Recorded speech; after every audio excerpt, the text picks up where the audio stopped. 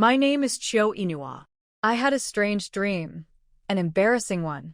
In it, I shamelessly clung to a man, making all sorts of bold advances.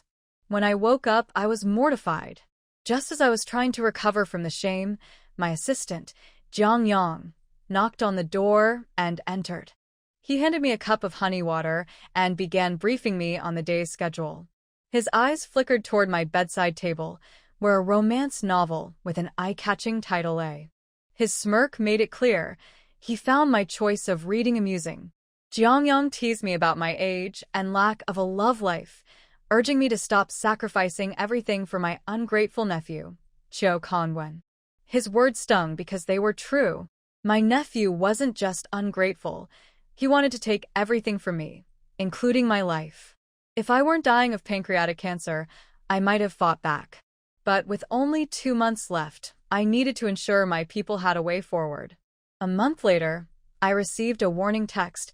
Chiu Conwen had tampered with my car.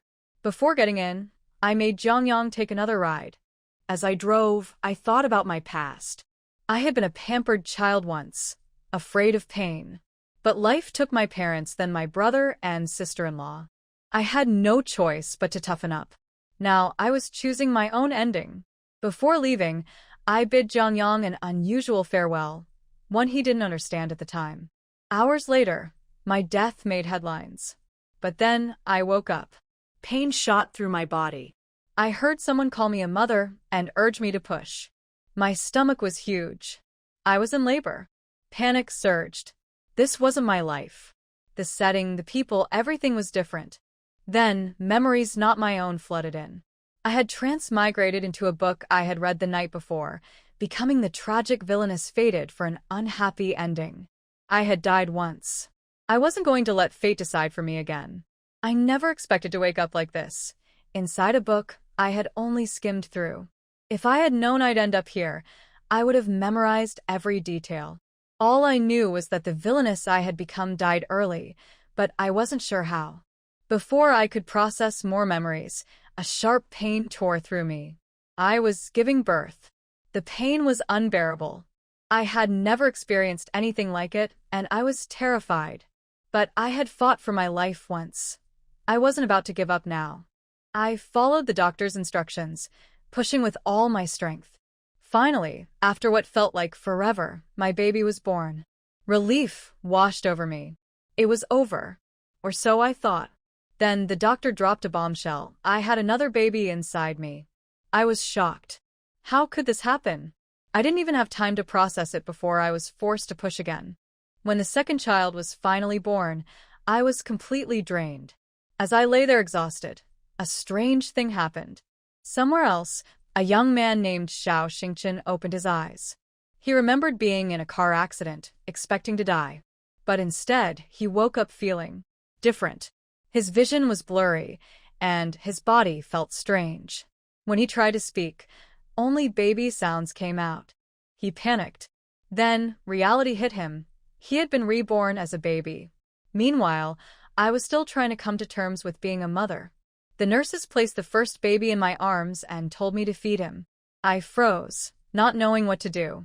But the baby started crying. He was hungry. I had no choice. At first, he resisted, but hunger won. As he drank, I noticed how small and fragile he was. For the first time in a long time, my heart softened. I wasn't just Chio Inua anymore. I was a mother now. After giving birth, the nurse asked if I had any family to help take care of me. I shook my head and told her my husband was a soldier who had recently been reported dead. My mother-in-law couldn't handle the news and went missing. As for me, I had no real family to rely on. Technically, the original owner of this body did have family, but they were useless.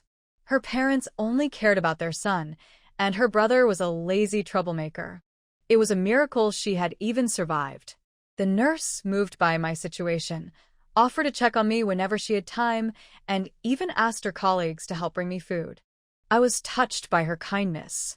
I had hoped to rest and process the shocking reality of my transmigration, but the nurse began pressing down on my stomach, saying it would help my uterus contract and prevent infections. The pain was unbearable. I even saw flashes of my long-dead parents. Then, just as I was about to drift into sleep, a piercing scream echoed through the hospital. Someone is stealing a baby. I jolted awake and immediately checked the crib beside me. Only one baby was there. My heart nearly stopped. I had given birth to 2 sons. Where was the other one? Ignoring my pain, I grabbed my firstborn and ran out of the room. Ahead of me, a man was running, clutching a baby. People shouted for help. I didn't hesitate. I chased after him. Thanks to the martial arts training I had as a child, I caught up quickly. When he tried to throw a bystander in my way, I dodged and grabbed a tea mug, throwing it hard at his head. He stumbled, and I seized the chance to get my baby back, except it wasn't my son. A desperate grandmother rushed forward, taking the baby from my arms. The child had been drugged. Meanwhile, the kidnapper tried to escape. I kicked him down, but he pulled out a knife. The crowd gasped and backed away. I tightened my grip on a broomstick nearby. He had taken my son. I wasn't letting him leave alive. The fight ended quickly. With a few swift moves, I knocked the knife from the kidnapper's hand and tackled him to the ground. He let out a miserable cry, cursing at me, but I didn't care. I had one thought in my mind. Where was my son? I didn't stop punching until the police arrived. Even then, I was shaking with rage, demanding to know where my baby was. The kidnapper, terrified, hid behind the officers, whining about how I had nearly crushed him. But I didn't care. My baby was missing. Just then, another man ran over, shouting that his child had also been taken. The crowd grew angrier, glaring at the kidnapper. He swore he had only taken 2 babies, but no one believed him. The police locked down the hospital and started searching. Meanwhile, I was taken back to my room, exhausted but unwilling to rest. Then I saw something that made my breath catch. There, in the crib beside me, was my second son. I froze. How was this possible? I had checked before, and he wasn't there. Even the nurse was stunned, asking if this was really my child. I stared at his tiny face, identical to his brother's. Had I been so panicked that I hadn't seen him? Meanwhile, the kidnapper, now in custody, whined about how unfairly he had been beaten. The police silenced him with a slap, demanding he confess. Because of the kidnapping scare, many families rushed to leave the hospital. I, however, was too weak to move after giving birth and fighting. I could only lie back, touching my soft belly. I had put on some weight. Clearly, my mother-in-law had taken good care of me before. But now I had to get stronger. Just then, an elderly woman entered, carrying apples and a bag of powdered milk. I recognized her. Her grandson had almost been taken. She called me her family's savior and insisted on thanking me. I was too tired to refuse. Then, I heard a tiny whimper. I had forgotten to feed my babies. I finally realized how the original owner of this body had ended up in the hospital. She had been searching for her missing mother-in-law when she went into early labor. She hadn't brought any supplies, and even the blanket wrapping my newborns belonged to the hospital. Seeing my situation, Auntie Kai immediately helped. She even took care of the baby's wet diaper, saying she'd bring me some from her grandson's stash. I was horrified at the thought of dealing with diapers for 2 babies for months. I had raised my nephew before, but he was already old enough to take care of himself. This was a whole new level of responsibility. Auntie Kai soon returned with a stack of cloth diapers, assuring me not to worry. She was incredibly generous, insisting that I didn't need to return them. I wanted to pay her, but she refused, reminding me that I had saved her grandson. She also taught me how to wrap the diapers properly and warned me to keep the baby's belly buttons covered. I was clueless about the little stump still attached to their navels, but she explained it was the umbilical cord and would fall off naturally. Meanwhile, Auntie Kai's family was discussing how to help me. Her daughter-in-law, Gao Xiaolon, wanted to support me through my postpartum period, knowing I had no family to rely on. They decided to find someone trustworthy to assist me, and they thought of a girl named Hezicheng, who was reliable and experienced with children. That evening, they brought Hezicheng and Uncle Kai to meet me. He Ziqing was a young, energetic girl, and they offered to let her help with my babies in exchange for just food. I was deeply grateful and accepted the offer, though I insisted on paying her. After 5 days in the hospital, I was eager to go home. I hadn't washed my hair, and I felt restless. When it was time to leave, He Ziqing showed up with a borrowed tricycle to take me and the babies home. She had already helped by bringing my belongings and even keeping track of the neighbors who had gifted money or food. She was exactly the kind of person I needed right now. She was dumbfounded by such social skills. Sister Inua, please sit on it, I will push you home. Chiyo Inua was embarrassed to let a girl younger than herself push her home. The journey was not short. Let the child lie down, I will walk back with you. He Ziqing waved his hand quickly. No. And Kai said that women who have just given birth are weak and can't walk such a long way. Sister Inua, don't worry, I am very strong.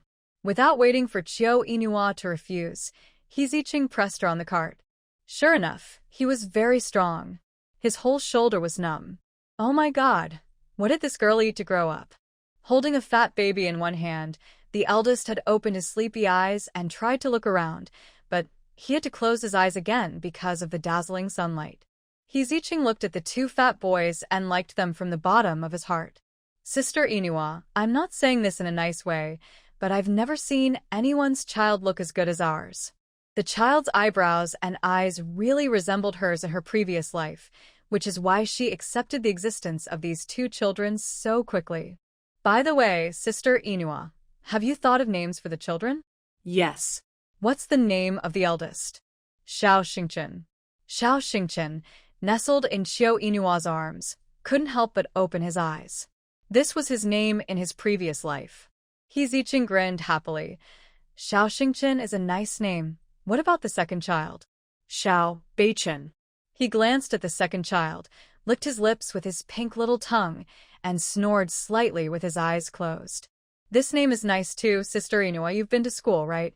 The original owner studied until the second year of high school, but the overall environment was not good, and Chiyo's father would never agree, so he didn't continue his studies. Yeah, I've read some. No wonder the names you gave are so nice. What's the meaning of these two names? Chiyo Inua's mouth twitched. There really is no meaning. When she gave birth to the eldest child, she saw the vast stars outside and thought they were beautiful. Later, when the second child was born, she thought the Big Dipper was quite bright, so she gave these two names. Xiao Xingchen yawned lazily, probably because his mother didn't put much thought into the two names she gave. While the two were talking, they arrived home in a short while. Although the Xiao family lives in the city, it is at the junction of urban and rural areas, which means they have the advantage of having a city household registration. As soon as Chiyo Inua came back, the neighbors nearby came to say hello. Looking at those familiar yet not so familiar faces, try to speak as little as possible. When mentioning the missing mother-in-law, everyone couldn't help but sigh and lament her miserable life. Aunt Yang next door saw that Chiyo Inua looked a little pitiful and immediately changed the subject. Inua, I have to say that your distant cousin is really capable. She washed all the baby's diapers before dawn this morning and chopped all the firewood at home. My cousin has been capable since she was young. After chatting with Chiyo Inua for a while, everyone dispersed tactfully when they saw that she looked a little tired. As soon as they left, Chiyo Inua pestered He Ziqing to boil water. Sister Inua, you are still in confinement. It's not good to wash your hair. Ching Ching, you promised me. You can't go back on your word at this point, right? He Ziqing sighed helplessly. She went to take care of Sister Inua for a few days, and she was pestered by her to wash her hair for a few days. Don't worry, I will definitely wipe it clean after washing it, and I promise not to it. For someone like her, who only takes a bath once a day, she has endured only washing her hair for 5 days, which is already her limit. Okay, wait, I'll go close the doors and windows for you. Chiyo Inua washed her hair as she wished, feeling more relaxed than ever before. Sister Inua, hurry up and dry your hair, I'll go make lunch. He Ziqing arranged his work very clearly every day, so Sister Inua didn't have to worry about it at all. While wiping her hair with a towel, she looked at the furnishings in the room. It was inexplicably familiar, and Chiyo Inua thought it was the original owner's memory at work. Until she saw the photo on the wall, she couldn't help but widen her eyes. The large, simple frame contained many photos of different sizes, and one of the black and white photos was the most eye-catching. No, it should be said that the man in the photo was the most eye-catching. Sharp sword eyebrows, long and thick eyelashes covering the deep eyes, tough with a hint of delicacy, wearing a military uniform and straightening his back to salute is awe-inspiring. Cold and handsome, it's her cup of tea. Chiyo Inua couldn't help but think of the dream she had before she crossed into the book. She pestered the man in the dream and asked for more. The key point was that she shamelessly taught him many difficult and unspeakable moves. Thinking back carefully, the man in the dream completely overlapped with the man in the photo in front of her. During the hospitalization, she was busy taking care of the children and feeling the sour feeling of pressing her stomach. She had no time to think about Xiao Qingyuan's appearance. After all, the original owner had only met him a few times. Somehow she thought of the man in the dream, blushing and asking her in shame, "How do you know so much?" How did she answer at that time? "Of course I couldn't control myself when I saw you. I learned it by myself." Oh my God, who can come and slap her to death? It's not a dream, it's real. Chiyo Inua covered her old face. She never thought that dreaming about being a hooligan would become real. Is there still a place for her in this world? She couldn't help but hit her head against the wall next to her. She wanted to die, and didn't want to live at all.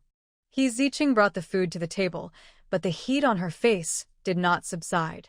She could only stay in the quilt. "Qing, you eat, I want to calm down for a while." For some time to come, she dared not look directly at Xiao Qingyuan's photo. No matter how handsome he is now, he can't soothe her fragile and ashamed heart. He Ziqing reached out and touched her forehead.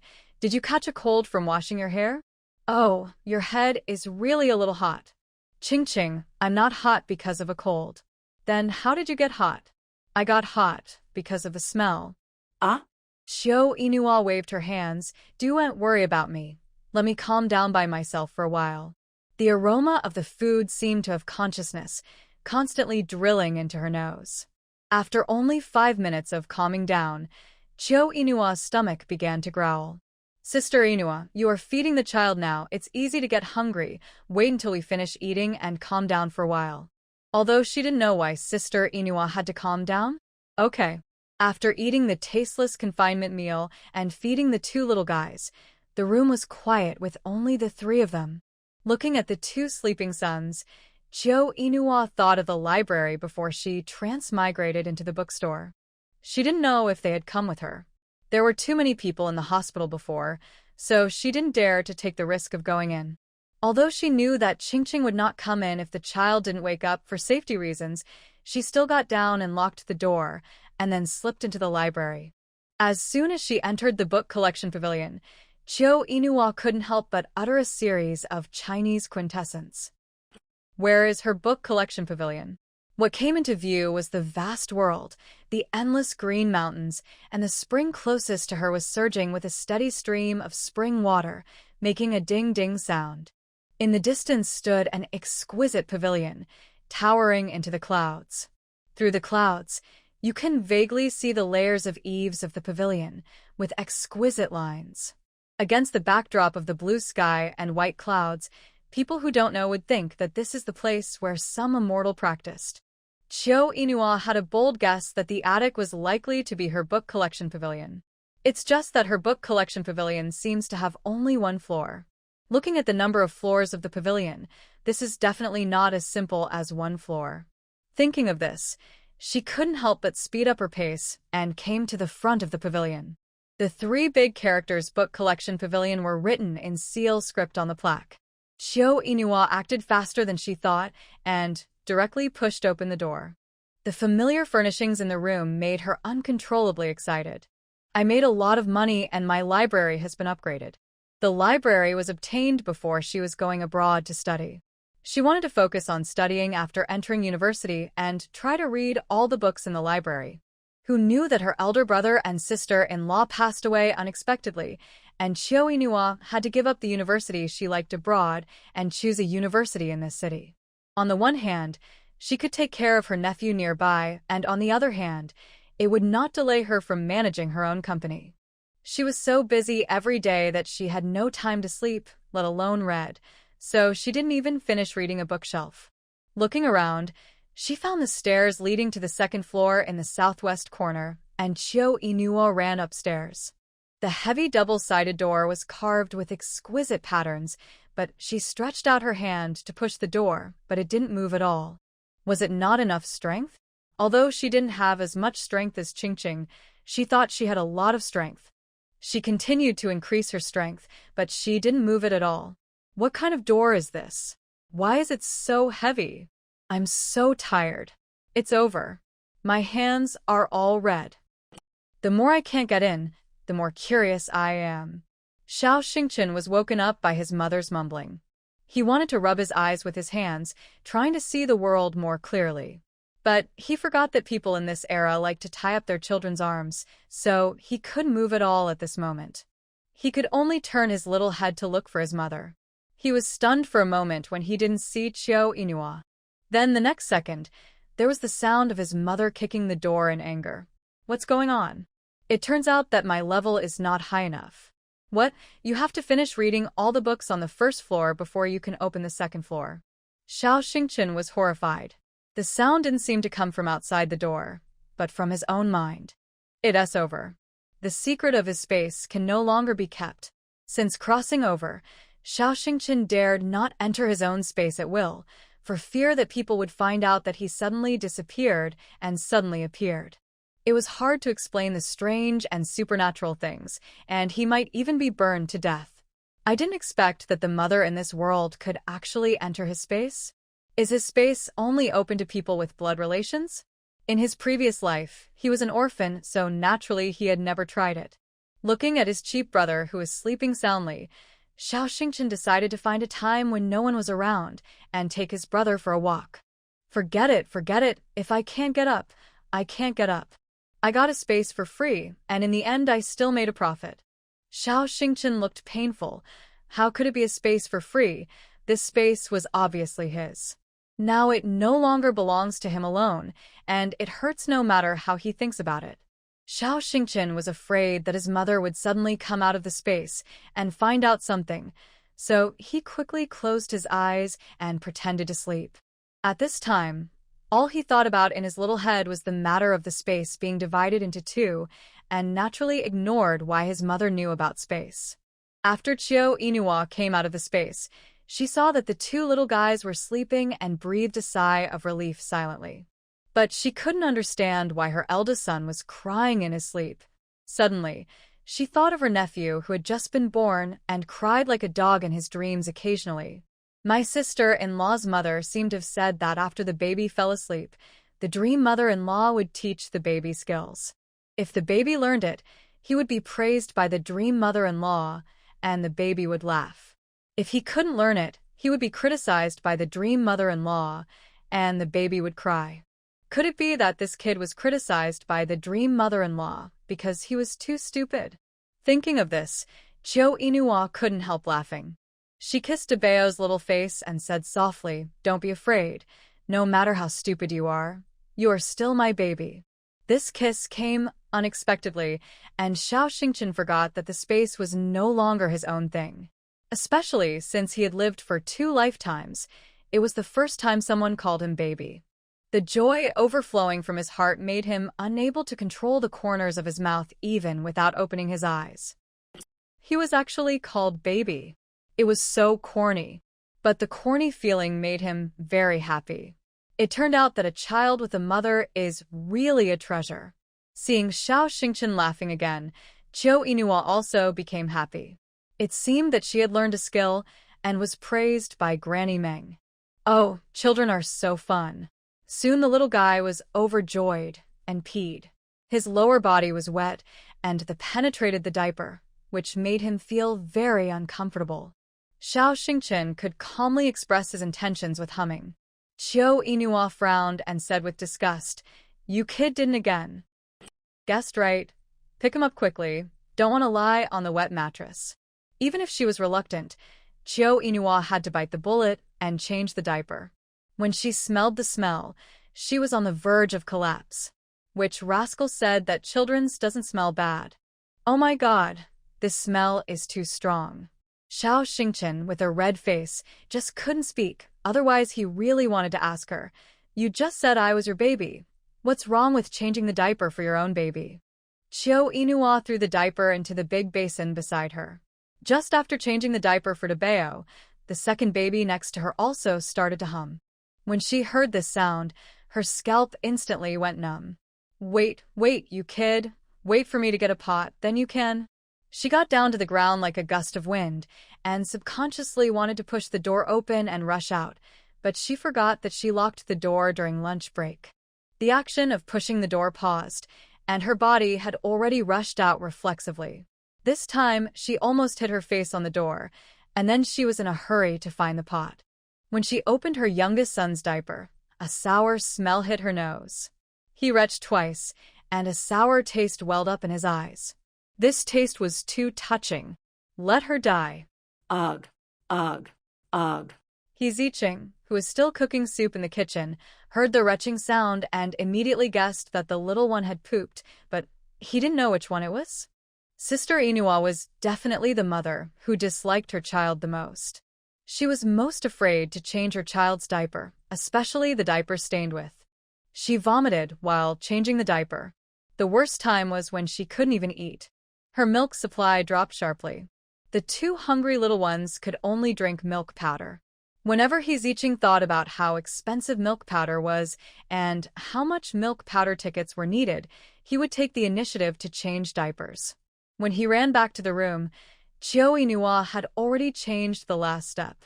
Seeing he Zicheng coming in, he quickly covered his nose and said, "Take the diaper out quickly." "No, the smell is too bad. I need to wait." After that, he collapsed on the Kong, his little face pale and without a trace of blood.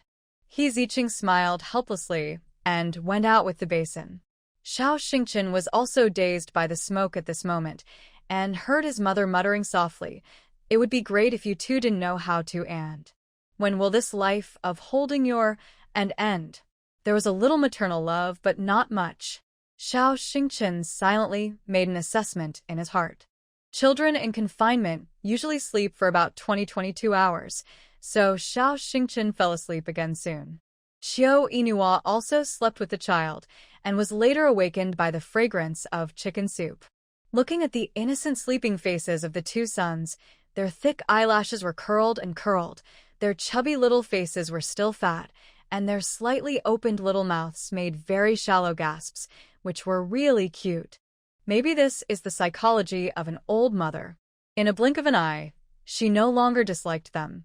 At this moment, she looked at her two sons, and they looked good no matter how she looked at them. She stretched her waist and prepared to get off the Kong to stretch her muscles. Before she could take action, he Zicheng, who was holding the chicken soup, had quietly entered the room. Seeing that she woke up, he lowered his voice and said, "Great. The chicken soup is freshly cooked. Sister Inua, come and try it." Although she was a little hungry, Chiao Inua was not too greedy for the chicken soup. It was mainly because she was feeding the child and the food she ate recently was tasteless. But for the sake of the child, she had to drink it. After all, milk powder was too precious. Not only did you need money, but you also needed tickets, otherwise you really couldn't buy it. Although Aunt Kai gave her a bag, it was not good to always trouble others for such things. After all, the daughter-in-law had just given birth to a child, and she must be short of milk powder. Holding the bowl, she took a sip of the chicken soup. It tasted lightly salty, and the original sweetness of red dates remained between her teeth. This was the best soup she had ever had since she came to this world. "Did you add salt?" He Zicheng measured a little with his fingertips. "Well, a little less. Aunt Yang next door said that you can't eat without salt, otherwise you'll feel weak. Anyway, I don't know if she is right or not. Let's try it first.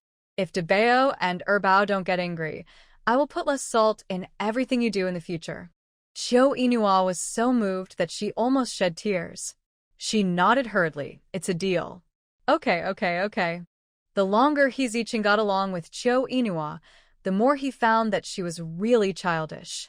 Seeing that she had finished drinking, he asked again, Sister Inua, can you have another bowl? Cho Inua stretched out, I can have 2 bowls. She nodded happily, okay, don't say 2 bowls, even 5 bowls.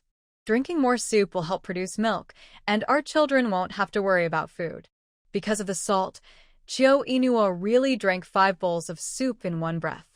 If Heezichin hadn't been afraid that she would drink too much, she might have had another bowl. Don't drink anymore. To celebrate your discharge from the hospital, I'll make you something delicious tonight.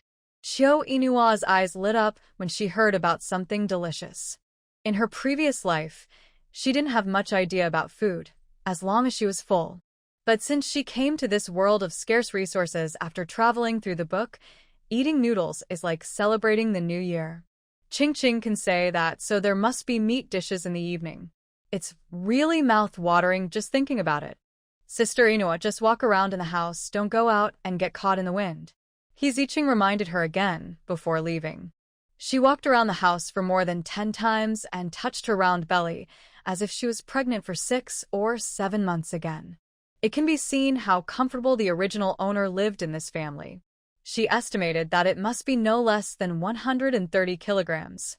Cho Inua secretly made up her mind that she must lose weight after weaning her child. She wanted to lose weight to the weight of her previous life, and the meat must not exceed 100 kilograms. I don't know if it's the sequelae of giving birth, but now I feel particularly tired all over after just a little exercise. After walking around the room for 20 laps, she was a little out of breath. After standing for a while, she climbed back onto the Kong. Looking at her 2 sons who were still sleeping, her heart was filled with ripples. After watching for a long time, she realized that the 2 of them were not moving, and Cho Inua couldn't help but think about it. Can't he die while sleeping? Carefully stretched out a slightly fat finger, gently placed it under the nose of the son closest to him, and felt a weak breath, and then he was relieved. Then he tried the other one, and he was breathing too. That's great. How can a child sleep without making any sound? Cho Inua realized that she was afraid of everything and couldn't help laughing. She didn't know if other people's mothers were as nervous as her. While the child was still asleep, Cho Inua put on a thick coat and walked through the main room to the room where the original owner's mother-in-law had lived. The money for having a child was the money the original owner saved after getting married. Most of it was spent during the hospitalization. After paying Ching's labor fee for 1 month, there was not much left. I vaguely remember that the original owner's mother-in-law once said that she helped save the allowances before the original owner and Xiao Chengyuan got married. When the original owner was pregnant, the mother-in-law gave the allowances she had saved to the original owner, but the original owner did not want it. The daily expenses were so high, Xiao Chengyuan was declared sacrificed, and the army certainly did not have allowances. It is estimated that the future will be even more difficult.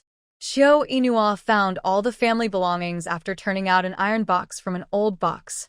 When he opened it, there was actually less than 1,000 yuan inside, and a pair of silver longevity locks wrapped in red cloth. It should be prepared by the mother-in-law for the 2 children. If you save this money frugally, it is estimated that there will be no problem in 3 to 5 years. When the wind of reform and opening up blows over, she will catch the tail of the times. With her own strength, it will not be a problem to become the richest person in the city, not to mention the richest person in the country. In her previous life, Cho Inua was exhausted from all the hard work she put into educating her children and balancing her studies and career. In this life, she set a small goal for herself, to be for 5 years, and then start from scratch as quickly as possible. When she has made enough money, she will find a professional to manage the company, and then she can be for the rest of her life. Just thinking about it makes her feel happy. There was indeed meat in the evening, and it was Heezichin's hometown dish, bung ro. A pot of tofu cubes and eggs were also cooked. Although it only had a light taste of salt, it was very delicious for Cho Inua. A mouthful of meat and a mouthful of rice made her mouth full of oil. It was so fragrant. She was so beautiful that tears were about to burst out. She could only eat so indulgently during the confinement period. No matter how good the conditions were, she couldn't do this every day. Just thinking about it made her heart hurt. Chiu Inua was full of dinner and was still burping while lying on the Kong. Xiao Xingqian, who was beside her, twisted his little ace and wished he could be 800 meters away from her. It was a pity that his body was too soft. Except for a little tilt, he didn't move a step. Chiu Inua thought he had peed and touched his diaper. Xiao Xingqian, can you please stop touching him without warning, or that unspeakable place? Although he was still young and even a little accustomed to it, his psychological age made him unable to tolerate such presumption. Chiu Inua burped again. Strange, no either. Why are you twisting around? She stretched out her finger and gently touched his mouth, testing whether Debeo would open his mouth to look for milk, but the little guy dodged without thinking. Not hungry either. Burp. The smelly burp made Xiao Xingqian cry. Stinky mother. The baby choked with grievance, and the pitiful little appearance almost melted Chiu Inua's heart. Oh, how could her son be so funny? Fearing that she would wake up Erbao, she quickly picked up Debeo and coaxed him gently. Our Debeo will not cry anymore. Who knew that the little guy would cry and dodge, and his little face was flushed. Although she was his biological mother, she really disliked him. Seeing him shaking his little head and dodging everywhere, Chiu Inua also understood. You kid, don't dislike your biological mother, do you? Erbao, who was still sleeping sweetly next to him, had begun to frown and opened his mouth slightly. Chiu Inua was really afraid of the scene where you cry first and then I cry, so she quickly freed one hand, gently patted Erbao, and successfully fooled him to sleep. Looking at Debeo again, she was really angry and amused. At this moment, she could only compromise, turned her head, and tried not to let her mouth get close to this little brat. Patiently patting and caressing him, she said, Okay, our Debeo is the best. Mommy will go brush her teeth now. Don't cry, don't cry. I don't know if the little guy understood it and really stopped crying. Chiu Inua wanted to be lazy for a while to wash up. Okay, no need to be lazy. He Ziqing had just finished cleaning the kitchen, Sister Inua. Do you want to wash your face and brush your teeth? Yes. By the way, she told her about Debeo's dislike for her, and he Ziqing laughed so hard. Sister Inua, I don't know if you have noticed that Debeo is a little bit of a clean freak. In fact, Erbao is a little bit, but he is not as serious as Debeo and can't wait for a moment. Really? How can such a young child tell? He Ziqing boiled hot water. Even though the weather in September was not cold, he didn't dare to let her use cold water. While the two were talking, Chiu Inua had already finished washing up. Ching, it's getting late. You should go to bed early too. Sister Inua really doesn't need me to help you take care of a child. If I put it at your place, I have to send it to you in the middle of the night to feed it. It's too troublesome. You should have a good rest at night so that you can have enough energy to help me take care of the two of them during the day. I will take time to catch up on sleep during the day. Okay, if you are too busy at night, call me anytime. Seriously speaking, Debeo and Erbao are not difficult to take care of. Except for eating, drinking, defecating, urinating, and looking for someone, they really sleep all the time or play with their own fingers. They will not cry for no reason, and they are well behaved and don't look like little babies at all. After washing up, Chiu Inua immediately returned to her room and gave each of her two sons a good-night kiss.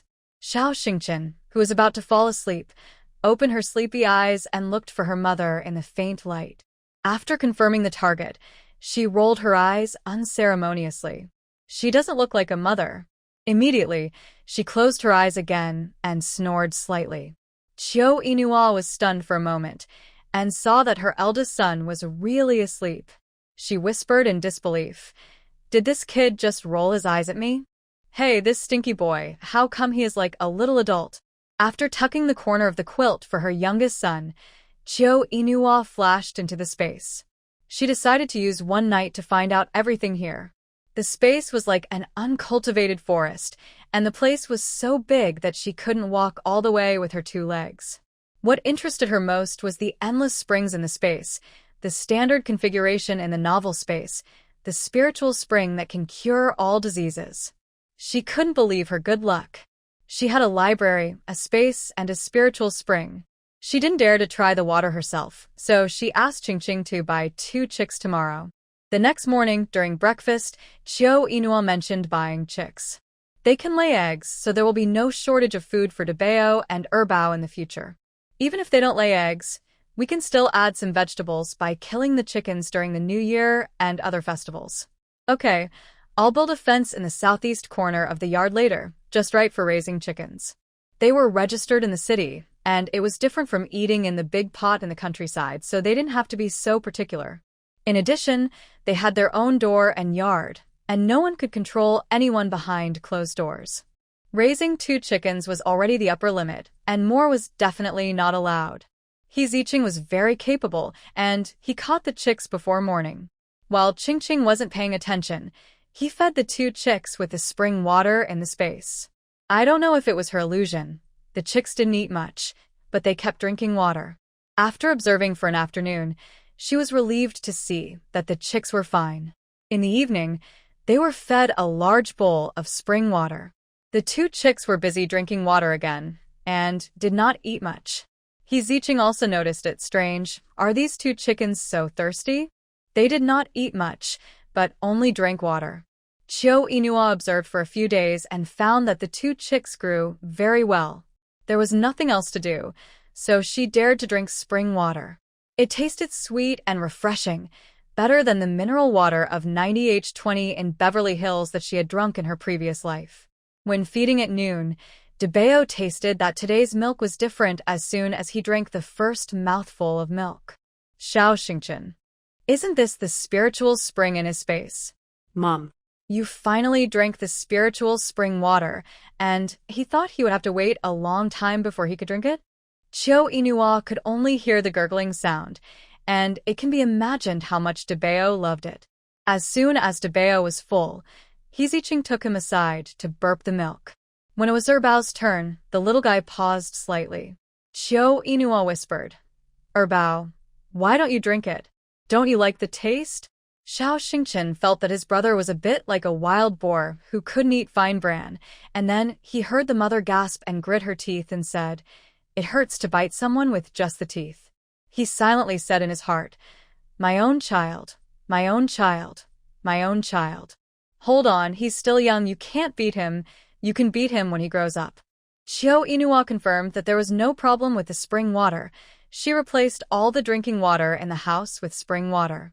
On the first day of changing the water, He Ziqing brought breakfast to the table and was surprised to find out after taking the first mouthful of millet porridge. Oh. Qiu Inua's heart tightened. Wouldn't she find out on the first day? She quickly lowered her head and took a mouthful of porridge, which was sweet. Such delicious things should be available every day. Sister Inua, the millet porridge I made today is delicious. You should drink more. It's really delicious, Qingqing. Your cooking skills are getting better and better. Qiu Inua used her good eloquence in negotiating cooperation with other companies to praise He Ziqing to the sky, making her feel that today's food was delicious because of her good cooking skills.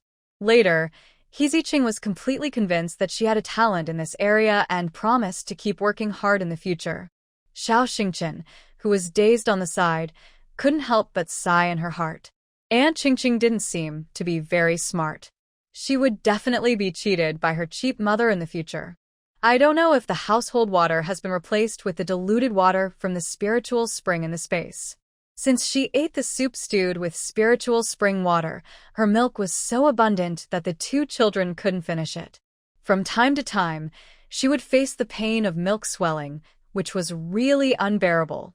Whenever this happened, she would drag Xiao Qingyuan out and scold him in her heart. Men put on their pants and pat their buttocks and leave, and all the sins were borne by women. So what did marriage bring to women? Without a pump, she could only express milk manually. But manual milking is not as clean as after all, and sometimes her chest was so painful that she cried. Listening to her mother and Aunt Qingqing talking about the problem of milk swelling, Xiao Xingchen had nothing else to do but force herself to drink more milk. Later, he opened his mouth and began to spit out milk, which scared Qiu Inua and the others. Qiu Inua stopped using the spiritual spring water for a few days, and the situation was a little better. The spiritual spring water in other people's space can cure diseases and beautify the skin, and the spiritual spring water in her space can increase milk production. It's really far from the truth. During the confinement period, neighbors often come to visit and see the children, and some people tell you gossip about the neighbors, so life is not particularly difficult. One day, Xiao Xingchen finally found a time when his mother and Aunt Qingqing were not at home, so he took his cheap brother and entered the space. The fat and soft little hand held Xiao Beichen tightly, and the next second he almost burst into tears. It's over. Now his space is not only for his mother to use, but also for his cheap brother. Xiao Beichen opened his eyes, looked at the blue sky and white clouds for a moment, and looked around casually, then closed his eyes without much interest and continued to sleep. Fortunately, his cheap brother is still young and doesn't remember anything. Before he could take his brother out of the space, he heard which frightened Xiao Xingchen so much that he left the space without delay. Before Qiu Yinhua became the president of Qiu Group, she was still an innocent little girl with a careless personality. She could bump into the wall if she was not careful when walking. Later, when she became the president, she had to be dignified. She no longer walked in a hopping manner, but instead had to walk out of her own aura with every step. Since she entered the book, her tense emotions have relaxed. When she talked to He Ziqing, she even forgot to look at the road. Miss Inua. Before she finished the word heart, she bumped her head against the door frame. It was particularly strong, and it hurt just to hear the sound. But this collision directly knocked the door open. He Ziqing was worried that she had hurt her head, so he didn't notice that Debao and Erbao on the Kong had disappeared. Qiu Inua covered her head, and her eyes inadvertently glanced at the empty Kong. She was so scared that she closed her eyes suddenly, and then quickly opened her eyes again. Debao and Erbao were sleeping soundly on the Kong. She rubbed her eyes and suspected that she was dazzled. Erbao was still sleeping, while Debao was already kicking his legs and babbling by himself. She couldn't have given birth to a child and ruin her eyesight. Pointing at the two little guys on the Kong, Qingqing, were Debao and Erbao there all the time? He Ziqing didn't notice the few seconds when the two little guys were not there. Instead, she wondered why Sister Inua asked that. Weren't they on the Kong all the time? Are you sure? Of course. It's over, it's over. There must be something wrong with her eyes. She had heard that a woman who is pregnant will be stupid for 3 years, but she had never heard that a woman who is pregnant will be blind. Sister Inua, are you okay? It's okay. I may have hit my head, and I'm still dizzy right now. He Ziqing helped her to the Kong. You should rest for a while. After the confinement period, Qiu Inua couldn't wait to go out for a walk, and her first choice was the grocery store. He Ziqing and Qingqing were each holding a fat baby, and they were very excited. On the way there, they were still studying what to buy. Although He Ziqing had come here several times, he would rush home after buying things to help his aunt take care of the children, and he had no chance to wander around. Qiu Inua had never seen such a scene in her life. Everything she saw was strange, and she wanted to ask about everything. The grocery store has the characteristics of this era. The butcher stall says serve the people, which looks full of positive energy. Before 8 o'clock, there were already long queues at each stall, and it was very lively. The two had a clear division of labor. One queued up to buy meat, and the other queued up to buy seasonings. After buying things, the two went to the supply and marketing cooperative to queue up to buy cloth. The iron box of the mother-in-law not only contained money, but also many tickets. Some of the tickets were about to expire and would be wasted if they were not used. After October, the weather should turn cooler. The thick quilts for the children should also be prepared. Buy some cloth and cotton to make 2 small quilts for them. When they grow up, they can be disassembled and made into cotton padded jackets. It really kills 2 birds with 1 stone. As soon as the two arrived at the supply and marketing cooperative, they saw a familiar face. It was Aunt Kai's husband, Kai Zhong. Xiao Qiu, are you out of confinement? Yes, I want to go out for a walk after confinement.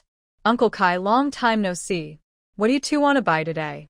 He Ziqing replied, the weather is getting cooler, and we should make thicker quilts for them. After that, he lowered his voice to Uncle Kai. We want to buy cloth and cotton.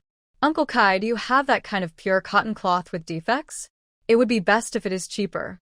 Uncle Kai smiled and lowered his voice and said, You two will definitely have it, and you don't need a ticket. Come on, don't queue up, I'll take you to the warehouse to have a look. Chio Inua didn't expect to get such a big bargain today. It's really easy to get things done with someone in the supply and marketing cooperative. The two followed Uncle Kai closely. Xiao Chio, you've taken good care of your child, making him plump and white. The cloth with defects that can be used without any problems is usually sold internally by the supply and marketing cooperative. The cloth is made of pure cotton, dry and breathable. Seeing that there are many in a warehouse, he boldly asked for 2 pieces. He didn't lose anything anyway. Look, is there anything else you want? Chio Inua never knew that picking and choosing in the warehouse could be so happy. In short, he bought everything that the family lacked without causing trouble to Uncle Kai. After all, it's not good to bother others all the time. He bought too many things, so Heezicheng ran to borrow a cart from his neighbor again. On the way back, Heezicheng tied Debeo in a cloth bag in front of him, and his free hands could still push the cart. In contrast, Chio Inua only held her bow, and even her flesh trembled when she walked. I don't know if her space can bring things and people in. I will try it sometime later. Chio Inua looked at the several small jars on the cart and was a little confused. Ching, what are we buying so many jars for? We can pickle pickles. I cleaned the house some time ago and found that there are very few jars. I happened to meet Uncle Kai, so we bought more and prepared food for the winter. Ching, you said you are not very old. How can you be so capable? I heard about Ching's family situation from Aunt Kai. It seems that something happened at home, and her father sent her here to live with her cousin without caring whether she was willing or not. Although her cousin was good to her, her uncle-in-law always looked down on her. Heezicheng could understand that there was an extra mouth in the house for no reason, and no one could be happy about it. People under the eaves had to bow their heads. She tried to eat less and work more, at least not to let her cousin's husband make things difficult for her. Later, she became bolder and went to the black market for speculation. It was also there that she met Aunt Kai and her mother-in-law, and they developed feelings for each other. She was very grateful for the job that Aunt Kai introduced to her. She had a place to live. Although she didn't earn much, she was very happy every day. My mom passed away early, so I'm the one who usually takes care of my dad. Practice makes perfect. By the way, Sister Inua, do you like dried radish? Yes, I like dried radish pickles the most. I'm going to buy a few more radishes tomorrow, sprinkle them with salt, and then dry them all. I'm sure they'll taste great with a bowl of porridge in the morning. When it comes to food, Chio Inua nodded happily. Ching, you really know how to do everything. Chio Inua glanced at Debeo, who was sleeping sweetly in Heezicheng's arms. She needed to hold up her little head with one hand and push the cart with the other. It looked very strenuous, no matter how she looked at it. You'd better give Debeo to me. It's okay, I'm not tired. I know you're strong, but your arms must be sore after walking all the way back. Heezicheng refused again with a smile. Don't worry, my hands won't be sore, even if I carry you back. Afraid that Chio Inua wouldn't believe it, she added, I know a little kung fu, and I've been practicing since I was a child, so this weight is not heavy for me at all. Chio Inua was surprised. You know kung fu? She deliberately leaned close to Chio Inua's ear and whispered, No one in the black market can run faster than me. My great-grandfather's generation opened a martial arts school, and they also knew all kinds of massage. Later, they were no longer allowed to do it because it was shabby, so my kung fu is no worse than my dad's. Chio Inua's eyes lit up as he thought of something, and suddenly he thought of his martial arts that he couldn't explain. Ching, can I learn martial arts from you? Of course, no problem. Although their He family boxing is not passed on to outsiders, He family boxing is also passed on to men and not women. She still learned it anyway. Anyway, the emperor is far away, and her father can't control her. It's better to wait until you eat Debeo and Erbao before learning. There's no rush for martial arts.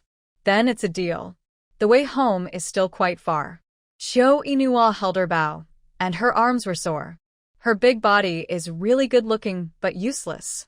The next day, Heezicheng got busy and bought a big basket of radishes early in the morning. As soon as Chio Inua got up, she heard a chopping sound outside. When she went out, she saw that she had cut 2 small bowls of radish strips. Why did you buy so many radishes? Sprinkle some salt. There won't be much. Sister, breakfast is in the pot. You should eat it quickly. Okay, I'll do it with you after I finish eating. Taking 2 baskets and spreading a thick layer of quilt, Chiu Inua also took Dabeo and Erbao out to bask in the sun, which can not only supplement calcium but also remove jaundice, killing 2 birds with 1 stone. The 2 of them were busy until noon, and there was only 1 step left to dry the radishes. It's getting late, I'm going to cook, put these here first, and I'll dry them in the afternoon. Chiu Inua waved her hand to stop him. I'm going to cook, you continue to dry the radishes, and we'll both have a good rest in the afternoon. Heezicheng was happy. I'm lucky today. I can even taste Sister Inua's cooking. Chiu Inua didn't know how to cook before, but after his elder brother and sister-in-law passed away, Chiu Kongwen became very sensitive. He was afraid of everyone he saw, thinking that everyone wanted to harm him, and he wouldn't eat anyone's food, fearing that others would poison him. He only believed that she wouldn't harm him, and during that time, the 2 of them depended on each other. He only ate the food she cooked, even if it was not cooked and tasted bad. He would eat it all. Later, he went to see a psychologist and found out that he couldn't accept the sudden death of his parents, and his heart couldn't bear which led to his post-traumatic stress disorder. In order to cure Chiu Kongwen, Chiu Inua really wanted to pour out his heart. Even though she was so busy that she could only sleep 3 or 4 hours a day, she still took the time to find a chef to teach her how to cook. The food she cooked became more and more delicious. Chiu Kongwen also grew up, but he never ate her food again. In the past, he only trusted her, so he only ate the food she cooked. Later, he no longer trusted her, so he didn't eat a single bite. Human nature is really ironic. Throwing away the thoughts in her mind, Chiu Inua plunged into the kitchen, stewed a potato, and then fried sour cabbage. After the meal was ready, Heezicheng had already dried all the radishes, and the staple food was the steamed buns made of 2 grain flour yesterday. The potatoes were stewed until soft, and they became mashed potatoes after grinding. It was sweet and fresh, and the mashed potatoes were dipped in the buns, which was so delicious that Heezicheng's eyebrows almost fell off. I have never eaten such delicious potatoes. Sister Inua, your cooking skills are much better than mine. Chiu Inua did not dare to take credit for it. She felt that the reason why she could cook so deliciously was largely due to the spiritual spring water in the space. It's just that there's no meat. If you stir-fry some pork belly, it will taste even better. Heezicheng was so greedy just thinking about it that his mouth was watering. Try this pickled cabbage with vinegar. The cabbage was crisp and the amount of vinegar was just right. Heezicheng quickly gave a thumbs up. Sister Inua, the chefs in state-owned restaurants can't cook as well as you. You've missed out on the ingredients we have. Xiao Xingchen was awakened by the aroma. He hadn't eaten anything salty for a long time. Suddenly smelling something so heavy-tasting, he was so greedy that he couldn't stop swallowing his saliva. The pickled cabbage with vinegar would be even more flavorful if some chili was added. When would he grow up? He couldn't live a day drinking milk like this. Oh, our Dabeo is awake. Heezicheng looked at the drool flowing from the corner of Dabeo's mouth. Is our Dabeo also craving for the food cooked by mommy? You are still young now, you can eat it after waiting for a few more months. Xiao Xingchen snorted. Okay. He can only endure it for another half a year at most. At the Naval Command in Dachuan City, Donghai Province, Zhou Anbong, the commander of the 1st Regiment of the 19th Naval Division, was about to leave when he was stopped by Commander Yang. Anbong, wait a minute, I have something to talk to you about.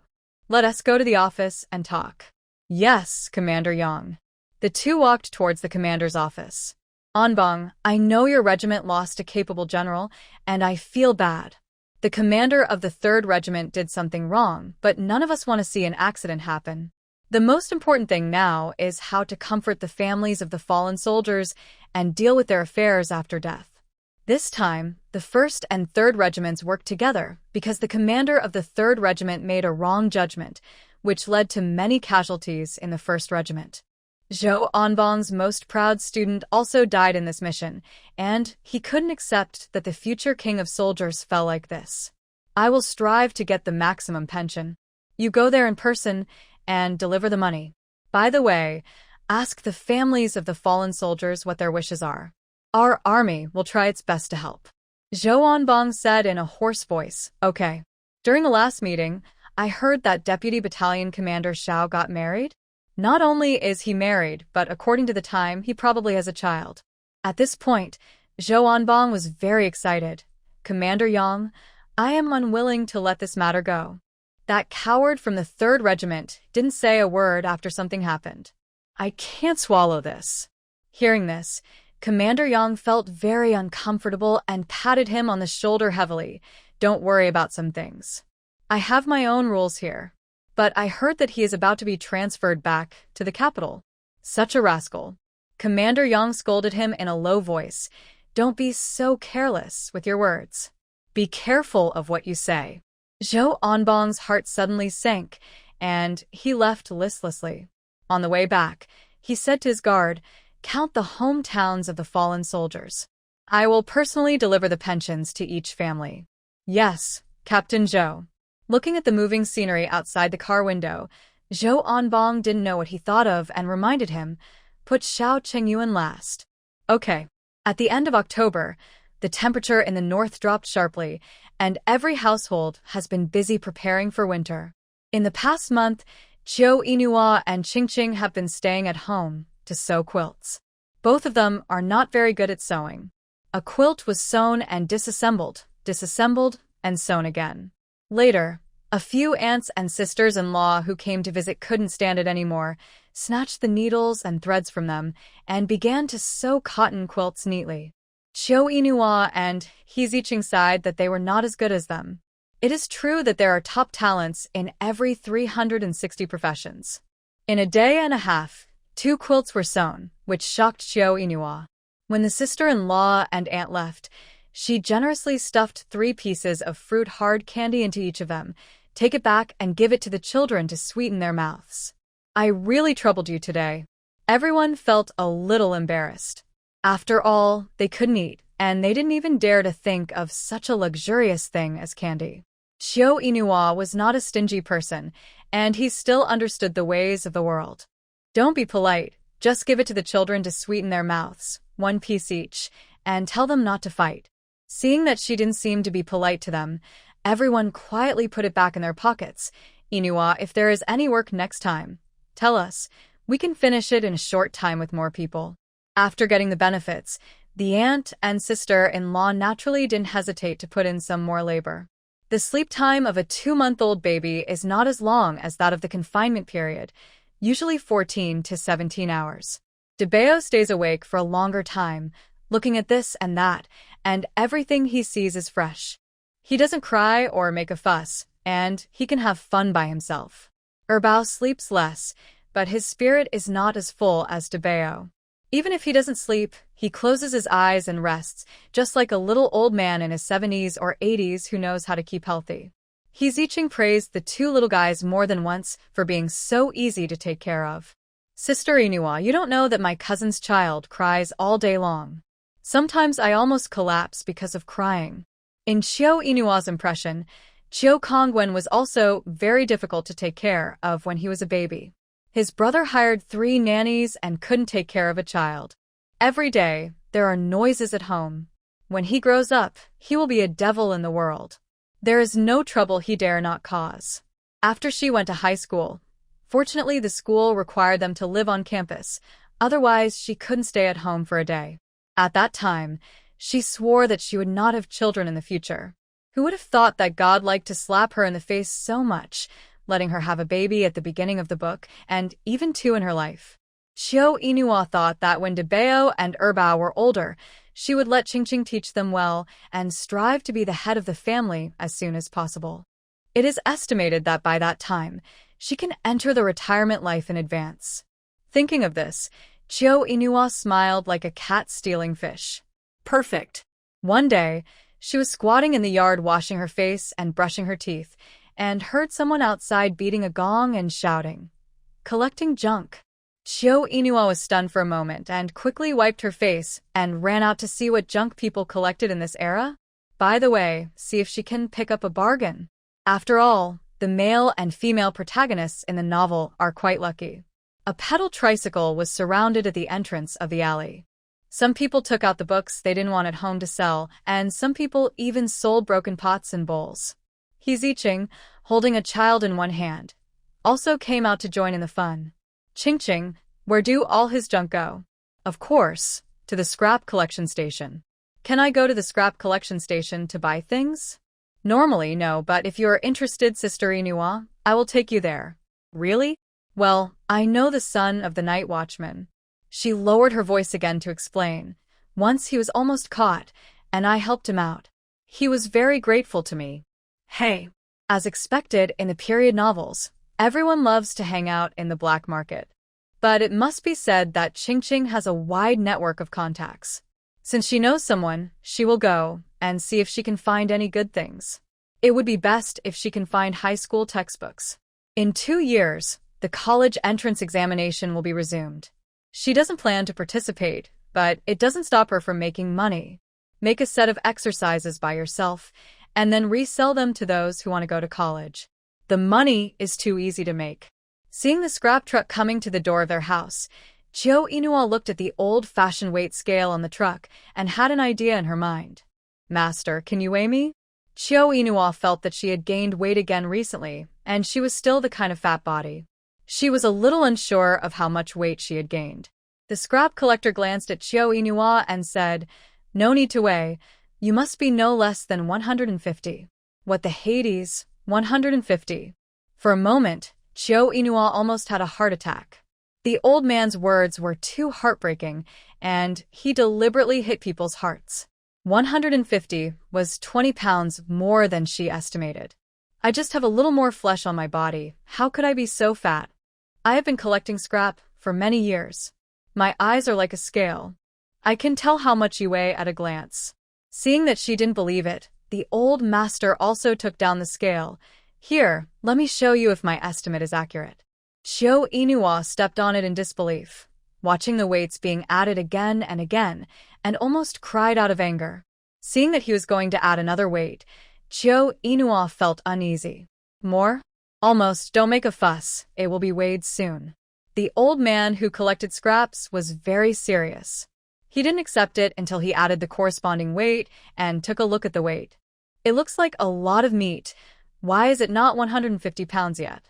Hearing that he didn't weigh 150 pounds, Chio Inua couldn't help but breathe a sigh of relief and said excitedly, I said, how could I weigh 150 pounds?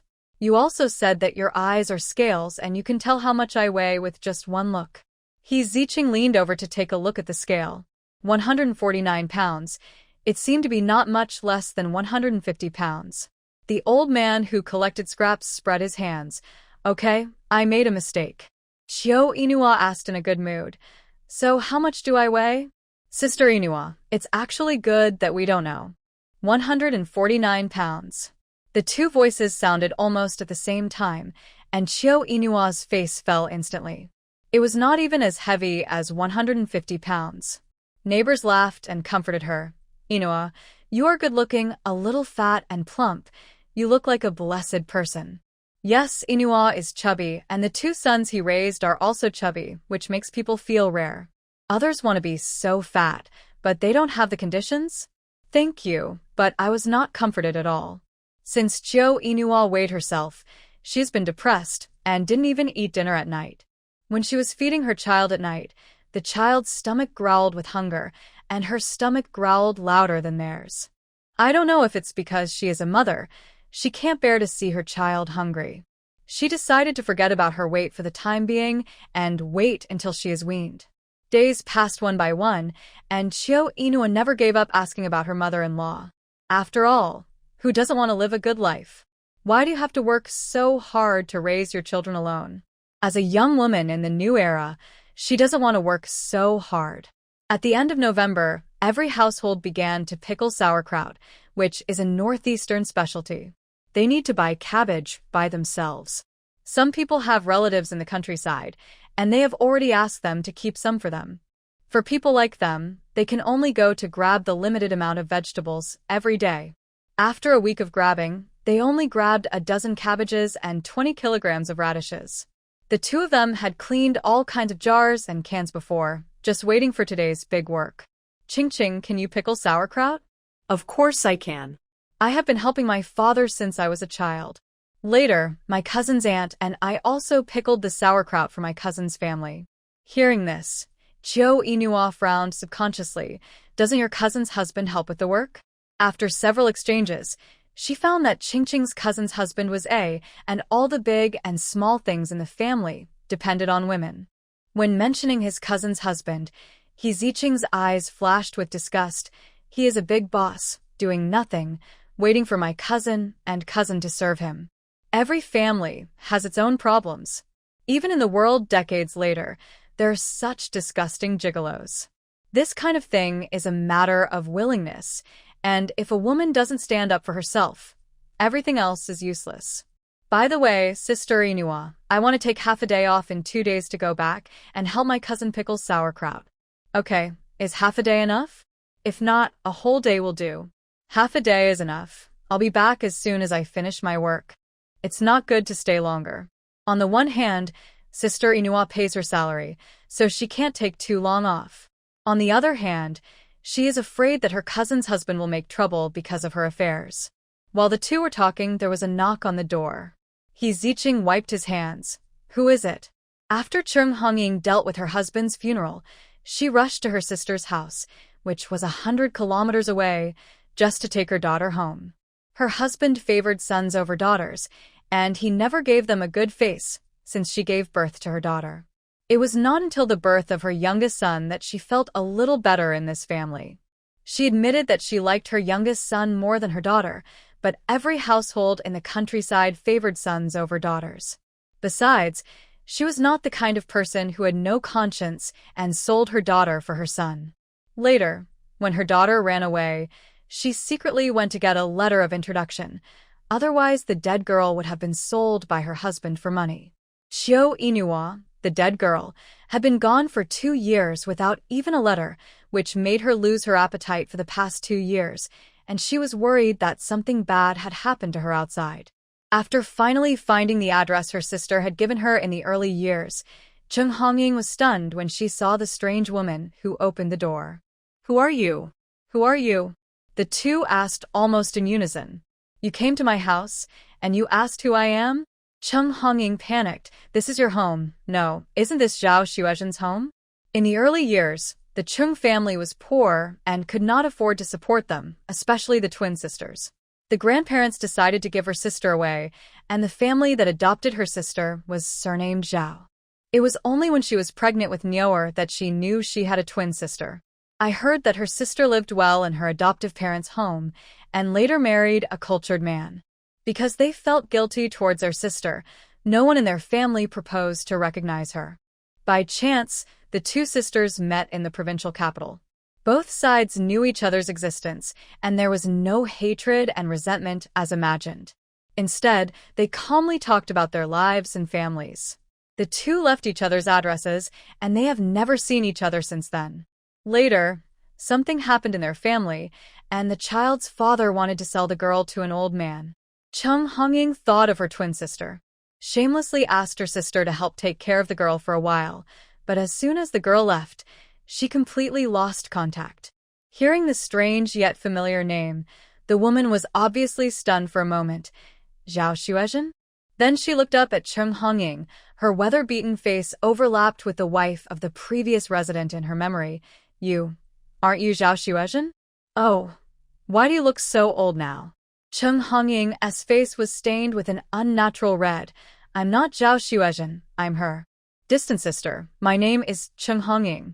No wonder you two look so similar. If she was a little whiter, you would probably be exactly the same.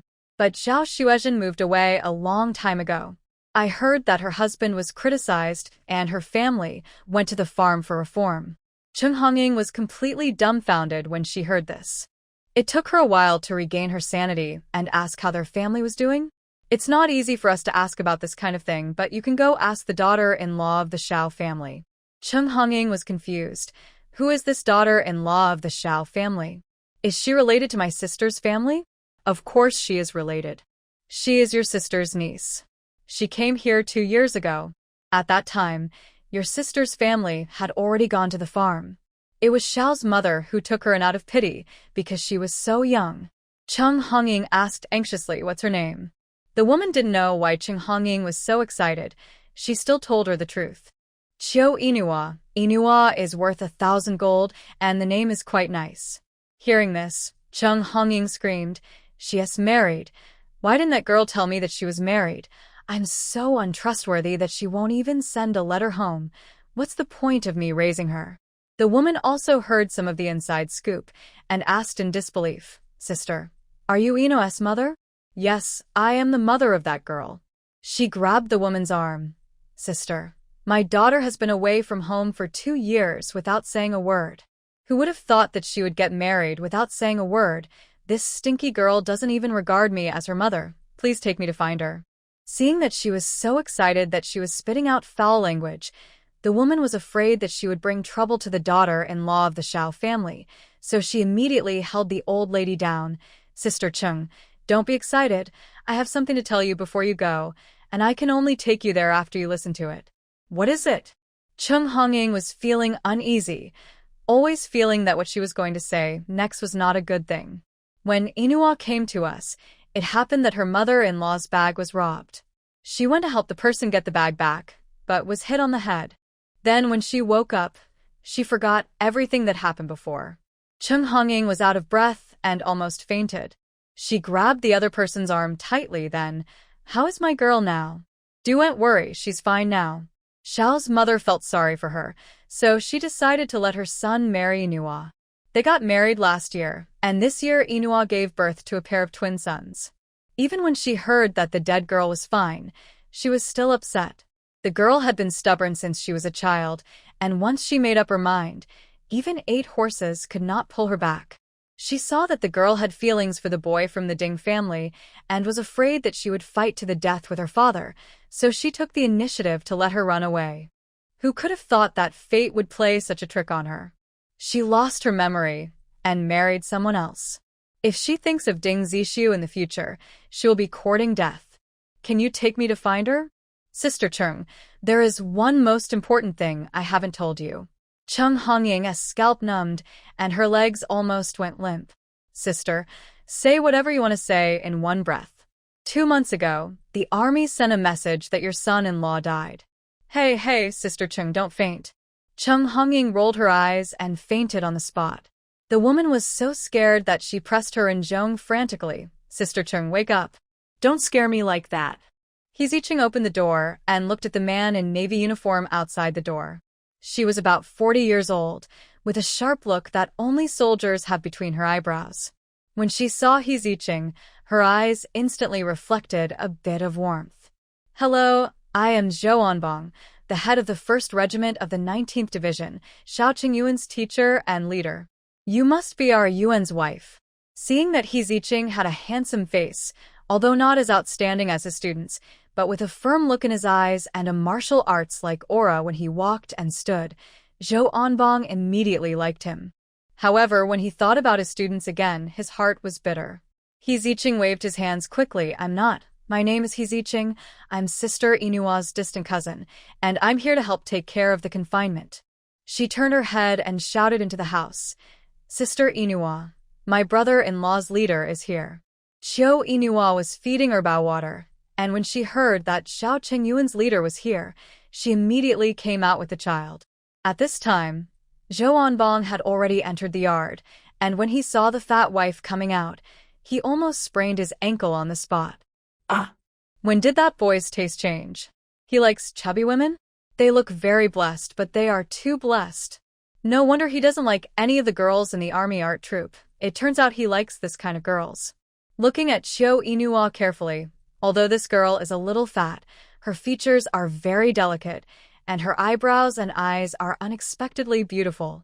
Her eyes are dotted with stars in the sky, and her eyes are moving, shining brightly.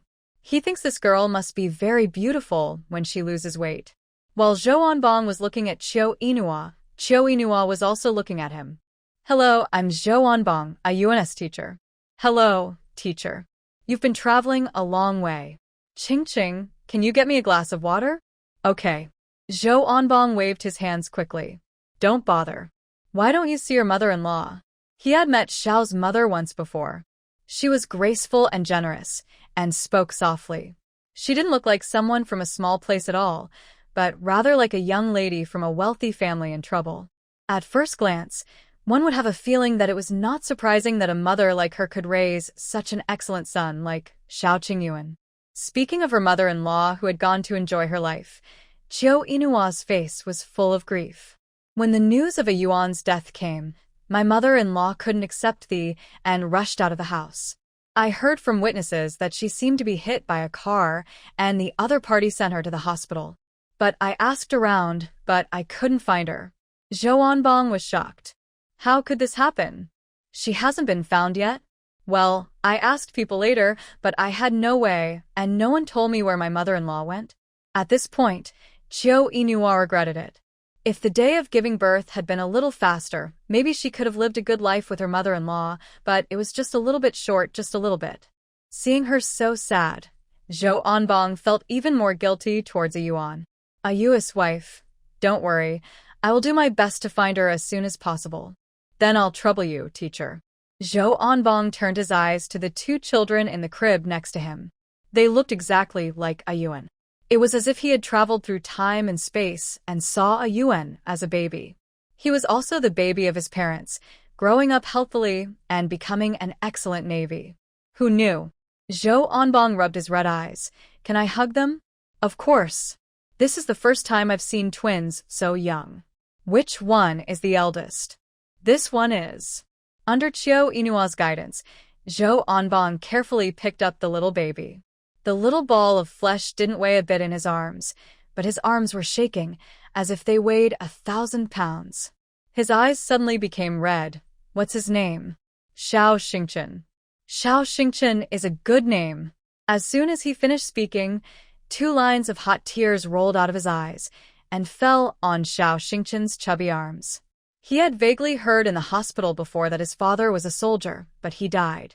In his previous life, he was an orphan, without a father or a mother. He was very happy to have a mother in this life. Meeting his father's leader today, and facing the fact that his father was gone, he was still very sad.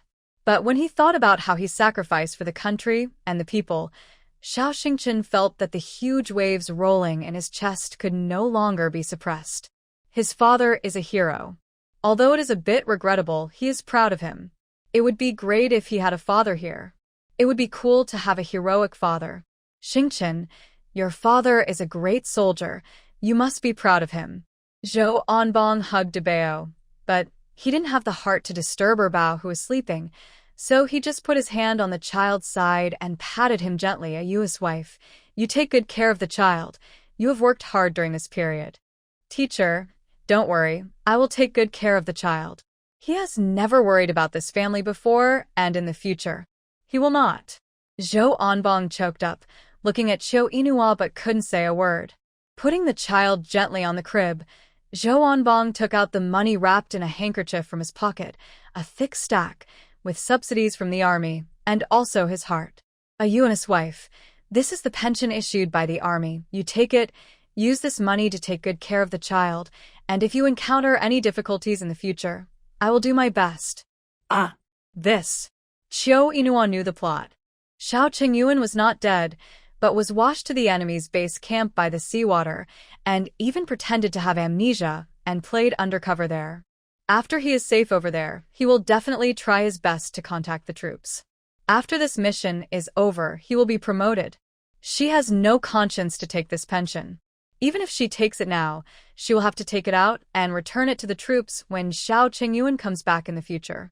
Thinking of this, she resolutely does not want to be a passing god of wealth, because when she takes out the money again, she is afraid that it will hurt her to death. She pushed the money out with great righteousness. Teacher, I have not seen a Yuan's body, and I always believe that he is alive, so I can't take the pension. Give him a shot in advance. Don't wait for Xiao Qingyuan to contact him one day. I'm afraid that he will run out of power in his CPU when he is excited. Hearing this, Zhou Onbong was even more sad. He felt that Qiu Inua didn't want to accept the reality, and was still fantasizing that Yuan was not dead. But they had been searching for so long and didn't find anyone, and the enemy was also on the sidelines. In addition to Yuan's sacrifice to explain this phenomenon, they couldn't find any other reason. Teacher, give this money to those who need it more than me. Qiu Yinhua was moved by her own selflessness and greatness. Then she looked at Xiao Qingyuan's teacher. Wow, he cried more sincerely than her. Well, A little guilty. Even He Ziqing, who had poured the water and was ready to send it over, was in a dilemma. It was really because her brother-in-law's teacher cried too fiercely and she couldn't interrupt others at this time. Before Zhou Anbang could persuade Yuan's wife again, he heard a howling sound from outside. The piercing and sharp howl drilled into his ears, and Zhou Anbang's crying was almost scared to split his legs. Even Bao on the crib opened his sleepy eyes and looked around blankly. His ignorant little face had an expression of, "Who am I? Where am I?" Then the next second, the door of Xiao's house was knocked open. Qiu Yinhua and He Ziqing almost had a subconscious reflex, each holding a child and retreating. A thin figure rushed in, and then confirmed Qiu Yinhua's position, looking at her figure in disbelief. He looked at her swimming ring, and then looked at her face that had not changed much, and called out tentatively, "Girl?"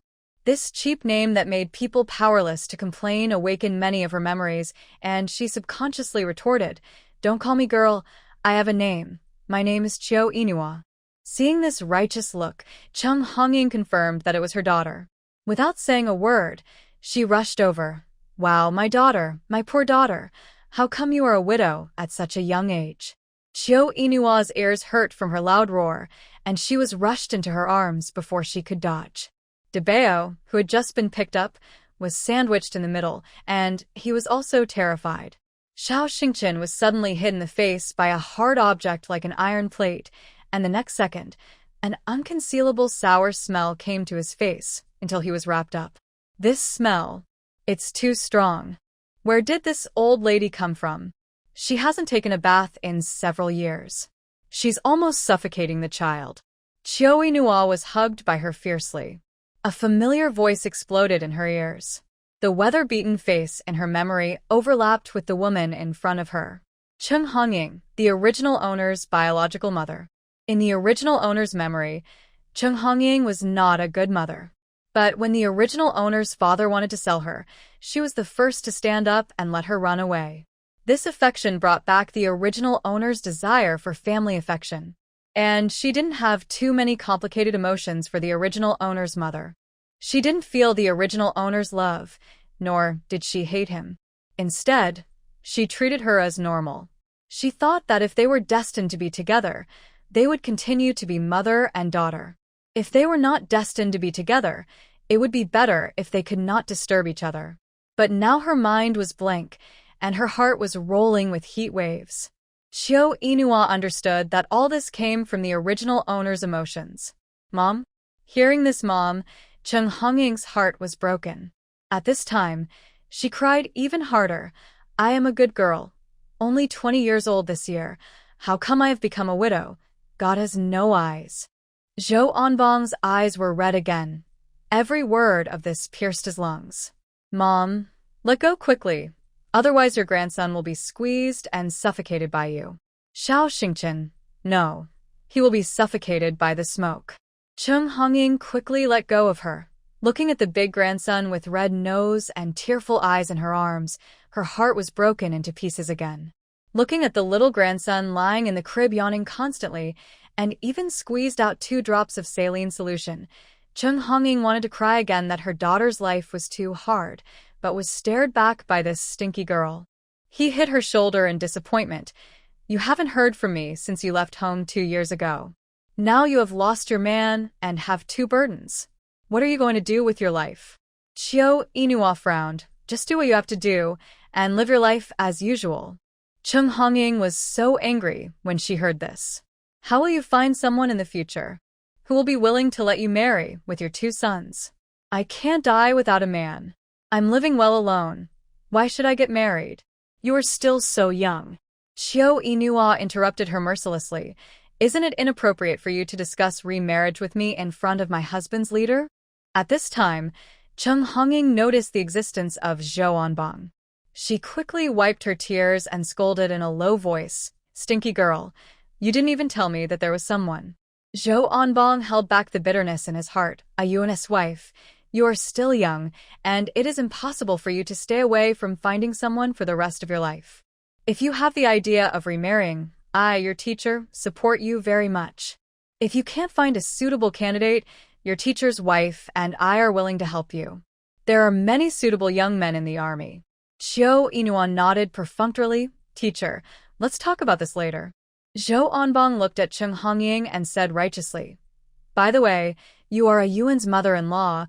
You should persuade your daughter that she should not refuse the pension for a Yuan sacrifice." "What the Hades? If you don't want the pension, how can you raise the child?"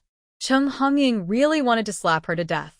How come she has only grown flesh but not brains after being out for 2 years?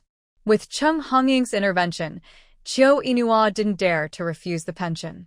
At worst, when Xiao Chengyuan comes back in the future, he can deduct the allowance he should receive and return the rest of the money.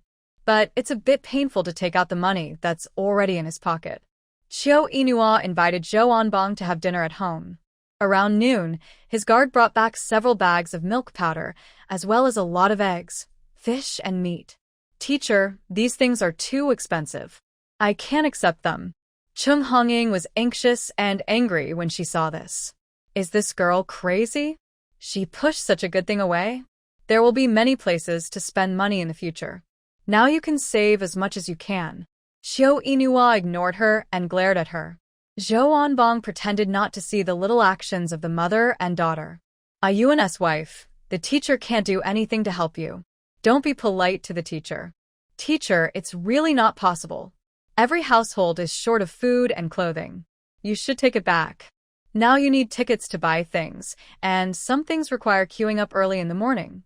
Zhou Onbong can buy so many things in just half a day. It is estimated that he has spent a lot of money in favors. "A Yuan's wife, if you don't let the teacher do something, I will feel uncomfortable."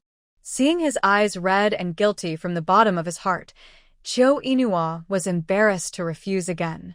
After a while, she will also mail some local specialties to the teacher. Only when favors are exchanged can the relationship last long.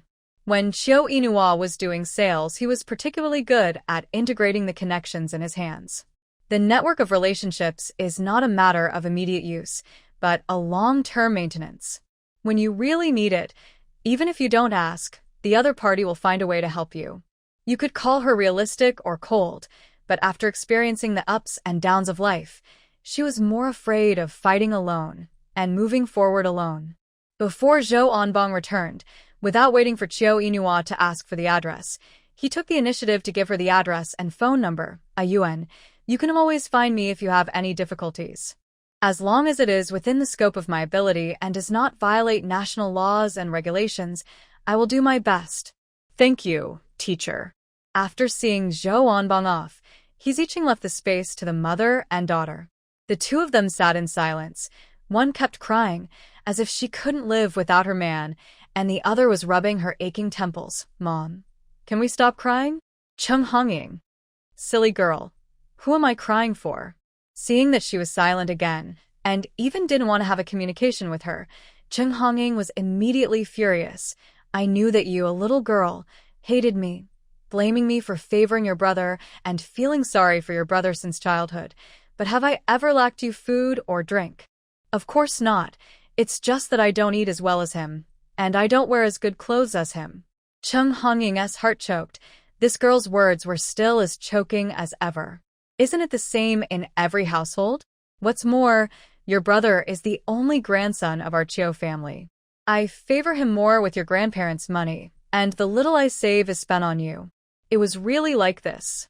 In the era when every household was hungry, the original owner was able to eat well under the protection of her mother, and her life was much better than other girls. After all, they worked hard and didn't have enough to eat. Seeing that she was about to wipe her tears again, Qiu Inua said instinctively, "Comrade Chung Hongying, you have many wrinkles on your face, and your skin is not white. You are not lovable at all when you cry like this. After saying that, she was stunned. These words were as familiar as if they had been said countless times before. Chung Hongying was furious. She stood up and slapped her on the back with her thick palm. Silly girl. Why are you so mean? People say you have amnesia, but I think you are just pretending. If you are not pretending, how can you be so mean to me? These 2 slaps made her almost blood, and she begged for mercy. Don't hit me. My ribs are going to be broken, and I won't be able to feed my baby. After hearing the last sentence, Chung Hongying immediately put down her hand. Silly girl, if you continue to be disrespectful to me, I will show you how I will deal with you when you wean your child. Bluffing. Chiu Inua was stunned when this thought popped up in his subconscious mind. After calming down, Chung Hongying couldn't help crying again and hugged her tightly. My girl, how miserable it is. You lost your husband at such a young age. How are you going to live in the future? Your brother is also unreliable. Who can you count on in the future? Chiu Inua blinked, and there was heat in her eyes. She was very sure that this was the original owner's inner feelings.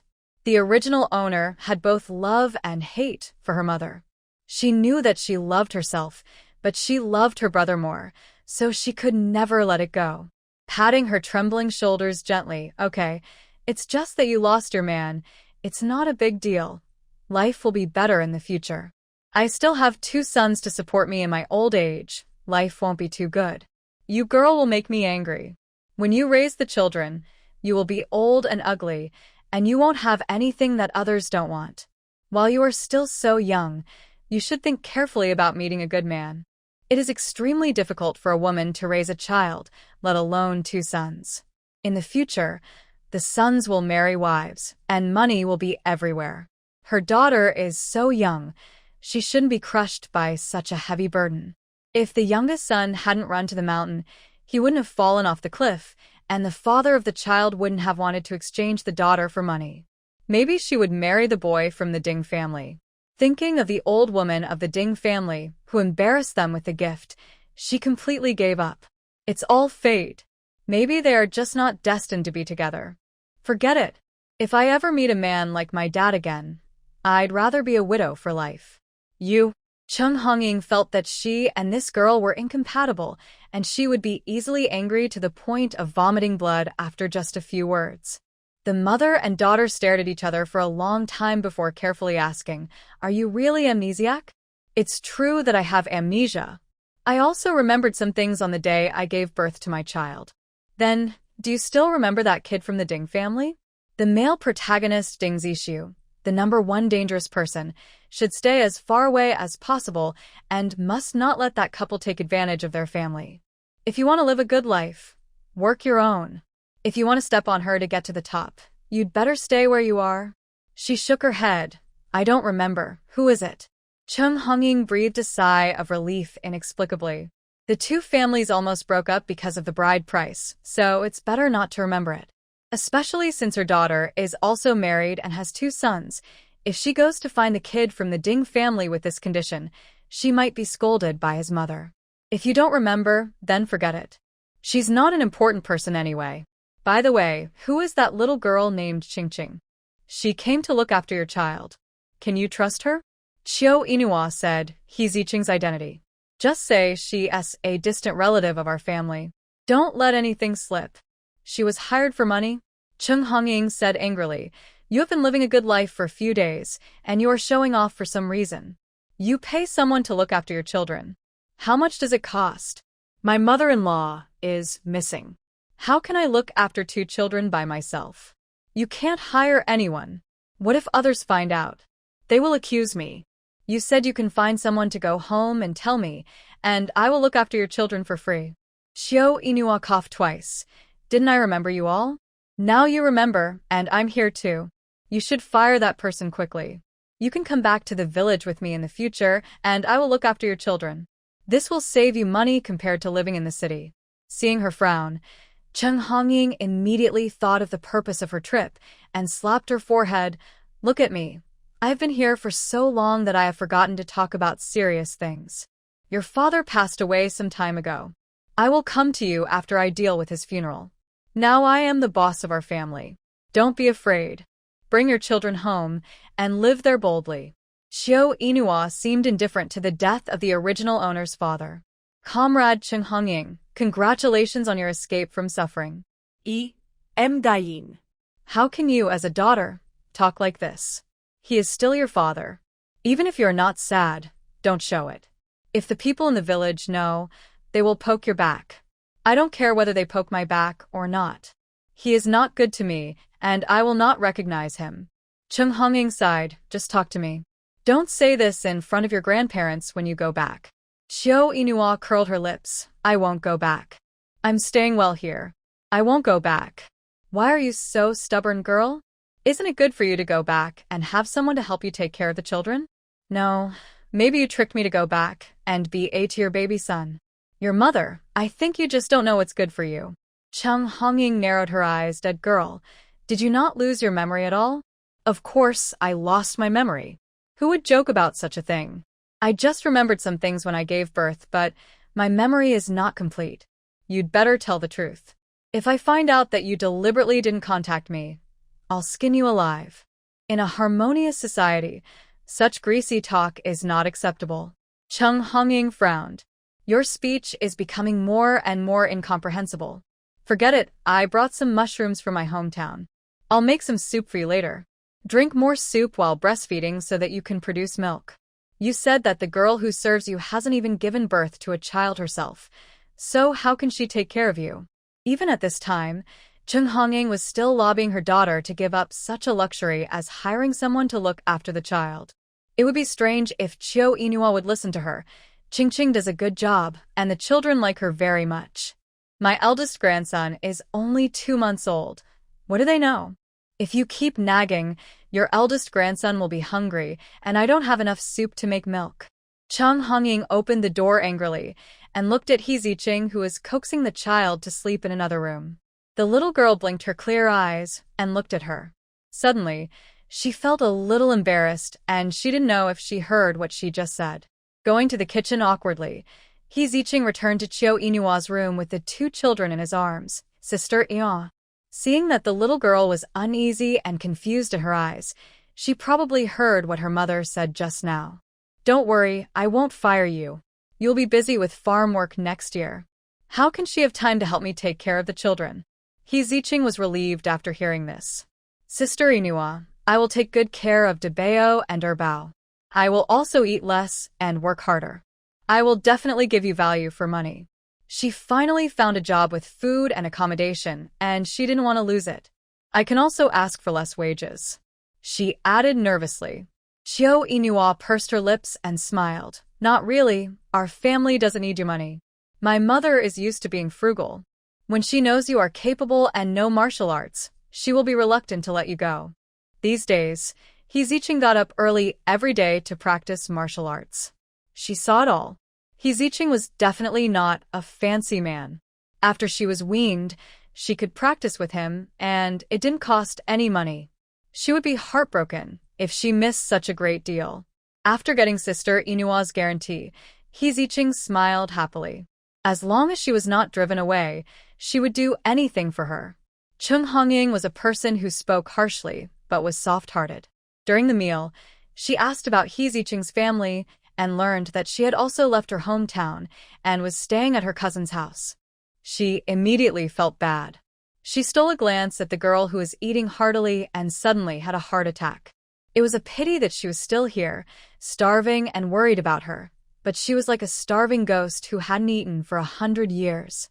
While eating, she also picked up some food for He Ziqing. Ching, you eat too. The eggplant made by my mother is delicious.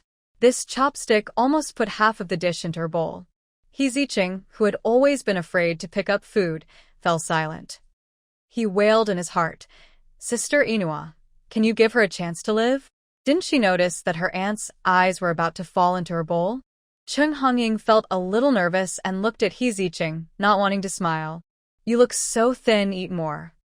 Thank you, Auntie. The two seemed to have opened up their conversation again. Cheng Hongying asked who else was left in the He family. When she learned that only she, her father, and a group of fellow apprentices were left, she sighed.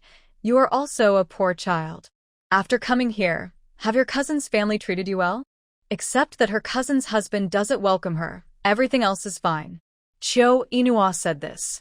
She was also a poor child. Thinking of wanting to drive the child away before, Chung Hongying felt bad. She picked up a large chopstick of food. Ching Ching, you see the child is working hard. Eat more.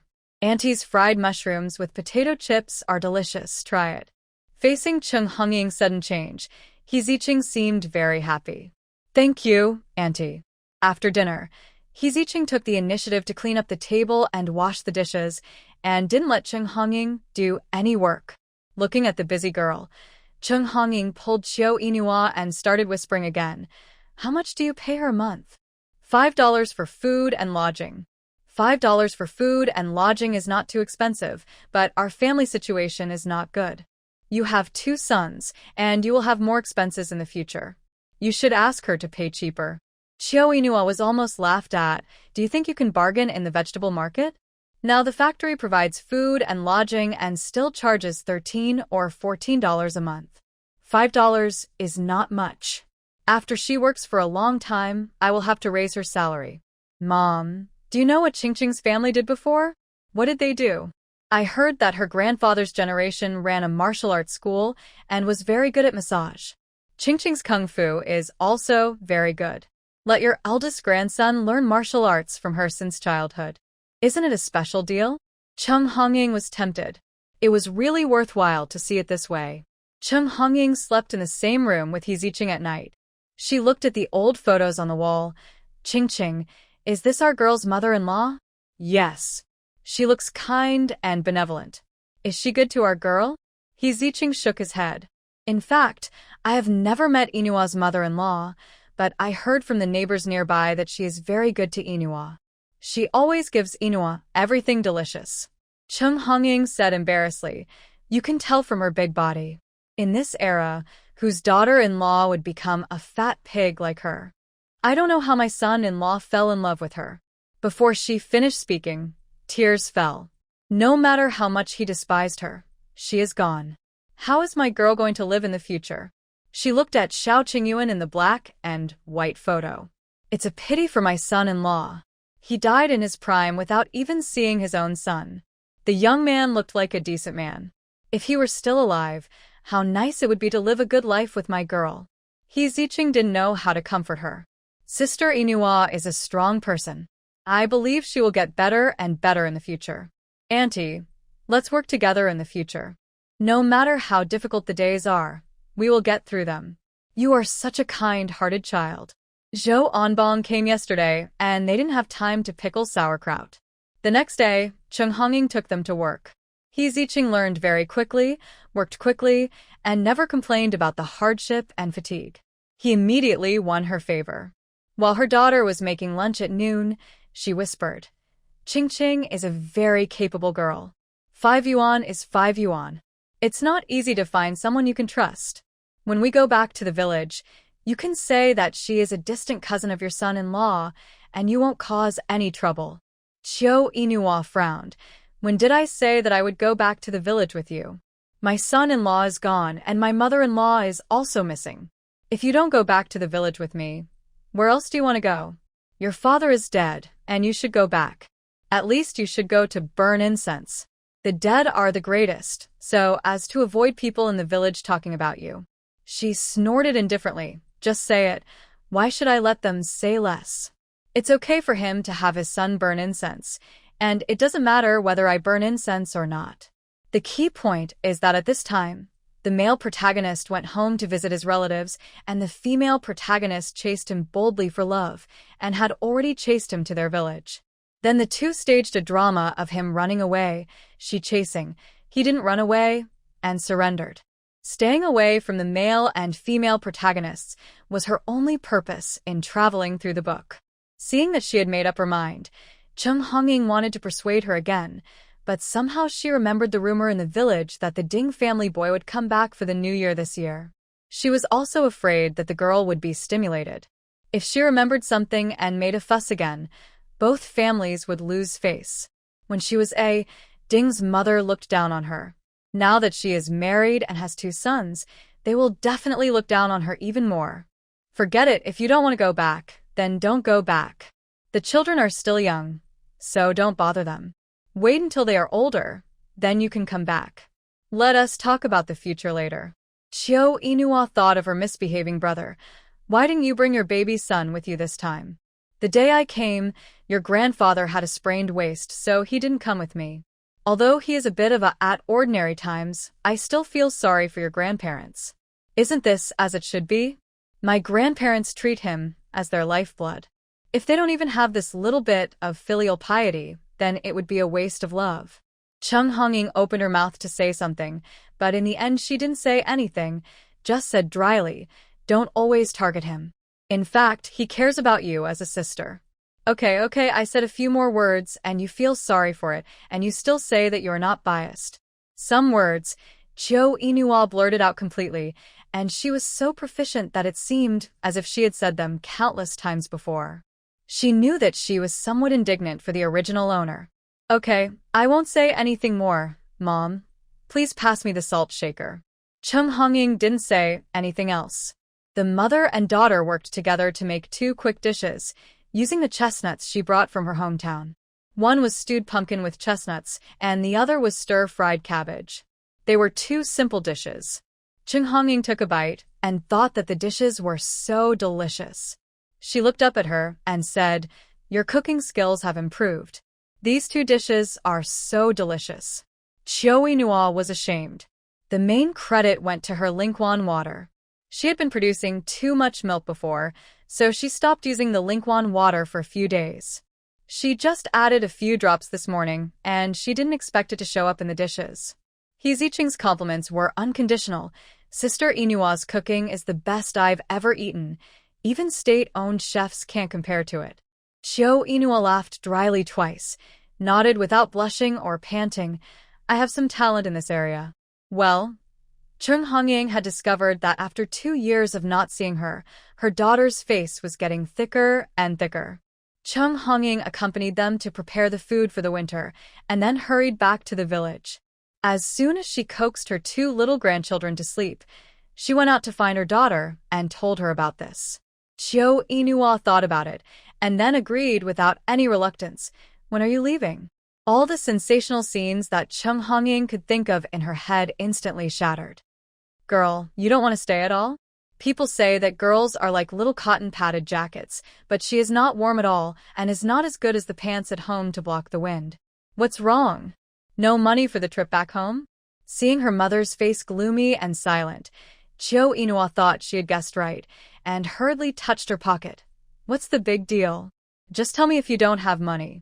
I can't let you go back empty-handed. He took out 5 yuan from his pocket and handed it to Chung Honging, but she didn't appreciate it at all. She slapped her money to the ground. Keep it for yourself. What sin did she do to give birth to such a debt collector in this life? Chung Honging went back to her room angrily again, muttering, it's still her eldest grandson who cares about people. When she looked up, she found that the 2 little guys who should have slept on the Kong were gone. She was so scared that she screamed, her voice trembling, Nyo, Debeo and Erbao are missing. She was here just now. She and Nyo were talking in the yard, and no strangers came in. How could the children be gone? She turned around and ran to find Nyo, but Chiyo Inua heard her scream and rushed into the house. The 2 collided head-on and sat down on their butts together. They were in so much pain that they couldn't stand up. He Ziqing ran over to help them up. Chung Honging didn't care about the pain and grabbed her hand. Ching, go find Debeo and Erbao. He Ziqing looked into the room and found that the 2 little guys were sleeping soundly. He was a little surprised. Annie, aren't Debeo and Erbao sleeping on the Kong? How is it possible? I just saw it with my own eyes. She came into the room with her hands on her waist and grinned. She was stunned when she saw her grandson sleeping peacefully. That's not right. I just saw that he was not here. Could it be that my eyes are not working well again? He Ziqing smiled and said, Sister Inua also saw it wrong last time. Chung Honging rubbed her eyes. Am I dazzled? Xiao Xingchen, who closed his eyes and pretended to sleep, felt particularly guilty. He miscalculated and didn't expect that Grandma could come back. Chiyo Inua squinted his eyes, wondering what he was thinking. counting carefully. How many times has this happened? 3 times. It has happened 3 times. So many times can't be explained by coincidence. It can't be that her eyesight is not good, and even her mother's eyesight is not good. The key is that both of them disappeared, which is a bit abnormal. Could it be that they also have the right to enter the space? In other words, the 3 of them, mother and son, are eligible to use it. Thinking of this, she wanted to take the child to try it, and she wished it would be night soon. Even when eating dinner, he was absent-minded. He didn't even hear what Chung Honging said, and said perfunctorily. Chung Honging was so angry that she threw her chopsticks. Why did I raise such a troublesome thing like you? Girls are eager to be closer to their mothers, but you just remember my bad points. Why are you angry? For no reason again. Could it be that the old lady is in menopause? What should menopause be done in this era? There is no liquid for the lady. Should I find a reliable Chinese medicine doctor to see her? Just when I was about to say something, she had already cleared the table angrily. Let's go. Ching ching. Let's ignore her. Chiao Inua was thinking about taking her son to the space, and at this moment she wished that they would not pay attention to her. You guys clean up. I'm too tired today. I'll go to bed first. Chung Honging. The next second, she saw her close the door and lock it neatly, which made her head buzz with anger. Enemy. How did she raise such an enemy? She said she would leave tomorrow, and this dead girl pretended to leave. Couldn't she keep her for a while? This girl really knows how to her off to death. Heezicheng comforted her in a low voice, and, don't be angry. Sister Inua definitely didn't mean it. She probably doesn't even know what you said. I saw that she was a little tired in the afternoon. Really? Did she not sleep well at night? Okay, Annie has thought of a reason herself, probably. Oh, this girl. Why didn't she tell me? I can't help her with other things, but I can still lend a hand. After that, Chung Honging immediately went to knock on the door. Girl? Chiao Inua, who was about to take her son into the space. Afraid that her mother would break the door, she had to get up and open it. What's wrong? I'll help you look after the child today, and you can have a good sleep. No, I have to get up to feed the baby at night. Don't worry, I have a way. What way? Drink milk powder. That won't work. If the child doesn't drink my milk will easily swell. The feeling was really unbearable. When it hurt, I wanted to hit the wall. Chung Honging, I'll help you, and you can have a good rest. Chiao Inua looked at her mother, slightly sagging with horror. My goodness, you have milk? Could it be that your baby son is not weaned yet? Chung Honging was so angry that she wanted to hit someone. What are you talking about? How old is your brother? What milk does he drink at the age of 17? Seeing that she was about to open her mouth to make people angry again, she stopped immediately. Don't talk. Just go to bed honestly. Chiao Inua pursed her lips and stopped arguing. It was a blessing to let her sleep well. As for the matter of space, there is a long time to come, and there is no need to rush. Chiao Inua didn't know how long she had slept. In the middle of the night, she heard the sound of the child's grunting, and she sat up reflexively. A big hand pressed her back directly. Do and get up. Continue to sleep, and it's better to sleep on your side. She was quite curious about how her mother helped her feed the child, so she did whatever her mother said. Then, her clothes were lifted up by comrade Chung Honging. Chiao Inua.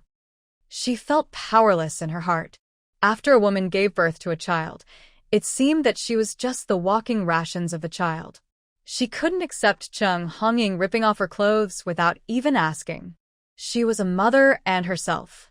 Suddenly, Chiao Inua opened her angry eyes, and the hand pulling the hem of her clothes was held down by Chung Honging. Lift up your clothes. Don't cover her bow's head. It will be hard to breathe. Chiao Inua blinked her sore eyes. What are you doing? Chung Honging almost held her bow with both hands, manually found the comfortable position for him to breastfeed, and lowered her voice. Girl, sleep. Don't worry about me. They breastfeed for at least half an hour, and if you hold them like this, you will have backache after an hour. 1 hour is just 1 hour. It's more tiring than doing farm work in the fields. Look at your dark circles. You haven't had a good sleep since giving birth to these 2 boys, right? Chiao Inua's throat tightened, lifted her clothes, and lowered her body. Mom, put her bow down. I won't be too tired lying down to breastfeed like this. In the past 2 months, She has explored countless postures for breastfeeding. Finally, she found that this posture is the most labor-saving, but after a long time, the hip axis will still hurt. Just when she wanted to stretch her legs and move around, Chung Hongying had already started to massage her. Xiao Inua was stunned for a moment. Mom, how do you know that this place hurts me? You are a first-time mother, but I am not. I felt pain in that place after giving birth to your brother. I knew it when you moved. Chung Hongying's strength was just right, which relieved her pain a lot. Just after feeding the second baby, the first baby also began to smack his lips. She changed the direction to feed the first baby, and this took more than an hour. At the end of the feeding, she couldn't stand it anymore and fell asleep. It seemed that someone was touching her head in her sleep, sobbing softly. When she woke up again, it was bright outside, and the twins were gone. Xiao Inua hadn't slept so comfortably for a long time. She stayed on the Kong for a long time, stretched her body, and climbed up from the Kong. In the yard, He Ziqing was practicing martial arts with a little kid in one hand. She looked around but couldn't see her mother. Ching, where is my mother? Auntie went back to the village. When did it happen? How come I don't know about it? She left before dawn this morning. Before she left, she made you loofah and egg drop soup. She said that this soup can increase milk production. Xiao Inua muttered softly. Why didn't she tell me she left? He Ziqing was suspicious, Sister Inua, don't you know? She told you yesterday at dinner, but you didn't respond seriously, and you made Auntie very angry. What? She had no impression at all, but she knew that her mother was angry. She didn't expect it was because of this. No wonder. Why did she suddenly feel a little guilty? By the way, Sister Inua, Auntie also asked me to leave you a message. What message? Tell you not to be reluctant to eat. Even for the sake of the child, you should eat more good food and don't treat yourself badly. When it comes to food, she really never treats herself badly. After washing up, she went to the kitchen to find food. There was still loofah and egg drop soup stewing in the pot. She served a bowl and took a small sip. Her face immediately turned bitter. There was no taste at all. The old lady never put salt in the food she cooked. She always sprinkled some salt secretly. Although she knew it was for the good of the child, too much is as bad as too little. She couldn't always treat herself badly for the sake of the child. Besides, it wouldn't hurt to eat less salt. But after she said this, she didn't listen. Sure enough, the loofah soup with salt was so delicious that she drank the whole pot. In the room, He Ziqing had already started to fold the quilt. Seeing Sister Inua coming into the house, she asked, Sister Inua, is the loofah soup delicious? It's delicious. I drank the whole pot. I didn't expect that loofah and eggs are such a perfect match. Before she entered the book, she didn't know that dishes could be paired like this. No. To be more precise, loofah has never appeared on her family's dining table. He Ziqing picked up the pillow, and a series of money flew out, some whole and some small. The smallest denomination was 1 cent, and there were some food coupons, milk powder coupons, and egg coupons. Sister Inua, why did you put the money here? I didn't. It should be my mother. No wonder she felt someone reaching under the pillow when she fell asleep. Where did this old lady get the milk powder coupons? After all, before she came, she didn't know she was married. The two were puzzled, folded the quilt, and sat on the Kong to count the money, a total of 93 yuan, 47 cents. I guess Annie only kept the money for the trip back home and gave us the rest of the money and notes. Xiao Inua felt a little uncomfortable. In the original owner's memory, it was Chio's father who managed the money at home. He had just left not long ago, which means that Chung Hongying had not been in charge of the money for a long time. She couldn't imagine how long it would take for an old rural woman to save up so much money. Slowly clenching the money and notes in her hands, she felt as if she was pressed by a huge mountain, and her chest was stuffy and she couldn't breathe. She was dragged into the original owner's complex emotions. She wanted to complain, but she was always moved by some small things. Chung Hongying only brought so much money when she went to find Nyoer, and she left all that she could. When she went back, the sun had set, so naturally she couldn't take the ox cart that went to the city every day. She walked all the way back, and it was dark outside when she got home. The road was not easy to walk on, and she couldn't see clearly, so she walked for more than 2 hours. She pushed the door and looked at her little son squatting in the yard washing dishes, and was stunned for a moment. Jeanzi, why are you at home? She thought that if she didn't come back, this kid would just eat at his parents-in-law's house. Qiu Qianjin said, I went to the city today and came back late, so I didn't go to my grandparents' house. You said you have nothing to do all day. Why do you always go to the city? Mom, stop talking about me. Tell me, have you seen my sister? When mentioning Qiu Inua, Cheng Hongying couldn't hold back and burst into tears. Her old face was covered with tears. She looked ferocious and terrifying. Mom, please don't cry. Did something happen to my sister? Something bad happened to your sister. She is a widow now. From Cheng Hongying's intermittent crying, he got a general idea. He never expected that her sister got married without saying a word, gave birth to twins, and now she is a widow. Life is so hard. Why doesn't she go back to the village with you? I guess she is too embarrassed to come back, and she may be afraid of meeting the kid from the Ding family. Cheng Hongying wiped her tears. Jeanzi, mother gave all the money in her pocket to your sister. It's not easy for her to raise a child alone. Let's save some money this new year. I'm not picky about this. At most, we can go to my grandma's house to eat and drink for free. Is that okay? What's wrong with that? If I don't go, my uncle's family will take it away sooner or later. If you can't save face, I will go and bring it back to you. Cheng Hongying struggled for a while in her mind, and then compromised. After all, the family's savings have to be saved for the youngest son to marry a wife. Okay, at most I'll go and help them with more work. You can't really eat for free and let your eldest brother and sister-in-law turn a blind eye. Don't tell others about your sister in the village. She's a very proud person. She will be criticized in the future. I'm afraid she won't be able to bear it when she returns to the village. I'll protect my sister. I don't think anyone dares to say anything. You re an elder now and uncle. Can't you be more steady? Qiu Qianjin rubbed his hands happily when talking about his 2 little nephews. Mom, are your 2 nephews good-looking? They're very good-looking, just like the dolls in New Year pictures. People say that nephews look like their uncles. Do they look like me? Cheng Hongying gave him a look of disdain. How is that possible? My eldest and second son are much better looking than you. Do you have to dislike him so much? As the mother and son were talking, there was a noise outside. They went out to see that all the young and middle-aged men in the village had come out. Qiu Qianjin called out, Dongzi, where are you going?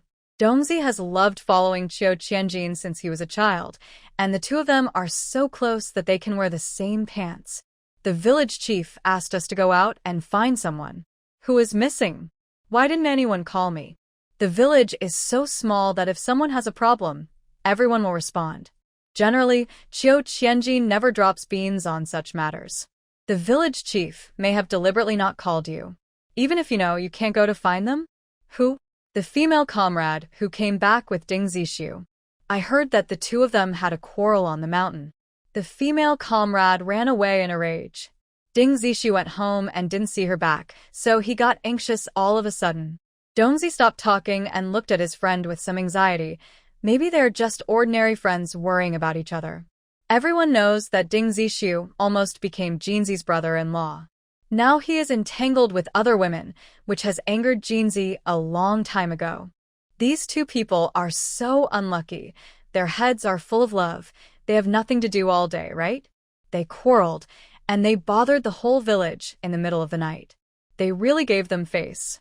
Although Qiu Qianjin looked down on the sloppy female comrade, he was not a heartless person. In the deep mountains at night, he might even meet a wolf. Okay, don't talk to me anymore. Just follow them to find someone. It was really impossible for him to find someone after all. He would not betray his sister. Dongzi was about to go up the mountain when he heard someone shouting at the foot of the mountain, "We found the person! Hurry up, everyone make way!" The shadowy torches illuminated a path and also revealed the nervousness on Ding Zishu's face.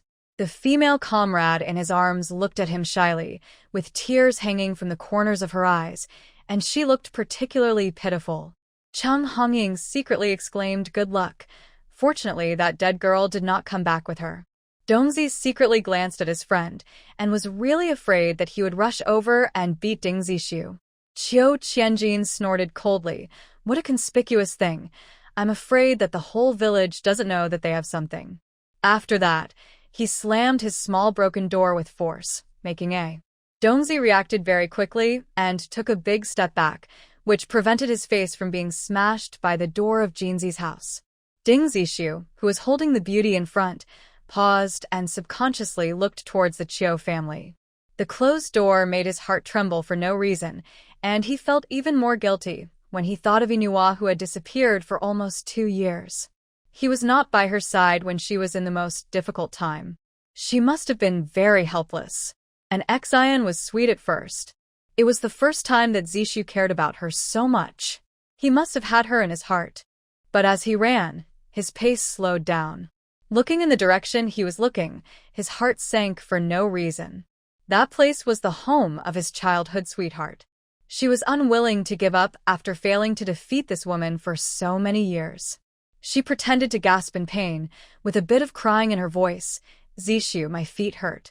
Ding Zishu came back to his senses. Anshin, don't worry, I'll take you to the hospital in town right away.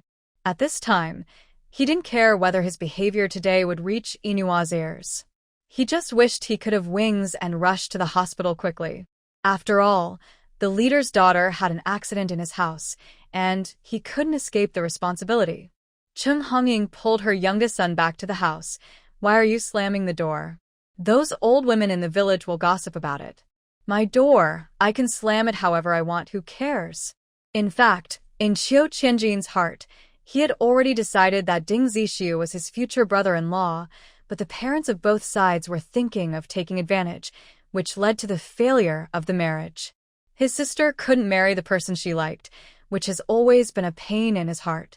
His father wanted to use his daughter to exchange money for his son, but no one is stupid. From childhood to adulthood, he wanted nothing at home. Even during the busiest time of autumn harvest, the whole family would rather starve than save food to fill his stomach. When he was young, he was ignorant and thought it was natural. Later, when he grew up, he saw that his sister was so hungry that only a skeleton was left. He began to reflect on whether he was wrong and whether his father was wrong. He also said it several times, but Qiu's father thought that it was his sister who was playing tricks behind his back, and finally, he had to wave his fist again. After several times, Qiu Qianjin did not dare to come forward. In short, in his father's eyes, whatever he did was right. Later, he decided to live a little more muddy so that his father would not like him so much. It's just that the concept of favoring boys over girls is not so easy to change. Even if he is a little rascal, he can't stop his father's preference without bottom line. In the end, his sister disliked him even more, even if he wanted to get close. The next day, just after dawn, Ding Zishu came back from the town. He didn't go home, but went to Qiu's house. After Uncle Qiu passed away, people in the village heard that Annie had gone on a long journey, and everyone guessed that she was going to look for Inua. When he heard the news, his heart was no longer calm. Chung Hongying was squatting on the ground washing clothes. When she saw him coming, she immediately called people in. Zishu is here. I heard from them that your comrade in arms got lost in the mountains and sprained his ankle. How is he now? When mentioning an Xian, Ding Zishu's face showed a trace of unnaturalness. She's fine, auntie. Actually, she's the daughter of our leader. She works as a nurse in the military hospital. She came to visit her relatives and came to see me. So, I can't chase her away. Chung Hongying sighed. Zishu, I believe what you said, but I can see that girl likes you. Auntie, but I don't like her. It's just that I can't say some things too bluntly, for fear of hurting comrade and self-esteem, and for fear that the leader will have opinions about me. I know everything you said. I'm sure you've guessed that I went out to look for Inua some time ago. Ding Zishu was delighted. Annie, how is Inua? Why didn't she come back with you? Zishu, don't wait for Inua. His face turned pale. Does she think an Xian? Chung Hongying felt uncomfortable when she mentioned her poor daughter, but she couldn't delay other people's children. So she told her about Chiu Inua getting married and giving birth to twins after losing her memory. The only thing he didn't say was that she was now a widow. She doesn't remember you, nor does she remember me. Just forget about Inua. Ding Zishu didn't know how he walked out of Chiu's house. He went into the room and never came out again. Ding's mother thought an Xion's injury was serious, and she was so scared that she pulled her son to ask questions. It's over, your leader knows about it. Can you still be promoted to platoon leader? Is an Xion's injury serious? If it's not too serious, you can marry her. After all, her father is the head of the regiment, and he will definitely be able to help you with your work in the future. Smelly boy, did you hear me talking to you? Enough. Ding Zishu roared in a low voice. Mom, I beg you to let me be quiet for a while. Ding's mother was also shocked, especially when she saw her son's pale face. She felt so distressed. Zishu, don't be excited, Mom won't force you. Ding Zishu couldn't accept that Chiu Inua had forgotten him, and he wanted to see her in person. He trotted all the way to the Chiu family, not caring about Ding's mother, who was chasing after him. He looked at Chung Hongying and begged, Aunt, please let me see Inua just once. Chung Hongying looked at him with a complicated expression. Before she could say anything, Ding's mother rushed over and cursed, Chung Hongying, do you have any shame in the Chiu family? My son already has a girlfriend. Why are you still using Chiu Inua to hang on to our Zishu? Is she unable to find a man? Or are all the men in the world dead? She has to hang on to our Zishu. Isn't she cheap? Aren't you guys in the Chiu family cheap? Who is pestering who now? Your son has a girlfriend, but he still wants to find my daughter. Your son is cheap, and you guys in the Ding family are cheap. Although she also likes Zishu, it doesn't mean that she can tolerate the people in the Ding family scolding her daughter. In terms of scolding, her fighting ability is not inferior to anyone. Aunt, don't listen to my mother's nonsense. Comrade N is really not my partner. He is just the child of my leader. Ding Zishu couldn't cover her mother's mouth and could only drag her away. Ding's mother has been doing farm work all year round and is quite strong. Facing Ding Zishu, a soldier, she didn't dare to drag her away without caring about anything. As the two of them were pulling each other, they didn't even leave the yard of the Chiu family. Ding Zishu inadvertently glanced at Chiu Qianjin, who came out of the kitchen with a kitchen knife, and was so scared that he shouted, Jinzi, don't be impulsive. The moment Ding's mother saw the kitchen knife, her legs softened, and she didn't fight with her son, but compromised with his strength. As soon as she walked out of the door, the kitchen knife brushed past Ding's mother's ear. Get lost. If you come to my house again and scold my sister, I will kill your whole family. Ding Zishu, don't ever come to my house again. My sister is getting married, and there is no chance for you and him. No matter how poor my family is, I will never marry into your Ding family. Chiu Qianjin's roar startled many birds on the branches and instantly perked up the gossiping aunts and uncles who had woken up early. Chiu Inua didn't know what happened in the village. Even if she knew, she would give her mother and stepbrother a thumbs up. Right, it's wise not to provoke the male and female protagonists. On a quiet night, Chiu Inua took her two sleeping sons and slipped into the space. Sure enough, no wonder these two brats always disappear. It turns out that they entered the space. Thinking about it this way, the sudden disappearance for no reason before can be explained. I don't know if she can bring anyone in, except for the two babies who don't know anything yet. She dare not bring anyone else in.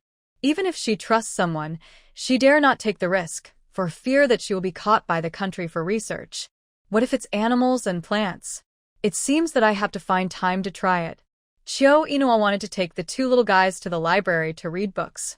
As soon as she took her right foot, she saw a black and white big ball rolling down the hillside in the distance, turning over one after another. In a moment, Chiu Inua could see clearly what kind of behemoth was running towards her. Panda. It was a panda. There was a panda in her space? The panda's ace twisted and turned. Because of its fat body, it ran very clumsily. Its head also swayed from side to side. It looked not cute at all, but rather creepy. Although I had seen pandas online before, they looked cute, but they were artificially raised and didn't have much wildness. Who could say for sure about the one in front of me? Maybe it would become wild and bite anyone it saw. After all, this guy had fought with Chiyu. Chiyo Inua didn't even dare to think about it. As soon as the idea of leaving the space flashed through her mind, she took the two children out of the space. Only A and White Ball was left running around in the space. It had just smelled the scent of its owner, but how could it disappear in the blink of an eye? The anxious Big Ball turned around in place and finally felt dizzy and couldn't find the direction. With his eyes closed, he lay on the ground and groaned in grievance. Although the new space is fun, it still misses its master, who likes to pretend to be deep. After leaving the space, Chiyo Inua's hands and feet were cold, and she was afraid. She had to be careful when entering the space in the future, and it was better not to bring them two brothers in. Who knows if there are other large wild animals besides pandas? She was puzzled. How could there be a giant panda in the space? Thoughts scattered. From the giant panda in the space, she thought about whether she could touch it after getting familiar with it. I don't know if there are bamboos in the space. If there are no bamboos, should I plant some? By the way, giant pandas seem to like to drink basins of milk. Chiyo Inua had a bitter face. She couldn't afford to drink milk, but she was still thinking about giving milk to giant pandas. She was really crazy. She lay on the Kong for most of the night and couldn't sleep. Just when she was about to fall asleep, she was kicked awake by Debeo. Debeo opened his little mouth and uttered twice. Chiyo Inua understood immediately that the little ancestor was hungry.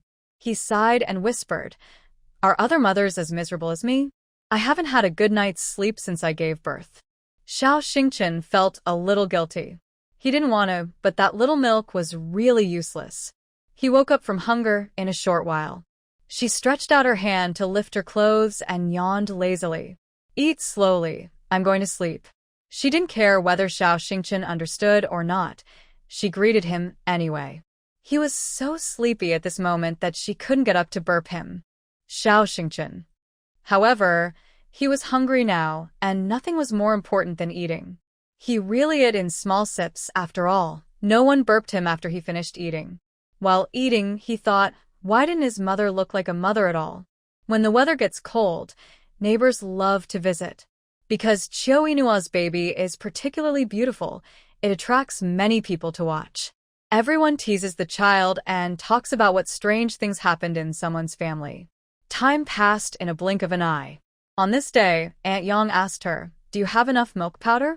The twins have a big appetite, and even Chiyo Inua, who has such abundant milk, can't feed them. Now, drinking Lingquan water every day doesn't work, and the milk is fixed at this amount. Occasionally, I have to make some milk powder to make them full. Hearing Aunt Yang's question, she immediately spoke out. "It makes me want to feed them rice soup." Even if she has money, it is not easy to get milk powder tickets, so she saves milk powder at home. Aunt Yang took out 3 milk powder tickets from her pocket. When your mother left, she was worried that her eldest grandson would not have milk powder to drink, so she bought a lot of milk powder tickets from several of our old neighbors and asked me to save some for you. If anyone has it, she will keep it for you. Do you think you can use it? It's just that the price is a bit expensive. Chiyo Inua didn't expect her mother to be so thoughtful. I will definitely buy it. I will buy it no matter how many tickets there are. The food for the children is the most important. In a few months, they can add complementary food. By then, milk powder will be enough for 1 meal a day. No matter how expensive it is, it won't be too expensive. At 3 months old, the 2 little guys have learned to roll over. Fortunately, the Kong at home is big, so they are not afraid of rolling over. In her free time, Chiyo Inua took out the books in the library and decided to fulfill her wish at the age of 18. In the past, I always wanted to read all the books in the library, but later I found that the library not only had 1 floor, but also 2 floors and 3 floors. If I want to read all the books in the library, I guess I will never finish reading them until I die. I'd better set a small goal for myself and finish reading the books in the library on the 1st floor first. Fortunately, the time in the space is relatively slow, so I can read slowly. This is what she found when she frequently entered the space in the past few days. Occasionally, she would rest more in the space and have enough energy to take care of the baby. On this day, Chiyo Inua was changing clothes in the room. Hizicheng came back from outside with Debeo in his arms, knocked on the closed door, and taught very patiently, "Debeo, we are boys. We must knock before entering a girl's room, remember?" Chiyo Inua laughed. "How old is he? How can he understand what you said?" "Teach him slowly, say it once a day. Debeo is so smart, he will definitely remember it. If you want to go to someone's room, you must get permission from others." Chiyo Inua took Debeo. "Okay, a little bit every day, you will definitely remember it in the future. You can't favor one over the other. Erbao has to be taught too." At this time, Erbao was holding a handkerchief and had been playing for a whole morning, not feeling bored at all. Hizicheng hurriedly ran to Erbao and repeated what he taught Debeo. Seeing that he ignored him and looked like an old cadre, Hizicheng always wanted to break his mature appearance. Find the itchy spot on his body, scratch it, and see if he will change his face. He caught what Hizicheng just said in his mind. If you want to enter someone's room, you must knock on the door. Somehow, she thought of her space. What was wrong? Yes, if she wanted to enter the space, she could enter with her mind. But how did the twins get in? Could it be that they also had minds?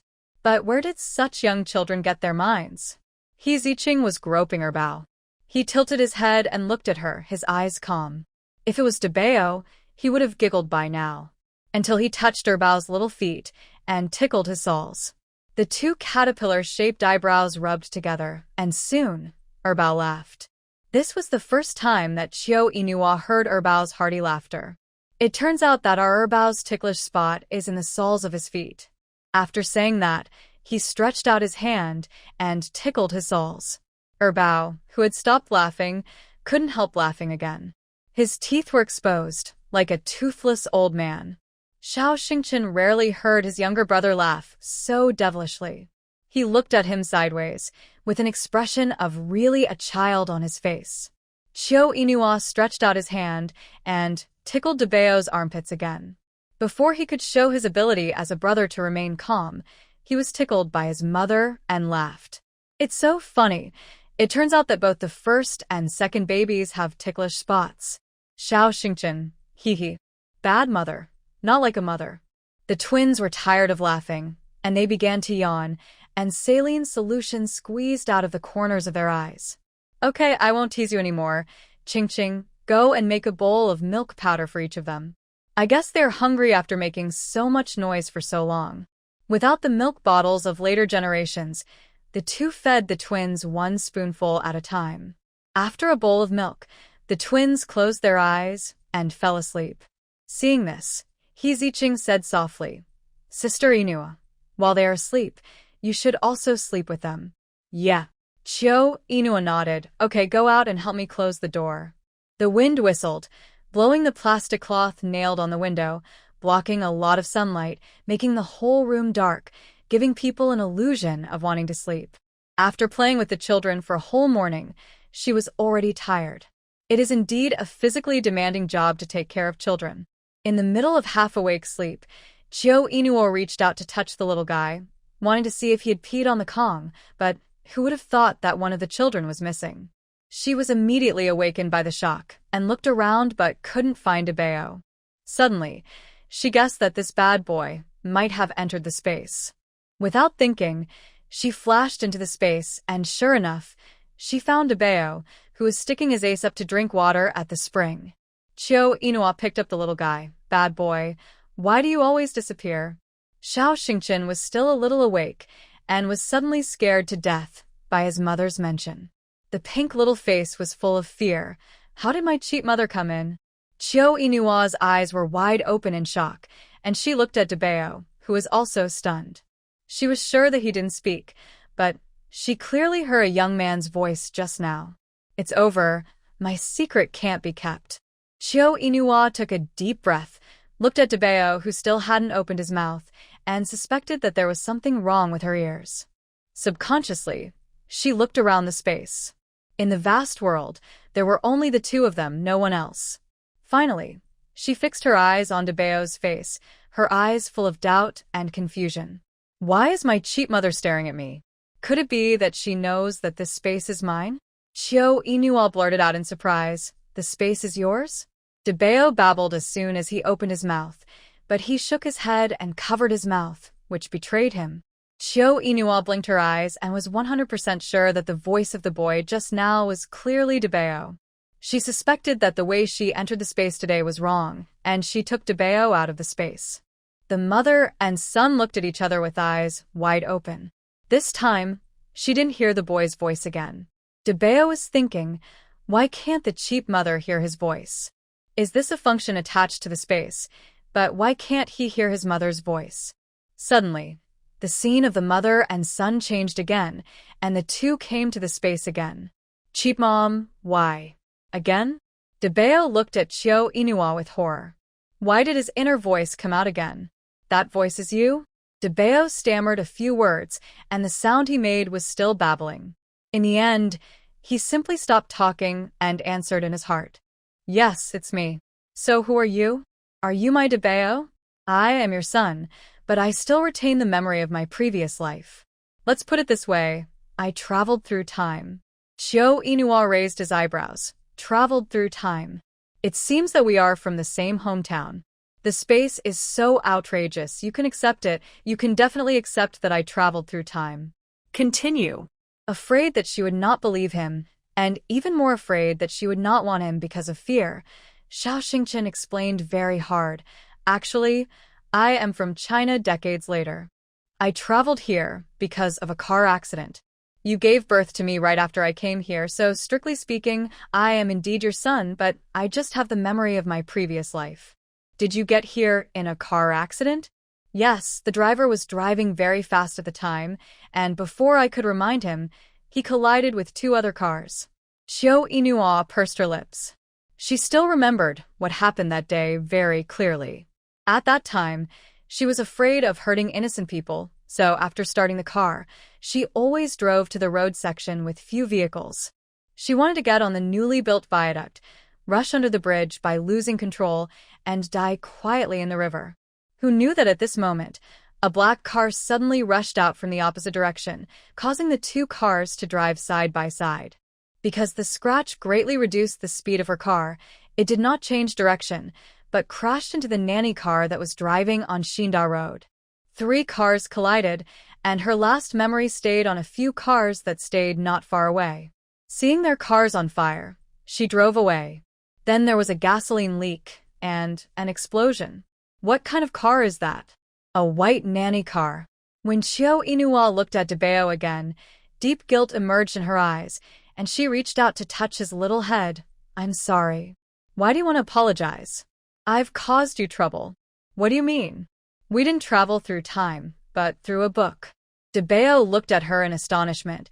His thoughts couldn't keep up with his mouth, and he babbled when he opened his mouth, and then he simply shut up. So, you also traveled through time? It was you who hit me? No, there was another car. What car were you driving? However, he soon stopped caring.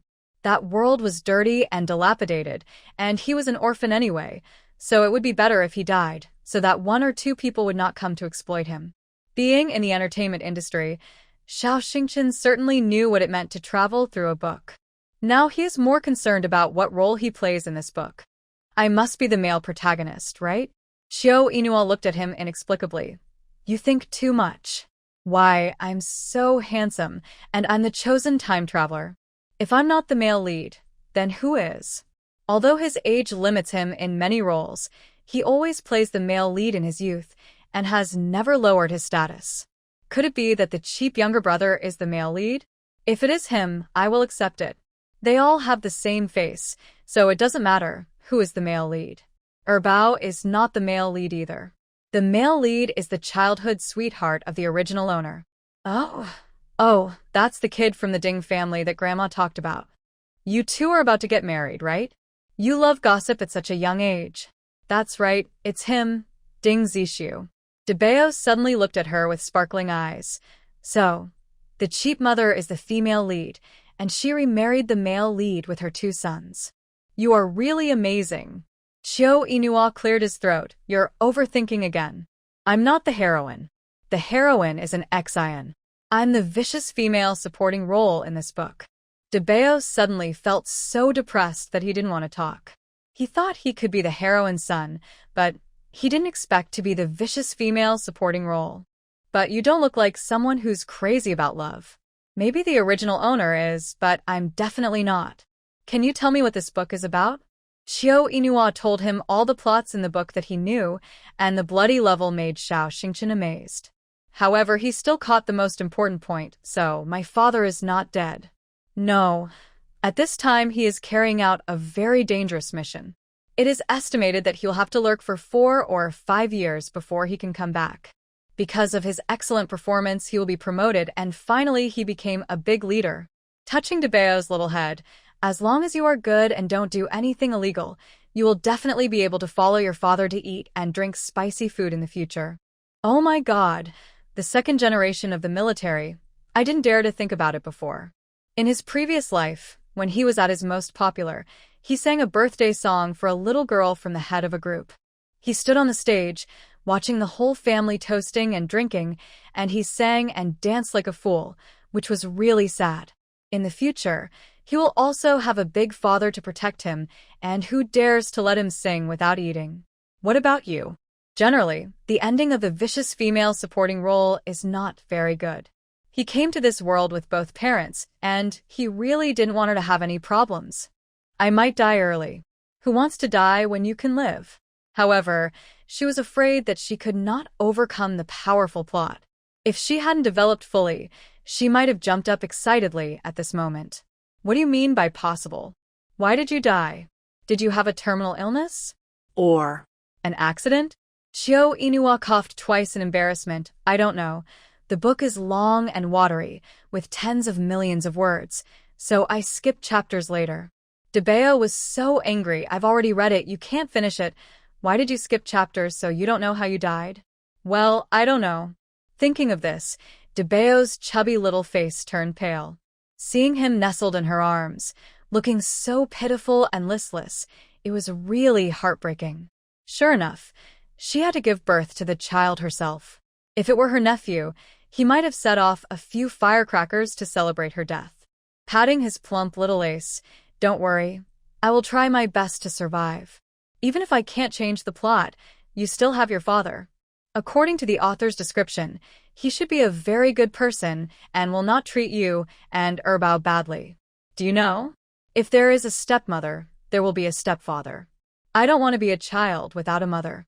Seeing the little guy's eyes red with grievance, Chiao Inua also felt distressed. At most, I'll be a little bit hurt. Before I die, I'll ask him not to marry a stepmother for you. Debao grabbed Chiao Inua as close tightly. In my previous life, I was an orphan. I grew up in an orphanage and never felt the love of my family. I don't want to envy others for having parents in this life.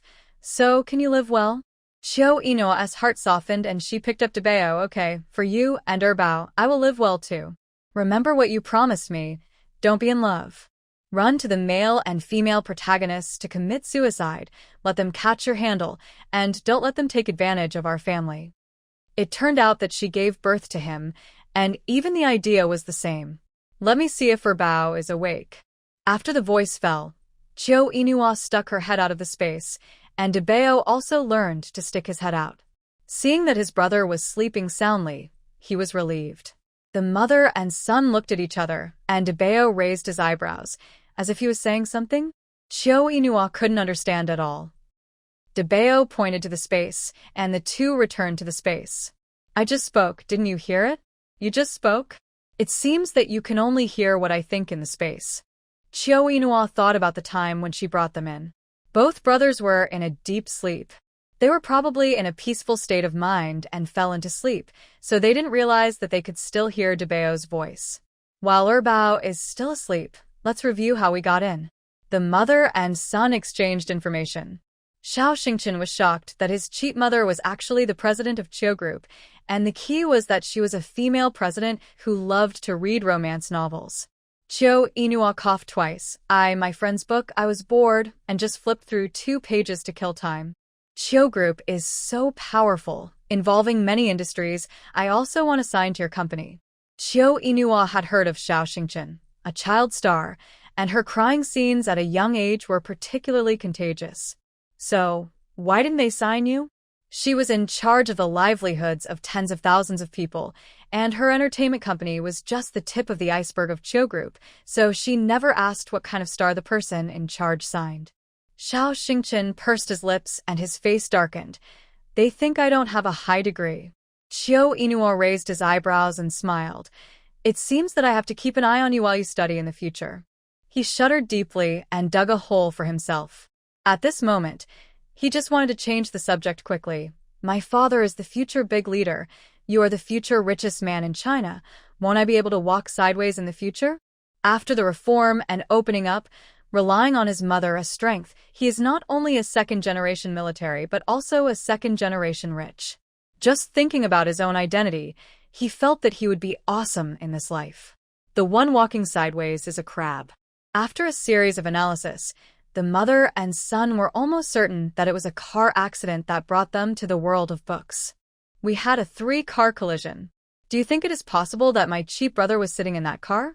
Thinking of this, the mother and son looked at each other again.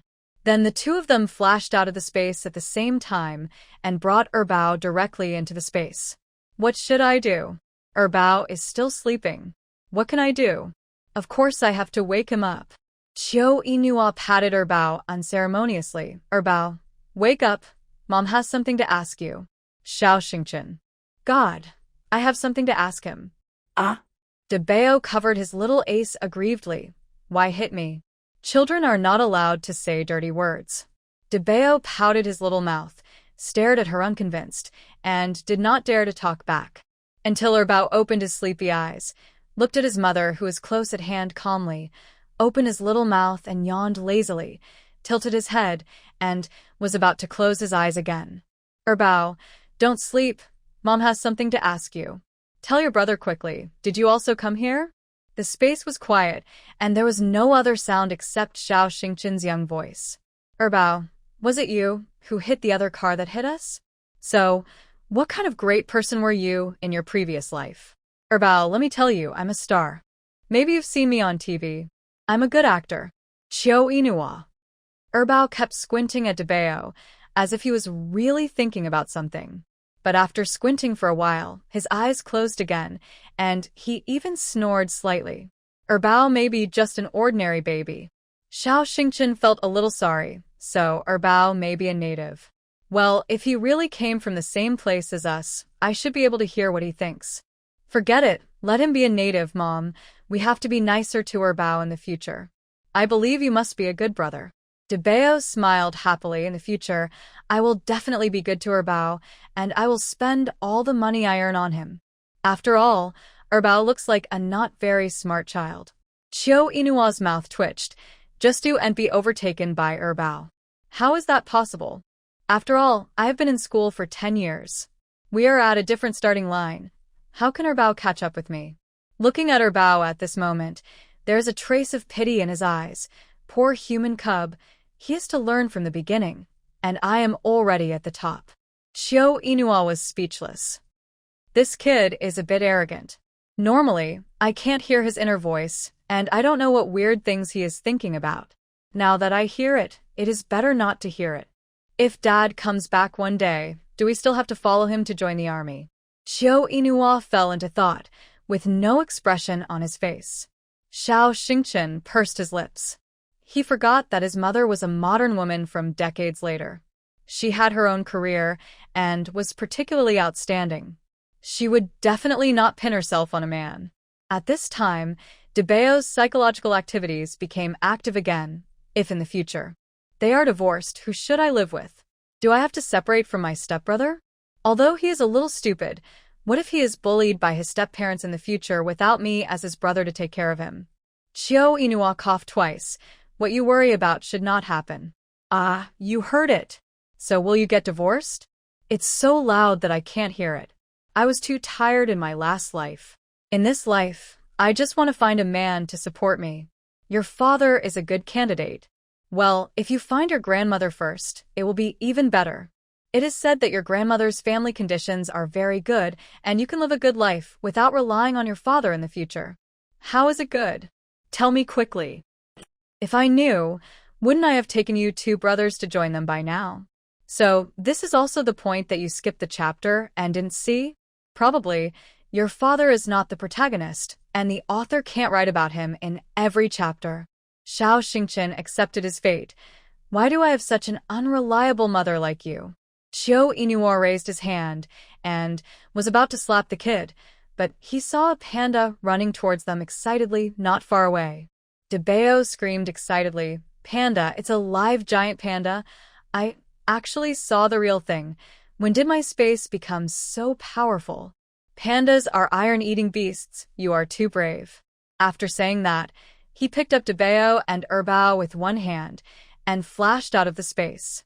Before leaving the space, he could still hear Debeo's voice. "What are you afraid of? The space is mine. I am the master here. It dare not hurt me." The speed was as fast as a residual image, and the giant panda was stunned. He was so angry that he kept slapping the ground with his thick bare claws. It was too much. Why did it run away again, making him happy for nothing? If Debeo was here, he would definitely say, so cute, worthy of being a national treasure." Debeo was still pouting angrily after leaving the space, and Qiu Inua was too lazy to pay attention to him and directly hugged Erbao to take a nap. Debeo was so angry that he kept kicking his chubby little feet, but his short legs never touched Qiu Inua. He snorted silently. Bad mother. In the blink of an eye, it was the end of December, and the new year was about to begin. He Ziqing asked for leave to go back and see her aunt. "I'll give you one more day off. Go back and help your aunt do more work." "Sister Inua, I'll be back soon after I go see her." "It's okay if you can come back. If you can't, you can stay overnight." "Can you take care of the twins by yourself?" "Sure, why not? Even if I'm too busy, I'll go next door to ask Aunt Yang for help. Don't worry." He Ziqing happily agreed.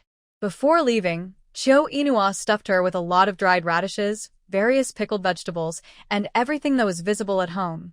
"Sister Inua, I can't take these things. Don't go back empty-handed, so that your cousin-in-law won't make trouble for no reason. After all, it's a shortcoming to take things from others."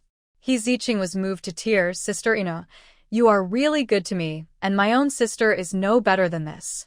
You are good to me, so I will naturally be good to you. Her kindness is never without reason. Okay, it's getting late, let's go. Otherwise we will miss the bus." Looking at Qingqing's back as she left, Qiu Inua closed the door and immediately let herself go, carrying her two sons into the space. First, he made sure that the iron-eating beast was not nearby, and then he took his two sons to the library. Debeo started nagging since he came in. "Do you think we should grow something here? This space was useless to me before, like a chicken rib, but it's different now. Our family is so poor, and we don't have to starve if we grow some food. I am in the period of growth. Please don't treat me badly. I tell you, I started to make movies when I was young, which led to my poor development and short stature. The whole network laughed at me for being a dwarf. I want to grow to 1.9 meters in this life. Stop making noises. You are so talkative at such a young age. Do your fans know? How is it possible? I have a cool personality in front of people. Please keep it up. Bad mother. Don't be cute. But I was only 15 years old when I died in my previous life." Qiu Inua suddenly felt a little guilty. She was 15 years old. 15-year-old Qiu Kongwen was still hiding behind her, enjoying her protection, letting her bear all the open and secret arrows alone, and never dared to stand in front of people. But 15-year-old Xiao Xingqian already knew how to look at other people's faces to make a living. There are such unfair things in the world. Go and play by yourself. I'll go find 2 books to read. She wanted to put Debeo and Erbao down together, but who knew that Erbao was particularly fond of pestering her today? The fat boy held her clothes tightly, and his eyes blinked at the bookshelf in front of him. It was rare for Erbao to pester her like this, so Qiu Inua didn't put him down, but asked very considerately, "Do you want to choose books with your mother?" "He doesn't understand, you might as well ask me." "So, what book do you want to read?" "Similar to the book you have read, The 70s Wife Enters My Arms.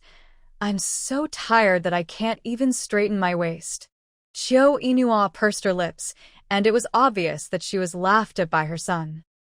And it's not that he was so tired that he couldn't straighten his back, but that he never straightened his back again.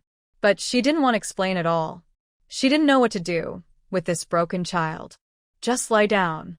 She casually pulled out a book about business from the bookshelf and returned to the soft couch. DeBeo relied on his innate advantages to successfully crawl to his mother's side. He took a look at the title, The Underlying Logic of Business, and instantly curled his lips with disinterest. Erbao nestled in his mother's arms, not making a fuss at all, as if he was really reading the book seriously. If he hadn't stretched out his little paws to turn the pages of the book, Chio Inua would really think he was an honest person. Erbao, don't move. Mom hasn't finished reading yet. Erbao didn't care. He pretended to read for a few seconds and then turned the pages quickly. It's just that he was too young, and he got tired after turning the pages for a while, and then he lay in her arms and acted stupid, being unbelievably well-behaved. Since she discovered DeBeo's identity, she could no longer breastfeed calmly, so she left the formula to DeBeo and the milk to Erbao. The mother and her 2 children stayed in the space for most of the day, and when they came out, only 2 or 3 hours had passed. After lunch, she stuffed the 2 little guys into the library and told them not to run out. DeBeo, keep an eye on your brother, and be careful of the panda outside. Remember, that panda is different from the giant panda you saw on your phone. They are still wild and very dangerous. If anything bad happens, take Erbao out immediately. DeBeo nodded perfunctorily, I know. Chio Inua tapped DeBeo's pink face. I'll be back after I buy the seeds. If you have a space but don't farm, wouldn't it be a waste? After all, she wants to let it go for a few years, so she has to save money. Chio Inua forgot that the weather is so cold now that many seeds are not complete. She only bought cucumber, kidney bean, and eggplant seeds. Potatoes are usually kept for family seed. In this season, seed stores don't have any for sale. But it's better to have some than not. It's this kind of people that makes her worried. The child is still young and can't do such complicated things. It's absolutely impossible for her to do it. I'm so angry. Other people's spaces are automated. Why isn't her space so advanced? On the way, I thought about it but couldn't come up with a good solution. After returning home and locking the door, I flashed into the space. The library didn't see the 2 little guys, and my heart tightened. Could the twins be taken away by the panda? At this moment, her mind was full of all kinds of bloody images. The next second, she ran out of the library. She was almost scared to death when she saw the scene in front of her. If DeBeo hadn't ridden on the panda and even pulled its ears, she would have really thought that this kid had become a delicacy in the mouth of the iron-eating beast. DeBeo saw his mother and immediately waved excitedly, Mom, look, it's so friendly, not fierce at all. Chio Inua was speechless as she looked at the panda that was trying hard to please DeBeo, with a flattering look on its face. If she wasn't dazzled, then the world must have gone crazy. Erbao turned over, lay on the lawn, and kept practicing raising his head. It's a pity that a child who is less than 4 months old doesn't have such a strong spine. Mom, come quickly. It turns out that the giant panda we saw is a spiritual pet, and its number is 3224. 3224 sat down on the ground and held DeBeo in her arms. For a moment, Chio Inua wanted to exchange a basin of milk for the child. 3224 greeted Chio Inua with her free hand. That nonchalant and comfortable look was a bit like the female top star in later generations, Hua. Hello, I'm System 3224, Xiao Xingchen. Are you willing to bind to the system? DeBeo seemed particularly excited. What system? Study to strengthen the country. DeBeo's face fell instantly. I don't want to. 3224 was confused. Why are they more difficult than each other? Chio Inua burst into laughter. This system is good. 3224 cast his expectant eyes on Chio Inua's face again and asked with interest, or, host, you can also bind to me for the female supporting role counterattack system. Not interested. If you have that time, you might as well sleep a little longer.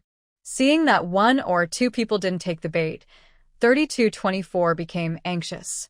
At the beginning, it was eager for quick success and met the chosen one.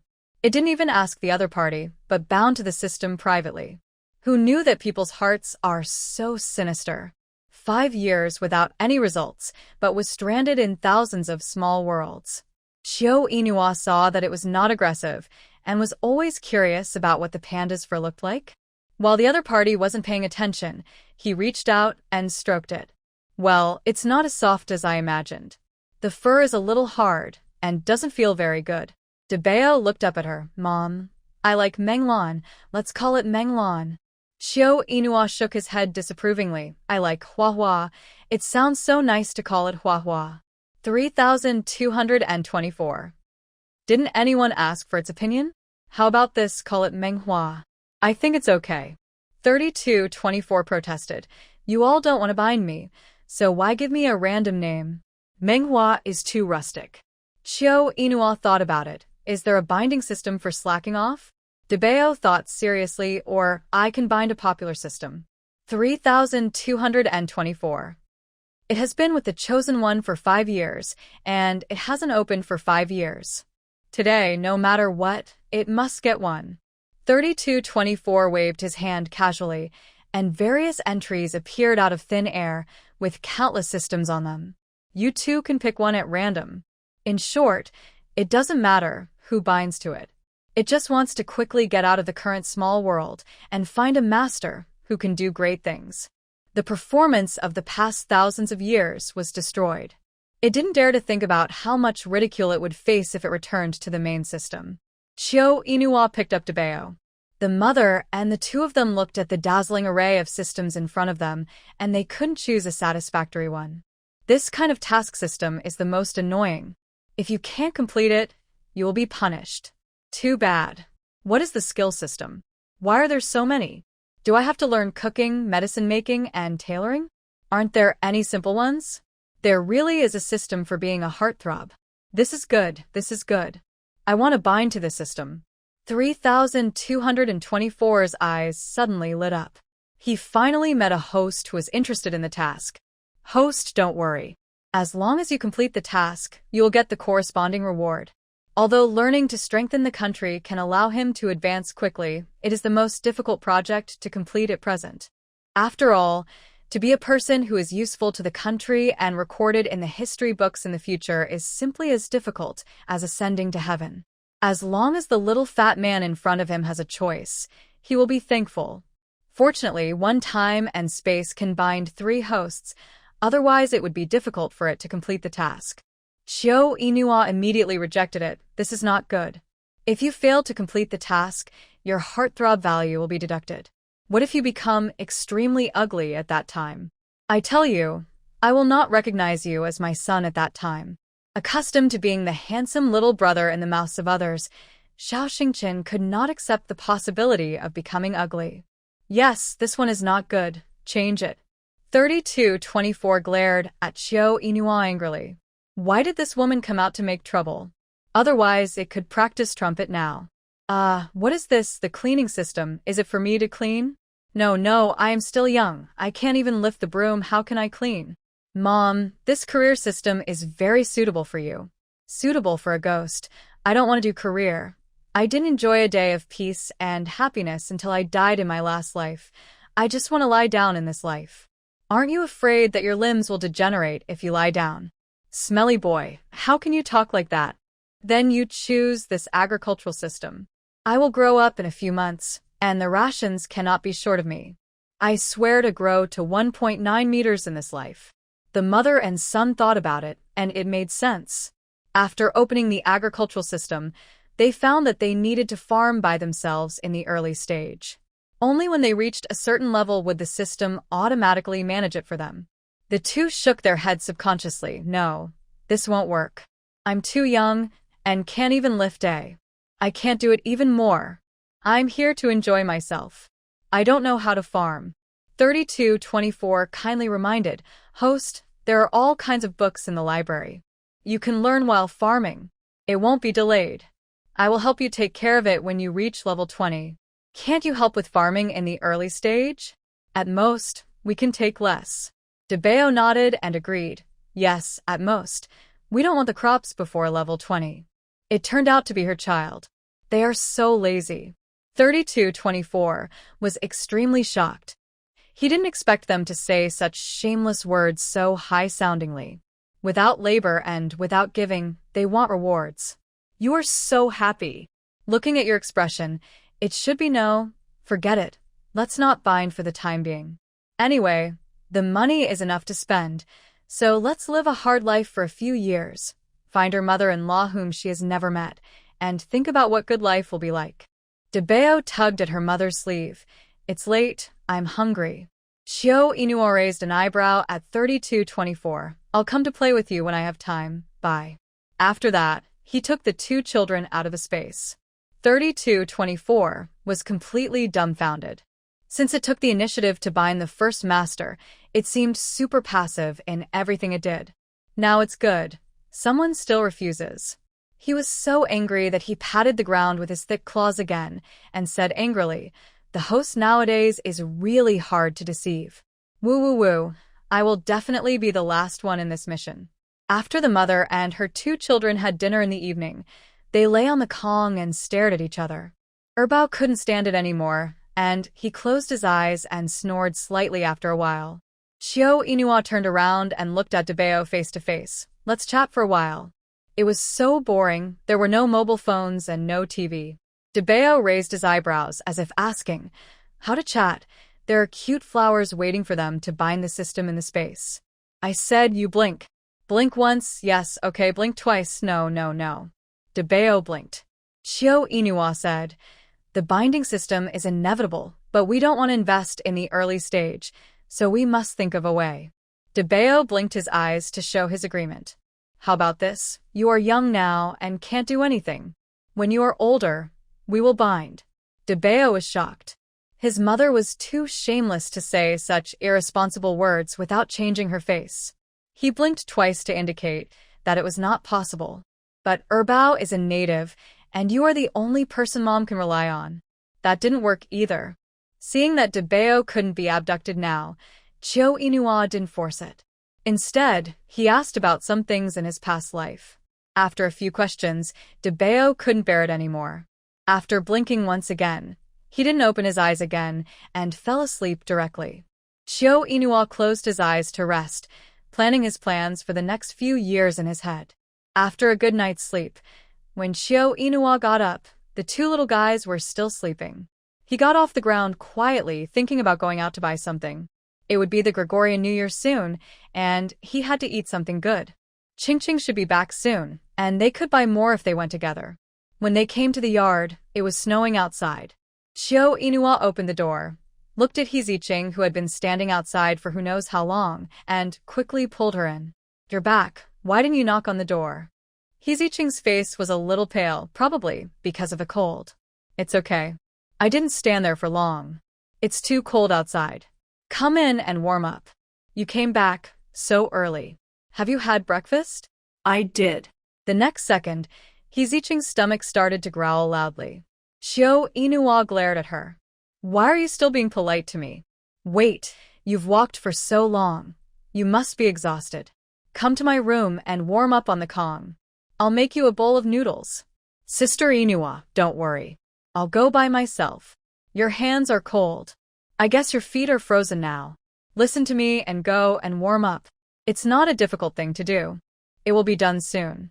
Hiziching couldn't help but tear up when he saw Sister Inua's back as she went into the kitchen. He quickly wiped away his tears and came to Sister Inua's room. He warmed his hands before he dared to touch Debeo and Erbao. Although they had only been together for a short time, Debeo and Erbao were definitely the best children she had ever raised. They were obedient and sensible and never made trouble. Now she was leaving, and she was reluctant to let them go. Sister Inua was a good person, and she couldn't let her get into trouble. She said in a very low voice, Debeo, Erbao, Aunt Ching is leaving. You must grow up well and protect your mother. You must never let others bully her. Do you understand?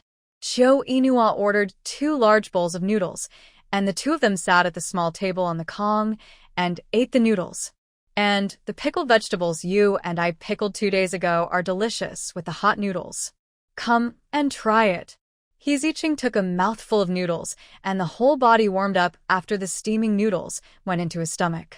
With another mouthful of cucumber pickles, the taste was really delicious. He picked up another bowl of noodles with chopsticks and found an egg inside, and his eyes suddenly became red. Sister Inua, why did you add eggs to me? This is for you. You feed the child. It's time to replenish your body. Seeing that she was about to put the egg in her bowl, Jo Inua hurriedly took the bowl away. Don't worry. How can I treat myself badly? There are also some in my bowl. You eat it quickly. I won't be much nourished if I eat one more. You eat it quickly. He Ziqing ate the noodles with tears mixed in his eyes, and finally held the bowl and ate it all in one go. Jo Inua looked at her with red eyes. Qingqing, has something happened to you? Tell me, and I will work with you to find a solution. She pursed her lips. Yes, there is something, Sister Inua. I'm sorry. I can't work here with you anymore. Why, is it my problem or your problem? Without He Ziqing, it was really inconvenient for her. After all, she couldn't find someone as kind-hearted as her and good to children. Sister Inua, it's my problem. Jo Inua pursed her lips and asked tentatively, did something happen at your aunt's house? She hesitated for a moment and finally nodded. Seeing her like this, it was obvious that she didn't want to talk about it in detail, and Jo Inua didn't ask too much about other people's family affairs. In the end, she had to let go, but still said, if the matter of your aunt's house is resolved, you can come back at any time. Thank you, Sister Inua. If she stayed any longer, Debeo and Erbao would wake up, and she would definitely be reluctant to leave. Sister Inua, I'll go pack my luggage. Okay. She has always been a person who makes things go well and never treats her employees badly. She took out a 5 yuan note from the cabinet. Qingqing came in the middle of the month, so her salary was usually paid in the middle of the month. Now it's not even the end of the month, which is equivalent to half a month's salary missing. But she still wanted to give her a full month's salary. Since she came, she basically didn't have to worry about the children and the family. So this money is worth it. She stuffed the 5 yuan into her hand, but Qingqing didn't want it. Sister Inua, I said I wanted to leave at the last minute, and I only worked for half a month. How can I take your money? Take the money back quickly. Qingqing, it's better to have money than to have no money.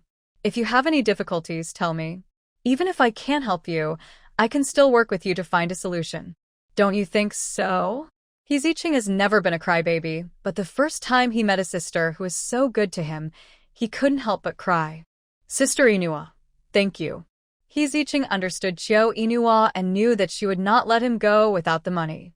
At worst, she could buy some things and have them delivered to her after the storm had passed, which could be regarded as repaying Sister Inua's kindness. As soon as He Ziqing left, the house became much quieter. Jo Inua huddled on the Kong with her 2 children, with nothing to do. She couldn't help but sigh. Where could she find a girl as good at work as He Ziqing?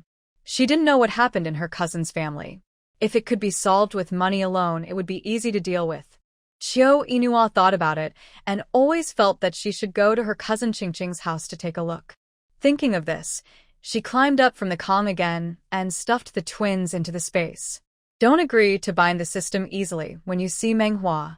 Debeo's face showed an expression that didn't belong to his age, as if to say, am I a fool?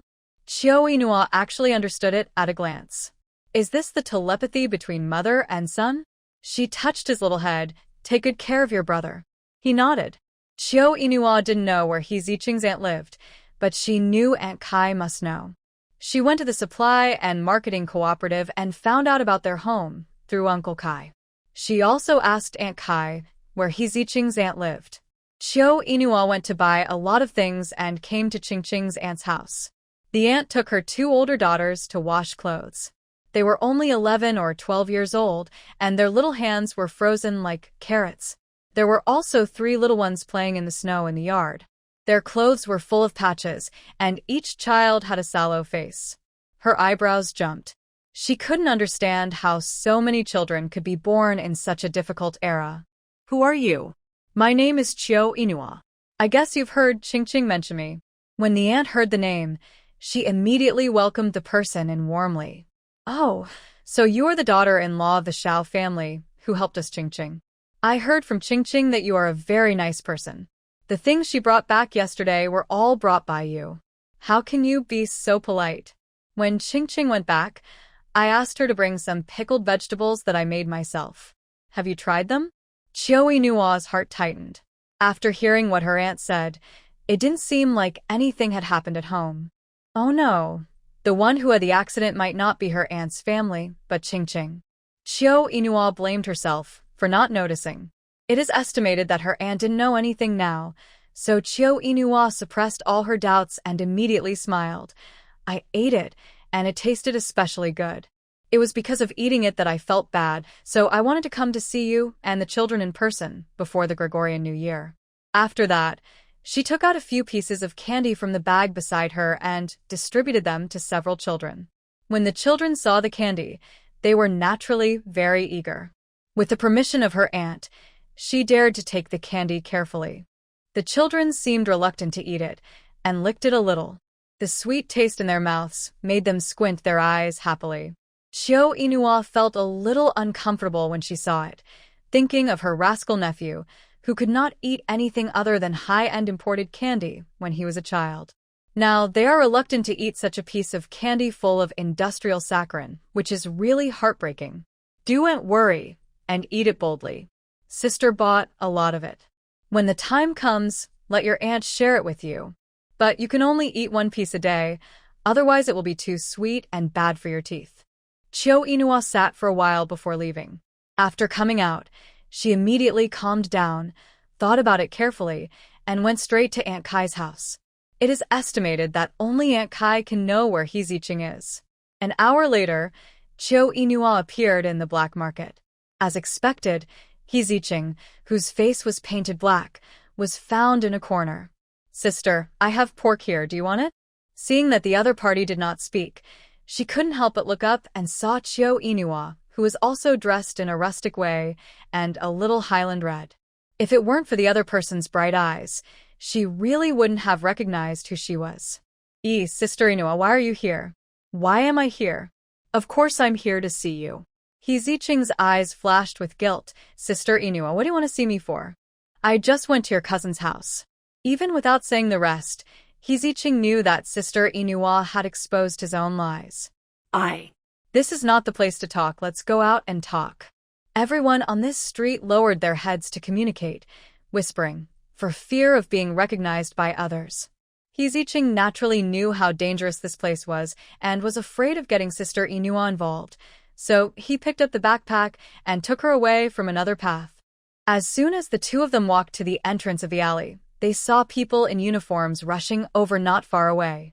He Ziqing secretly shouted that it was not good and pulled Chiao Inua to run in the opposite direction. The wind in December was like a knife.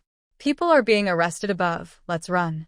Normally, I didn't feel anything when I walked, but when I ran, I deeply felt the difference between thin people and fat people. She felt that every piece of flesh in her body was shaking.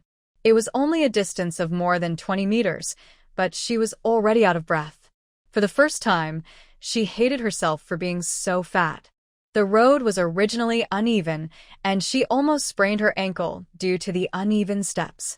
Dragging 150 kilograms of flesh, her whole body was sore and weak. Don't run. When the people wearing wide-brimmed hats and uniforms came, the whole black market was in an uproar. No, Ching Ching, I can't run anymore. You run out first. She only needed to find a place where no one was and slip into the space to successfully escape. Ching Ching was very careful, and without her as a burden, she would definitely escape quickly. But He Ziqing didn't know anything. She only knew that if she let go, Sister Inua might go to the police station. She couldn't abandon Sister Inua at this time. Sister Inua, hold on a little longer, I know there is a small path. Chiao Inua followed her through many twists and turns and finally came to a low wall and moved a few stones from the side. Hurry up and climb up. What? Looking up at the low wall, it was not very high, but with her body size, she definitely couldn't climb over it. Time was running out. He Ziqing held up Chiao Inua's big ace. Sister Inua, use a little strength, let's flip over. Chiao Inua. A pair of small hands directly lifted her up and then turned her over with force. Chiao Inua screamed ah, and fell to the ground with a. He Zicheng cleaned up the mess, immediately moved the stones away, made a sprint, and jumped down with both hands on the low wall. Chiao Inua felt that she had fallen hard this time, and her elbows, knees, and body were all painful. Sister Inua, can you still hold on? There was a noisy sound from the other side of the low wall. Some people refused to plead guilty, shouting that they were wronged, and some cried and begged, and they would never dare to do it again. He Zicheng stretched out his index finger to his mouth and made a hush sound. The two got up from the ground and walked away on tiptoe. It was not until they came to a safe place that Chiao Inua took a breath. It hurt so much. It really hurt. Obviously, she wore a lot of clothes in winter, but she felt that the skin and flesh under the cotton-padded clothes were rubbed. I'm sorry I have implicated you. He Zicheng wanted to turn up her trouser legs to take a look, but was stopped. I'm fine. Let's find a place where we can talk. The two went to a small park nearby, and although there were still small snowflakes floating in the sky, they sat down in the pavilion by the lake. Sister Inua, you're out. Where are the twins? Ask the aunt next door to help take care of them. Let's not talk about the two of them first.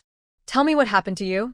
Everyone has been found, and He Zicheng has nothing to hide.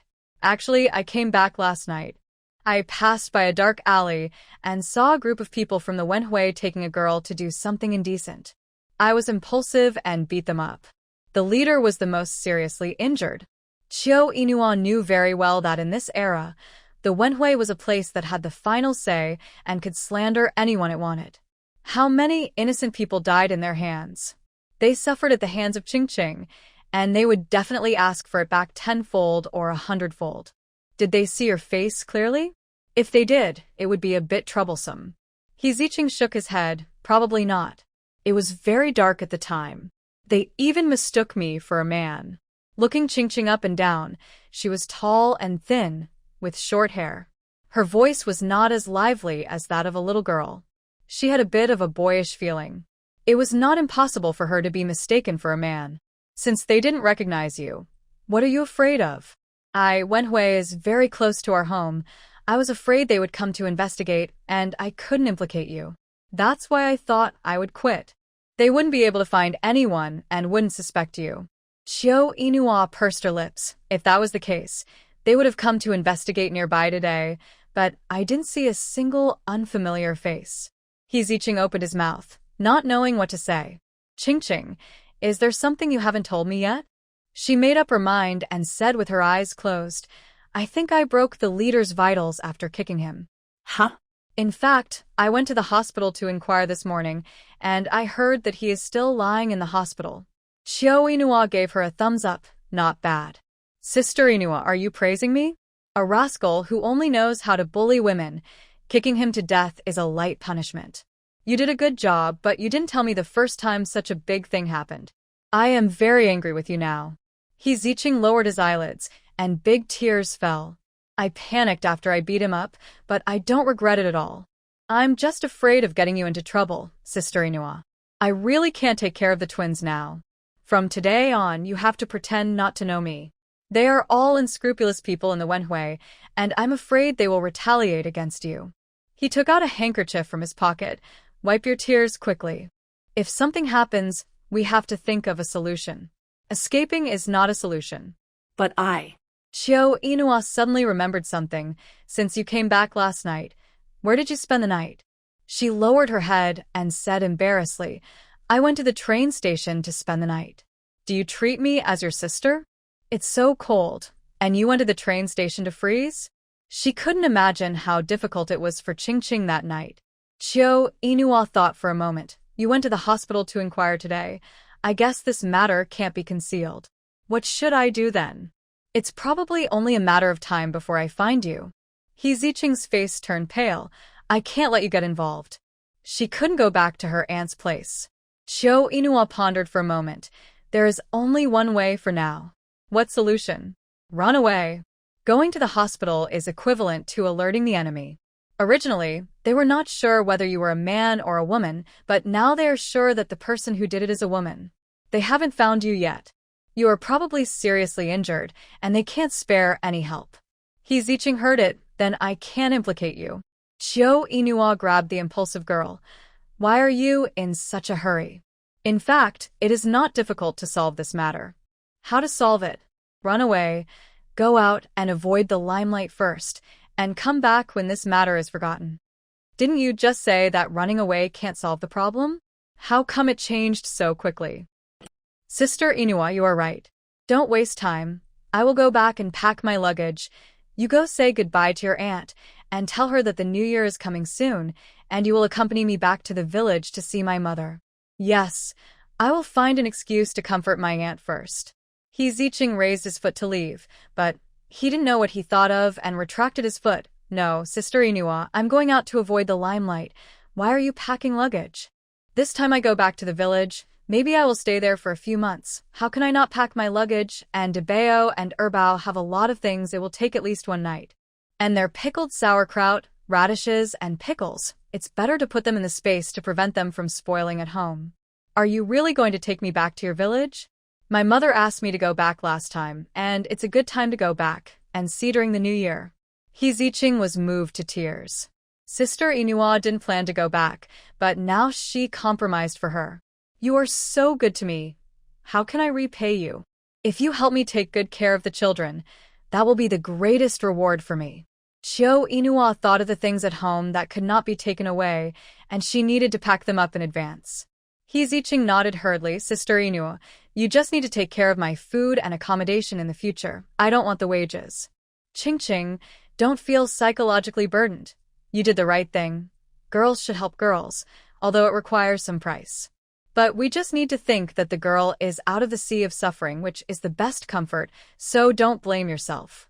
After listening to Sister Inua's comfort, Zicheng's mind suddenly became clear.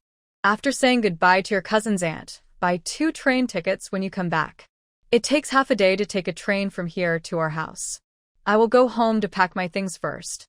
The first thing Chiyo Inua did when she returned home was to feed the children, and then told them about going back to the countryside. We should stand together with Aunt Ching on this matter. Then you take good care of your brother. I'm going to pack up outside. Wait a minute. What's wrong? I want to. Chiyo Inua looked disgusted. I'm a human being. I want to when I eat too much. I'm not a pretty doll. Forget it. I'll take you out too. He took Erbao out with him and solved the feces and of both of them. You two have fun on the Kong. I'll go pack up. He put all the food prepared for the winter in the space. Some large items that were not important for the time being were also stuffed in. Only useful and light items were left for them to take away tomorrow. Then he went to the kitchen to make some food and baked a few pancakes, and Chiyo Inua was done with his work. He took a key and went to Aunt Yang's house next door, just in time for them to have dinner. It stands to reason that her appearance was a bit impolite, but Aunt Yang's family was not unhappy and asked very enthusiastically, have you eaten? No, but I have prepared the meal and am waiting for Ching to come back. I came so late because I have something to do with Aunt Yang. Look at you. Why are you still being polite to me? What's the matter? Well, the new year is coming soon. Last time my mother asked me to go back with her, but I refused. The old lady left in anger, and I felt bad about it, so I plan to go back and see her during the new year. It's time to go back. You have been away from home for the past few years. She must be worried. Well, it's time for the spring plowing next year. Maybe I have to stay for a while to help her plant the land. So, I'm not sure when I will be back. I want to leave a key for you so that you can help me open the window and ventilate when you are free. I thought it was something else. Don't worry, there will be no problem leaving it to you, Aunt. Thank you, Aunt Yang. I'll go back first. Please sit for a while before you leave. This was definitely a polite remark. Chiyo Inua smiled. No, I have to go back to pack my luggage. That's right, Inua. When you go home, listen to your mother and don't make her angry again. People nowadays are getting old and angry. Do you think you will get angry or anxious? Chiyo Inua was worried about the 2 children and didn't talk much. She put down the keys and the dried mushroom she brought. This is the hazel mushroom unique to our village. No matter how it is cooked, it tastes very good. Aunt Yang was embarrassed. She fought with her for a few times and was sweating profusely. Then she agreed. She was definitely not greedy, but she really had never fought against the fat daughter-in-law of the old Shao family. Chiyo Inua. I really know how to thank you. When He Ziqing came back, it was dark outside. Without giving her a chance to ask, Chiu Inua said that she had packed everything, even the bag, and was waiting to carry the bag home. You should go to bed early today. We will leave at dawn tomorrow.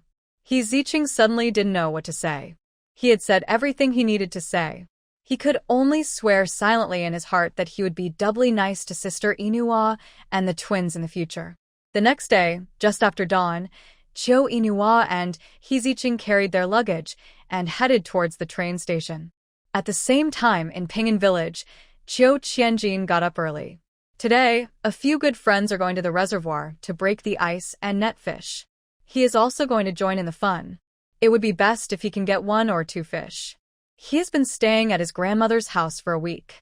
His uncle and aunt have a nose that is not a nose, and their eyes are not eyes.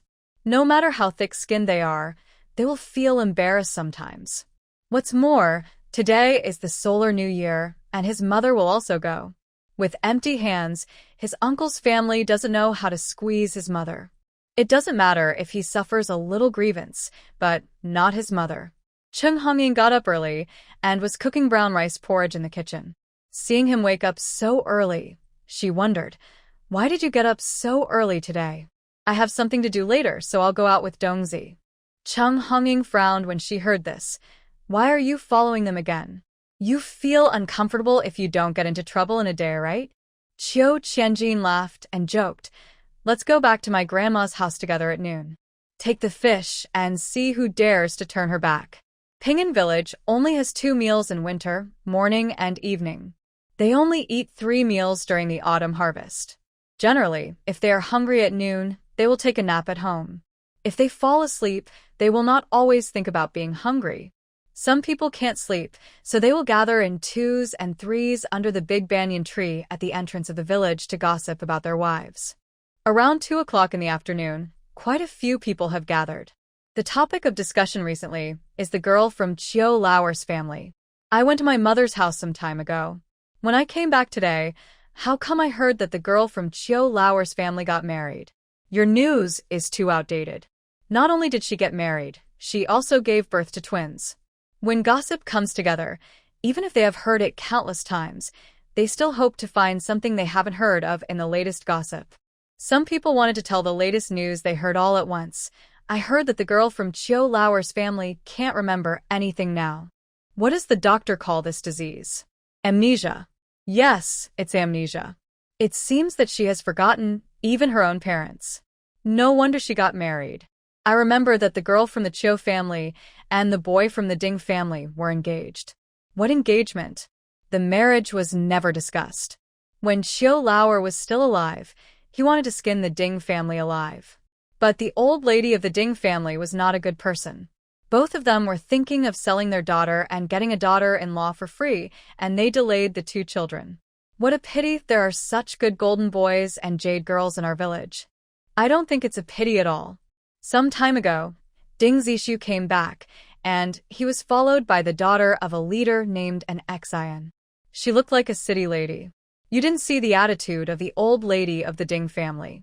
She really wanted to worship her like an ancestor. Oh, if Ding Zishu marries someone, won't he be a city dweller in the future?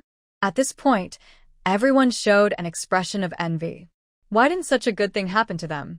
However, the girl from Chiu Lauer's family is really pitiful. What's pitiful? It's her bad luck to have such a father. Chiu Qianjin's figure came closer and closer. Someone immediately coughed and said in a low voice, "Everyone, stop talking. The little rascal from the Chiu family is back. If he hears us gossiping about his sister, he might get angry and beat people up again." From a distance, he heard a few old guys in the village chattering about something. You can tell with your toes that they are talking about his sister. After all, his sister has been very popular in the village during this period. Chiu Qianjin frowned. It was really because there was no work to do in winter that they were doing nothing. He carried a large backpack on his back, and at the bottom were 2 silver carps, one weighing 3 or 4 pounds, and the other weighing a little more than 1 pound. The top was covered with thick dry firewood. Looking at the idle old guys, they smiled amiably. "Uncle Zhang, Aunt Wang, are you chatting?" Uncle Zhang and Aunt Wang, who were suddenly called, were stunned for a moment. They were the ones who talked the most just now. Well, where did Jinzi go? Qiu Qianjin said with a smile. I went up the mountain to pick up some dry firewood for my grandparents to burn. Uncle Zhang, is your family short of dry firewood? Otherwise, I will pick some and send it to you. Uncle Zhang dared not. If he dared to take advantage of this today, the old man and old lady of the Qiu family would dig up his father's grave tomorrow. Everyone knows that there are 3 sons in the old Qiu family. Only the second son Qiu gave birth to the only grandson of the old Qiu family. The eldest and the youngest are all girls, and they can't raise their heads in the Qiu family until now. Qiu Qianjin's favor can be imagined.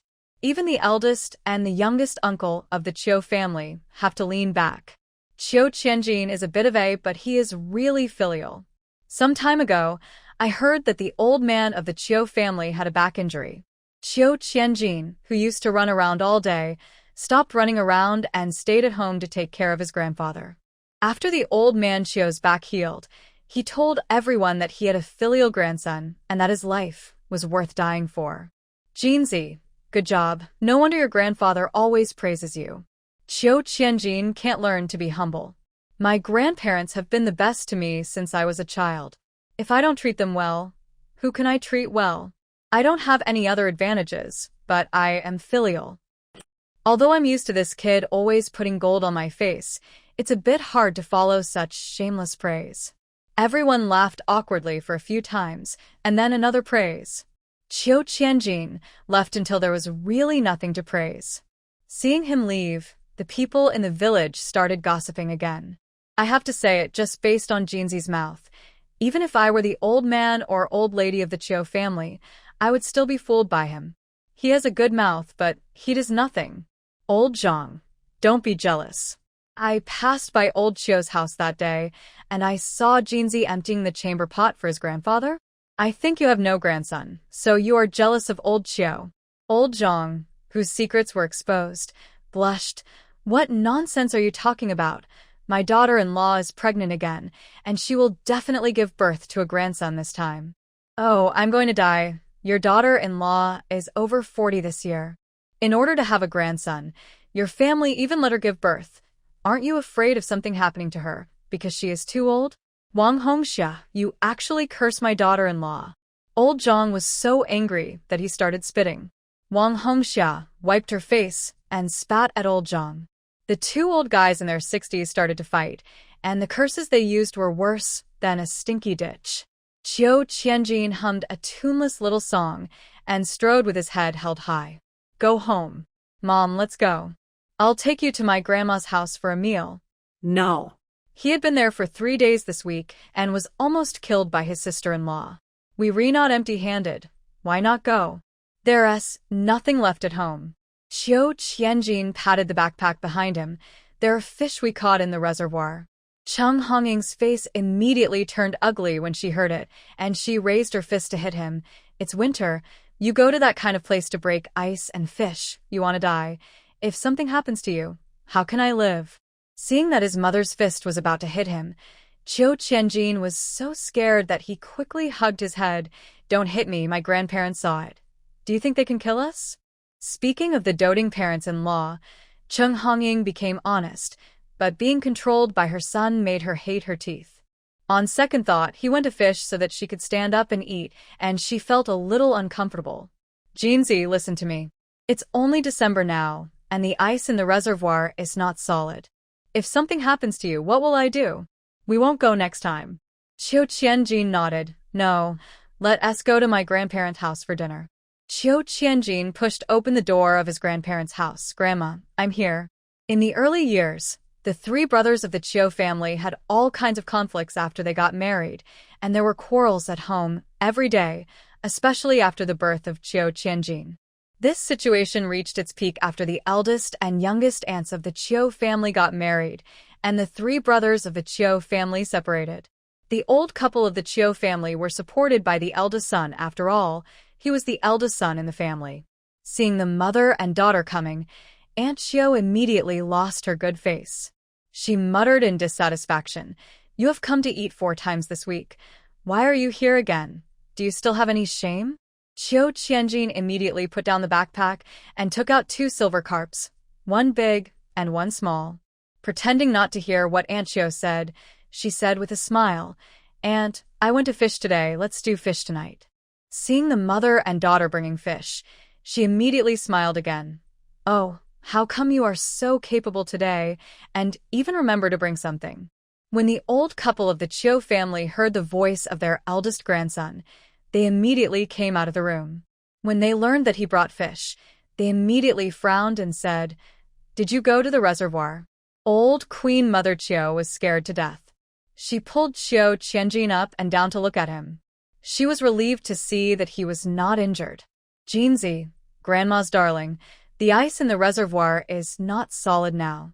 Why did you take this risk? Our family doesn't need you to eat. Don't do such a dangerous thing next time, understand?" Facing his grandparents who loved him, Jinzi spoke with a little bit of coquettishness. "Grandpa, Grandma, there are several of us, and everyone has ropes tied around their waists so they can't fall. Don't go to the reservoir next time. If you want to eat it next time, ask your grandfather to go to the grocery store to buy you one."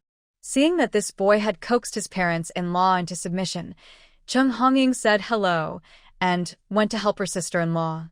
When Aunt Chiu saw her coming, she immediately snorted in annoyance. "How long do you and your son plan to eat and drink for free?" Old Mrs. Chiu frowned and scolded unceremoniously. "Eldest daughter-in-law, didn't you see that my eldest grandson brought 2 fish here? Even if she was eating and drinking for free, she didn't eat from you. The money of my old couple is for my eldest grandson to spend. What's it to you? And you, second daughter-in-law, you have been here for several days. What's the situation with your family? Are you really so poor that you can't even afford to eat? Where did the money go?" Chung Hongying's old face flushed with embarrassment. "I went to see Inua some time ago. It's not easy for her to be a woman with 2 children. I left the money to her." Master Chiu frowned, but said nothing more. Chiu Ju secretly glanced at her second aunt, her eyes full of envy. Seeing her parents-in-law entering the house with the gold, Aunt Chiu was full of envy. If she also had a son, how could Chiu Qianjin be a problem? Uncle Chiu's family had 3 daughters in total. The eldest, Chiu Hua, and the second, Chiu Yi, were married, and now there was only one left, Chiu Ju. She worked with her mother from morning to night every day, and was so tired that she couldn't even straighten her back. "Aunt Chiu, second sister-in-law, I'm not saying anything to you, but a girl is like water spilled after she gets married. The money you gave to her to support her was also given to her husband's family. You really have money, but nowhere to spend it. Except for the old couple of the Chiu family, no one else knew that Chiu Inua was a widow. So when Mr. Chiu heard that she gave the money to Nyoer, he didn't say anything. Because she gave birth to the only grandson of the old Chiu family, the eldest sister-in-law hated and envied her in her heart, and wished that she lived worse than anyone else. As for the third sister-in-law, although she was not a bad person, she was a gossip. If she knew, it would be like the whole village knew.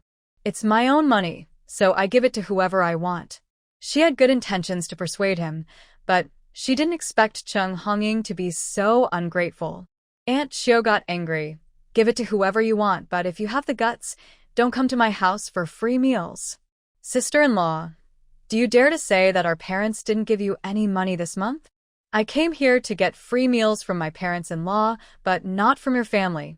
You've taken all the advantage, and you're still not done, are you? Aunt Chiu, whose truth was exposed, growled in a cowardly voice, "Stop talking nonsense." The 2 sisters-in-law were arguing fiercely, when suddenly someone came in from outside and shouted, "Second brother Chiu's family, your Inua is back with the child." What? Chung Hongying was stunned for a moment. Before she came back, wasn't that girl so tough? How come she's back with the child in just a few days? When she thought of her 2 big grandchildren, she slapped her thigh happily. At this time, Chiu Qianjin also helped the old couple of the Chiu family out with a happy look on his face and asked the person who came to report the news, "Is it really my sister who is back?" "It should be." She said her name is Chiu Inua. After all, the child is now fat and looks like a monster, and it is obvious that she has lived a good life outside. I still remember that when Chiu Inua left 2 years ago, she was so thin that her bones were just skin and bones. When she saw her again today, she didn't dare to recognize her. Chung Hongying rushed out happily, not even caring about her own son. Grandpa, Grandma, I'll go back and take a look too. I won't come to dinner tonight. Old man Chiu waved at him. Go quickly. Chiu Qianjin rushed out of the yard excitedly. When Aunt Chiu saw that the mother and daughter had left, she was very happy when she thought that their family could eat the silver carp tonight. Unexpectedly, one day, she would be able to take advantage of the second brother's family. Without waiting for her to happily wash it again, Chiu Qianjin rushed back and picked up the processed silver carp in the basin. Thank you, Auntie. You are so kind that you have processed all the fish. Leave the small one to my grandparents. Annie, don't eat it secretly. His figure flashed, and he disappeared in a few big steps. Auntie Chiu came back to her senses and was so angry that her whole body was shaking. Chiu Qianjin, do you have no conscience? I have processed the fish, and you took it away. Chiu Inua and He Zicheng each carried 2 large bags and held a fat baby in their arms. As soon as the two entered the village, the people who were chatting just now suddenly became quiet, looking at the two of them up and down. I don't know them. When strangers come to the village, everyone will be extra vigilant. Someone asked, Girl, who are you looking for? Chiu Inua still has some impression of Aunt Wang in front of her, a famous gossip in the village. I have talked about her a lot just now, and my name can be heard from 7 or 8 meters away. Aunt Wang. Don't you recognize me? Aunt Wang was shocked. You know me? I'm Chiu Inua. Aunt Wang was even more shocked. Her pupils were shaking, looking up and down at Chiu Inua, who was as fat as a ball. Chiu Inua from Chiu Lauer's family? That's right. Who else named Chiu Inua in our village? Aunt Wang took a breath. Oh, Inua, I haven't seen you for 2 years. Where have you been to live a good life? She patted her thick shoulders. How much good things did she have to eat to be like this? Chiu Inua knew what she was thinking. She would be furious. Unexpectedly, the fat she tried so hard to lose would be seen as a capital for her to show off her wealth in the eyes of others. Through the memory of the original owner, she successfully found the way home. Looking at the adobe house that was both strange and familiar, Chiu Inua's eyes were full of tears. This family is so poor. She thought her husband's family was simple enough, but she didn't expect her mother's family to be even poorer. Living in such a small house without sunlight for a long time, people might get depressed. Sister Inua, the door is locked, and my aunt may not be at home. Today is the solar calendar year, and I guess my mother and others should be at my grandmother's house. Then should we go to my grandmother's house to find them? From what Sister Inua said, her relationship with her grandparents was not very good, so she didn't know whether they would welcome her over, especially with her. No need. I guess the news of my return will be spread to my grandmother's house in a while, and I might be back right away. She didn't want to go to her grandparents' house to cause trouble. Sure enough, not long after the two of them stood there, a familiar figure approached from afar.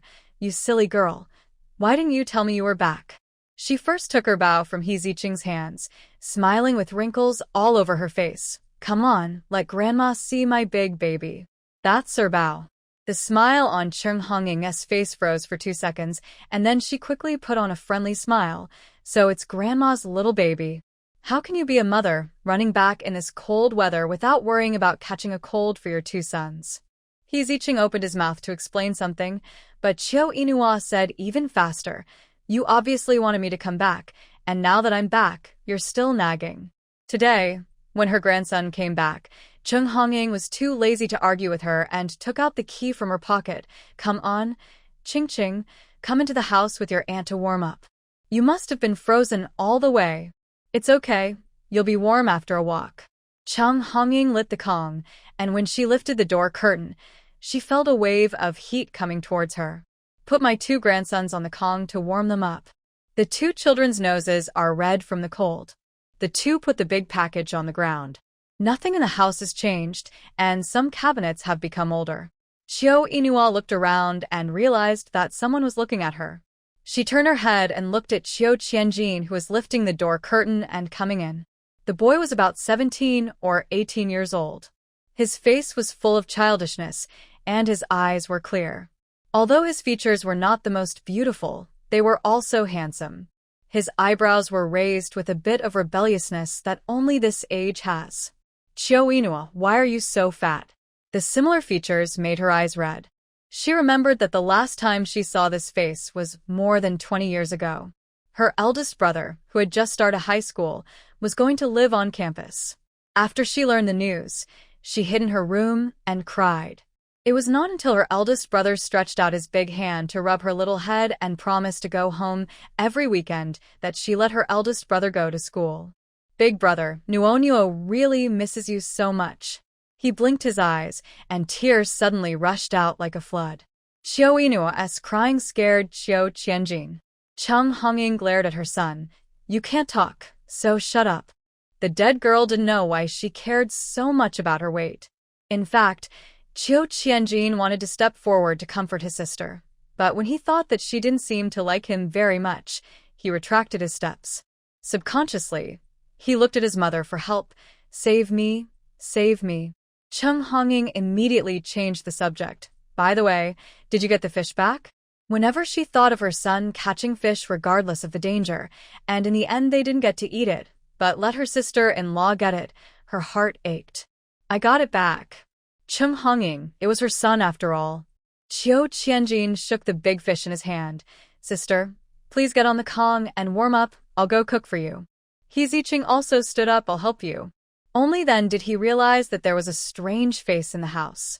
Chio Qianjin was stunned for a moment. Who are you? She is your distant cousin from your brother-in-law's family. She just came to help me take care of the children. Her name is He Zicheng. You should get along well with her. Chio Qianjin patted his chest and assured, you are my brother-in-law's cousin, so she's my cousin and we are a family. Chio Inua. Ching is older than you. That's my cousin.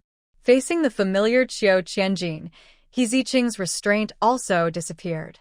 Sister, don't worry, I will definitely not bully my cousin. I'm afraid you will be beaten.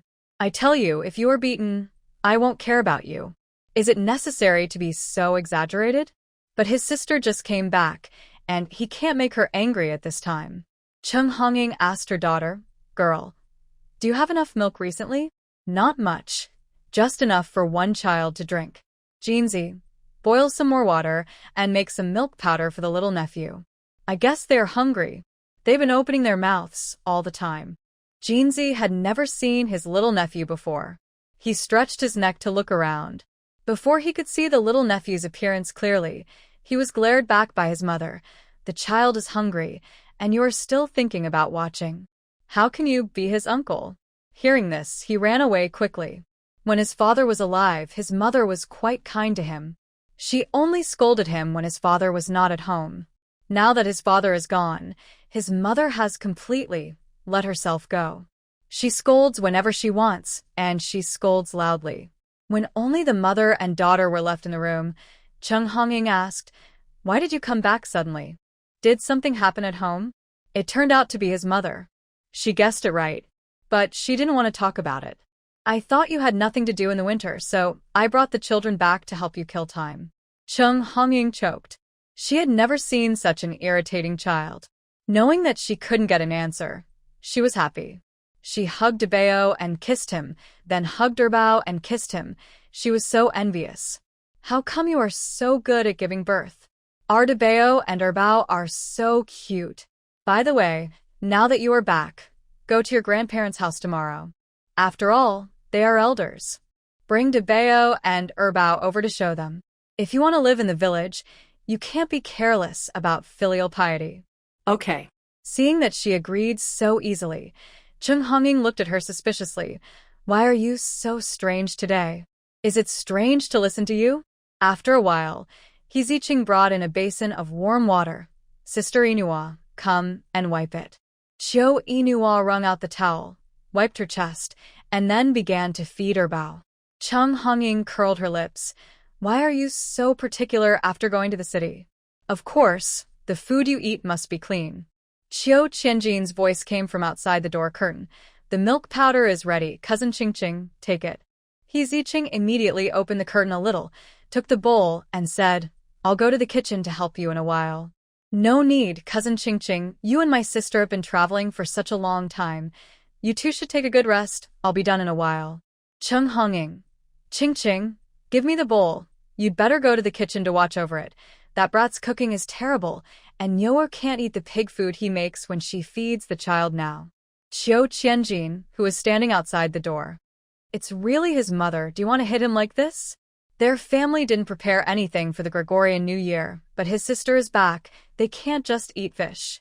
Cousin Ching, you can use whatever you want in the kitchen. I have something to go out for.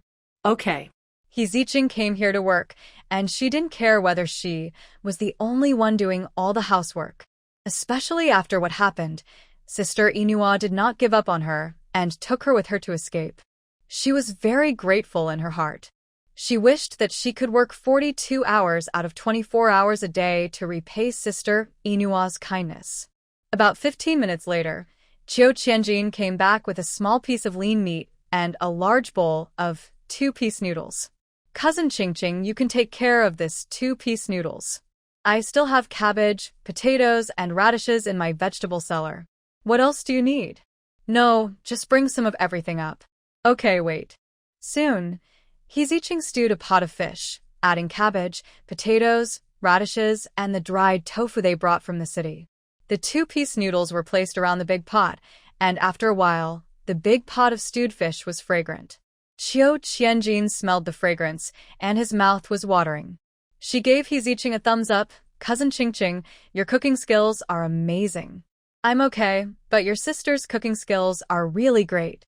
Everything she cooks tastes really good. Qiu Qianjin agreed. He actually missed his sister's stewed cabbage with dried fish. The taste. He couldn't help but slurp, and then Qiu Qianjin's stomach growled. He covered his face in embarrassment. I only had a bowl of brown rice porridge in the morning, and I haven't eaten since. Then you should eat more later. Okay, I definitely won't let cousin Ching down. It was so cold that the 2 children didn't sleep much because they were cold on the road. At this moment, they were full, and lying on the hot Kong, they were already drowsy. The little face was flushed, and the cuteness melted Chung Honging's heart. How long do you plan to stay this time? She certainly hoped that Nyoer could stay for a few more days, but she also knew that she was very stubborn and would stick to her word. How long do you want me to stay? She glanced at her calmly. Of course, after the Chinese New Year. That's fine. If you don't want to, just wait until the child is weaned. Do you agree? Yes. Chung Honging was a little too easy to talk to, and she felt a little uneasy. Just as she was about to ask about it, Jinzi had already brought in a large basin of fish. Mom, the fish stewed by cousin Ching is so delicious. You guys come and eat. Chung Honging hushed. You speak softly. The child is asleep. Jinzi nodded hurriedly, lowered his voice, and said, You two come and eat. I'll take a look at my 2 little nephews first. He came to the head of the Kong and looked at the 2 fat kids. The traces of their old Qiu family could be vaguely seen in their eyebrows and eyes, and his heart was warm. Mom, don't you think their mouths look a bit like mine? Yes, a bit. Nephews resemble their uncles. That's true.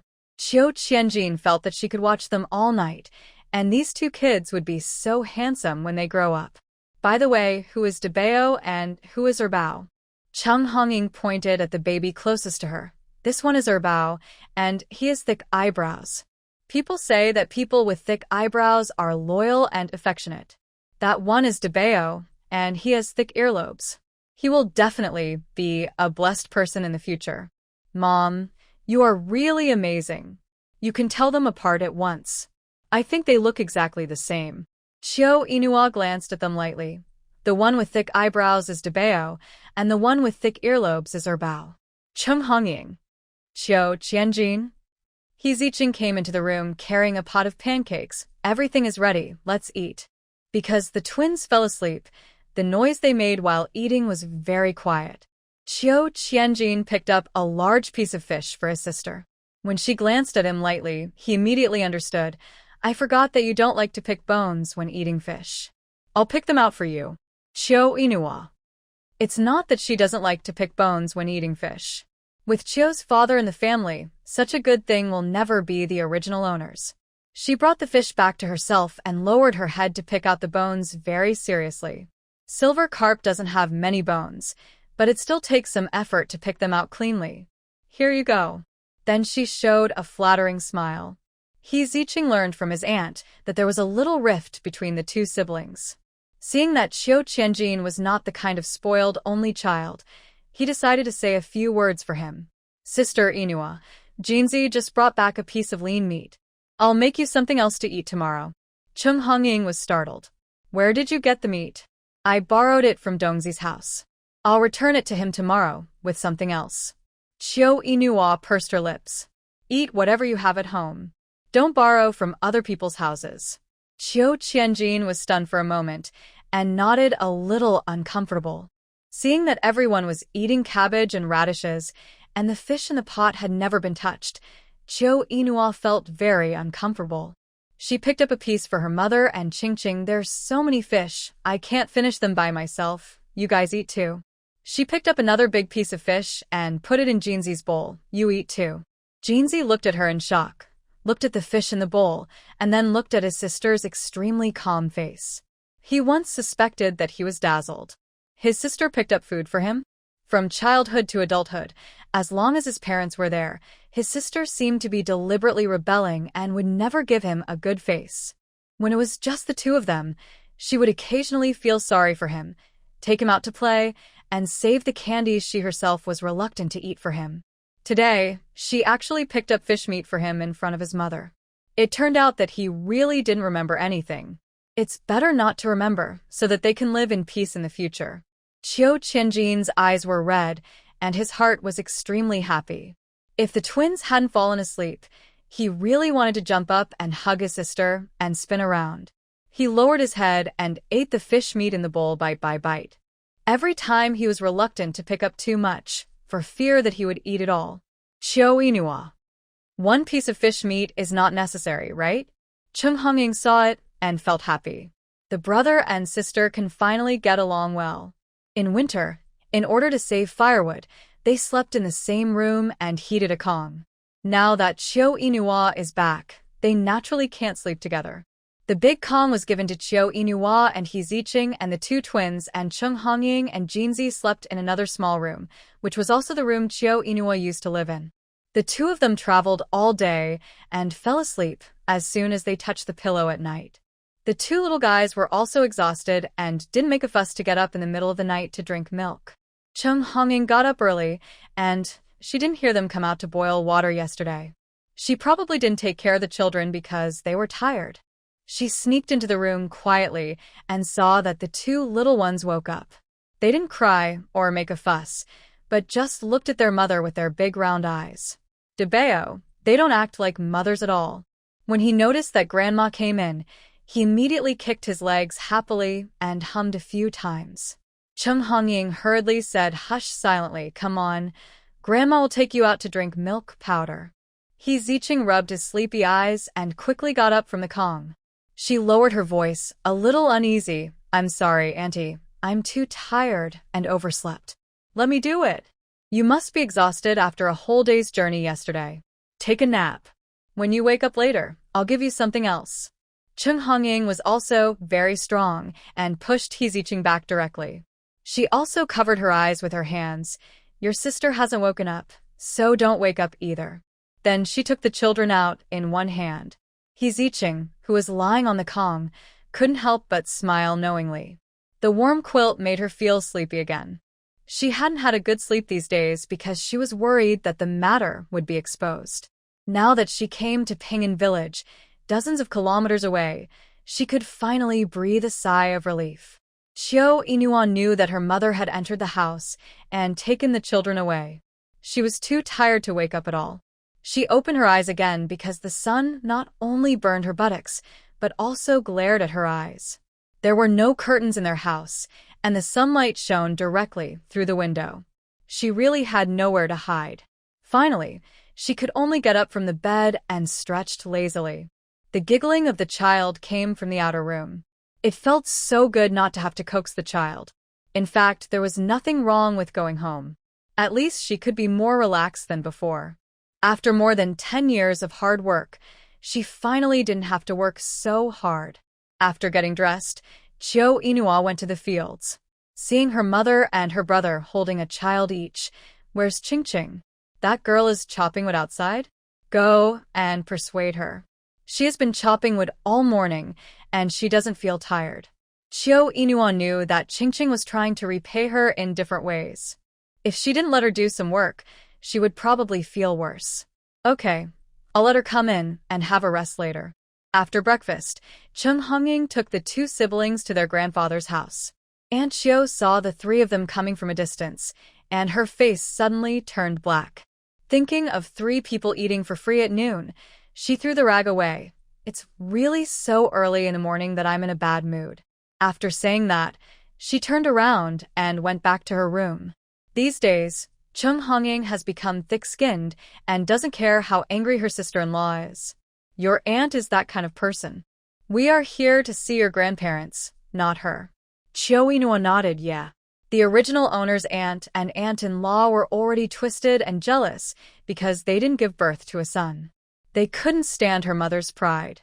Chio Qianjin pushed open the gate of the yard and shouted loudly, "Grandpa, Grandma, my sister is here to see you with the children. You must not know how cute the 2 little guys are." Hearing the voice of the eldest grandson, the old couple of the Chio family also came out. First, they asked about the eldest grandson's well-being, and then they set their eyes on Chio Inua. They were angry with her in their hearts. Their father was gone, and they didn't say they would come back to see him, but they felt sorry for her for becoming a widow at a young age. So, at this moment, he was in a complicated mood, but he didn't turn his face away from her. "It's cold outside. Bring the children into the house." After entering the house, Chio Qianjin was like a chatterbox, and anything he said could make the old couple laugh. Until Chio Inua and her mother opened the blankets on the 2 children, revealing 2 delicate little faces, the old couple of the Chio family couldn't help but admire in their hearts that the 2 children were really good-looking. Grandpa Chio asked, "Which one is the eldest, and which one is the second?" Because of the stupid question she asked last night, Chung Hongying didn't dare to be sure. "This is the eldest Xiao Xingchen, and this is the second Xiao Beichen." Xiao Xingchen was in a daze. As soon as he opened his eyes, he saw an old face full of wrinkles above his head, which scared him so much that he almost burst into tears. Later, he thought about it. "Grandma said this morning that she would bring them to meet my mother's grandparents. When he was in the orphanage, he remembered someone said that the elderly like children who smile at them, proving that they can live a long life." The sound that escaped from his throat instantly rose to the end, and Xiao Xingchen reacted quickly and immediately turned into a giggle. In order to make his mother's future life easier, he also tried his best and laughed until his teeth were exposed. Grandpa Chio was startled. "Why is this child laughing so happily when he sees me?" As if he thought of something, he reached out and gently touched his little hand. "Are you laughing because your great-grandfather can live 100 years? Xiao Xingchen nodded quickly. "Old man, you really understand." His nod shocked everyone in the room. Chio Qianjin's good words came out as if they were free. "Grandpa, my eldest nephew has made it so clear, isn't it obvious? You will definitely live 100 years and be healthy with my grandma." Who doesn't like to hear such good words, especially when they come from the eldest grandson, which makes the old couple very happy. Looking at the 2 little kids at this moment, the love is also a little more sincere. Grandma Chio also leaned over curiously. "Let me see if Ardebeo smiles at Grandma." Xiao Xingchen. "Smile. Of course he smiles. He always treats everyone equally. Whenever this happens, he always sighs. Why is his younger brother a native? If he is the same as himself, facing such a situation, will there be someone to help him share the burden?" "Old man, see, this child also smiled at me. It seems that both of us can live a long life. Take a closer look, they look a bit like our Jinzi." When mentioning this, Chio Qianjin's tail was raised to the sky. "Grandma, you also noticed it. When I saw it yesterday, I was stunned. Look at this eyebrow and eyes. Don't they look like me? And this lip, this nose, it's like I was carved out of the same mold." The eyebrows and eyes are indeed a bit like Chio Qianjin, and the rest is obviously very similar to his father. But the old couple's eyes were fooled by the eldest grandson. At this moment, looking at the two great-grandchildren, they really think they are carved out of the same mold, and they like the two children even more. Erbao was woken up by his brother. He opened his sleepy eyes, waved his hands, and tried to grab something. He accidentally grabbed his grandmother's hand, and the corner of his mouth raised a tiny arc. Qiu Qianjin was very excited. Grandma, did you see that? Erbao also smiled when he saw you. Qiu Inua. Why did she feel that Erbao's mouth was twitching? Grandma, let me tell you, Erbao is so old-fashioned, just like a little adult. He has no expression when he comes back. This is the first time he smiles when he sees someone. My mom doesn't even get this treatment? Cheng Hongying would continue to make up her son's boast even if it was not true. That's right, Erbao is really cold and indifferent to everyone he meets, Mom. It seems that Erbao likes you. He is holding your hand and won't let go at this moment. Xiao Xingchen. His native brother hit the mark by accident. Just in time, he was also tired of laughing. Grandma Qiu smiled even more, picked up Erbao, cherishing him to death. Although her granddaughter is not very likable, the child she gave birth to is really rare. The old couple held one each, teasing the children in their arms, but left Qiu Inua aside. At this time, there were sounds of and throwing outside the door. Aunt Qiu would occasionally say a few sour words. No matter how good it is, it's not your Qiu family's. The child's surname is still Xiao. Grandpa Qiu was in high spirits at the moment, and he didn't like his eldest daughter-in-law. He pursed his lips tightly, and his face turned black with anger. Cheng Hongying couldn't bear to see her vent her anger on the child. She had tolerated her to the extreme in the past few days. Sister-in-law, don't say the grapes are sour because you can't eat them. As long as I want the child to have the surname Qiu. Are you willing to let them share their parents' money with you? Aunt Qiu's eyes turned red with anger. Who said the grapes are sour because they can't eat them? You are making fun of me for not being able to give birth to a son. Did you give birth to a son? Shrimp and pork heart. Cheng Hongying, I'm going to beat you to death for your rotten mouth. You must have been the one cursing me behind my back. It's your fault that I can't give birth to a son. Who do you blame? You're unlucky for not being able to give birth to a son. My girl has 2 sons in her life. Isn't that infuriating? Qiu Inua. So, what's so great about having a son? Aunt Qiu was so angry that her raised hand was trembling. Cheng Hongying didn't let her go either. She raised her hand and slapped back the slap she had just given. Who do you want to hit? I can't beat Qiu Lauer, but I can't beat you either. After that, the 2 women started to fight. Qiu Inua was stunned. The next second, Qiu Qianjin whispered in her ear, "Don't worry. Although our mother is small, she has amazing explosive power. She has never lost in a fight. After all, it is not easy for us young people to interfere in the affairs of our elders." After that, he touched his chin. I may have inherited my ability to fight from my mother. Grandma Qiu stuffed her bow to her granddaughter and ran out to separate them. Cheng Hongying stopped when she saw that she was ahead, but Aunt Qiu was furious. She didn't care and didn't take back the slap she had given, but fell directly on Grandma Qiu's arm. Looking at her mother-in-law's face, which was so gloomy that water could drip out, she suddenly sobered up. Mom, I didn't hit you on purpose. I wanted to hit Cheng Hongying for being so mean. Grandma Qiu, why did you hit her? Wasn't what she said right? You didn't give birth to a son in the first place. Aunt Qiu broke down and cried, feeling so wronged, Mom. We are both daughters-in-law. Why are you so partial to her, just because she gave birth to a son? Yes, if you have the ability, you can also give birth to a son, and I will also be partial to you. Aunt Qiu let out a roar and rushed out of the house. Grandma Qiu returned to the house, and the 5 adults and 2 babies were surprisingly quiet. Finally, Grandpa Qiu sighed and took out 5 yuan from his pocket. "I know. This is a gift for the children."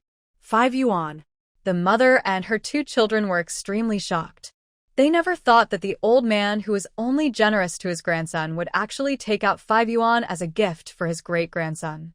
Seeing that she didn't move, Grandpa Qiu thought she was embarrassed. "Just take it. This is all your grandmother, and I can help you with. Your husband is a good man." You take good care of the children, and things will get better little by little. Chung Hongying glanced at the girl. How could this girl be indifferent to the money? Her father-in-law had finally bleed, so she couldn't miss it no matter what, not to mention that she needed the money now. Xiao Inua took the money and said dryly, "Thank you, Grandpa and Grandma." Grandma Qiu said, "By the way, your mother didn't tell anyone in the village about your husband's sacrifice except to tell us. I want to ask what you think. It's too difficult for a woman to raise 2 children. If you want to find another one, it's best to let your mother tell it. There are always gossips about widows, and she didn't want to cause unnecessary trouble. What's more, Xiao Qingyuan will be back in a few years. She doesn't have high requirements for her future partner. It just so happens that Xiao Qingyuan is good-looking and has good character, which meets her requirements for the other half. He can also take her to eat delicious food and drink spicy drinks. She will hug the big boss's thighs no matter what. The most important point is that she still recalls that dream.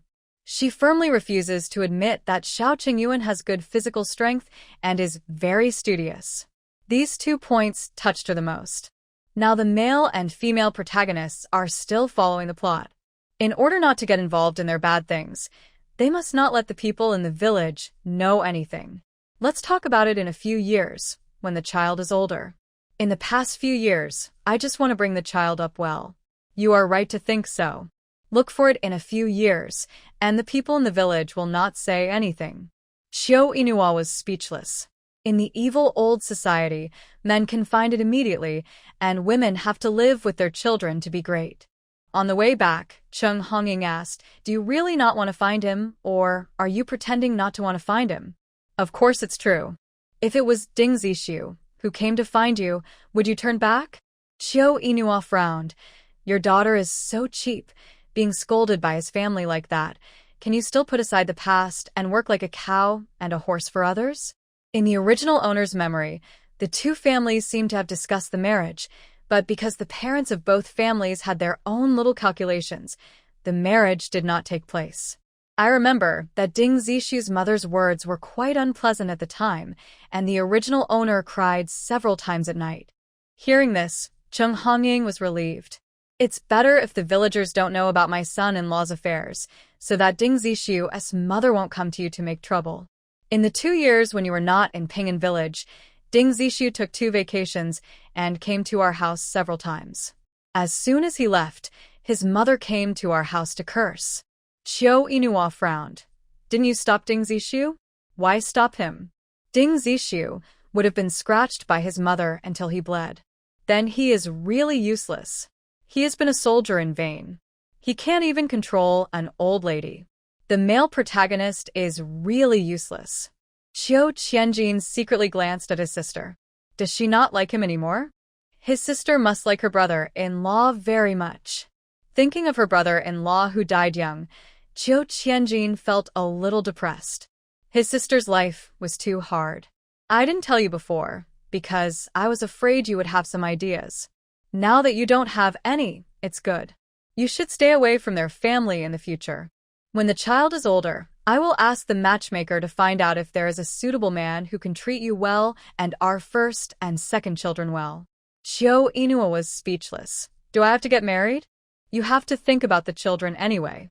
When they grow up, they will be bullied because they don't have a father. There are always a lot of gossips around a widow. There are always 1 or 2 bad mouths. As time goes by, nothing will turn into something serious. Xiao Inua didn't like to hear it. If I get married again, will these situations not happen? Others will still say the same thing. If I am a strong mother, others will not bully them because they don't have a father. No matter what, I have to establish myself as a mother first. It's so difficult for a woman to establish herself. It's just difficult, not impossible, right? Don't impose on me things that you can't do yourself. I'm your mother. How can I harm you? You won't harm me, but your thoughts are terrible. Seeing that the mother and daughter were about to quarrel again, Qiu Qianjin patted his chest and said, "My sister won't marry if she doesn't want to. I'm still here. I'm willing to support the 3 of them for the rest of their lives." It was a rather childish statement, but Xiao Inua saw the seriousness in his eyes. In fact, she had no ill will towards the original owner's mother, or even this brother.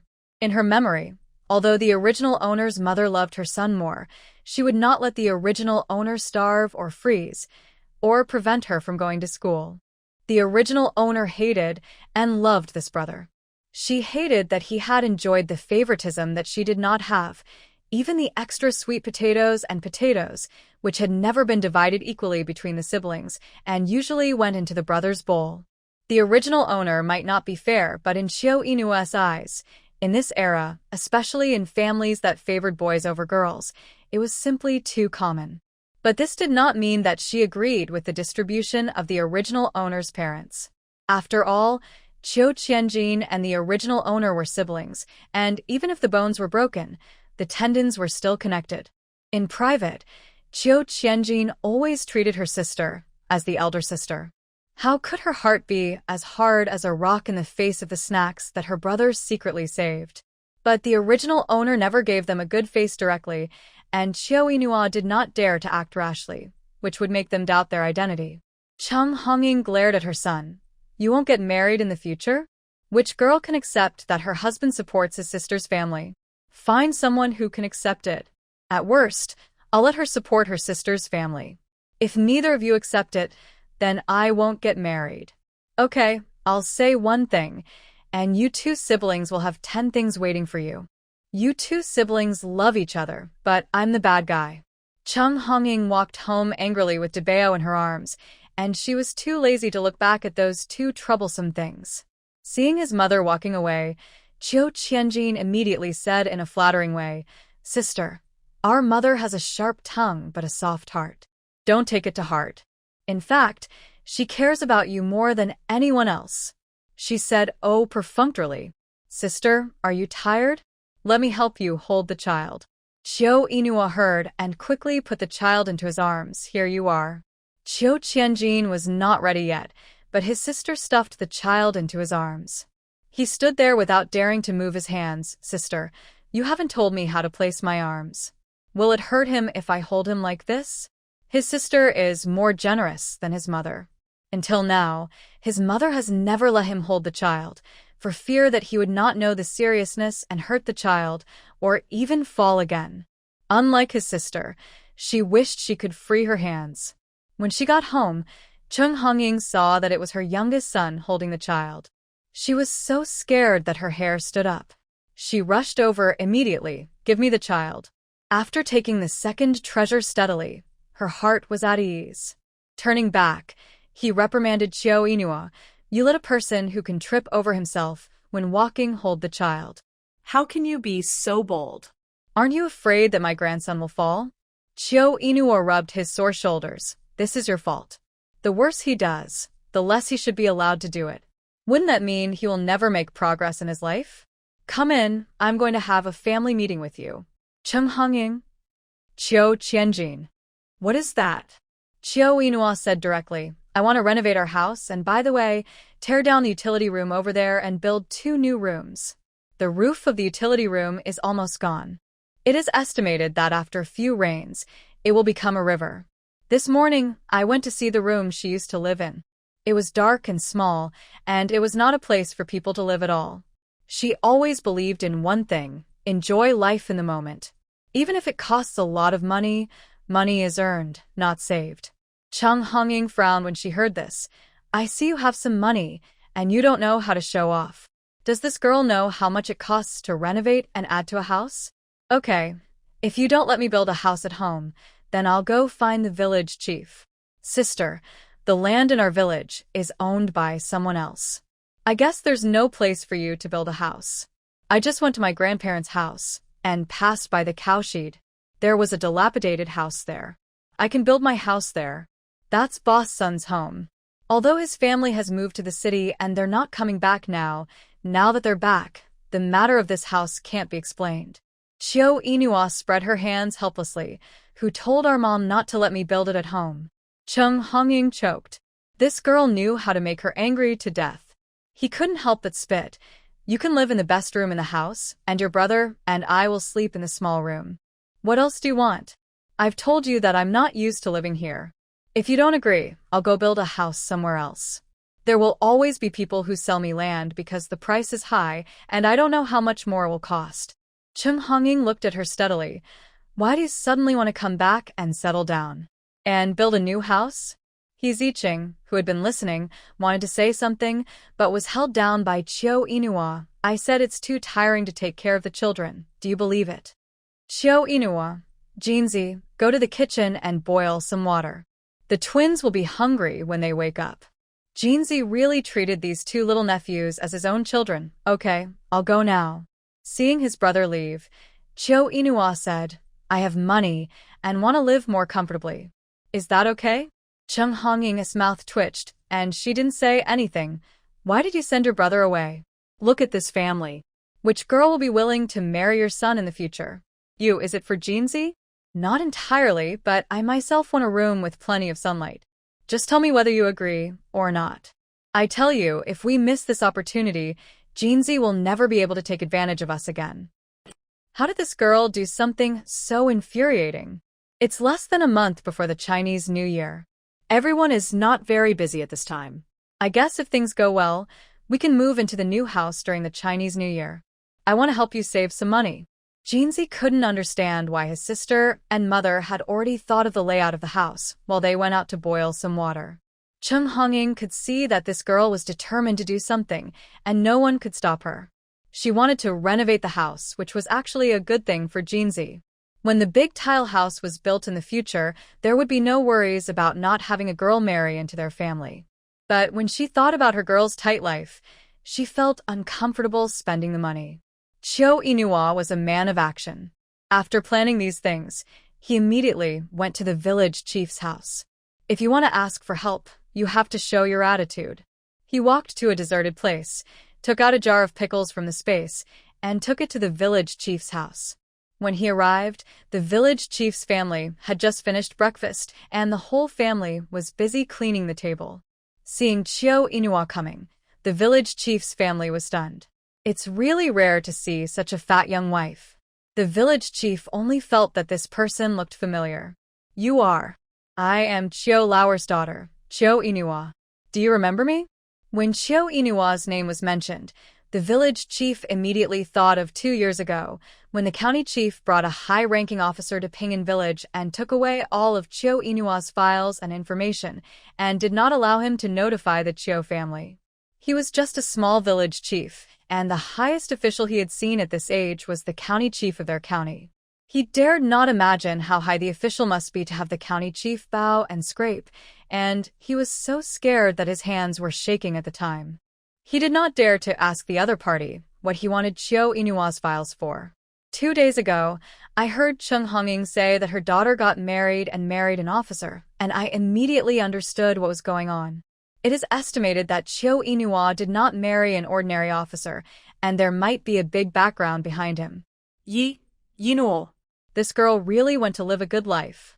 The village chief's attitude at this moment can be regarded as amiable. At least the village chief's wife felt that her husband had never given face to anyone like this.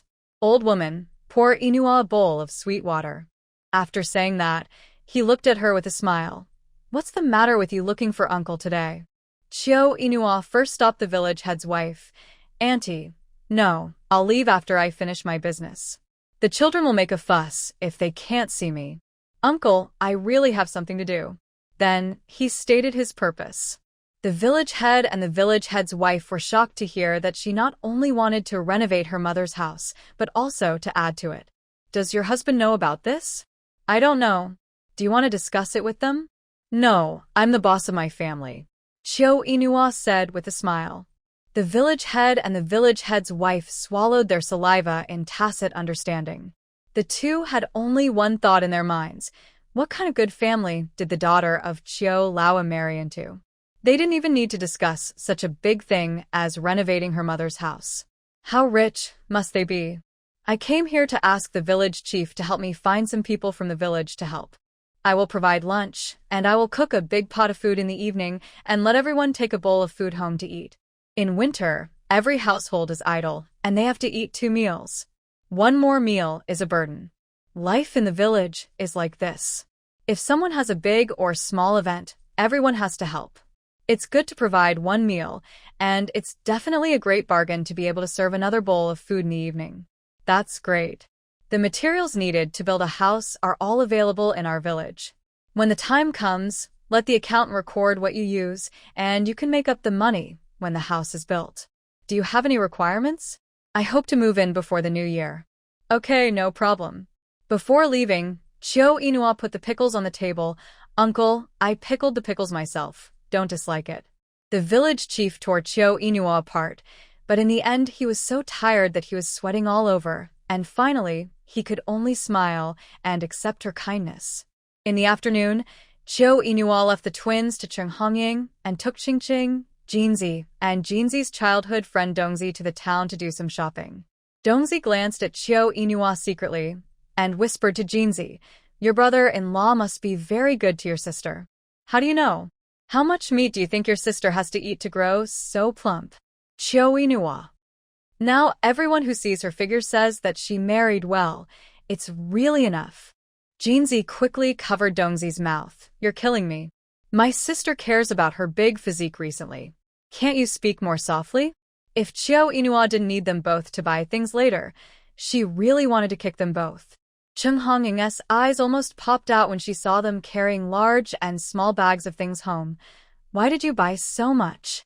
It's not convenient to go to town. It takes more than an hour to walk, and I bought some more while Jinzi and Dongzi were here." "You don't need so much." Jinzi nodded in agreement. He suspected that his sister deliberately made things difficult for him and Dongzi just to get revenge on Dongzi for saying she was fat. Dongzi thought so too, but they had no evidence. Dongzi's legs were shaking from exhaustion. "Brother, I'm leaving first." Although Chio Inua had a bit of revenge in his heart, he was not completely heartless and kept Dongzi at home for dinner. "By the way, build a big pot for me." Dongzi pouted, feeling very aggrieved, and looked at Jinzi pitifully. "I want to eat 3 bowls of rice at your house tonight." Otherwise, he couldn't make up for his physical strength. Chio Inua smiled secretly. This child is really easy to get rid of. The next day, Chio Inua got up early. Just after breakfast, she saw the village chief coming with a dozen strong men. Some of them looked familiar, and they seemed to be good at building houses. The village chief waved at her. "Inua, talk to your Uncle Lee about how you want to build it." Holding the simple drawing she drew, Chio Inua told him all her ideas. After listening to it once, the other party said he understood and started to clean up the things in the utility room with people. Chung Honging asked her to go back to the room to look after the children, while she took Chingching outside to wash vegetables and cook. The Chio family's big commotion had already alarmed the neighbors around. During the day, everyone had nothing to do, so they ran out to watch the fun. Unfortunately, she saw Ding's mother hiding in the crowd and looking around. "Hey, isn't this Sishu's mother?" Seeing Inua living a good life, do you feel uncomfortable? Ding's mother didn't expect to be caught on the spot, and a bit of embarrassment appeared on her face. "Why should I feel uncomfortable? It's a good thing my son didn't marry her, otherwise he would send so many good things to her parents' home every day." The mothers-in-law present heard it and nodded in unison. Such a daughter-in-law, with an outward-looking elbow, is not to be had. "Aunt, you think too much. Even if I marry into your family, your Ding family doesn't have so many good things for me to take back to my parents' home." As soon as Chio Inua came out, she heard Ding's mother's sour words. Mother Ding's face changed. "Whoever marries you will be unlucky for 8 lifetimes. You always think about your husband's family's things. A spendthrift woman like you'll be disliked by your husband's family sooner or later." "My mother-in-law has no objection. Where did you come from? How can you be so pretentious? I can spend my own money however I want. It's none of your business." "You." "Is this how your mother taught you to talk to elders?" "What a big face. Whose elder are you?" "The elders in my family are not as arrogant as you. You can't manage your own family affairs, but you still meddle in my family's affairs. My toilet is full. Do you want to help me clean out the feces? After all, you like to meddle in other people's business." Mother Ding was so angry that she was shaking all over. After all, Chio Inua would not dare to be so rude in the past. She would flatter her when she saw her, fearing that she had done something wrong. Now, not only was her attitude bad, but she even accused her of meddling in other people's business. Chung Hongying was chopping vegetables and just noticed the commotion over there.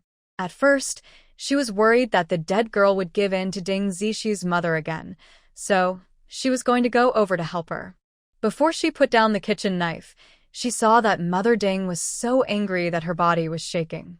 Now this girl's skill in getting angry is not comparable to that of ordinary people. In the past, she liked Ding Zixu and could give in to Mother Ding. Now her daughter has long forgotten Ding Zixu, so how could she give in to this old lady? Thinking of this, Chung Hongying immediately stopped moving. Hurry up, make Ding Zixu's mother angry to death, so that she can also vent her anger. Someone waved at Chung Hongying, and she pretended not to see it. Mother Ding didn't get any benefits here, so she stretched out her hand to hit Chiao Inua, but she took a step forward and approached Mother Ding. The height difference between the two forced Ding's mother to look up at Chiao Inua. The former timidity had been replaced by arrogance, with raised eyebrows and a little more provocation, and her hands were shackled in the air by Chiao Inua. Aunt Ding, before you hit me, let me remind you. You used to like to talk about being a soldier's family, always saying that people in the village bullied you as a soldier's family. When the time comes, the army will definitely come to arrest you for interrogation.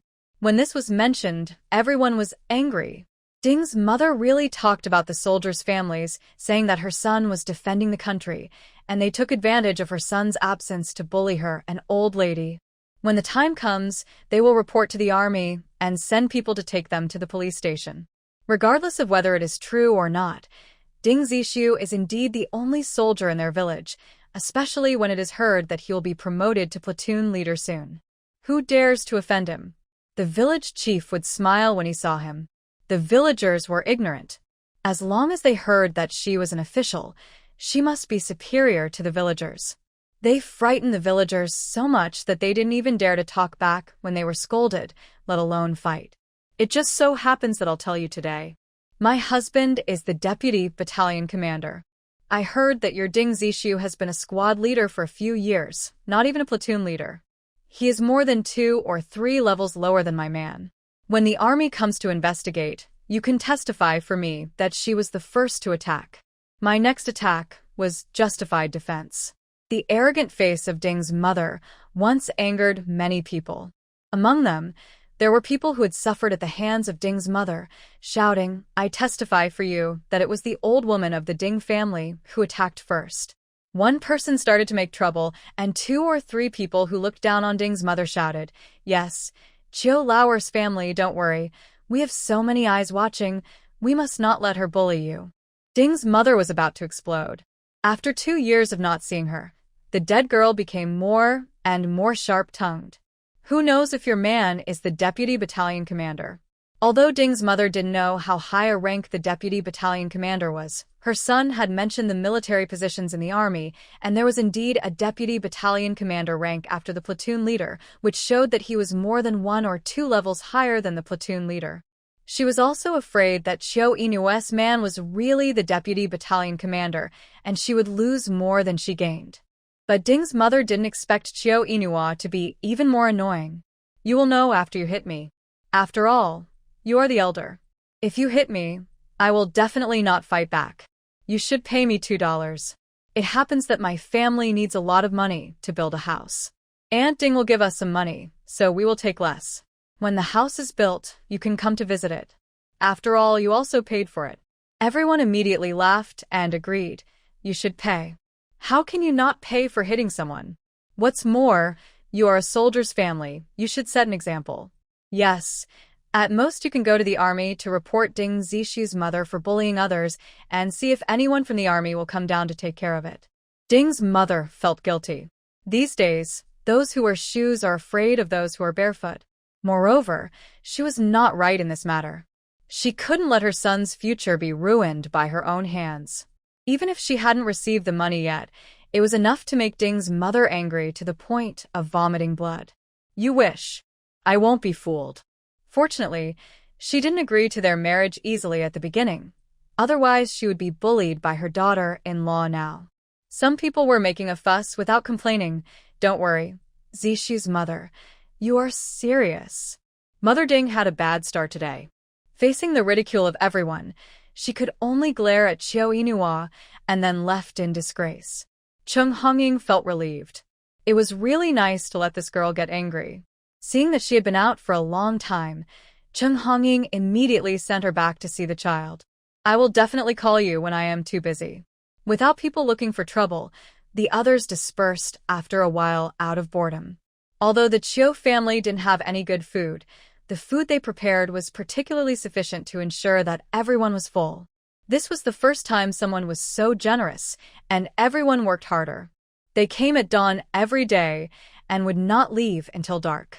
During this period, Aunt Chiu brought the old couple of the Chiu family over once. Grandpa Chiu was particularly angry. After all, he heard about such a big thing as building a house from others and felt a little embarrassed. Aunt Chiu had a smug look on her face. Second brother's wife, what you did was not kind. Why didn't you tell our parents before renovating and adding to the house? The old man was so good to Jinzi. Aren't you treating them as outsiders? Grandpa Chiu and Grandma Chiu's faces became even uglier. Looking at the house that the second brother had built brick by brick, and now even the roof had been lifted off, they felt that the second brother was really gone. At this time, the Chiu family had already added 2 rooms and were preparing to renovate the house they had lived in before. The beams of the house had rotted, and it was even worse during the rainy season. It was raining heavily outside and drizzling inside. They had just finished moving their things today, and the villagers who came to help build the house lifted the roof, revealing the shabby inner room and a large Kong that was about to collapse.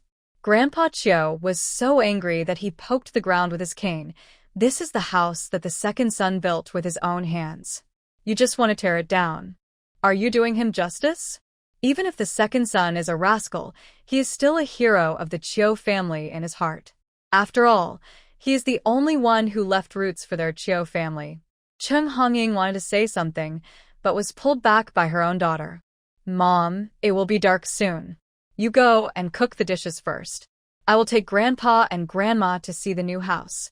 Aunt Chiu looked at the 2 large tiled houses rising from the ground and was almost crazy with jealousy. Oh, it's not easy for us to step into the new house. What if we step on it and damage it? Although she said so, Aunt Chiu didn't stop her steps. She supported the old lady and was about to enter the room, but was stopped by Xiao Yinhua outside the door. Auntie is right.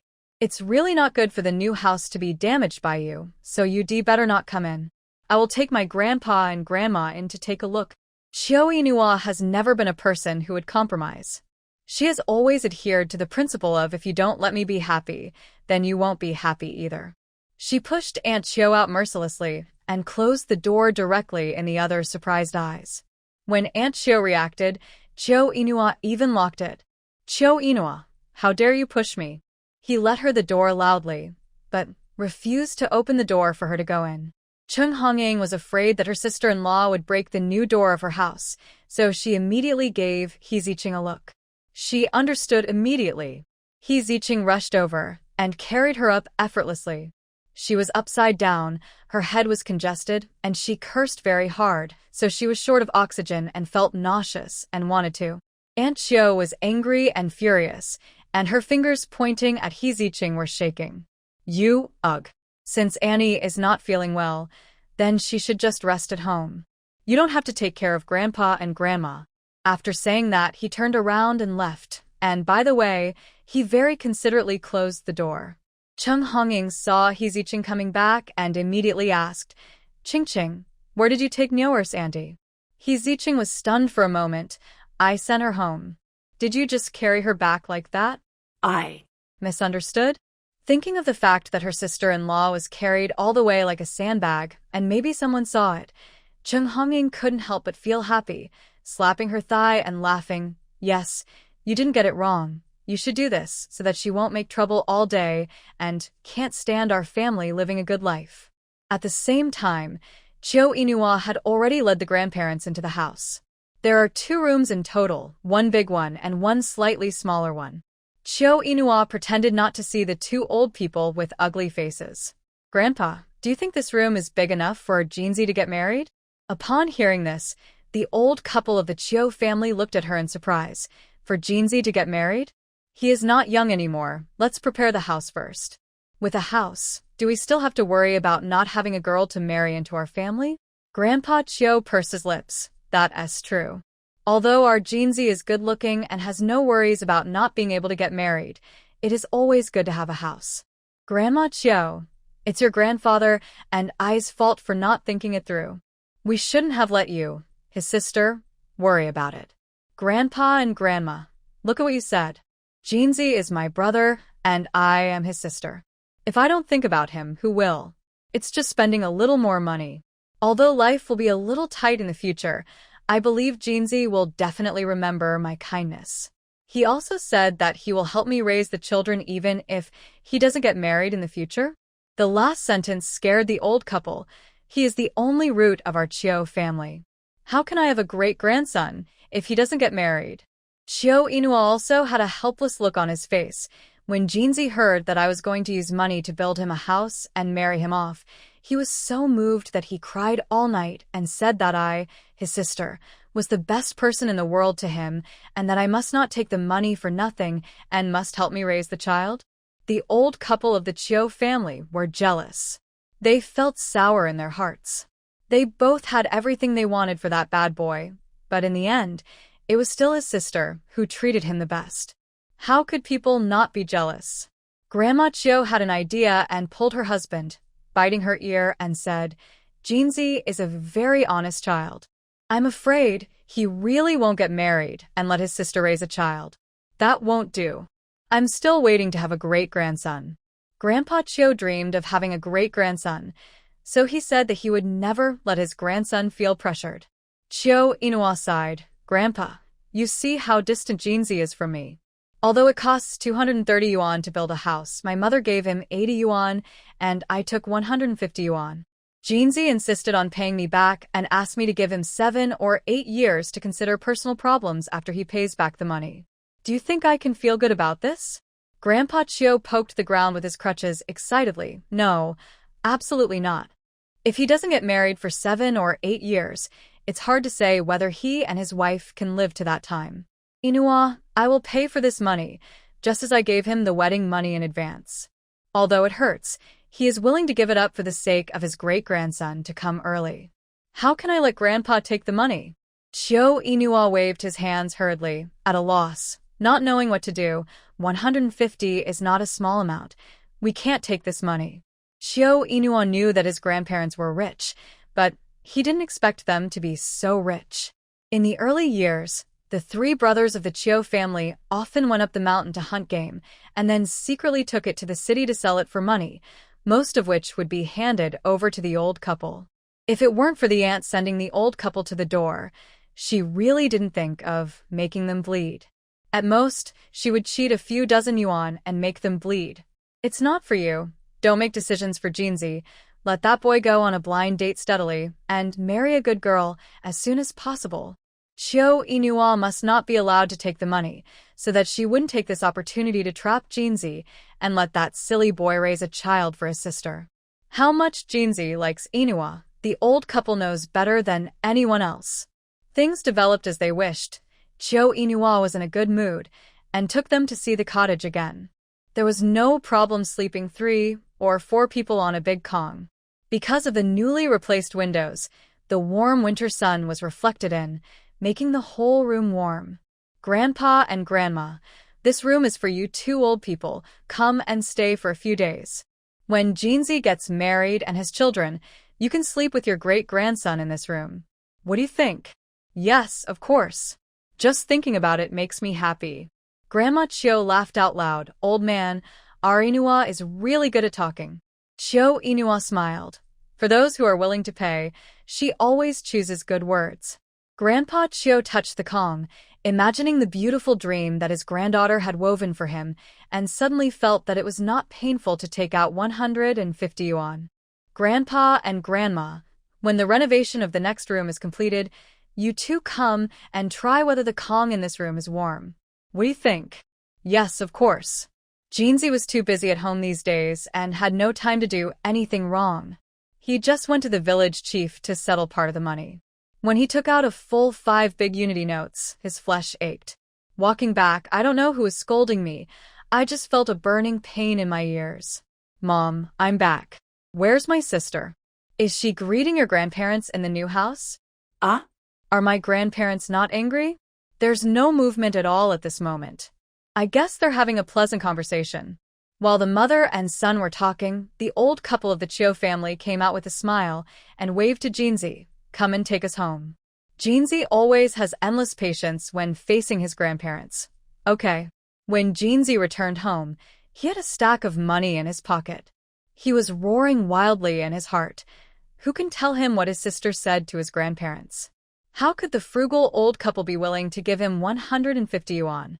150 yuan. Not 15 yuan, but a huge sum of 150 yuan. Seeing Chio Qianjin coming in a daze, Chio Inua asked calmly, "Grandpa gave you the money? Did you know he was going to give me money?" She had deceived everyone into giving her the money. How could she not know? Sister, what's wrong with Grandpa and Grandma? I usually just cheat a few dollars from them, and suddenly they gave me 150 yuan.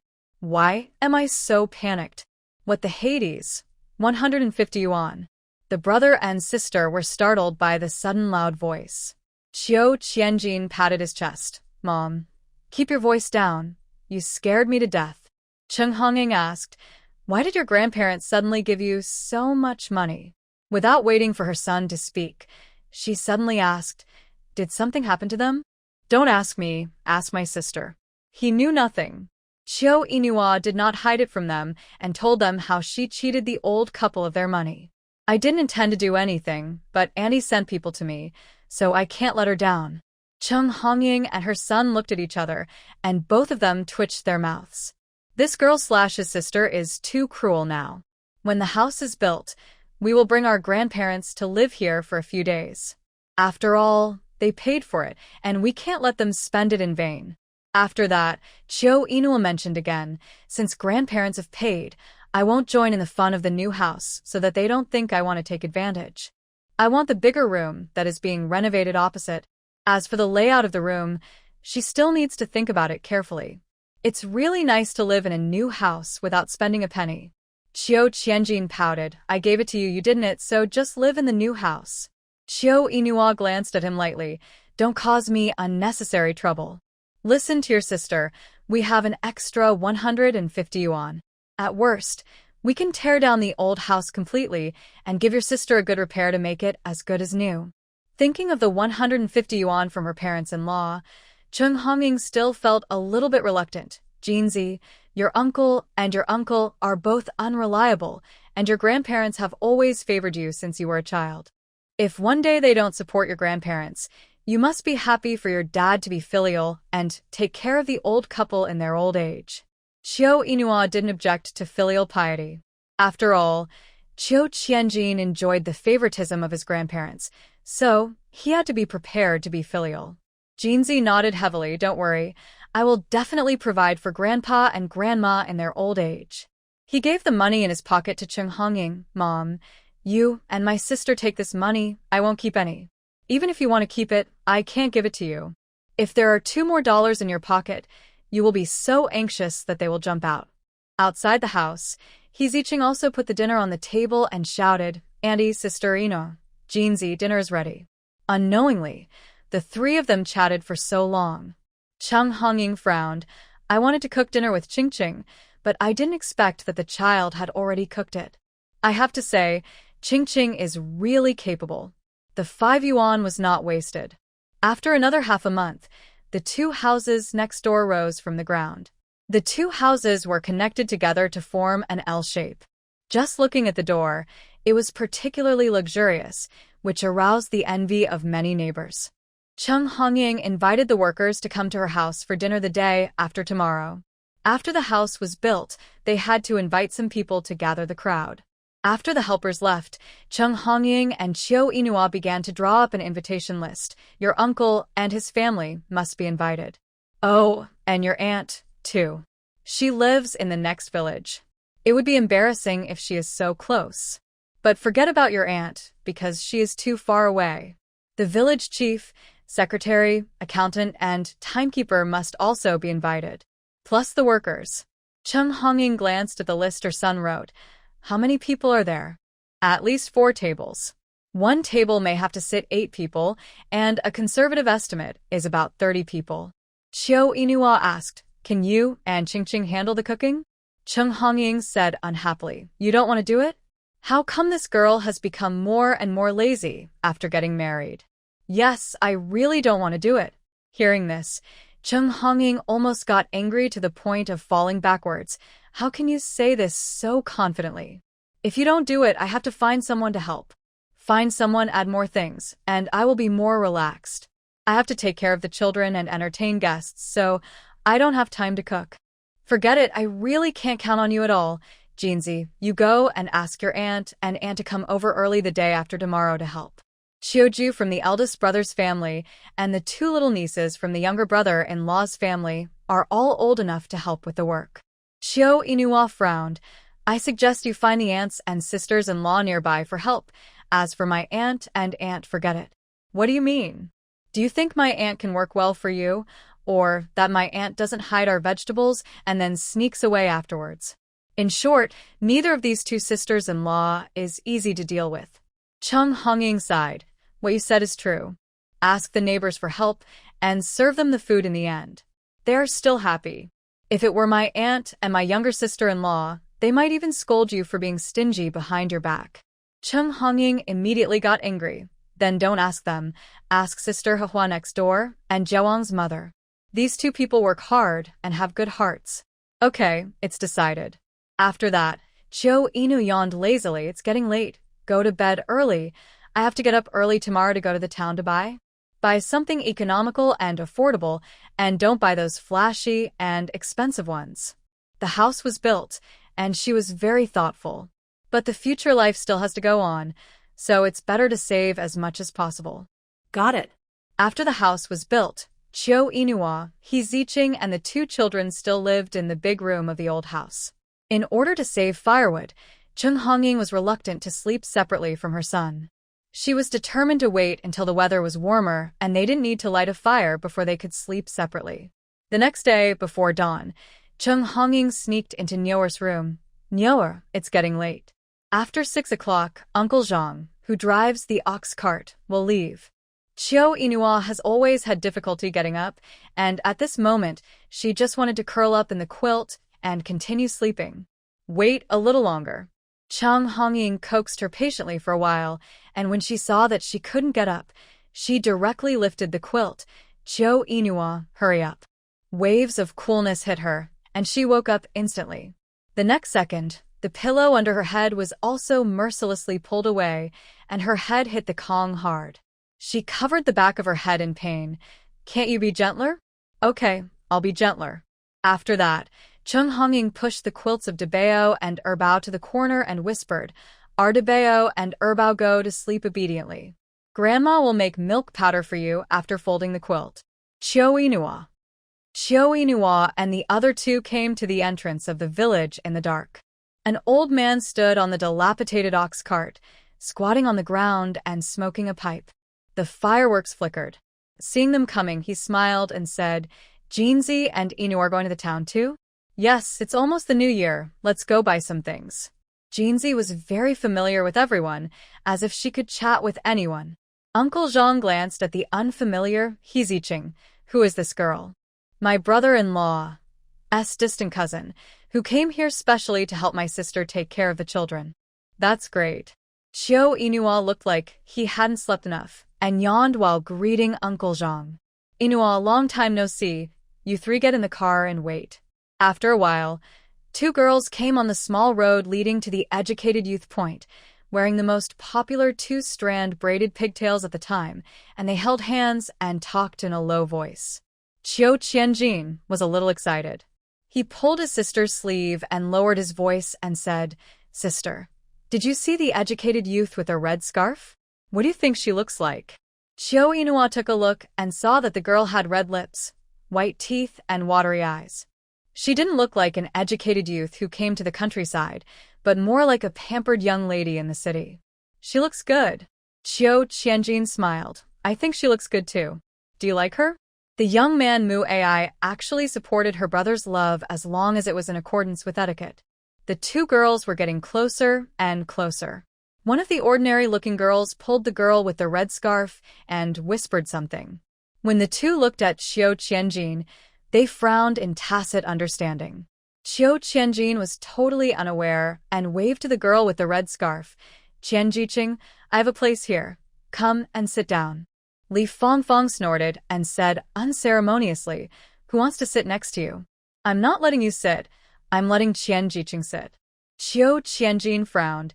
He didn't know when he had offended Li Jiqing, he would go against him every time they met. Qianjia took a deep breath, shook her head and said coldly, "No need. We can just sit here." After that, she smiled at Qiu Inua embarrassedly. She found a place farthest from Qiu Qianjin and sat down with Li Fangfang and He Ziqing in the middle. At 6 o'clock, Uncle Zhang drove the ox cart and set off. The weather was very cold. Everyone wrapped their cotton jackets tightly and tried to talk as little as possible, for fear that the wind would into their mouths. Qiu Inua leaned against He Ziqing and squinted his eyes, and heard Qiu Qianjin's chattering voice in his ears. "Qianjiqing, my family has built a new house. Please come to my house for dinner the day after tomorrow. My room is very big. It was designed by my sister. By the way, I haven't introduced my sister to you yet. Her name is Qiu Inua. Together, we mean a promise and 1,000 gold. The teacher in the village gave it to me. Isn't it very nice? By the way, I heard that you like the little grandson of the village chief. Do you want to come and see my two little nephews? They are the most beautiful children I have ever seen. You will definitely like them when you see them." Qiu Qianjin has already thought that after they get married, their children must look like Qianjiqing. Qiu Inua couldn't stand the noise. She half closed her eyes and glanced at Qianjia. Except for the distant and repulsive smile on her face, there was no other extra emotion. It is hard to imagine that the other party is so good-tempered that he didn't lose his temper after listening to such nagging. Qiu Qianjin wanted to open his mouth to say something, but Qiu Inua twisted his arm fiercely. "Hey, sister, why are you pinching me? You are too noisy. Can you be quiet for a while?" Qianjia cast a curious look at Qiu Inua and then quickly retracted her gaze. Why am I noisy? I'm just chatting with Qianjiqing. Aren't I afraid that you two don't know each other and it will be awkward along the way? Not at all. I just want to close my eyes and rest. If I continue to argue, just walk by yourself." Qiu Qianjin has always been afraid of his sister's displeasure. Even though he really wanted to talk more with Qianjiqing and enhance their relationship, he didn't dare to continue. "Okay, I won't argue with you anymore. You lean on me, not on cousin Qingqing. I'll block the wind for you. I'll call you when I get there." Qianzia and Li Fangfang were stunned for a moment when faced with Qiu Qianjin, who understood and cared about his sister. After all, in their hearts, Qiu Qianjin was a rogue who often played with those bad people in the village and had no ambition. They didn't expect that he would have such a side to his sister. Careful, considerate, and even a little timid. It subverted their usual cognition. At 6:30, the sky had begun to turn pale. When they passed the next village and saw the tractor parked at the entrance of the village, they were really envious. Qiu Inua couldn't help but sigh in a low voice. "When will our village have a tractor? That thing must be faster than an ox cart." Seriously speaking, she has also driven a tractor. When she acquired the farm, she met the owner of the farm, who was guarding the ancestral property of the older generation and refused to sell it. In order to impress him, she stayed there for 3 months, ate and drank with the people on the farm, and learned to drive a tractor from him. It is said that the tractor is old, and the farm owner takes good care of it. It has no major problems, but it has many minor problems, so she can repair the tractor. Uncle Zhang. That's right, the village chief of our village dreams of owning a tractor of our own. At this point, he couldn't help but sigh. Who made our village poor? We can't afford that thing at all. The harvest this year is not very good, and we don't know when we can buy a tractor. That thing can easily pull people and food. Uncle Zhang thought of this year's autumn harvest and sighed. You don't know that the village next door uses tractors to transport food during the autumn harvest, which is 5 days earlier than ours. 5 days. If we encounter any bad weather, these 5 days will be very useful because what we will be the food for the common people. Grandpa Zhang looked at the tractor greedily, not knowing whether he could drive such a big thing one day. It is estimated that the people in the village would envy him to death. Then they walked for more than 10 minutes and heard the rumbling sound coming from behind and knew that the tractor in the next village was about to overtake them. The people on the tractor looked down at them, and there was pride and arrogance in their eyes. Xiao Qianjin curled his lips. It's great to have a tractor. Then he comforted Grandpa Zhang. Don't worry, Grandpa Zhang. Our village will be able to afford a tractor sooner or later. I hope so. The rumbling sound faded away, and in a moment, the tractor disappeared. Grandpa Zhang was also jealous. Do not look at the tractor running fast, but it will be colder when the speed increases. Everyone smiled and nodded. Yes, it must be freezing.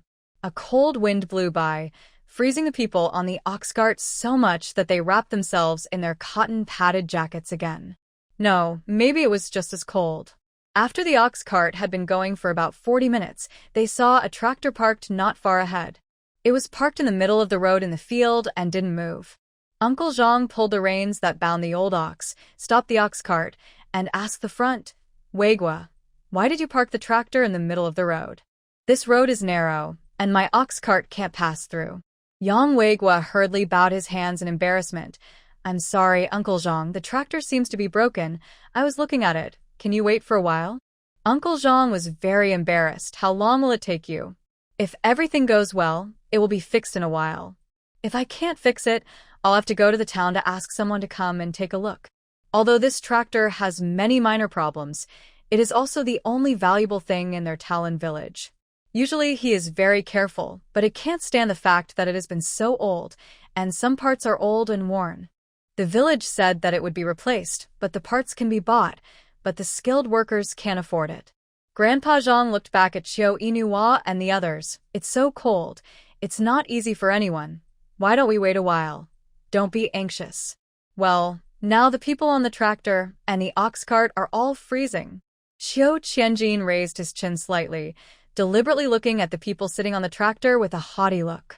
Now it's good. No one has to look down on anyone. Do you still think that you are more noble than them because you are sitting on a tractor? Xiao Inua's body was really numb from the cold, so it was a good time to stretch her muscles and bones to warm up her body. Yang Weigua buried his head in looking for the source of the problem, sometimes tightening sometimes knocking there. When the crisp sound rang out, Xiao Inua really heard the problem. Yang Weigua got on the driver's seat again and started to crank the engine, but the diesel engine never made any sound. This was the first time Xiao Inua saw the legendary hand-crank tractor. When she bought the farm, she heard the farmer say that this old-fashioned tractor was used in the village when he was a child. She couldn't help but curiously stick her head out to take a look, and it was not much different from the tractors she knew. Yang Weigua muttered in confusion. It worked just by knocking like this before. What happened today? Xiao Inua's mouth twitched, and she couldn't help but remind him, why don't you take a look at the piston pin and the pin seat? The gap between the piston and the bushing will increase due to wear. There is also a possibility that the oil holes at the bushing and the small end of the connecting rod are not aligned, resulting in insufficient lubrication. In addition, it is too cold and may not be able to start. Yang Weiguo? I don't understand it at all. The main reason is that these words are a bit too professional. Seeing that she speaks clearly and doesn't seem to be talking nonsense, he can't tell whether Xiao Inua is telling the truth or not. How do you know? Xiao Qianjin was also surprised. Sister, you also know tractors. Your brother-in-law has a lot of such reference books at home. I flip through them when I'm free. I naturally know a lot after reading more. She thought about it, and in the future, if there is something that can't be explained, let Xiao Qingyuan take the blame. Because just now, she suddenly knew how to make money. Xiao Qianjin looked at his sister with admiration, without any doubt about her clever little head. At this moment, he was his sister's freshly baked brainless fan. He looked at He Ziqing eagerly, blinking his clear and bright eyes, hoping that she could give him a positive answer. He's itching. She doesn't know either. Can you stop looking at her like that? Yang Weigua immediately invited Chiu Inua to come forward. Comrade, it's great that you know about tractors. Come over and show me if it's the problem you mentioned. Just now, the people in Talon village still looked arrogant. When they heard that Chiu Inua could repair the tractor, they looked at her in disbelief. That was something that men couldn't fix. So, how could a woman fix it? Chiu Inua first took a look at the engine and immediately frowned and said, "Your tractor is old, and the pin plug and pin seat need to be fixed. Even if they are replaced, it can only last for half a year at most." What? Only for half a year? Yang Weigua looked painful, all because he went to the city too many times. Otherwise, the tractor would not be so seriously worn out. If we count the days, won't we even be able to survive the autumn harvest next year? Someone in Talon village questioned. Secretary Yang, you can't just listen to what this young wife says. Let's find a professional to take a look. Yang Weigua was startled and nodded quickly. That's right. He had never heard of anyone who could repair a tractor in the surrounding villages before. Suddenly, a woman appeared and could find the problem. No matter how he looked at it, he felt it was unreliable. That's right. Tractors are so expensive. Even professionals may not be able to understand them, not to mention that she has only read a few books. Chiu Qianjin's face darkened. My sister is so smart. Do you have any objections? Chiu Inua was not so angry about other people's doubts. He gave Chiu Qianjin a calming look and said in agreement, everyone is right. Tractors are so expensive. We should find someone who knows how to take a look. I'm just talking casually. Secretary Yang saw that she was not angry or annoyed, but spoke from his position, and he immediately felt embarrassed. Comrade, I'm so sorry. It's not that I don't believe you, but this tractor is too precious to our village and can't afford any mistakes. I understand. Xian Zia on the ox cart looked at Chiu Inua silently. She couldn't understand why the impatient Chiu Qianjin had such a stable sister. Since the tractor can't be repaired in a short time, let's all work hard and push the car to the side so that our ox cart can pass. Facing Chiu Inua's calmness, the people of Talon village were still a little ashamed. At this moment, they jumped off the tractor after hearing what Uncle Zhang said. That will cause trouble for everyone. It took about 15 minutes, and with everyone's concerted efforts, the tractor was pushed to the edge of the field. When they arrived in the town, it was already bright. After getting off the car, Chiu Qianjin was still eager to do something. Qianjiqing, come to our house for dinner the day after tomorrow, and be sure to come and see our newly built house. It's big and bright. You will definitely like it very much. Qian Zia smiled awkwardly, but did not agree. It was Li Fongfong who refused bluntly. No matter how good your house is, Xiaoya will not go there, so just give up on this idea. Chiu Qianjin's face was dark. Why are you everywhere? You can't represent Qianjiqing. Chiu Inua was tired. With such big eyes, he couldn't tell that the other person was not attracted to him at all. Jinzi, it's getting late. We should go shopping. Chiu Qianjin did not forget the serious business of today and could only say goodbye to Qian Jia reluctantly. Watching the other person's back as he left, Chiu Qianjin didn't understand how someone could walk so beautifully. The person is gone. Why are you still looking? Chiu Qianjin immediately retracted his gaze. Sister, do you think there is a chance for me and Qianjiqing? Chiu Inua didn't say anything, just looked at him deeply. That look. Chiu Qianjin felt it was a bit hard to describe, as if he had stepped on dog, and was disgusted. Why are you looking at me like that? Chiu Inua sighed. Jinzi, I have something to say to you. What? A dog licker will end up with nothing. What? What dog? What kind of dog is a dog licker, sister? Do you want to keep a dog? Chiu Inua's mouth twitched, but he didn't answer. But Jinzi had already anticipated it. Sister, I advise you to give up this idea and never raise a dog. We don't have enough food to eat, so how can we have leftovers to feed the dog? According to Mom's character, when she is extremely hungry, she might even steer your dog. Probably not. How could she not? Mom doesn't care about that. After all, he is her own son, so she has to endure it even if he dislikes her. Jinzi didn't know what he thought of and suddenly slapped her thigh with an anxious posture like Cheng Hongying. Oh, why didn't I think of it? What didn't you think of? We also want to go to the supply and marketing cooperative. We should have gone with Qian Jiqing just now so that we can be companions. Xiao Inua looked at this silly brother with a hard time explaining. Jinzi, you must remember what I am saying to you now. What? There is nothing wrong with liking someone, but you must know when to advance and retreat. You can't use your subjective consciousness to think that doing so is right and good for her. What if you cause trouble to the person you like? Wouldn't it be more trouble than gain? Jinzi figured out the meaning at this moment. Did I cause trouble to Qian Jiqing?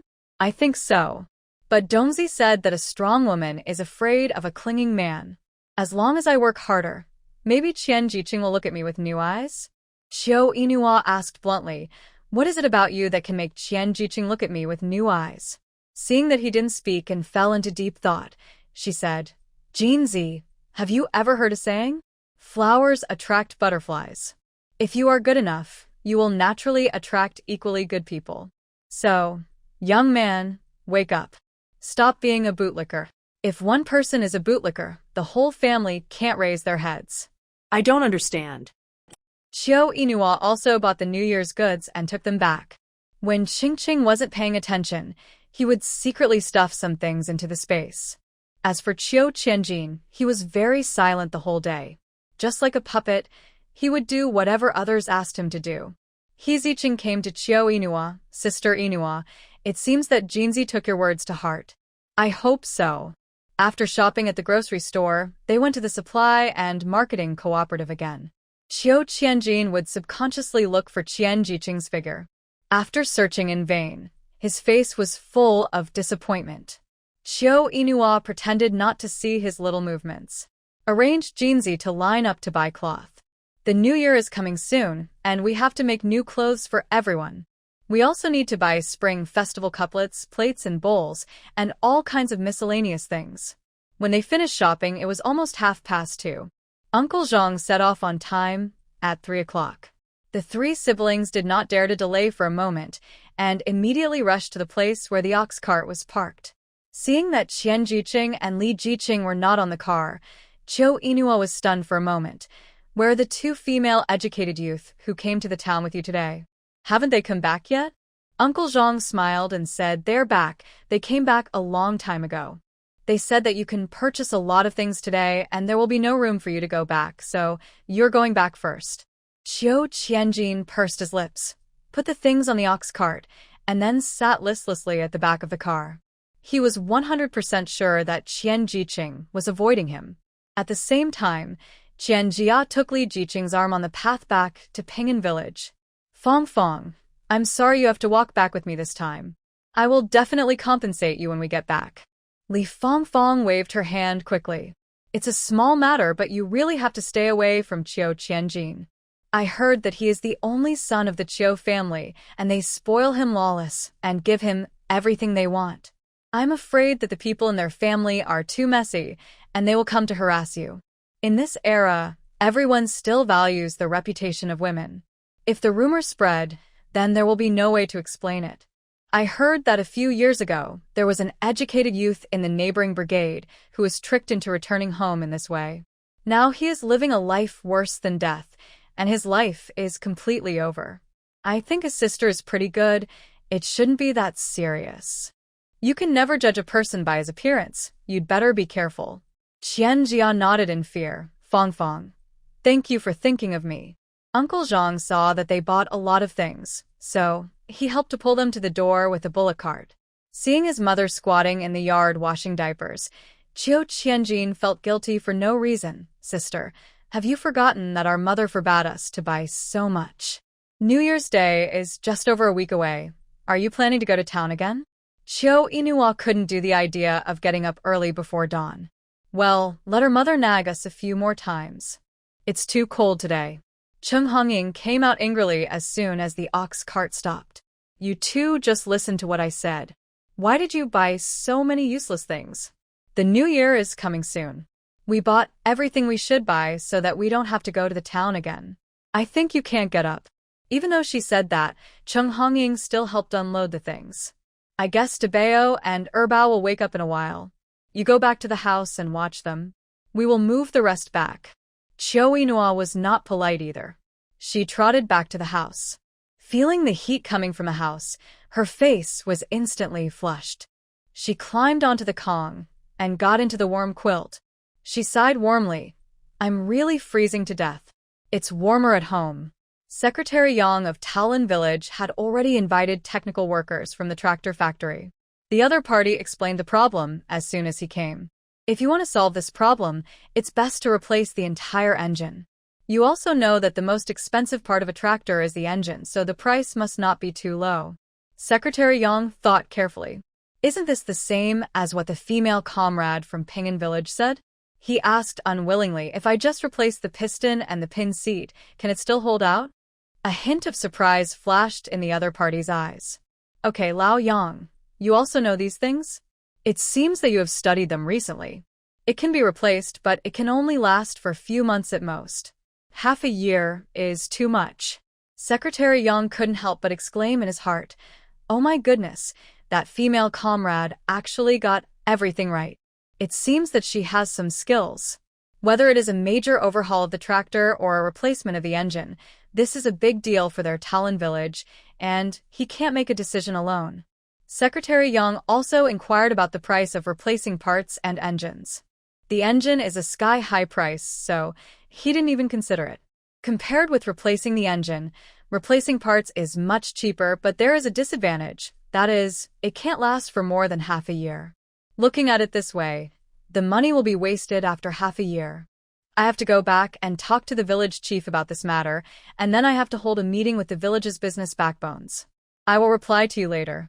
Xiao Wang nodded, not reluctantly. After all, the price is indeed too expensive, and it is time to think about it carefully. But he was reminded, Secretary Yang, you have to make a decision as soon as possible. I heard that our factory has recently received an order from the south.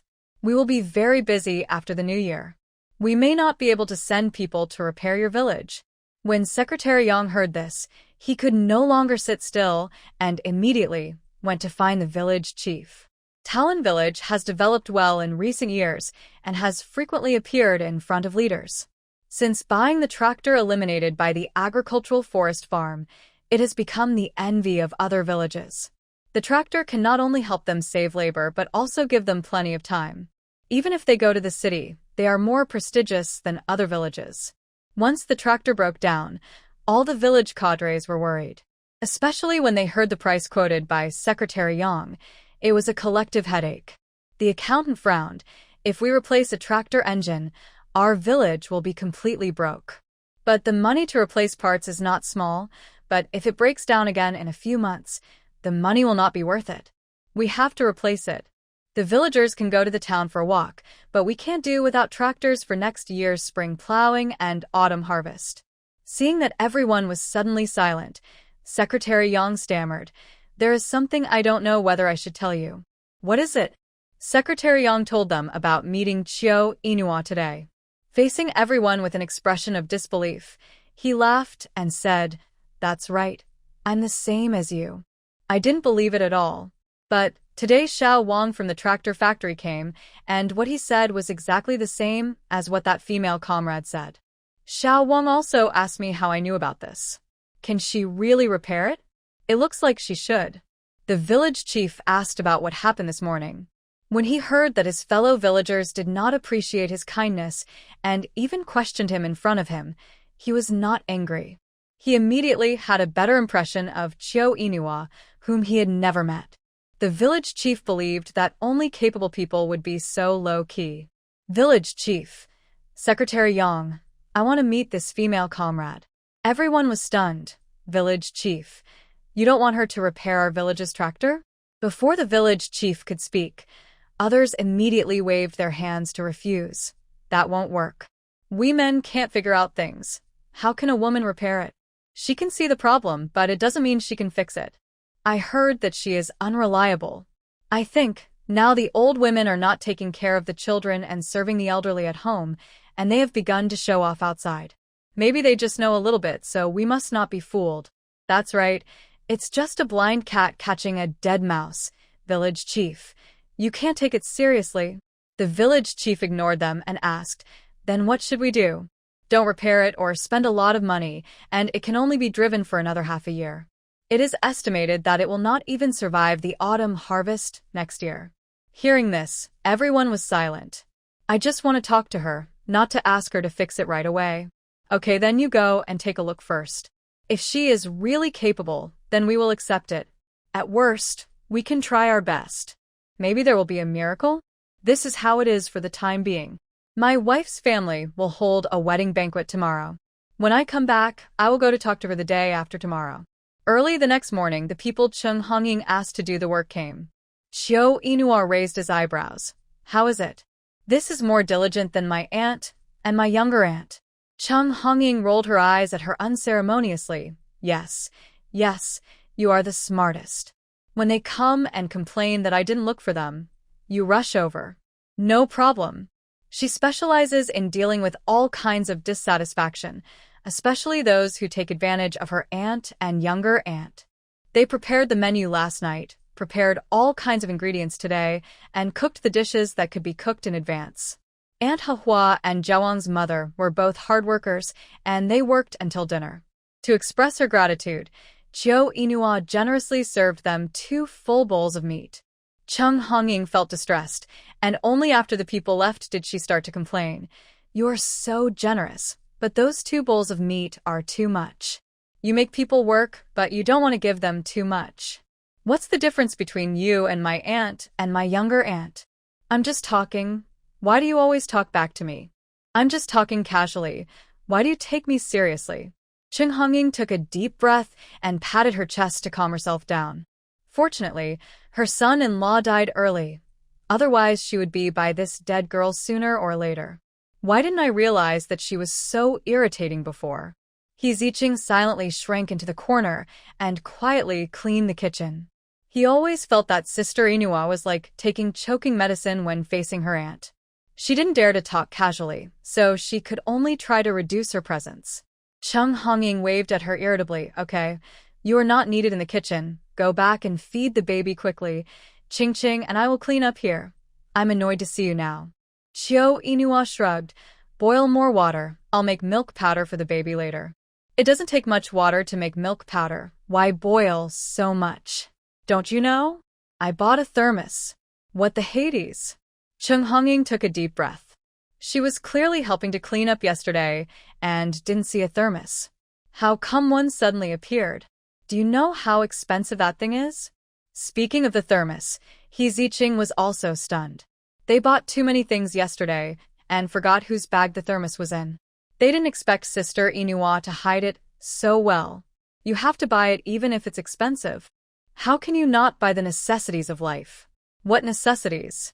If we don't have a thermos at home, won't my 2 older grandchildren have one less meal? You have $2 but don't know how to spend it. The children are growing up, and there are so many places to spend money. Don't you save money and let me raise your children in the future? You're dreaming. I won't help you. Xiao Inua didn't bother to explain to her. I've already bought it.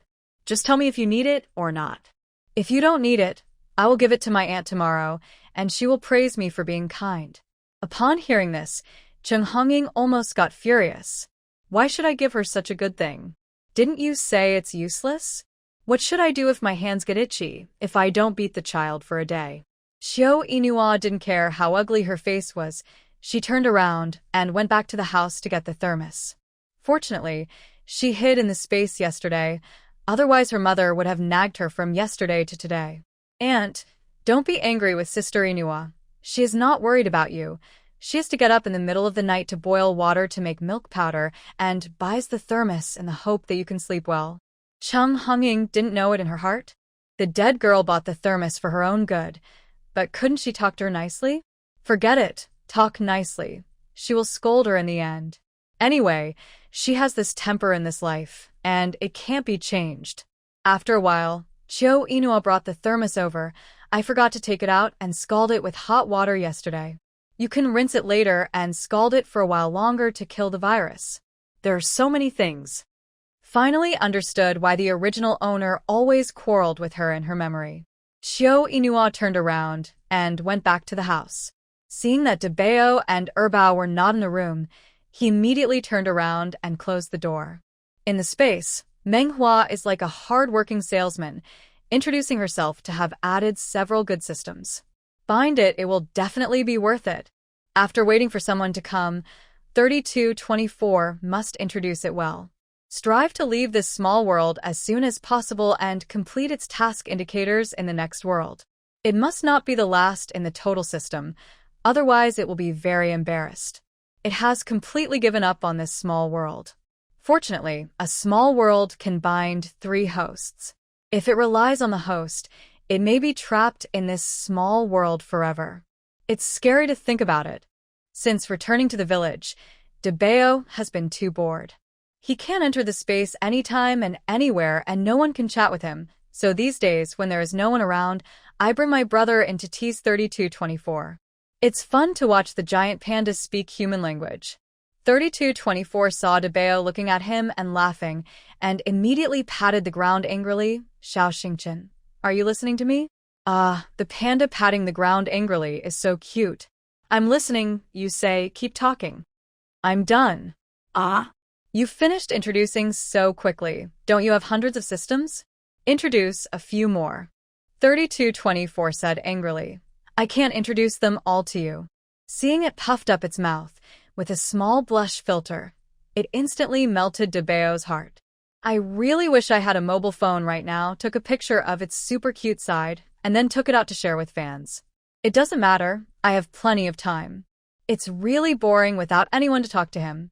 Grandma kisses him every day, calls him sweetheart, and praises him so much that his ears are about to be calloused.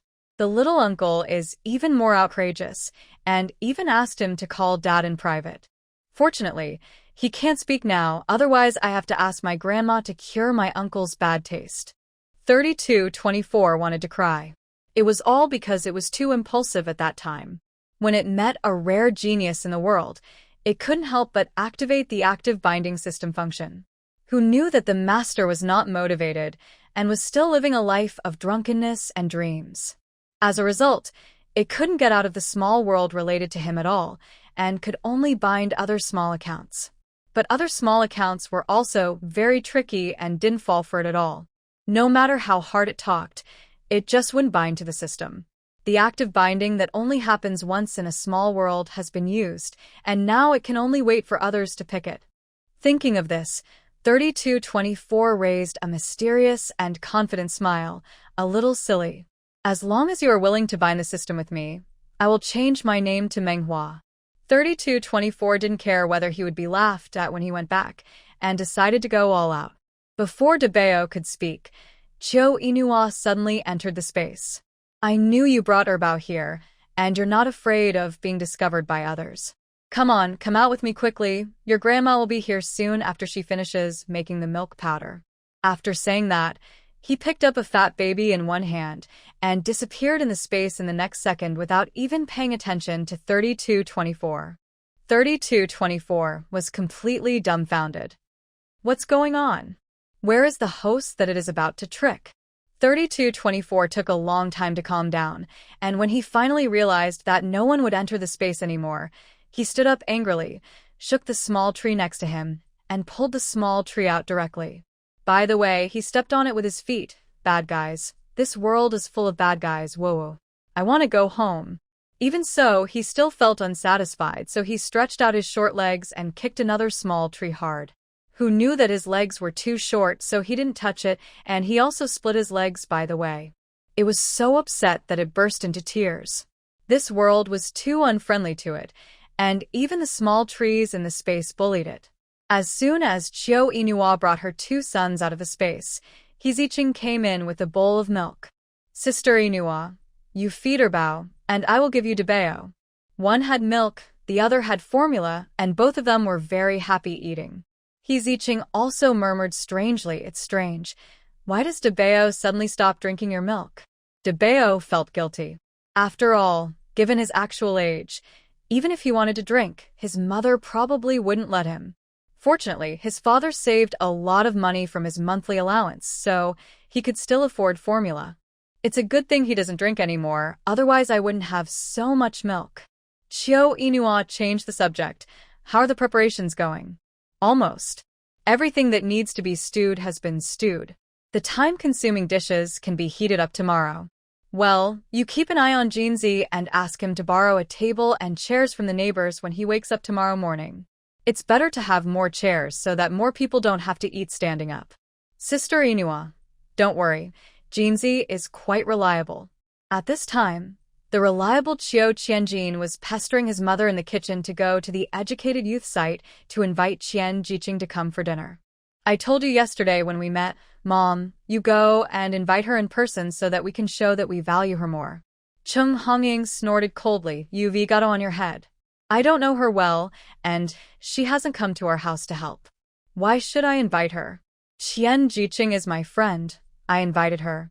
Just invite her if you want her to come. You're dreaming about asking me to invite her. Seeing that her mother was not moved, Chiu Qianjin had no choice. Cheng Hongying said bluntly, put away your wicked thoughts. She is the one who looks down on us the most among the educated youths. You have to be so shameless to keep getting in front of others, like a toad that doesn't bite but is annoying. Chiu Qianjin stomped his feet in anger at being belittled by his own mother. Mom, am I still your son?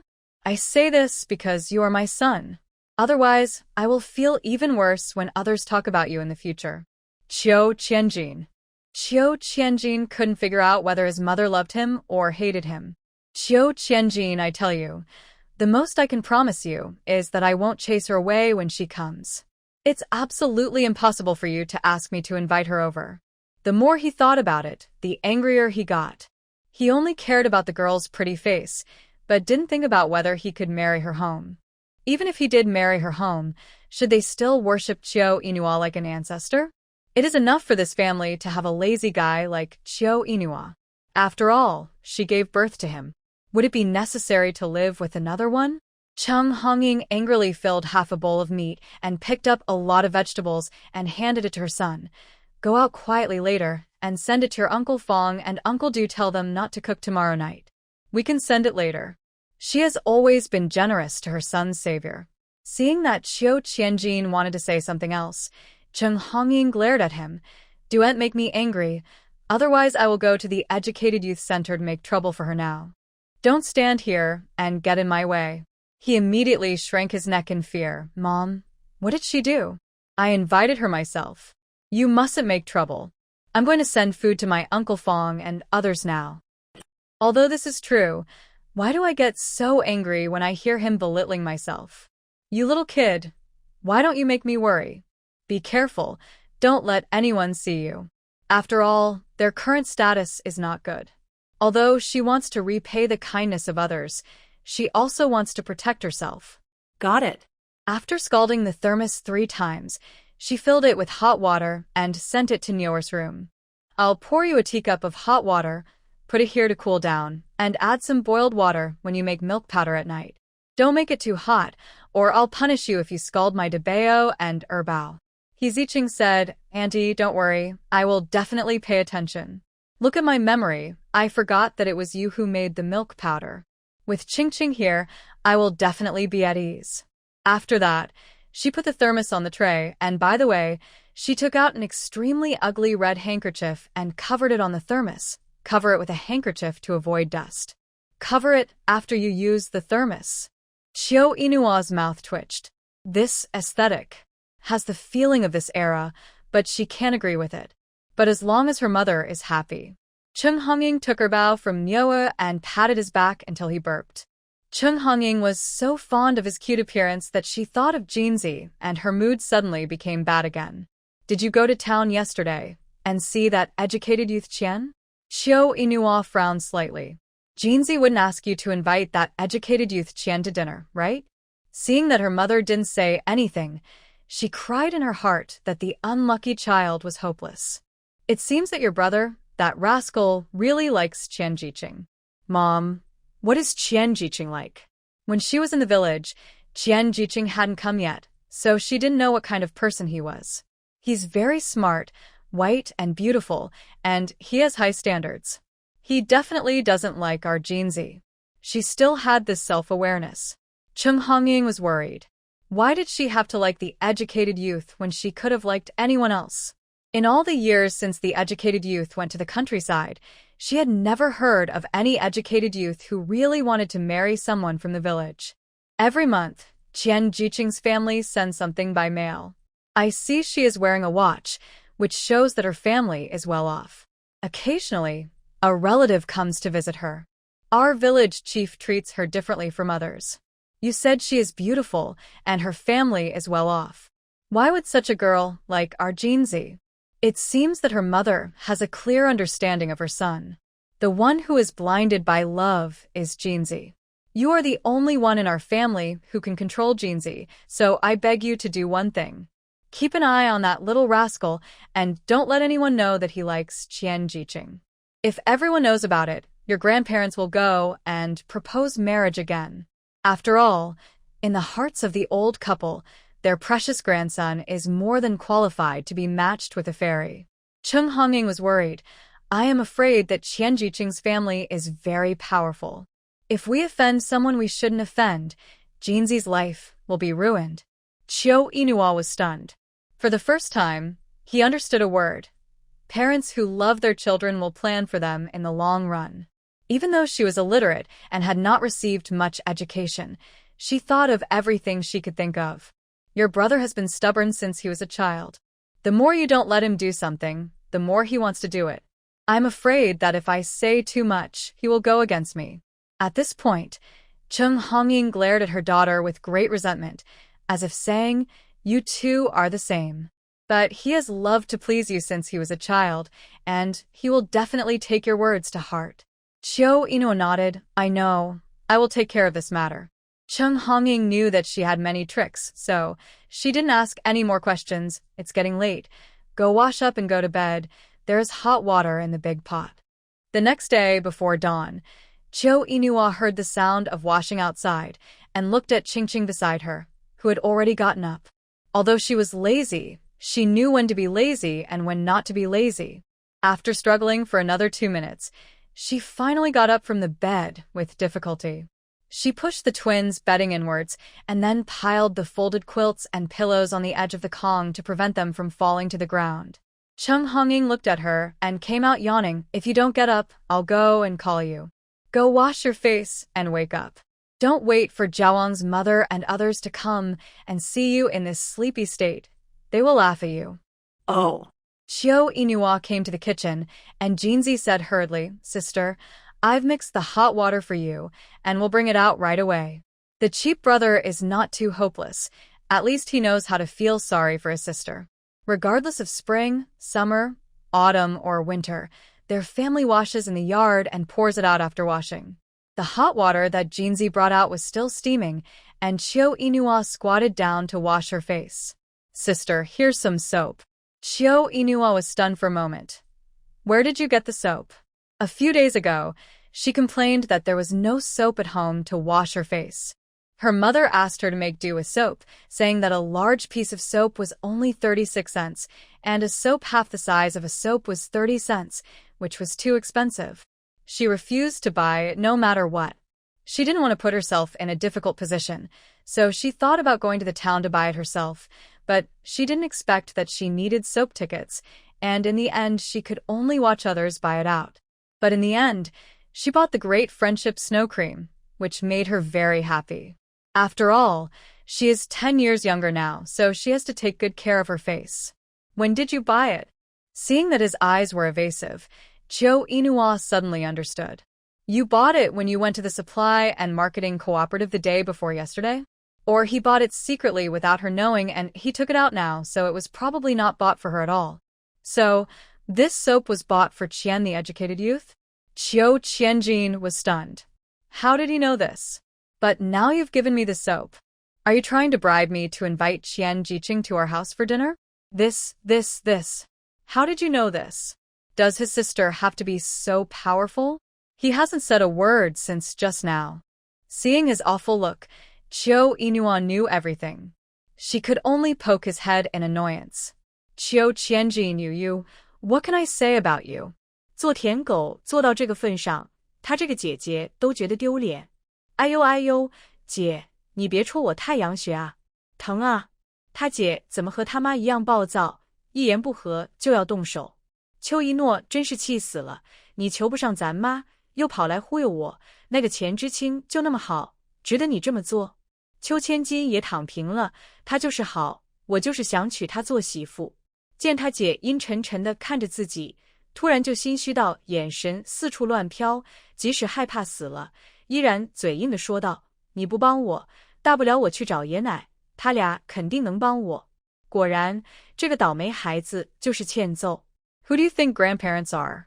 Why should Qian Jiqing listen to them? They are old people. Don't young people nowadays say they want to respect the elderly? Xiao Inua took a deep breath and tried his best to restrain his fists from hitting him. Those are your grandparents, not someone else's. What's wrong with being old? Do old people have privileges and can force others to do things they don't want to do? It's impossible for you to chase Qian Jiqing with your character. Xiao Qianjin was delighted when she heard this. So, sister, do you have a way to help me chase Qian Jiqing? Okay, this rascal will not give up until he sees the Yellow River. She stretched out her hand to him. Give me the soap, I'll tell you after you wash your face. It was too cold outside. It was estimated that the water in the basin would soon freeze into ice. The face washed with soap was tight and not smooth at all. Under such difficult conditions, she would not be picky. After washing her face, she put away the soap and waved to her silly brother. There are a lot of things to do at home today. I'll find a time to tell you how to chase Qian Jiqing. Really? Yes. Then can you? No. Today, even the King of Heaven can't get her to leave. If you are still stubborn, I really won't help you. Okay. Don't be angry, I'll listen to you. Why don't you help wash the vegetables? Xiao Qianjin immediately moved the small stool happily and moved to Anhua. Aunt, are there any more vegetables to wash? Seeing that he was no longer persistent, Qiao Inua also went back to the room to wipe her face. The vanishing cream on her face had a low-quality fragrance. It was definitely the cheapest cosmetics she had ever used in her life. No matter how cheap it is, the steps of massaging and circular movements cannot be omitted. This is her last respect for this face. Cheng Hongying took the opportunity to sneak into her room and deliberately lowered her voice and said, "From what I heard from you just now, you seem to encourage Jinzi to pursue Qian Jiqing? I guess so. What kind of nonsense are you coming up with? Everything has two sides. In fact, it's good to have such an excellent person like Qian Jiqing to inspire Jinzi. I'm afraid he won't have the motivation to make progress." Cheng Hongying frowned. What do you mean? Xiao Inua leaned close to her ear and whispered his plan. So don't worry about what I do next. If it really comes to that time his mind still remains unchanged, I support him to pursue Qian Jiqing. Looking at her head carefully, it's no different from others. Why does she have so many tricks? If half of this cleverness is shared with Jinzi, she won't have to worry. Okay, I'll listen to you. At about 10 o'clock in the morning, the old couple of the Chiu family came. Looking at the wine and food they prepared, they looked painful. However, the two have always paid attention to face and didn't say anything to her face. Debeo was afraid that the old couple would blame his mother later, so when he saw the two of them, he excitedly stretched out his chubby hands and asked for a hug. Grandpa Chiu was stunned for a moment. Does this child remember us too? Grandma Chiu immediately reached out to take Debeo and received a flattering kiss on the cheek from Debeo. Oh, is this child kissing me? The old lady was shocked. After all, what can a 4-month-old child know? Seeing this, Grandpa Chiu immediately put his face in front of Debeo. Debeo, kiss your great-grandfather too. Looking at the old face that was about to be ironed, Debeo resisted the disgust and kissed him. As expected, Grandpa Chiu laughed heartily and boldly. This child must have understood what we said. Oh, he is only 4 months old, and he'll be amazing when he grows up. When other cadres from the village came, they happened to run into the scene, and they all praised Debeo for his intelligence, and the old couple of the Chiu family, and Cheng Hongying never put down the door curtain. This feeling is a little different from praising Jinzi. Xiao Inua held Erbao, who had a scattered mind, and the main thing was to accompany her on a tour. As long as she was not asked to work, she could do anything. Looking at the new house of the Chiu family, which was full of sunshine, spacious and bright, Who would not be jealous? Grandma and Grandpa, the house is built. Jinzi said that he would bring you 2 old people to stay for a while during the new year. As soon as this was said, everyone looked at the old couple of the Chiu family with envy or jealousy. Some people don't have a grandson as open-minded as Jinzi. If they want to go to someone's house, they have to say hello in advance, and they have never been invited in person. From this point of view, the old couple of the Chiu family are so happy. Grandpa Chiu and Grandma Chiu straightened their backs instantly, feeling that they had a lot of face today, and the 150 yuan was not spent in vain. At least in front of outsiders, the granddaughter gave them enough face. It was not until noon when the meal was about to start that Uncle Chiu and his family arrived late. Second sister-in-law, our family is late. Looking around, she smiled and said, "It doesn't seem to be too late. Uncle's family hasn't come yet?" Her eyes inadvertently glanced at Chiu Inua, and Aunt Chiu was stunned for a moment, and called out uncertainly, "Inua?" This was the first time she saw Aunt Chiu since she came back. She never gets enough of taking advantage, and she can send people 30 miles away without eating. Oh, you girl can see that you have lived a good life. Which in-laws can let you be like this?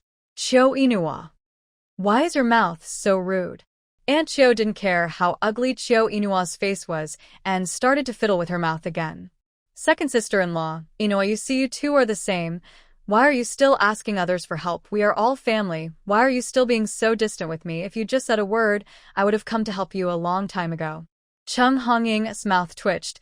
She looked down on the third brother's wife's mouth. She didn't do anything, but let her talk. Chiu Inua smiled and said, "Don't worry, Auntie. I will definitely ask you to wash the dishes after dinner." Auntie Chiu laughed awkwardly twice and refused to answer. At this time, Uncle Chiu and his family also came. After saying a few unpleasant words, Auntie Chiu said that she was a hen that couldn't lay eggs, and then she stopped. Facing the extreme quality of the original owner's family, Chiu Inua was very troubled. After today, it's better to have less contact in the future. Anyway, let's deal with today first.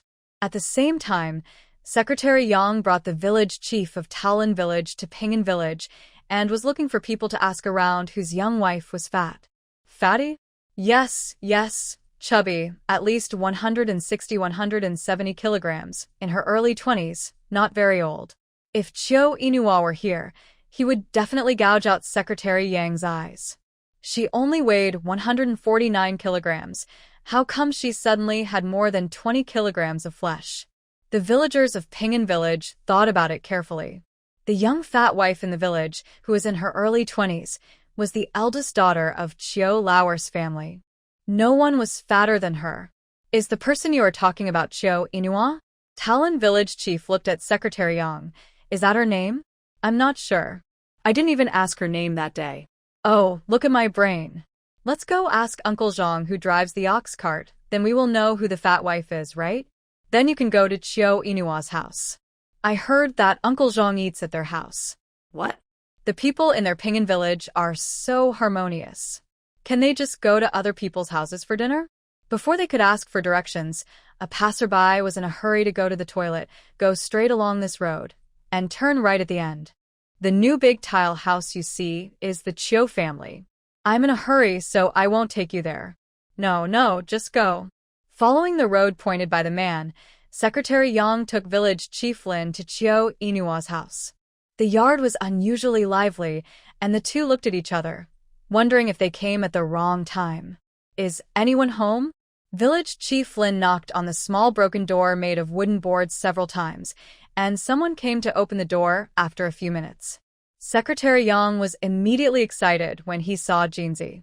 Village chief, he is the younger brother of that female comrade. We have found the right person. Jinzi also recognized Secretary Yang. You are Secretary Yang from Taolin village. Are you looking for my sister? Yes, we are here to find your sister. Jinzi opened the door and shouted towards the room where her sister was. Sister, the village chief of Taolin village is here to see you. The voice was deep and full of energy. Not only did it call out Chiu Inua, it even alarmed several cadres in the village. Everyone put down their glasses and came to the yard of the Chiu family. Village Chief Flynn looked at so many people and suddenly felt a little confused. "We are visiting you," in a presumptuous way. "Are we disturbing you?" It was his fault. He came to the door without asking clearly. "Village Chief Flynn, why are you in our Pinyin village?" Talon village has been rising in recent years and has won a lot of favor in front of the leaders. It is said that there are relatives of high-ranking officials in the city. These villages that have done nothing want to make friends with them, but they can never find a relationship to get close to them, and in the end, things often go against their wishes. How could the cadres of Pinyin village not be excited when they suddenly saw Village Chief Flynn in their village? Regardless of what the other party came for, everyone welcomed them into the house very enthusiastically and even let them sit in the main seat. Village Chief Flynn saw Chiu Inua at a glance. It was hard not to notice her huge body. He took a few quick steps and came in front of her with a kind smile on his face.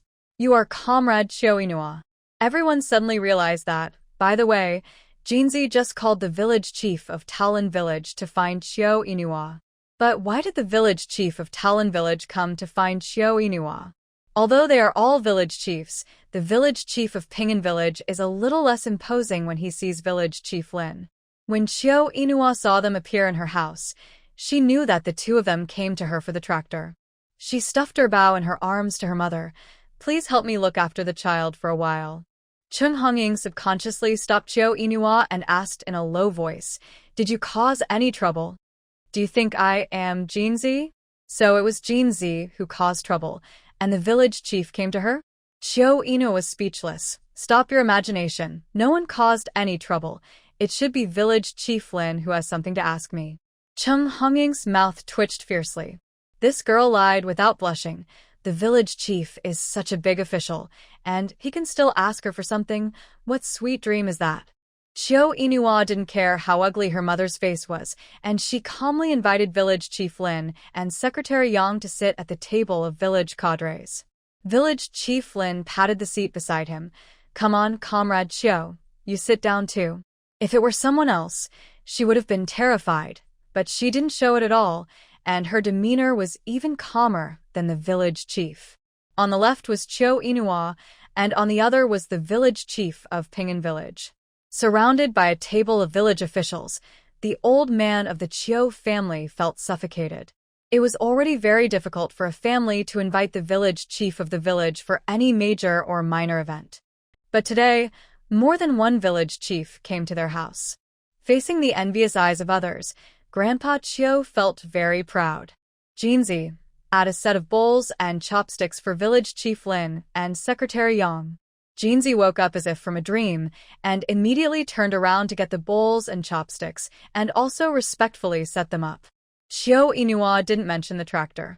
It was not a good deal to rush in. She took the initiative to bring it up, which made people question her ability even more. "My family renovated the house a few days ago. Thank you all uncles and brothers for your help. Everyone has worked hard. Come on, let's eat and drink well today, and don't be polite." Village Chief Lin patted his forehead lightly. "Look at me. I came too hastily and didn't prepare a gift for you." Oh. Good guy. What a big face. Even let the village chief of Talon village prepare a gift for her. Everyone had different thoughts during this meal, and they were reluctant to leave after the meal. It was the village chief who saw that Village Chief Lin had something to say to Chiu Inua, so he sent the others away and left a few village cadres here. Village Chief Lin was really embarrassed to ask a junior for help. Seeing that there were only a few of them in a room, he asked Comrade Chiu, "We asked a technician to come and see the tractor. The situation is exactly the same as what you said. Replacing the engine is indeed too stressful for us." Chiu Inua smiled and nodded, but did not respond. The others in the room were confused. Is the tractor broken? But what does this have to do with Chiu Inua from their village? I also heard from Secretary Yang that you should have some knowledge of tractors. I am sorry to bother you today, but I want to ask Comrade Chiu, can you repair the tractors in our village? As soon as these words came out, the people watching the excitement gasped, and pairs of incredible eyes were fixed on Chiu Inua's face. "Chiu Inua, I have to check it again before I can give you an answer." Chiu Inua did not agree happily, but it made Village Chief Lin relieved, at least proving that she is a cautious person. Village Chief Lin was very happy. Comrade Chiu, when do you have time to go over and take a look? There are a lot of things to do at home today. Can I go tomorrow? Of course, I won't go anywhere tomorrow. I will wait for you in the village. Before leaving, Village Chief Lin politely shook hands with the head of Pingan Village. Village Chief Sun, if you have time to go to our village with other cadres, I will definitely treat you well then. Village Chief Sun was speechless. No village chief in the surrounding area had ever been treated differently by Village Chief Lin. He had never expected that Chiu Inua would benefit from his kindness today. After several village cadres sent Village Chief Lin and Secretary Yang away, they looked back at Chiu Inua, who was always calm and composed, and finally couldn't help asking, "Can you repair tractors?" Their village didn't even have a tractor. How did she learn to repair that thing? She must have learned it in the 2 years she was away from home. Thinking of this, everyone looked at Chiu Inua with a burning look in their eyes. This was the only person in the surrounding area who could repair tractors. In their Pingan village, how could they not be proud? A little. This was not a lie. She really knew a little. To be honest, she could actually modify cars. Chiu's group made its fortune by producing auto parts. Big Brother liked cars, and she followed him like a little tail and learned a lot. Later, the burden of Chiu's group fell on her. In order to retain the technical backbone, she also followed him to the workshop and the research room. So she is better at repairing cars. Where did you learn it? From books. Everyone. Listen to this righteous tone. Are you sure she is not joking with them? Chiu Inua doesn't care what others think of her. Instead, when she saw her aunt was about to pack up and take away after eating, she immediately shouted in front of everyone, "Aunt, didn't you say you wanted to stay with your aunt to wash the dishes together?" Before Aunt Chiu had time to run away, under the gaze of everyone, she could only take back her foot. In rural banquets, relatives will take the initiative to help. Originally, she came here to eat ready-made food today. Now she not only doesn't work, but also wants to pack up and run away. Uncle Chiu feels so ashamed. He glared at his wife and was furious. "We are all family members. What's wrong with doing more work?" Aunt Chiu choked and wanted to ask him, "Why don't you do it?" But the man's face must be maintained. "I was thinking of sending the kids home first and then coming to work." Forget it, they are all big enough and they know the way home. In the end, she could only roll up her sleeves and go to the kitchen to wash the dishes. Halfway through the walk, she remembered what Inua had just said, that she couldn't forget her sister-in-law for doing the work of washing the dishes. She shouted into the house in a very loud voice, "Sister-in-law, haven't you finished eating yet?" The dishes in the kitchen are almost piled up like a mountain. Chiu Inua raised her eyebrows. Her aunt was quite understanding. Aunt Chiu was so angry. Would the third son's wife die if she did more work? Why did she have to be dragged along? She wanted to delay for a while and leave when there were fewer people around, but now it's hard to leave. She could only bite the bullet and smile awkwardly. Come. Before the village cadres left, Village Chief Sun felt that he still needed to remind her, "I don't know what your level is, but I still have to remind you that some things should be done within your ability. It's not shameful if you can't fix it. I understand." Chiu Inua also wanted to take this opportunity to make a fortune, so she never fought a battle that she was not sure of. After sending the village cadres away, Chiu Inua immediately became lazy. Yawning repeatedly, she said, "Mom, Debao and Erbao should be sleepy. I'm going to coax them to take a nap." Chung Hongying. Are you sure she's not sleepy? She had cheated in the past to fool Jinzi into working, but she had never been so blatantly lazy like now.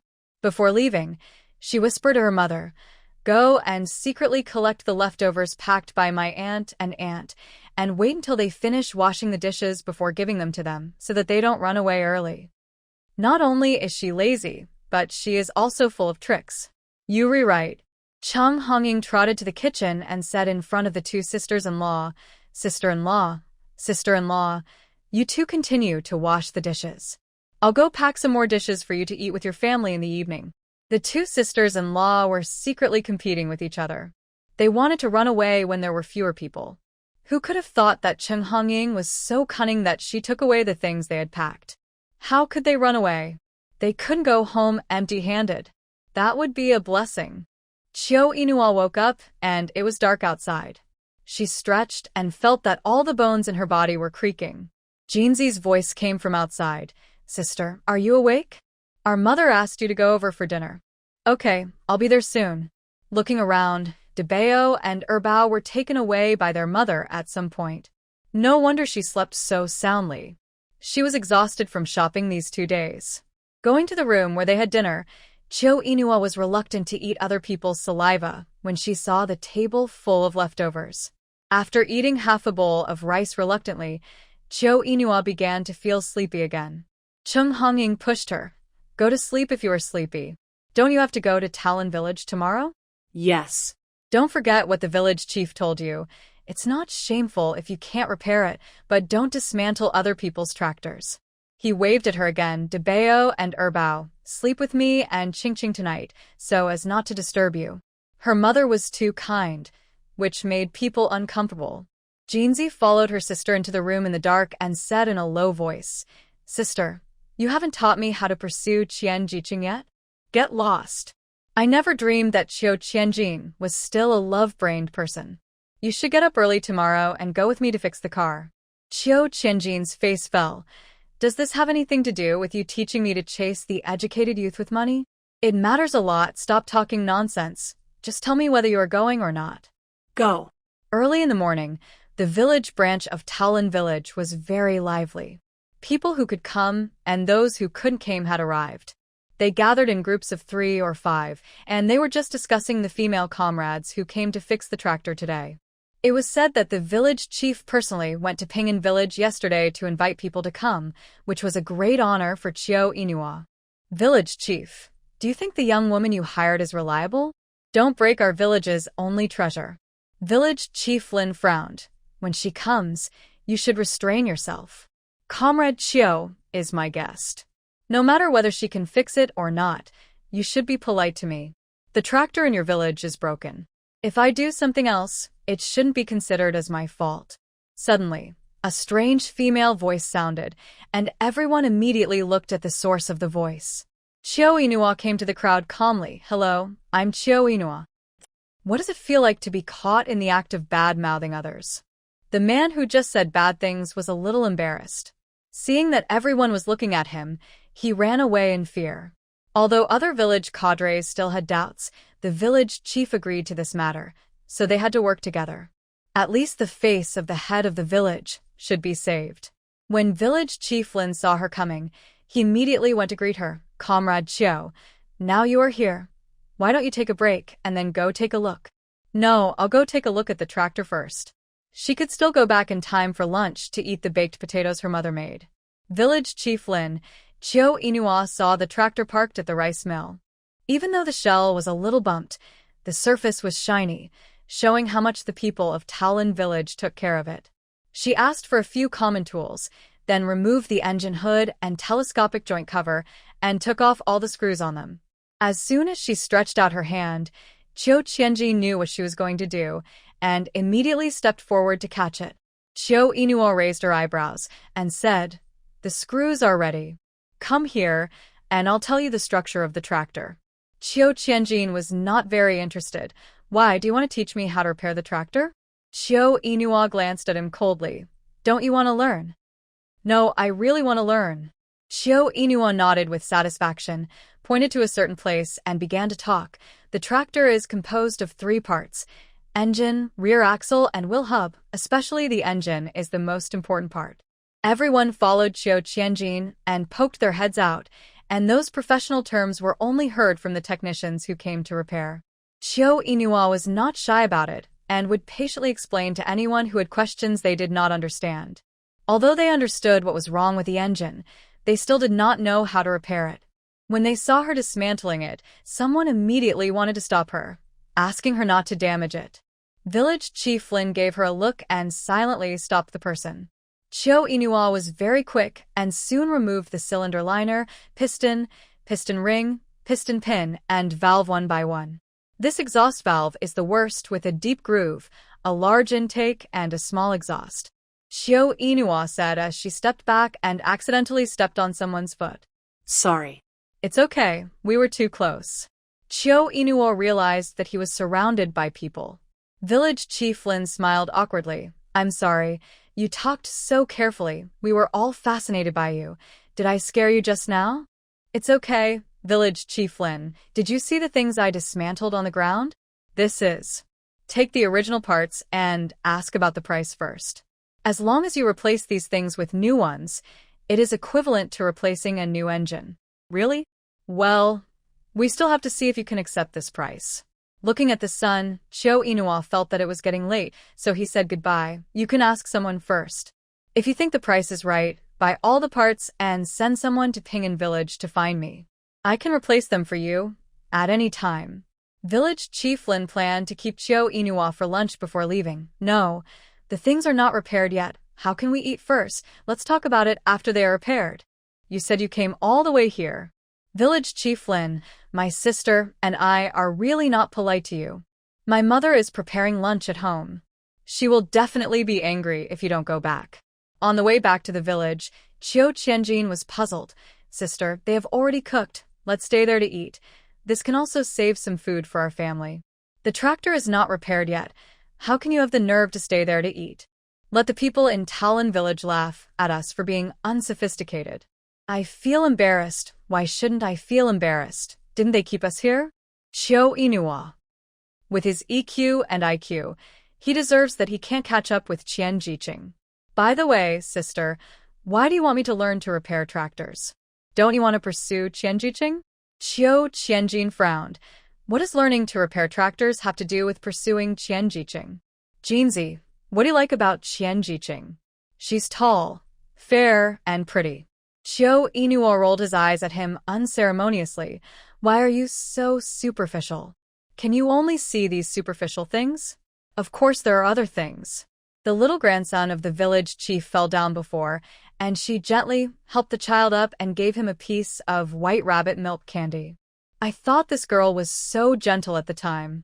Chiu Qianjin felt that this one thing was not enough, and said, I heard from the people at their youth-educated point that she is also very good at needlework, and she also sewed a beautiful school bag for the little girl of the timekeeper's family.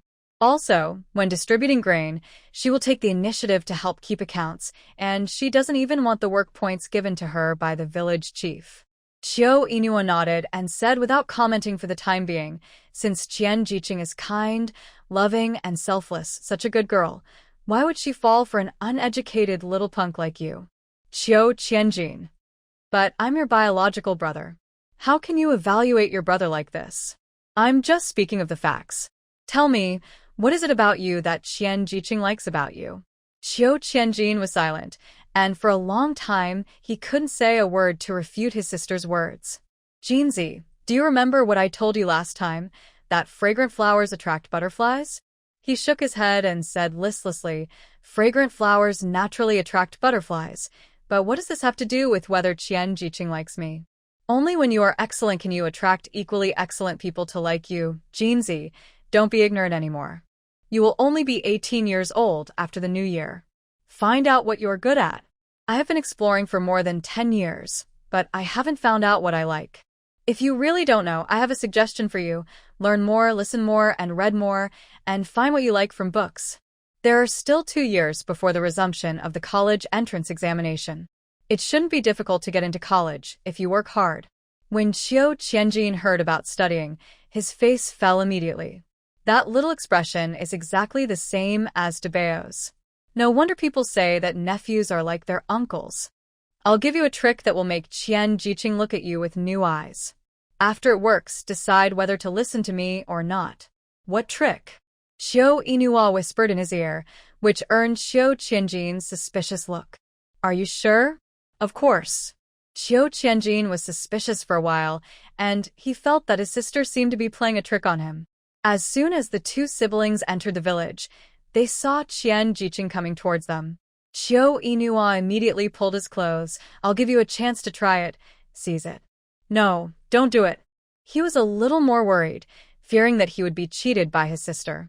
But his waist was twisted hard, and he almost jumped up on the spot in pain. Finally, He compromised under his sister's stare and forced himself not to look at Qian Jiqing and then passed by her without looking sideways until he clearly felt Qian Jiqing's suspicious look. His heart was still beating very fast. Qiu Yinhua gritted her teeth and said, "If you dare to look back, I will break your neck." Qiu Qianjin, can you not be so bloody?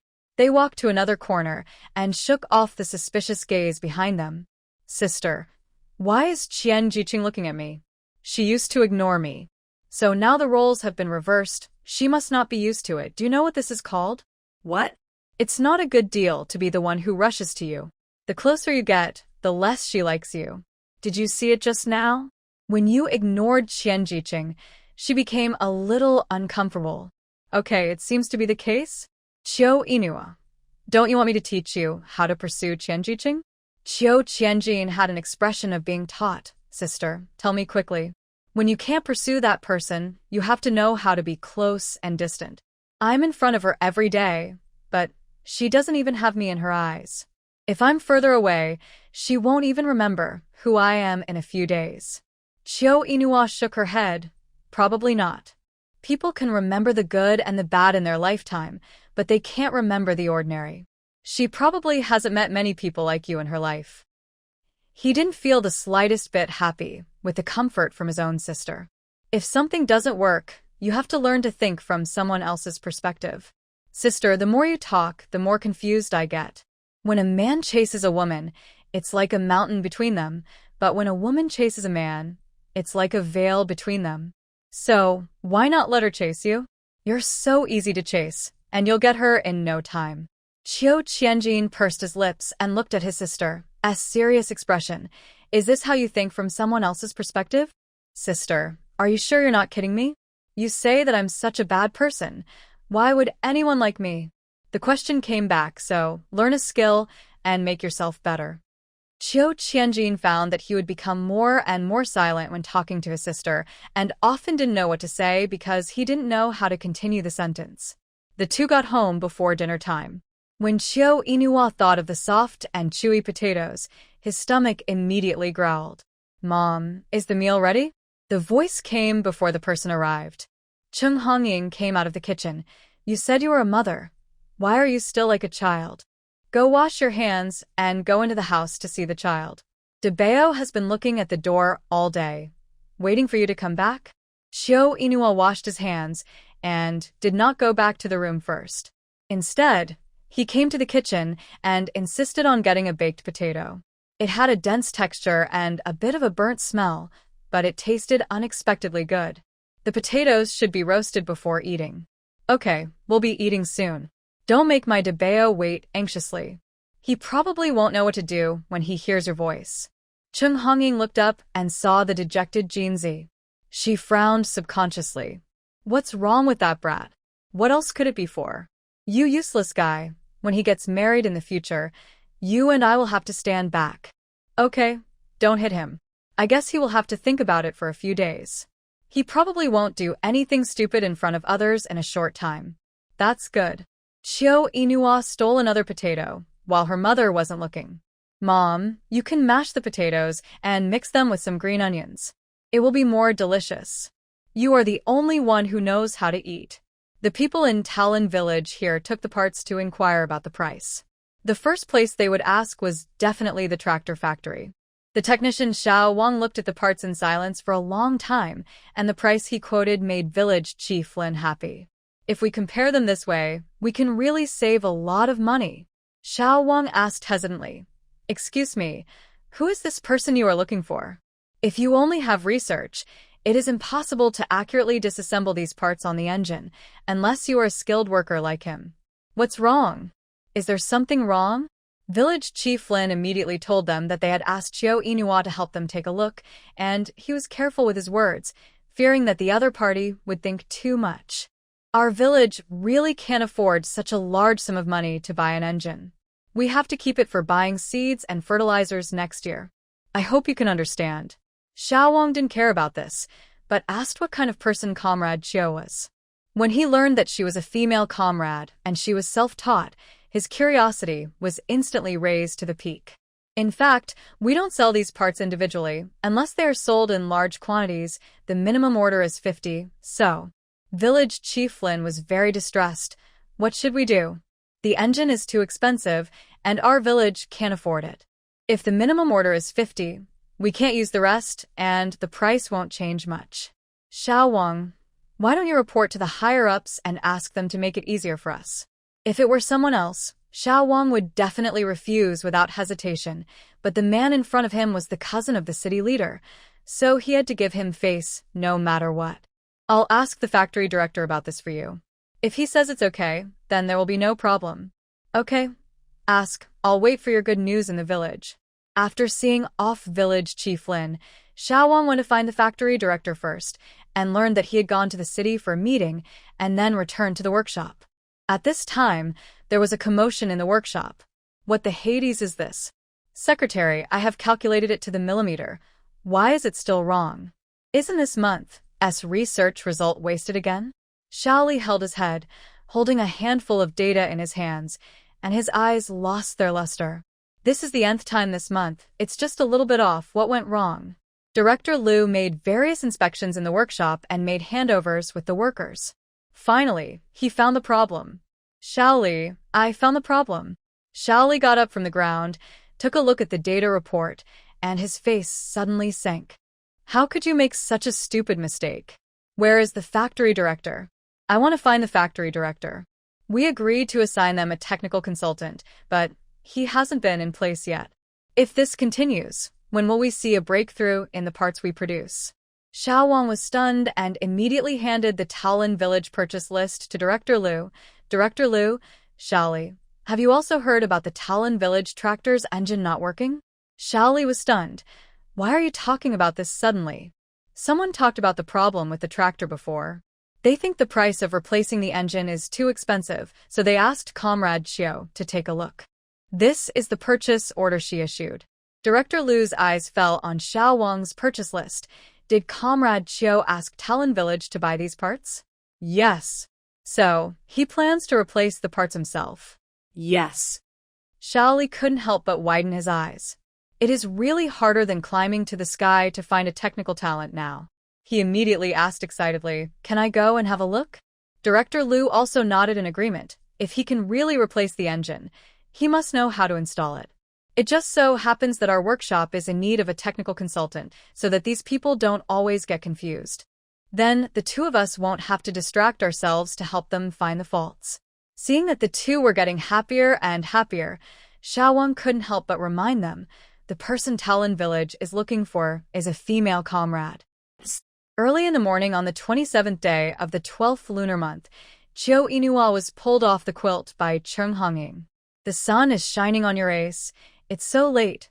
Why don't you get up yet? She buried her face in the pillow and muttered in a rage. I'll get up in a minute. I'll sleep for another 10 minutes.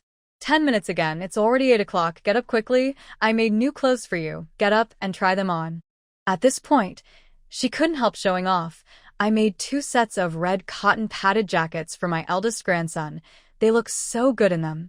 Chiu Inua also woke up from Cheng Hongying's chattering and yawned lazily. Okay, I'll go downstairs to wash my face now and see what kind of cotton padded jacket you make for me.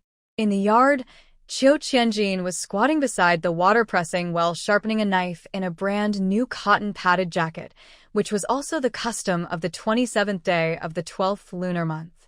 Seeing her coming out, Chiu Qianjin immediately showed off her new clothes. Sister, you have a good taste. Look how suitable this dark blue is for me.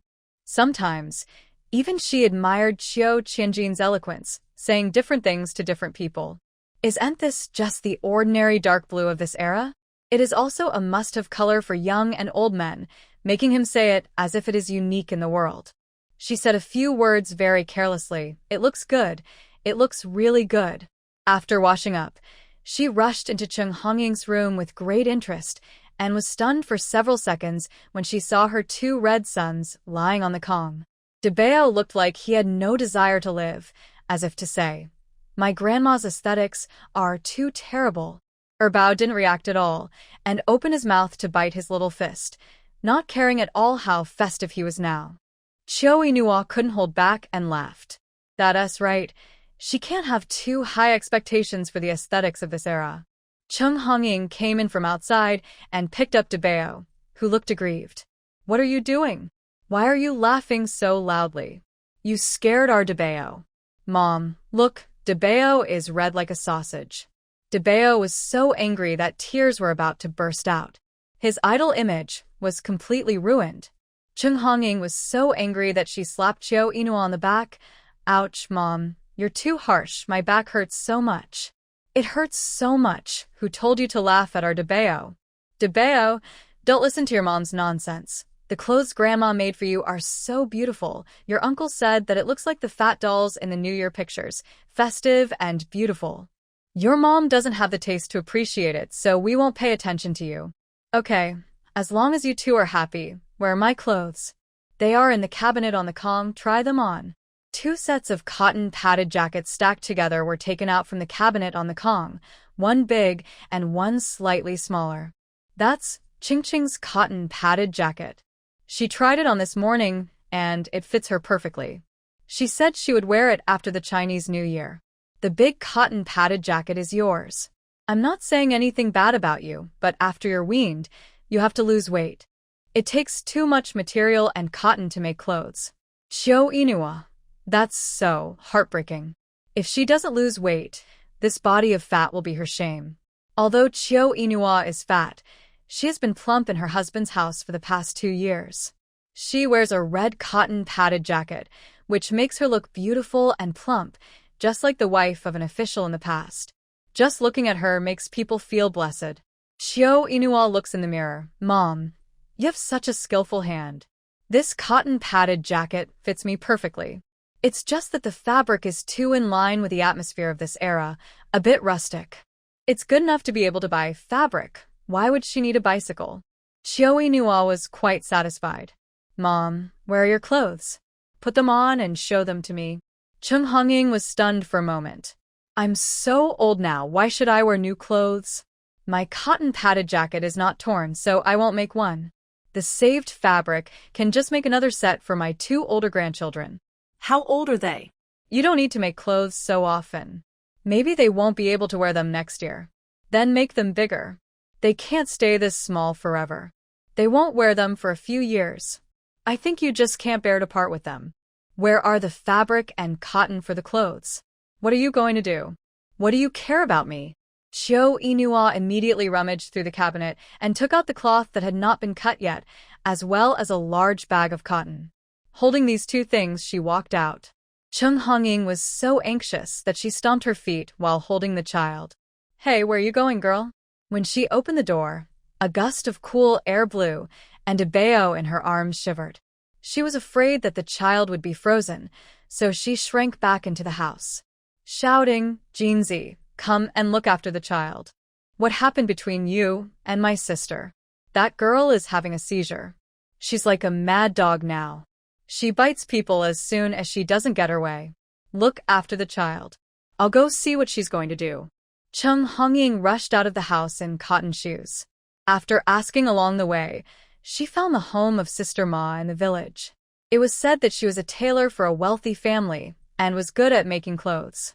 She guessed what the girl wanted to do in an instant, and she rushed to her house without thinking. Just then, Chiao Inua heard someone asking, I want to make a cotton padded jacket for my mother. She needs it on New Year's Eve. Aunt Ma, please name a price. What price? I can make cotton padded jackets. Why are you bothering Sister Ma? If you can make it, why don't you make one for yourself? It happens that Aunt Ma has good craftsmanship and is recognized by the whole village. You make a cotton padded jacket for my mother so that she can wear it on New Year's Eve. Do you think 2 yuan is enough? When she mentioned 2 yuan, Sister Ma's eyes widened in shock. She looked at Chiao Inua in disbelief. Really? Chung Hongying's eyes almost popped out when she heard the price. It's terrible. How can you spend money so much? 2 yuan is so expensive. I can do it myself. Sister Ma, don't listen to her. She is just joking. Sister Ma smiled awkwardly. Sure enough, there is no such good thing in the world. It's true, Emma. If you think it's not enough, I can add more 3 yuan, 3.5 yuan for yuan as long as the clothes can be made by New Year's Eve. Hearing that she raised the money to 4 yuan, Cheng Hongying began to feel pain. How could she be so wasteful with the 2 yuan in her hand? Xiao Inua simply slapped 4 yuan on the table, took Cheng Hongying's hand and walked out. Aunt Ma, you are an old tailor. You can see my mother's figure with your eyes. I will come to get the cotton-padded jacket on New Year's Eve. Before closing the door, he blinked at Aunt Ma and she nodded slightly, indicating that there was no problem. Even when the door of the house was closed, Cheng Hongying could still be vaguely heard shouting and scolding her as a spendthrift woman. Sister Ma smiled knowingly. This girl is interesting. Who said it's bad to raise a daughter? Isn't this good? When Cheng Hongying thought of the girl slapping 4 yuan casually, she felt so distressed at this moment. Just do it. You will become a pauper sooner or later. Which one of us is going to do it? If you do it yourself, there won't be so many things. It's all because of you that I spent the money in vain. Cheng Hongying took a deep breath. Qiu Inua, I must have done something wrong in my previous life to give birth to such an irritating loser like you. For people like Cheng Hongying, they will never feel pain unless they cut their flesh. If I obey her this time, she will do it again next time. Go and get the cloth and cotton back. I will definitely make it myself this time. These things have been bought for nearly 20 days. If you really wanted to make it, you would have done it long ago. Cheng Hongying was so angry. I will definitely not cheat you this time. Can I make it before New Year's Eve? Although she knew that she was doing it for her own good, Cheng Hongying still couldn't accept this girl's behavior of spending money at a disagreement. If she had something to say, she couldn't just talk it out nicely, but had to spend so much money to make a cotton-padded jacket that she could make herself.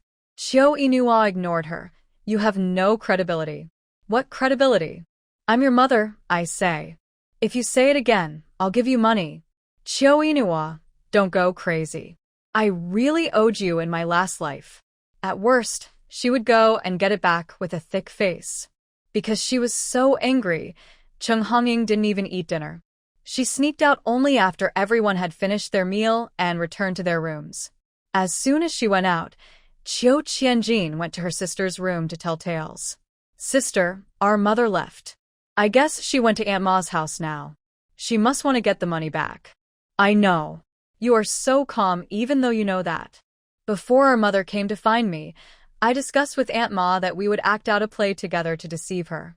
Even if our mother didn't go, Aunt Ma would come to her to pay her back. I'm not stupid. I wouldn't really spend $4 to make a cotton-padded jacket. Now she doesn't make money, so money must be spent wisely. Qiu Qianjin was stunned by what she heard and finally gave her a thumbs up. Sister, you are more thoughtful than lotus roots. Your brother, will obey you more than anyone else. Get out. Don't disturb my sleep. Okay. Qiu Qianjin was not angry, and she closed the door intimately when she left. He Ziqing shook his head and laughed. In fact, Jinzi is a good person, Sister Inua. You should not be so harsh to him. Jinzi is indeed kind-hearted, but he is too impetuous and unstable. He can create a rainbow with any color. Put pressure on him in everything, otherwise he will get into trouble sooner or later. Since she came into the book, she has been living a very smooth life. Except for worrying about food, she has never been bothered by anything else. She is also very satisfied with the current situation, even her current family. Whether it is her mother with a sharp tongue but a soft heart, or her careless brother, she likes them in her heart. Naturally, she hopes that they can all live well, and every change is a good thing. Before the twins grow up, she is still counting on her brother to take care of her in her old age. Cheng Hongying successfully got back 2 yuan and was in a good mood. After returning, she went to the kitchen to make dough. The custom here is to make cakes and steamed buns with flowers on the 28th day of the 12th lunar month. Xiao Inua also followed into the kitchen and asked suspiciously, "Where did you go just now?" Cheng Hongying was shocked and patted her chest hard. I was scared to death. Where could I go? I went to the toilet. She didn't plan to continue to pester her and easily changed the subject to make steamed cakes tomorrow. Use more white flour. Didn't I give you money for the New Year yesterday? Don't be reluctant to spend it. Why are you so picky and insist on eating white flour? Do you know how many kilograms of white flour our family has exchanged this year? What's wrong with me eating something good during the new year? How can you be so greedy at your age? Next year, Debeo and Erbao will be able to eat, and the white flour will be left for them. Chiu Inua nodded. Okay, then I'll buy it at a high price. You want me off to death, don't you? Cheng Hongying pulled her back, really afraid that she would go crazy and run to someone's house to spend money. Eat. Isn't it enough that I give you food? Don't go, and be the sucker again. He angrily served another bowl of flour. Is it enough? Not enough. Give me some more. Okay, I'll let you eat as much as you want. After this new year, our whole family will be starving. After making the flour rise, Cheng Hongying prepared to go back to her room to sleep. Looking at Qiu Qianjin lying on the Kong reading comic books, she was immediately furious. It's so late. Why are you still not sleeping and wasting electricity? Since their village got electricity thanks to Talon Village, the family has one more expense. It's not known how much the electricity bill will be after Nyoer comes back. Money is all she sees when she opens her eyes. Cheng Hongying is really tired of living in poverty. She pulled the light cord by the door mercilessly, and the room went dark in an instant. Go to sleep. If you keep wasting electricity, I'll beat your... Qiu Qianjin looked out the window and saw that the light in his sister's room was still on. Mom, how can my sister turn on the light? Why don't you tell her? Cheng Hongying had just come back from secretly asking for 2 yuan, and she was feeling guilty. She slapped Qiu Qianjin in the light. Shut up, I was almost asleep, and you woke me up. Qiu Qianjin. On the 28th day of the 12th lunar month, make rice cakes, steam buns, and paste flowers. In the morning, Cheng Hongying was in a good mood, feeling the extra 2 yuan in her pocket. She also let Chiu Inua sleep a little longer. Although this girl spent money lavishly, it was also to make new clothes for her. When she thought of this, she was no longer angry. Wang Hongxia from the east end of the village raised 5 sons, but she never wore a new dress bought by her son and daughter-in-law. Her girl was filial. Chiu Inua was awakened by the aroma of steamed cakes. Her stomach had long been empty. With her current body, she would be hungry even if she ate 3 meals a day. After getting up from the bed, the first thing Chiu Inua did was to wash her face, and the second thing was to go to the kitchen. When He Ziqing saw her coming in, he knew she was hungry and immediately took a piece of warm steamed cake. Sister Inua, how is it? The steamed cake was soft and sweet, just like a cake. After eating 3 pieces in one breath, Cheng Hongying called He Ziqing. Ching, the sticky bean buns are also wrapped. Put them in the pot to steam. Why did you go to the kitchen as soon as you got up and didn't even say to go to check on Debeo and Erbao first? Don't you have them to watch over them? I'm relieved. Since returning home, Ching would take Debeo and Erbao away with her mother when she was awake so that she could sleep a little longer. She would just make milk powder in the second half of the night to feed the children. She planned to wean the children after they were able to eat complimentary food after 6 months. Qiu Inua regretted that she had turned down her mother's request when she asked her to go back to the village. If she had followed her back, she would have been able to enjoy such a good life a month earlier. As the mother and daughter were talking, a clear voice came from outside. Sister Inua, people from Talon Village came again and asked you to change parts. They also asked if you could let their people watch. Now? Yes. Why so urgent? She thought it would be after the Chinese New Year. The news spread over there that village chief Lin said that if the tractor is not repaired, he will not be able to spend the new year in peace. Can you go now? Qiu Inua. Yes, you can invite them in to warm up. I'll go change my clothes and follow him. Qiu Inua took Jinzi and followed the people from Talon Village. On the way, the people asked her, would it be convenient for you to have someone watch while you repair the tractor? Sure. Qiu Inua didn't have time to hold her sister back. How silly. The apprentice learned, and the master starved to death. Ping'an Village was very close to Talon Village, and it only took half an hour to walk there. She had seen most of the people present, but there were 3 unfamiliar faces, wearing neat Zhongshan suits, who didn't look like people from Talon Village. They looked more like leaders who came to inspect the work. Thinking of the people from Talon Village asking her if they could watch on the way here, she seemed to understand something. It seemed that the opportunity to make money had come. Village Chief Lin did not take the initiative to introduce who the three people were, and Xiao Inua did not ask. If she didn't tell him now, she would know after the repair was done. Xiao Inua asked Jinzi in a low voice, "Have you remembered all the tools I taught you?" Jinzi, "Mostly, probably. There really is no room for anything else in a love mind." Village Chief Lin led Xiao Inua to check the parts they bought, take a look and see if they are right.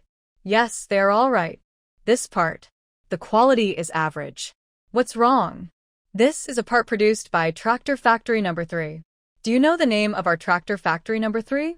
People in the South all come to our factory to purchase goods. You will definitely not find such well-made parts anywhere else. The person who spoke was Director Liu.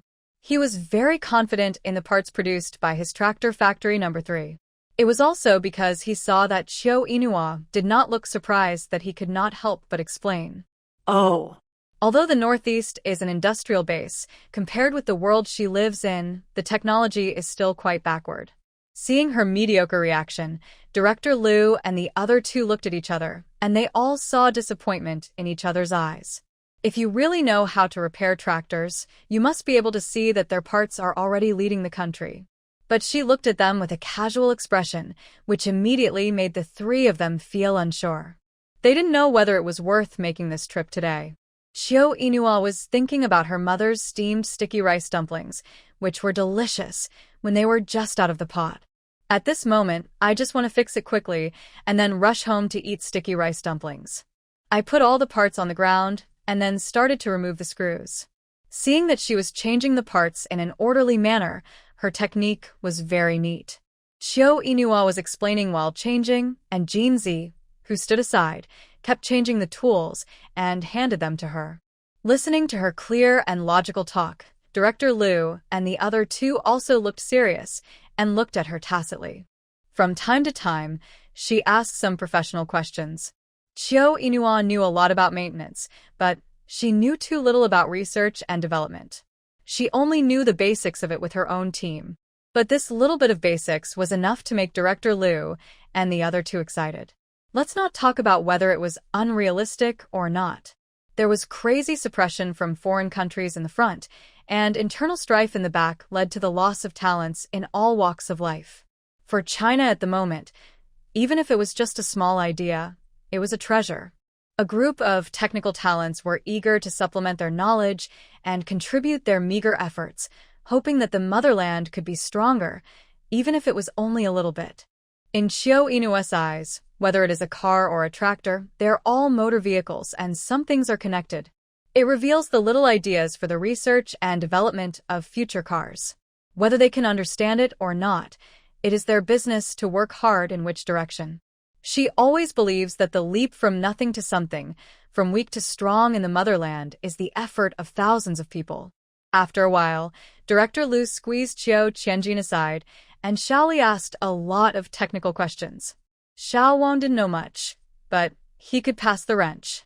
The three technical talents asked Xiao Inua about professional knowledge, which really opened the eyes of the people in Talon Village. The atmosphere was inexplicably weird, but surprisingly harmonious. Okay. Xiao Inua first checked the water and oil in the machine. Because the winter in the Northeast is particularly cold, the water inside is frozen. Xiao Inua asked Village Chief Lin to boil a pot of hot water. After the water tank was thawed, the handle was quickly shaken, and the machine made a familiar rumbling sound as soon as it started. The eyes of the people in Talon Village were bright. Is it repaired? With a fat body, Xiao Inua finally completed the task, and he was a little tired. When he climbed onto the tractor, he was out of breath. Then, in front of everyone's shocked eyes, he drove the tractor around the rice mill twice. Xiao Qianjin opened his mouth in astonishment. When did his sister learn to drive a tractor? It was so cool. Secretary Yang also rubbed his eyes. My God, she can drive a tractor? Village Chief Lin said with a smile. This female comrade is incredible. Director Liu looked at the other two people and saw the urgency in their eyes. The three of them exchanged glances as if they had achieved some purpose, and then nodded imposingly. It was too cold, otherwise Chiyo Inua would have liked to drive for a while longer. After the tractor stopped, Chiyo Inua looked at Village Chief Lin. The tractor has been repaired. Village Chief Lin, I have lived up to your expectations. It's getting late, so I'll leave with my brother first. When he heard that she was leaving, Shaoli was anxious. Comrade Chiyo, wait. We have something to tell you. Xiao Wang introduced the three of them first, and then said, in fact, we want to invite you to our tractor factory number 3 as a technical consultant. Qiu Qianjin gasped. Before she recovered from the shock of her sister being able to drive a tractor, she was frightened by the words of the three people and her legs were shaking. His sister was so awesome. That was the most famous factory in their city. His sister was actually going to have a stable job. His mother knew that she couldn't be scared to death, right? The people in Talon Village were also jealous. Why didn't this good thing happen to them? They didn't even know what was wrong with the tractor. If they thought about it, they knew why they couldn't encounter such a good thing. Village Chief Lin liked Chiyo Inua very much. She didn't care about rewards for anything she did and was straightforward. Naturally, he hoped that she could seize this opportunity. Inua, this is the 3rd tractor factory. Please agree to it. Village Chief Lin was afraid that she would miss such a great opportunity, so he wanted to agree to it for her. Chiyo Inua just asked lightly, do you have to work in the office? Since she was a scumbag, she couldn't stand any high-intensity work and just wanted to be comfortable every day. Director Liu was stunned, of course. Seeing that she was not in a good mood, he said, of course, if you do well in the future, you can become a regular employee. A stable job, it would also be face-saving to say it out. Chiyo Inua waved her hands quickly after hearing this. That won't work. Working in the office is too hard. This job is not suitable for me. The people present almost vomited blood after hearing this. She actually refused such a good job. Qiu Qianjin was so angry that she wanted to die. Wasn't her sister throwing away her iron rice bowl? If his mother knew, she would probably 3 liters of blood. Director Liu probably didn't expect Chiyo Inua to refuse. He just straightened his back and waited for her to ask if it was true or not, and was ready to explain how powerful the tractor factory number 3 was. Unexpectedly, Chiyo Inua's refusal caught him off guard. Their factory is so profitable, and the position of technical consultant is not cheap. Why did she refuse? Not only Director Liu couldn't figure it out, but others couldn't figure it out either. Xiao Wang's brain turned quickly, and he suddenly realized that Director Liu had said everything, but he didn't say how much the salary was. Comrade Chiyo, the factory will give you 30 yuan a month, and it will increase according to your length of service when you become a regular employee. There are also many welfare benefits during the New Year and other holidays. Workers are the most valuable now. Who can earn 30 yuan a month? The old Chiyo family will be very powerful in the future. Everyone looked at her with envy. They thought that they would not refuse this time. Who would have thought that Chiyo Inua still shook her head? I can be a technical consultant, but I don't want to work in the office. After all, I don't know how to do research and development. At most, I can look after the safety production. So there shouldn't be much real work. I can go occasionally. Seeing that they didn't speak, Chiyo Inua sighed. I know you gave me such a good job because you think highly of me, but I also have to consider my own actual situation. My 2 sons are still young and have not been weaned yet, so I really can't work in the office. Chiyo Qianjin's mouth twitched. It's all cousin Qingqing and his mother who are taking care of the children. But he didn't dare to say this. He was afraid of being beaten. Director Liu and the other 2 were stunned, and they didn't think about this problem. You can go back and ask the factory director. The salary is easy to talk about. After all, she never expected to make money from this. After leaving Talon Village, Chiyo Qianjin jumped up and down like a raging monkey. Sister, do you know what you rejected? That's a stable job at the tractor factory number 3. Do you know the youngest son of the timekeeper in our village? Without waiting for Chiyo Inua to shake his head, he said angrily, he just found a porter at the paper shell factory, and it was a temporary job. He was showing off in the village, but you rejected such a good job. He pounded his chest hard. How come such a good job didn't fall on my head? Because you are not good enough. If you can do it like me, How could they miss a talent like you? Qiu Qianjin. So, you always brought me here these 2 times? Just to let me learn how to repair tractors? Qiu Inua took a deep breath. You can learn to repair tractors by watching twice? What a beautiful dream you have. Then why do you want me to follow you? Of course, it's to let you know how good I am, which will naturally attract other people as attention. I can completely achieve the life I want with my own efforts. Patting him on the shoulder, think about it. What kind of person do you want to be? If such a job was placed in front of him, Qiu Qianjin would not be able to refuse it easily, and he even had the audacity to negotiate with the other party. By the way, don't tell our mother about this when you go back. Yes, so that she won't nag you. Aren't you afraid that the factory really doesn't want you? Qiu Inua shrugged. The tractor factory is not the only choice for me. Sister, what else can you do? Why didn't I realize you were so capable before? I can also beat my brother. Qiu Qianjin.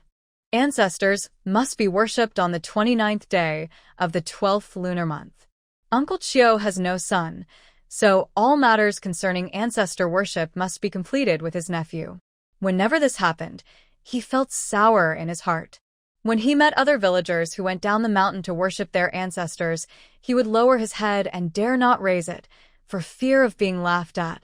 It was the last day before the new year, and Qiu Inua didn't dare to be lazy anymore.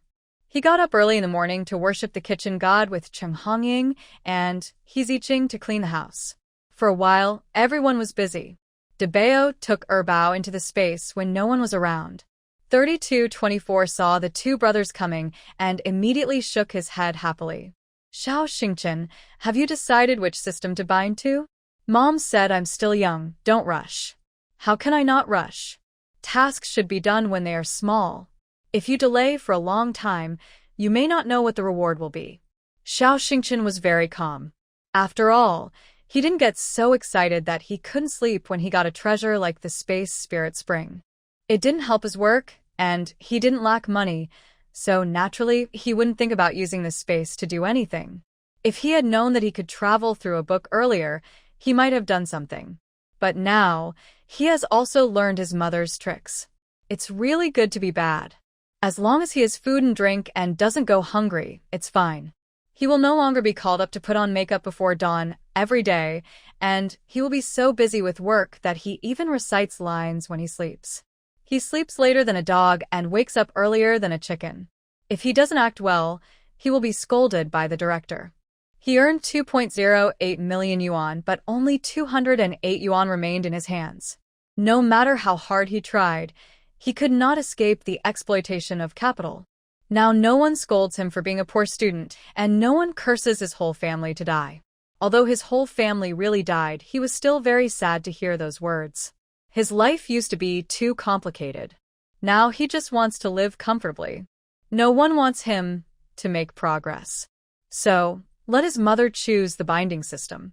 How about you bind a system to my brother?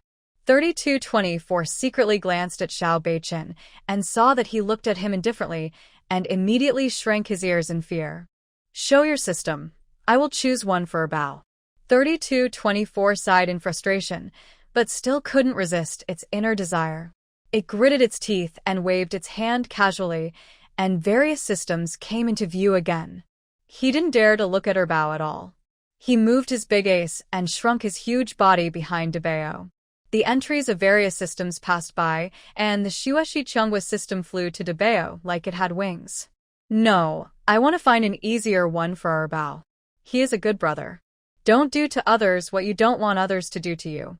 He doesn't like it himself, so why should he make decisions for Erbao? Debao flipped the entries faster, and more systems were displayed. But the Shueshi Chunghwa system was like a dog skin plaster, and it flew over to him on its own after a while. What's wrong with this Shueshi Chunghwa system? Why does it always fly over here?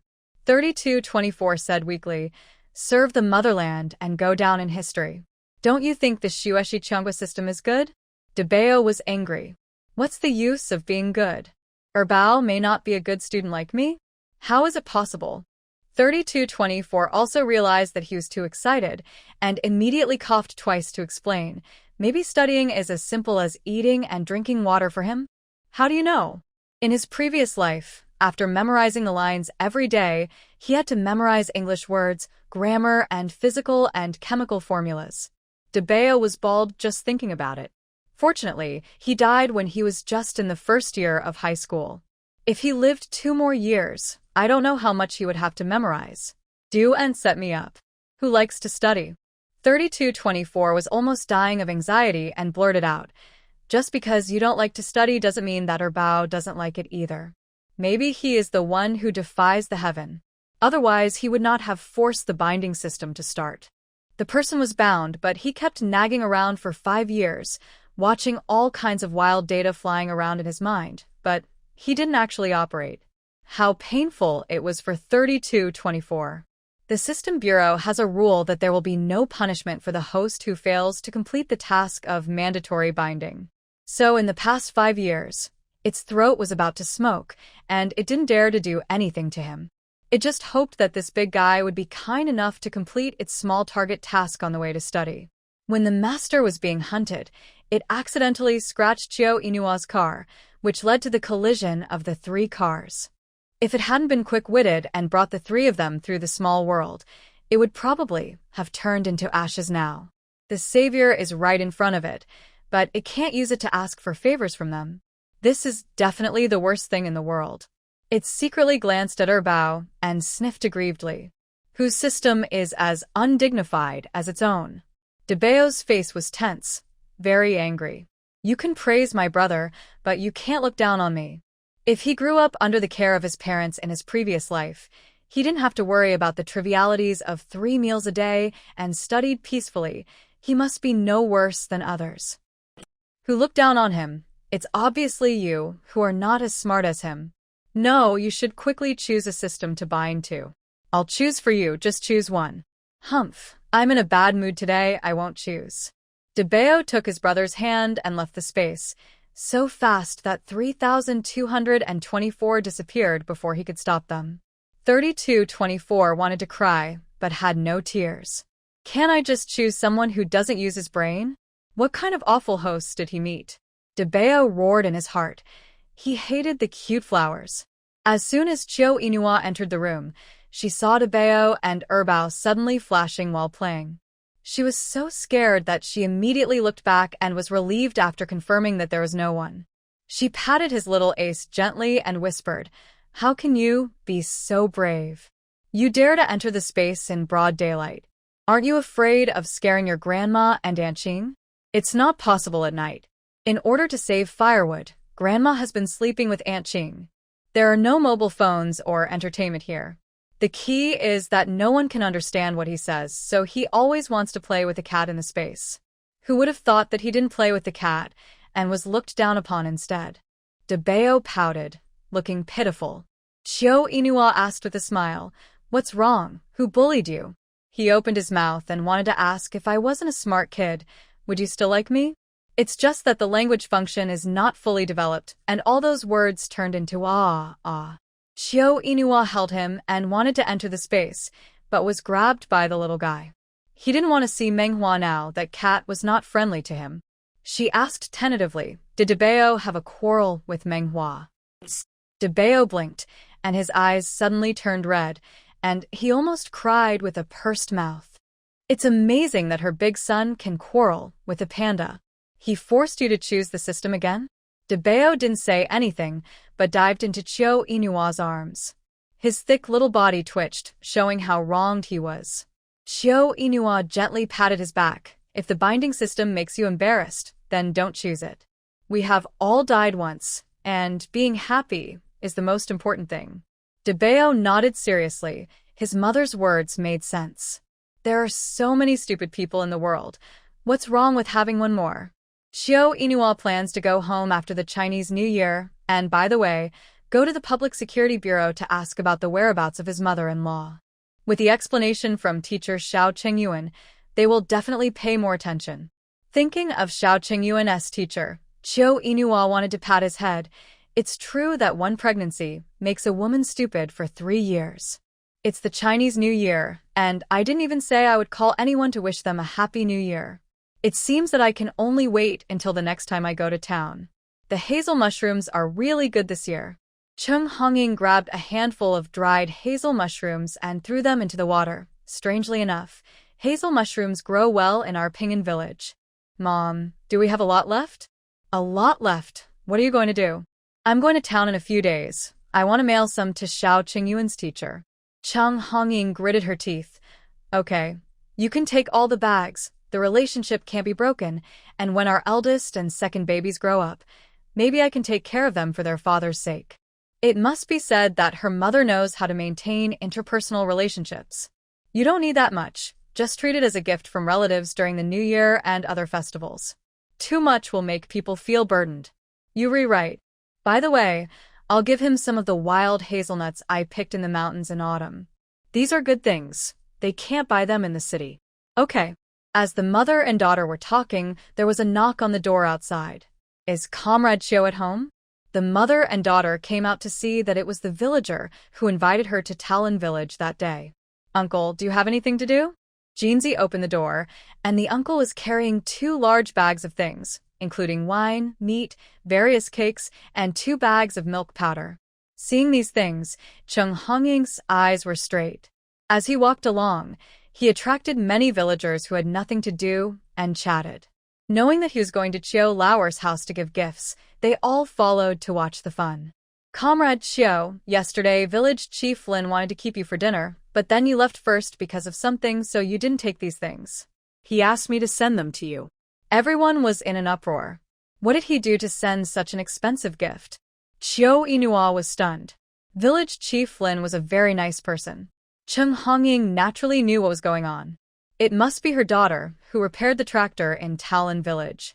She gave Jinzi a look and immediately understood. They warmly invited the people from Talon village in and kept those villagers who were peeking outside the door. Uncle, come in and sit down. Someone was curious. Jinzi, why did the people from Talon village give your family a gift? Jinzi suddenly raised his chin and showed his pride. What else? Of course my sister fixed the tractor of Talon village, and they came to thank my sister. What? Chiu Inua fixed the tractor? You are bragging. I am a man and I can't do it, but she, an old woman, can fix such a big thing. The onlookers were immediately excited. Chiu Qianjin said angrily, What are you bragging about? You are an old man who can't do anything, but you still blame my sister for being so capable? Whoever marries into your family will be in trouble. The man was quite old, and after being confronted by Chiu Qianjin, he suddenly felt a little embarrassed. Jinzi, how do you talk to me? You look down on my sister, and you still want me to have a good attitude towards you.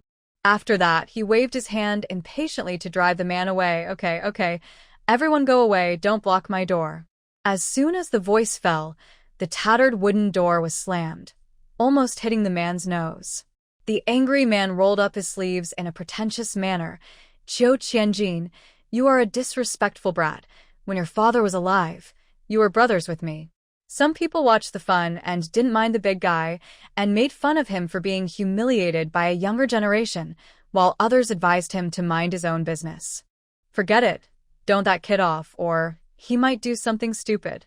Chiu Inua didn't care about the noise outside. He poured a cup of hot water for the uncle. Thank you for coming all the way here. Drink some hot water to warm yourself up. No trouble, Comrade Chiu. You don't know how much you have helped our village, and we are all very grateful to you. She lowered her voice. Can you really repair a tractor? Isn't that amazing? Where did you learn it from? From a book. Chung Hongying's old face, which had been smiling like a chrysanthemum, twitched again, and she almost blurted out, I heard you talking nonsense. In front of outsiders, she still saved some face for her. After praising Chiu Inua for half an hour, the person involved was too embarrassed to listen and found an excuse to leave.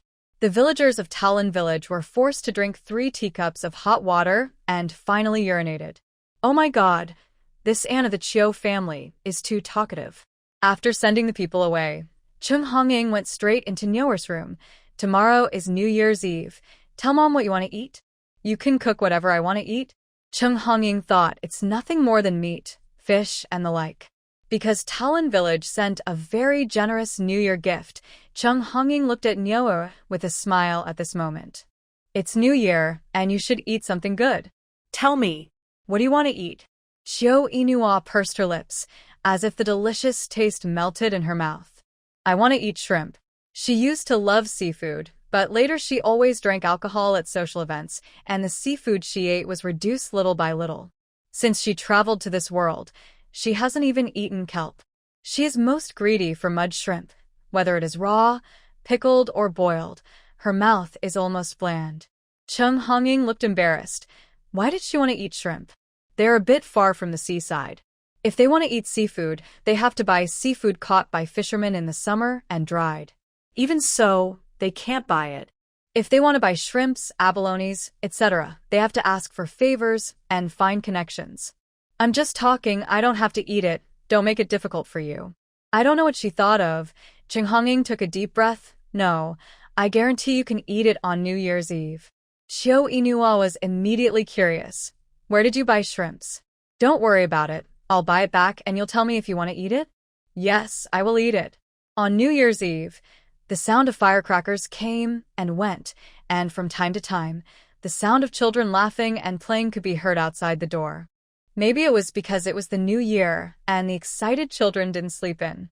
Those with better conditions at home had already put on new clothes to show off everywhere. Xiao Inua always slept until he woke up naturally, but suddenly he was disturbed by the intermittent sound of firecrackers and couldn't sleep, which made him upset. She covered her head with a quilt, and after a while, she felt someone pushing her. She pulled down the quilt and saw that it was her eldest son. The two stared at each other for a long time, and Xiao Inua asked with her eyes, "What do you want to do?" Before her debut, Debeo spent every New Year's Eve in an orphanage. She didn't know how others spent their New Year. When she heard the noise outside just now, her heart had already flown away. So, she could only beg with her eyes, "I want to go out and play." Xiao Inua hated herself for understanding. "Be good, it's too cold outside, let's not go out." Debeo pointed outside and kept shouting, "It's too cold outside. What's fun? Come, sleep with mommy." No. Why does he have such a lazy mother? Facing Debeo's eager eyes, Xiao Inua pointed at Erbao. "Why don't we ask Erbao for his opinion?" "Erbao, brother wants to go out. If you want to go out too, just imitate brother and yell twice. If you don't want to go out, then don't say anything." Erbao clenched his fists and stared at a certain place with absent-minded eyes. "Look, Erbao doesn't want to go." Debeo yelled twice in anger.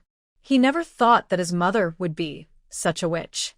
At this moment, Qiu Qianjin knocked on the door outside. "Sister, there are small whips for sale in the small shop in the village today.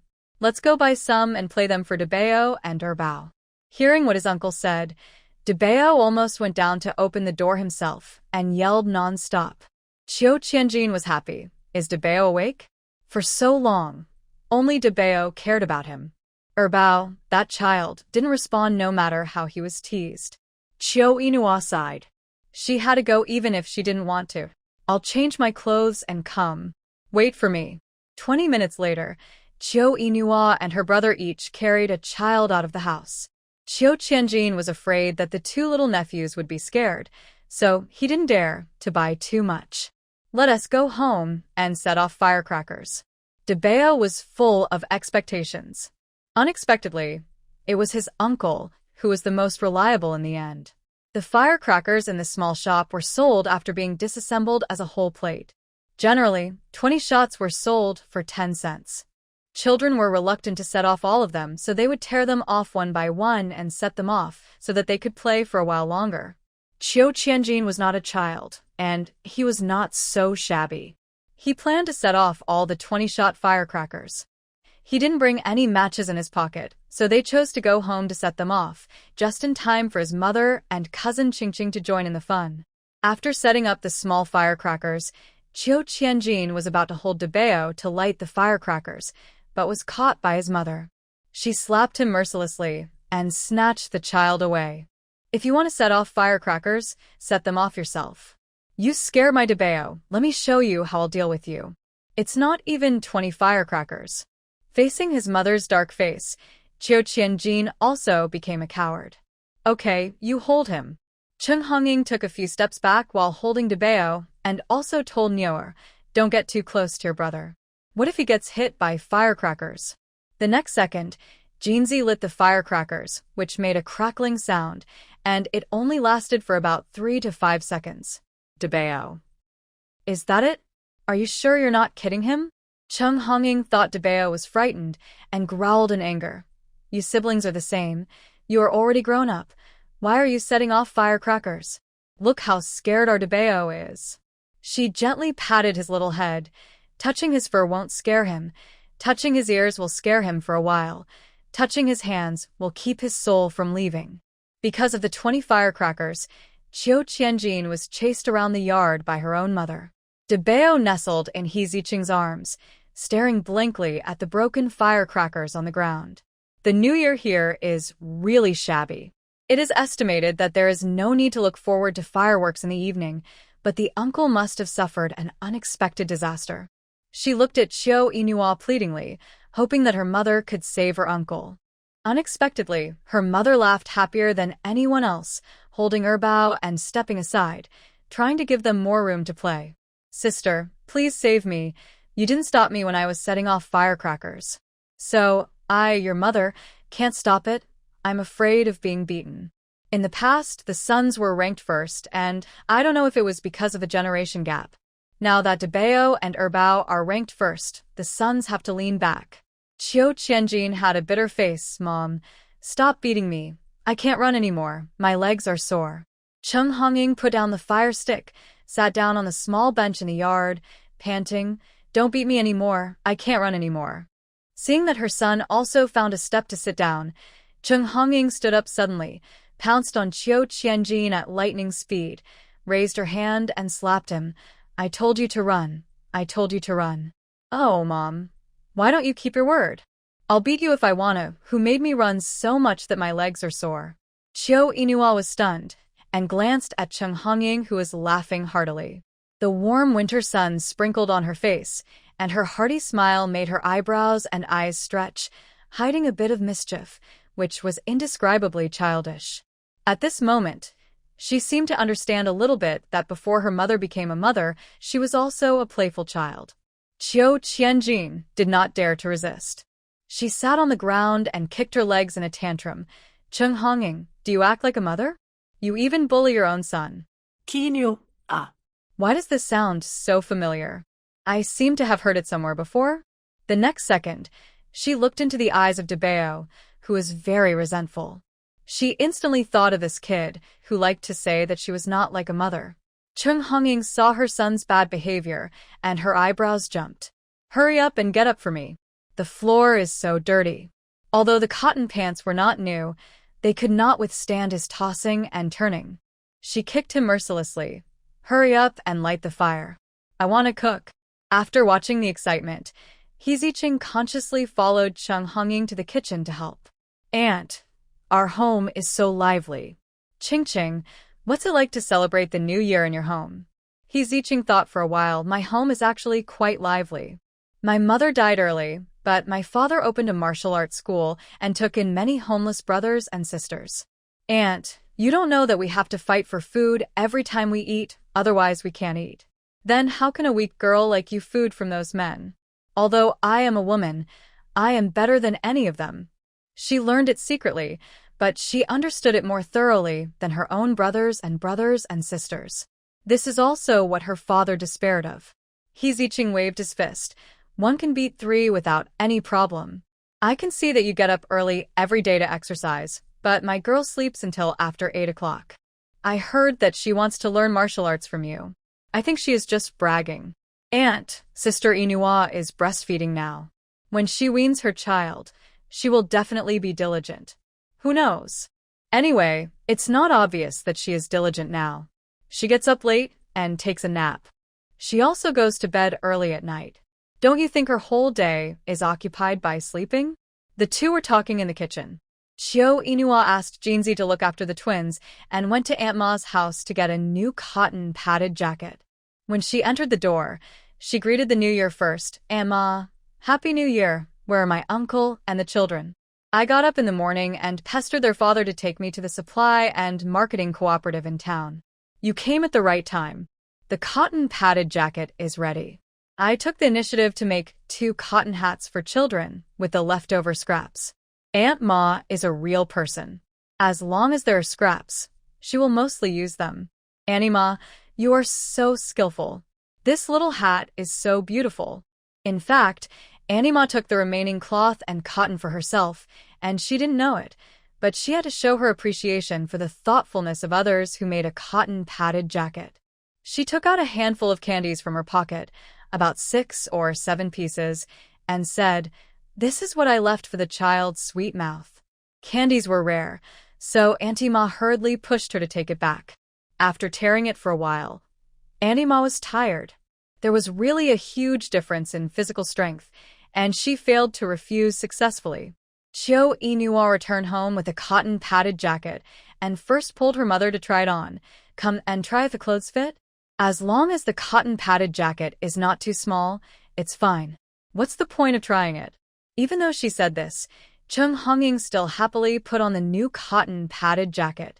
Jeanzi, who was holding Debeo and playing flying, praised sincerely, "Mom, the material my sister chose for you is really good. You will look at least 10 years younger when you wear it." As soon as the voice fell, Debeo flew again.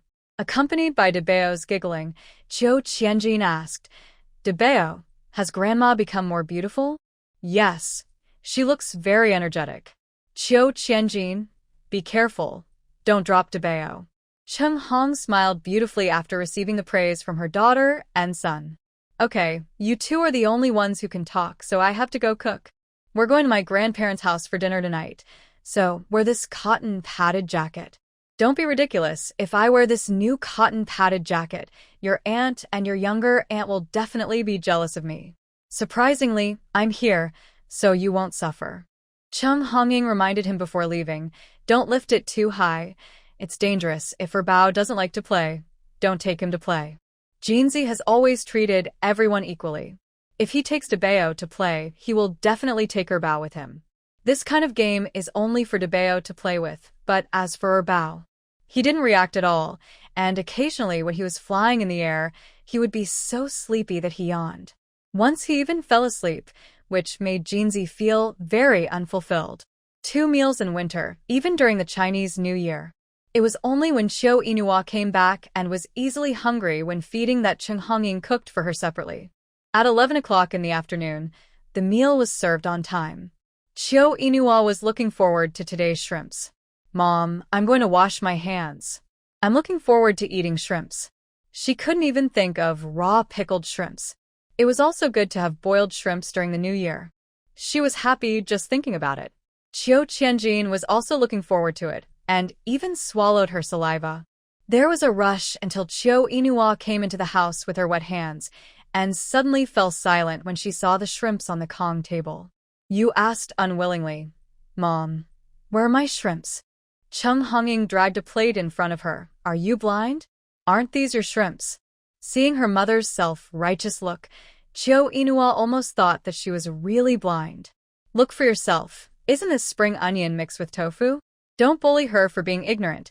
She still recognizes spring onion mixed with tofu. Chung Hongying picked up the chopsticks and found the white shrimps from the spring onion scattered on the tofu. "You should see clearly. Is this a shrimp?" "This is not a shrimp. Isn't it a shrimp?" Chung Hongying snorted. "Shrimp is also shrimp. You don't know how much effort I spent to buy this little shrimp. I used favors and begged for favors, and finally let people give up 2 tails. In order to make a dish for you, I bought another piece of tofu. Just tell me if you want to eat it or not." Chiu Inua gritted her teeth. Did she dare to say that she didn't eat it? "I eat it. It's all done. Why not eat it?" Her mother was right. Shrimp is also shrimp. Chiu Qianjin looked at Xiaomi with tears in his eyes. Okay, his mother was indeed his mother. He had waited in vain.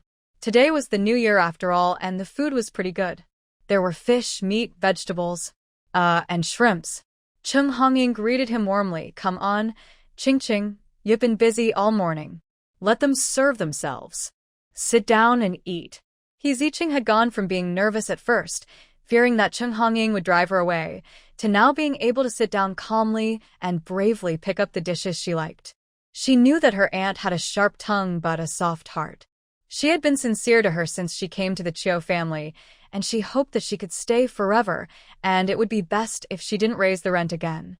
She was pretty cute. During the meal, Chung Hongying mentioned the New Year goods. I picked some things and plan to send them to your grandparents in the evening. See if you want to keep any. Just make the decision. Chung Hongying glanced at her and was surprised to see that she was so calm and did not object. You are not angry. No, after all, I am still living in the big house they paid for and built. Giving some things is nothing. Chung Hongying couldn't help but sigh. Since she left home, she has become more open-minded. But her heart is really black, and she dares to cheat anyone's money. In fact, she is very happy about the changes in her daughter. At least now she is not at a disadvantage. In the past, she was oppressed by that dead ghost, and she was gloomy all day long, looking at everyone as an enemy. After dinner, Chiu Inua began to feel drowsy again. Leaning against the wall, her eyelids became heavier and heavier. Mom, I'm going to sleep for a while. You can wake me up when I go to my grandparents' house. Because she heard her say during the meal that she had to go to her grandparents' house in advance to help and couldn't eat ready-made food. Go to sleep, you will turn into a pig sooner or later. Chiu Inua said vaguely, pigs are not to be eaten. They are too greasy.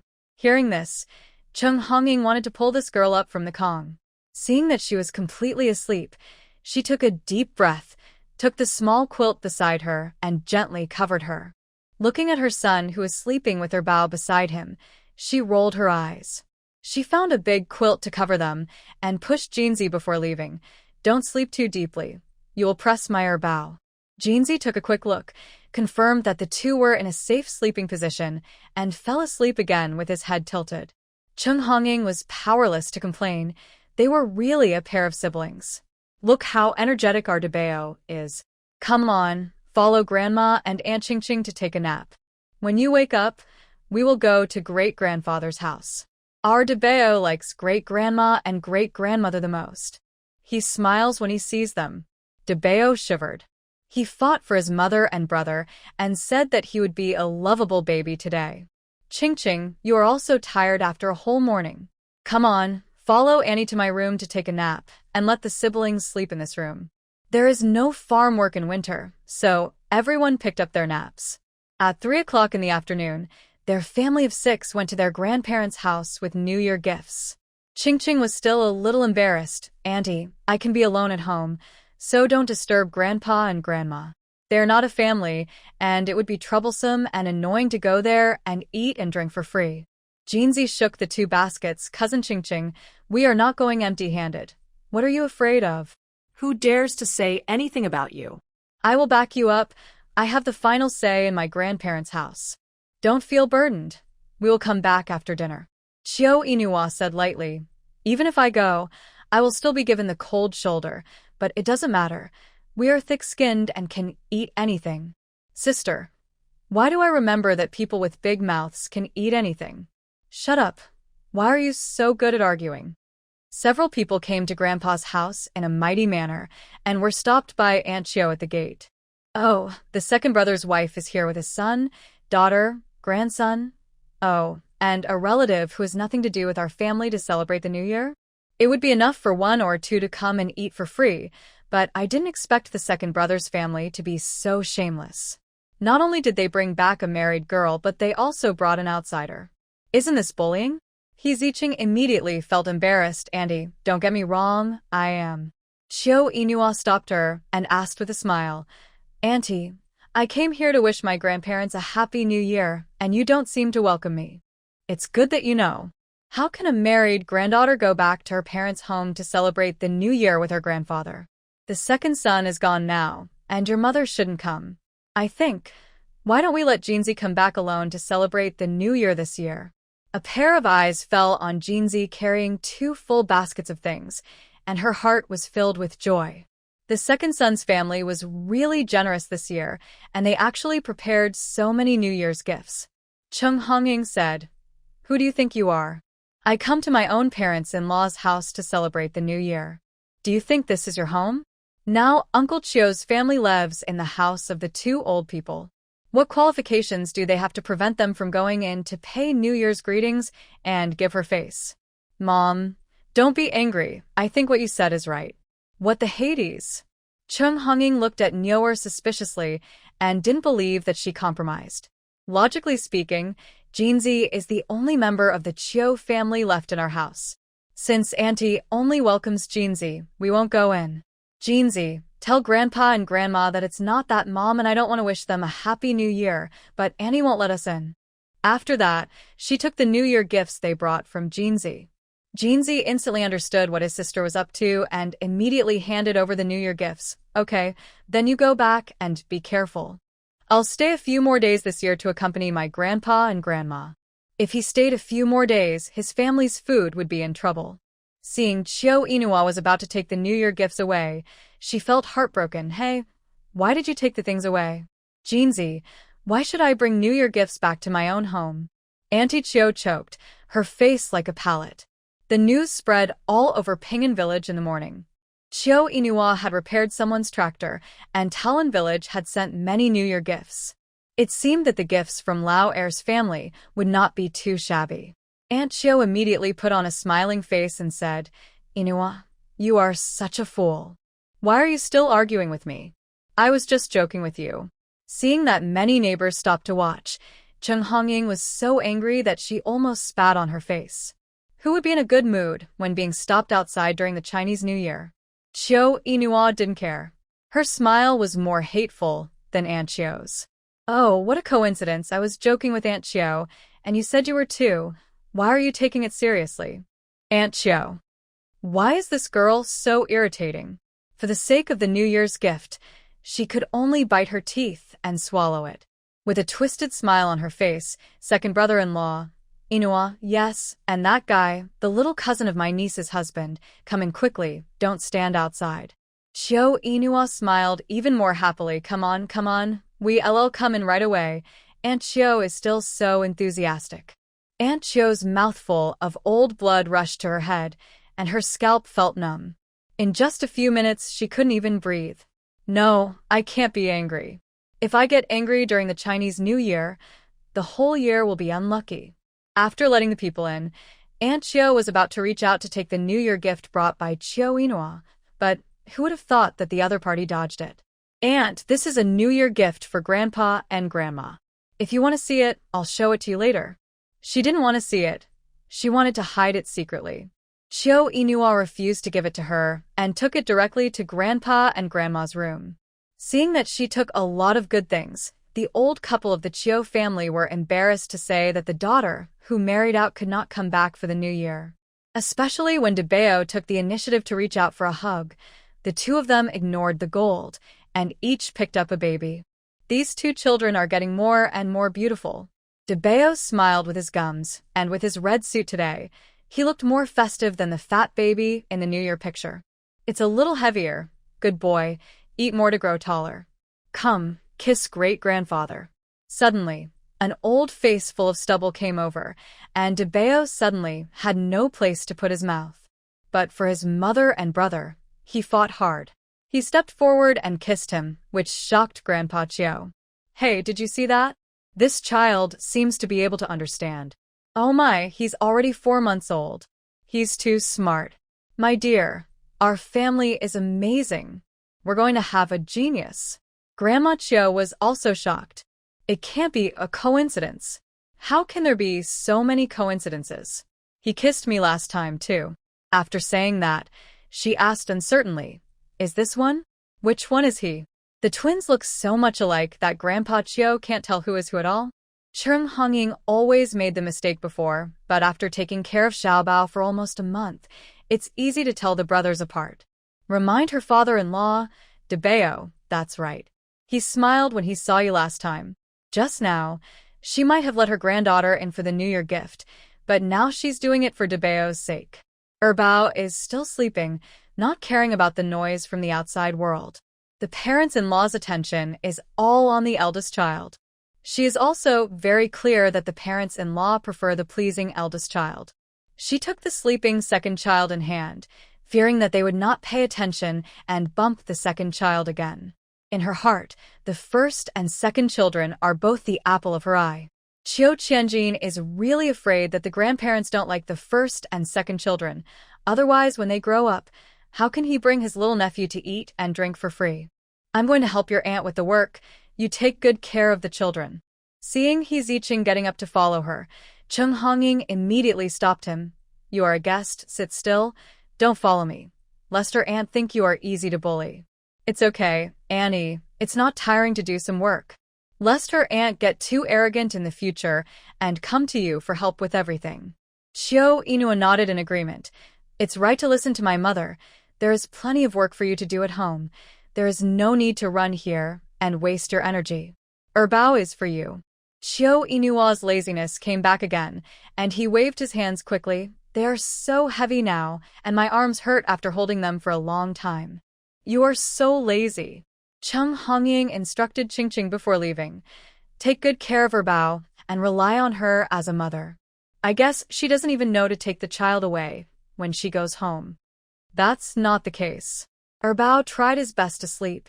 Debao tried his best to be cute. Jinzi tried his best to praise the child, and they harmoniously separated Xiao Inua from He Ziqing. Xiao Inua grabbed a handful of hazelnuts and stuffed them into Qingqing's hand. Eat. With the hazelnut shell cracked open, and the rich, oily aroma of the crushed hazelnut meat burst between the teeth. Even the unfried hazelnut meat became more fragrant the more it was chewed. Before the hazelnut meat in his mouth was swallowed, he heard the grandfather over there say, Debao, pluck a bird for great-grandfather to eat. Xiao Inua choked immediately and coughed. Before Debao had time to think about how to pluck a bird to eat and what the bird was, he saw the great-grandfather stretched out his evil hand and gently plucked that part of his body, then put it in his mouth with a smile, pretending that he was very happy to eat it. Debao was disheveled in the wind, and his fragile heart was instantly shattered into pieces. He is not clean. It was also at this moment that he finally understood what it meant to pluck a bird to eat. Having lived for 15 years in his previous life and 4 months in this life, Debao couldn't help crying loudly when he encountered such a dirty hand for the first time. This cry scared the 2 old people. Grandma Chiu patted Debao, whose face was red with tears, and said, Old man, are you too strong and hurt our Debao? How is it possible? I didn't use any strength just now. No strength. Why did our Debao cry so hard? Seeing that he was still crying loudly, Grandpa Chiu was unsure. Did I really use too much strength? It must be. Children are fragile, and it's not good to use too much strength on that place. At this point, Grandma Chiu hurriedly comforted him. Debao, be good. Debao, don't cry. Grandma will rub it for you. Debao was so scared that he hiccuped and didn't have time to twist his little ace, and then he was rubbed by Grandma. Woo woo woo. He was completely dirty. One pinched, one rubbed. How can he live in the future? It's too difficult to be a good baby. Seeing that the child had no intention of stopping, Grandma Chiu immediately put Debao on the Kong. She unzipped her pants and observed with her husband, Don't let it get hurt by you. You are the same. You want to pinch anyone's bird when you see it. Xiao Qianjin was also very anxious and leaned his head to watch. Let me take a look too. Men's place is very fragile. Grandpa, we can't touch it blindly in the future. You pinched it blindly when I was a child. Debao wanted to die at this moment. His lower body was cold, and his heart was also cold. He was shouting frantically in his heart, Pull up my pants quickly. No one is allowed to look at my bird. Xiao Inua buried her face directly on He Ziqing's shoulder. Sister Inua, don't you go to see Debao? He has been crying. No, please allow her to laugh for a while. After returning from his grandparents' house, Debao was completely depressed. Even Cheng Hongying found him unusually quiet. What happened to our Debao? Debao buried himself in his grandmother's arms. He even disliked her smell, because he felt that she was the only person in the world who could understand him. He kept complaining for a long time, but because he couldn't say anything, he was so angry that tears came out. Seeing him crying, Cheng Hongying felt so distressed that she wiped the child's tears. Oh, my precious baby, stop crying. Who bullied you? Your mother or your uncle? Xiao Inua immediately distanced herself from her mother. Although it was not her fault, she did not help this kid, which was probably equivalent to complicity. Only Jeanzy was stupid and didn't know the seriousness of the matter. He laughed and talked about Debeo being pinched by his grandfather. Debeo must be scared. Maybe he thought his bird was really eaten by Grandpa. Ha ha ha ha. Then he stretched out his hand and said, "Come, Uncle will change your bird back for you." Chung Hongying knew everything and slapped his hand. Get lost. Debeo, who had not cried before, opened his mouth and cried loudly. His uncle was so hateful. He didn't want to like his uncle anymore. Hey, my little ancestor. The wind is so strong now. Don't cry anymore. Your stomach will hurt if you get wind. As she said, she covered his head with a blanket and patted his back soothingly, as gentle as she could. Debeo, don't cry. Grandma will help you beat him. Your uncle is really a... He actually touched our Debeo's bird. Beat him. Let him laugh at us again. Chiu Inua couldn't hold back and burst out laughing. Oh my God, can they stop being so funny? She almost laughed tears. Chiu Qianjin, who had suffered an unexpected disaster, covered his arm and said in pain, "Mom, why did you hit me? It was my grandpa who touched him, not me. You still say that. Why couldn't you stop him? How come your grandpa hasn't changed this bad habit for so many years? Our Debeo's bird is so delicate. What if he breaks it? Mom, why are you so startled? I've been touched for 7 or 8 years and nothing happened. How come Debeo breaks it when he touches it? How can your rotten meat be the same as our Debeo's?" Chiu Inua coughed lightly twice, and the mother and son kept talking. Can't you two say this in front of the children? Debeo and Erbao are still young. What can they understand? No, I have to go home quickly to see. Don't let your grandpa really touch it and break it. Debeo was shivering in the quilt. Why was he still watching? After returning home, Debeo received special care from comrade Chung Hongying, and his little bare bottom was observed for a long time. Why does it feel a little red? Is it because your grandfather's hands are not clean? It's possible. How clean can the old men in the village be? Your grandfather's hands are rough. Next time this happens, please stop him. Our Debeo has been wrong today. No matter how I stop him, he likes to pick birds and eat any kid he sees. It was not until he was 7 or 8 years old that he stopped such a hooligan behavior by throwing a tantrum. Debeo, who was desperate, lay down. He no longer cared that there was another Aunt Qingqing on the observer. Xiao Xingqian was a legendary figure in the entertainment industry after all. He was a brother who was chased by many sisters and coveted by his body. How come he became so worthless here? Chiu Inua had just changed the diaper for Erbao. When he returned to the house and saw 3 heads gathered together, his mouth twitched. Why do they keep looking at it? Is it so beautiful? Pushing everyone aside, he picked up Debeo. It's getting late. I need to wash Debeo and let him sleep. Debeo met his mother's gaze and turned his head away angrily. Humph. He was really angry this time. He would never talk to her again. Chiu Inua raised his eyebrows. This kid has a stubborn temper. Okay, you go and coax the child to sleep first. You must not sleep. You still have to stay up late later, and you can only sleep after eating dumplings. The custom here is to stay up late until midnight and eat dumplings before it is considered the new year. Chiu Inua ignored Debeo's stinky face and washed his face, hands, feet, and little ace. Debeo was a little uncomfortable being looked at again and twisted his little ace. Pa slapped his chubby little ace. Be honest. You are small but have a big temper. Chiu Inua decided to have a good talk with this stinky boy later. Back to the room, locked the door, and took the 2 sons into the space. 3224 was lying on the ground with his arms and legs spread out. When he saw the 3 of them coming in, he suddenly got strong and rolled over several times. Then he ran over with his head shaking. Host, I went to the main system to apply for a lot of lazy people. Let's talk about binding the system later. Now we 3 have something to say. 3224 glanced at Erbao with resentful eyes. Wait for me, I want to listen too. He watched the door of the library open and close again, without giving 3224 a chance to go in. He was so angry that he kicked down a small tree and rolled on the ground twice before he was completely relieved. Chiu Inua put Erbao down, patted his little ace, and said without caring whether Erbao understood or not, Erbao, play by yourself for a while. Mommy has something to say to your brother. Before Chiu Inua could say anything, Debeo wiped his tears aggrievedly. Bad mommy, you didn't help me. If it wasn't for you and Erbao, would I not dare to resist when that old man touched me?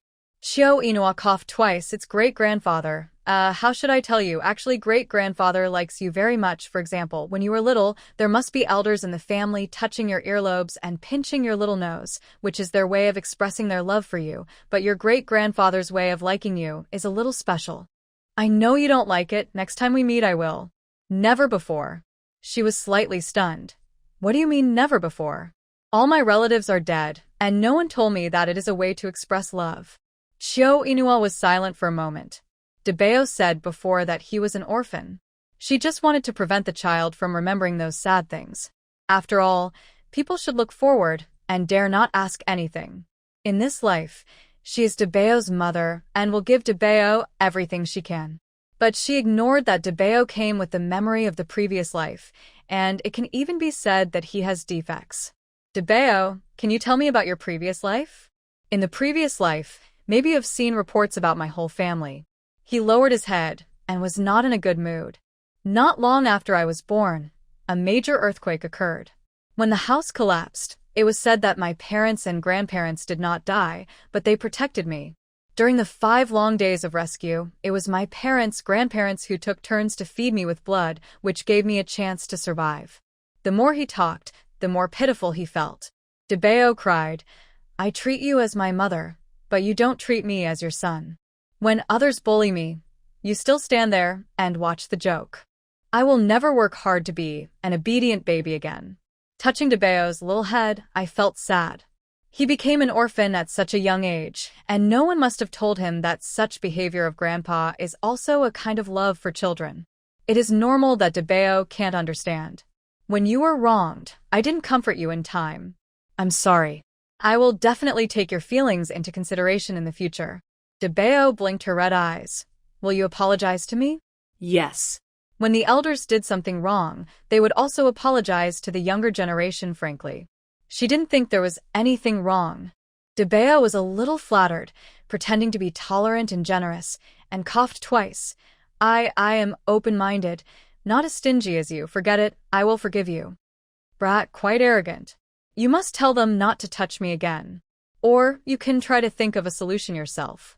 What solution? We can fight each other? Chiu Inua clenched his fists. This kid deserves a beating. Finally understood why there are always mothers who can't control themselves and want to beat their children.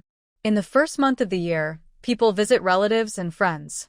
After the Lantern Festival, the new year is completely over. On the 16th day of the first month of the year, Chiu Inua took a package to the post office. Send some local specialties to Xiao Qingyuan's teacher and wish him a happy new year. The phone was connected, and the name was given. Zhou Anbong immediately asked happily, Yino, how are you doing recently? Are the children doing well? Is your mother in good health too? They are all fine. The twins have gained weight recently. That's good. Children look better when they are fatter. By the way, I asked your wife to mail you some children's clothes some time ago. Did you receive them? Chiu Inua was stunned. Teacher, I went back to my parents' home recently and was not at home. Are you going to live there for a long time? I have this plan. Zhou Anbong added. In fact, I also put some milk powder in the clothes. Milk powder has an expiration date, and it is not good to keep it for too long. If you have time to go back, just drink the milk powder. Too many rejections would make people feel estranged. Thank you, teacher, for your expense. The two chatted for a while, and before hanging up the phone, Chiu Inua said that she had mailed him hazelnuts and hazel mushrooms. Zhou Anbong quickly refused. Now we are short of food and clothing. You should keep these good things for yourself. You said you are not well off now. Don't do this next time. Teacher, they are all from our mountain, and I have spent the postage. If you send milk powder to your child, I can't accept it. Okay, let us stop being polite. Cheng Yuan's wife, thank you for your kindness. After hanging up the phone, Chiu Inua went to other places to have a look, and then waited to go back to the village with Uncle Zhang's ox cart at 3 o'clock in the afternoon. On the way back to the village, They passed by the educated youth site and heard noisy sounds inside, as if someone was fighting.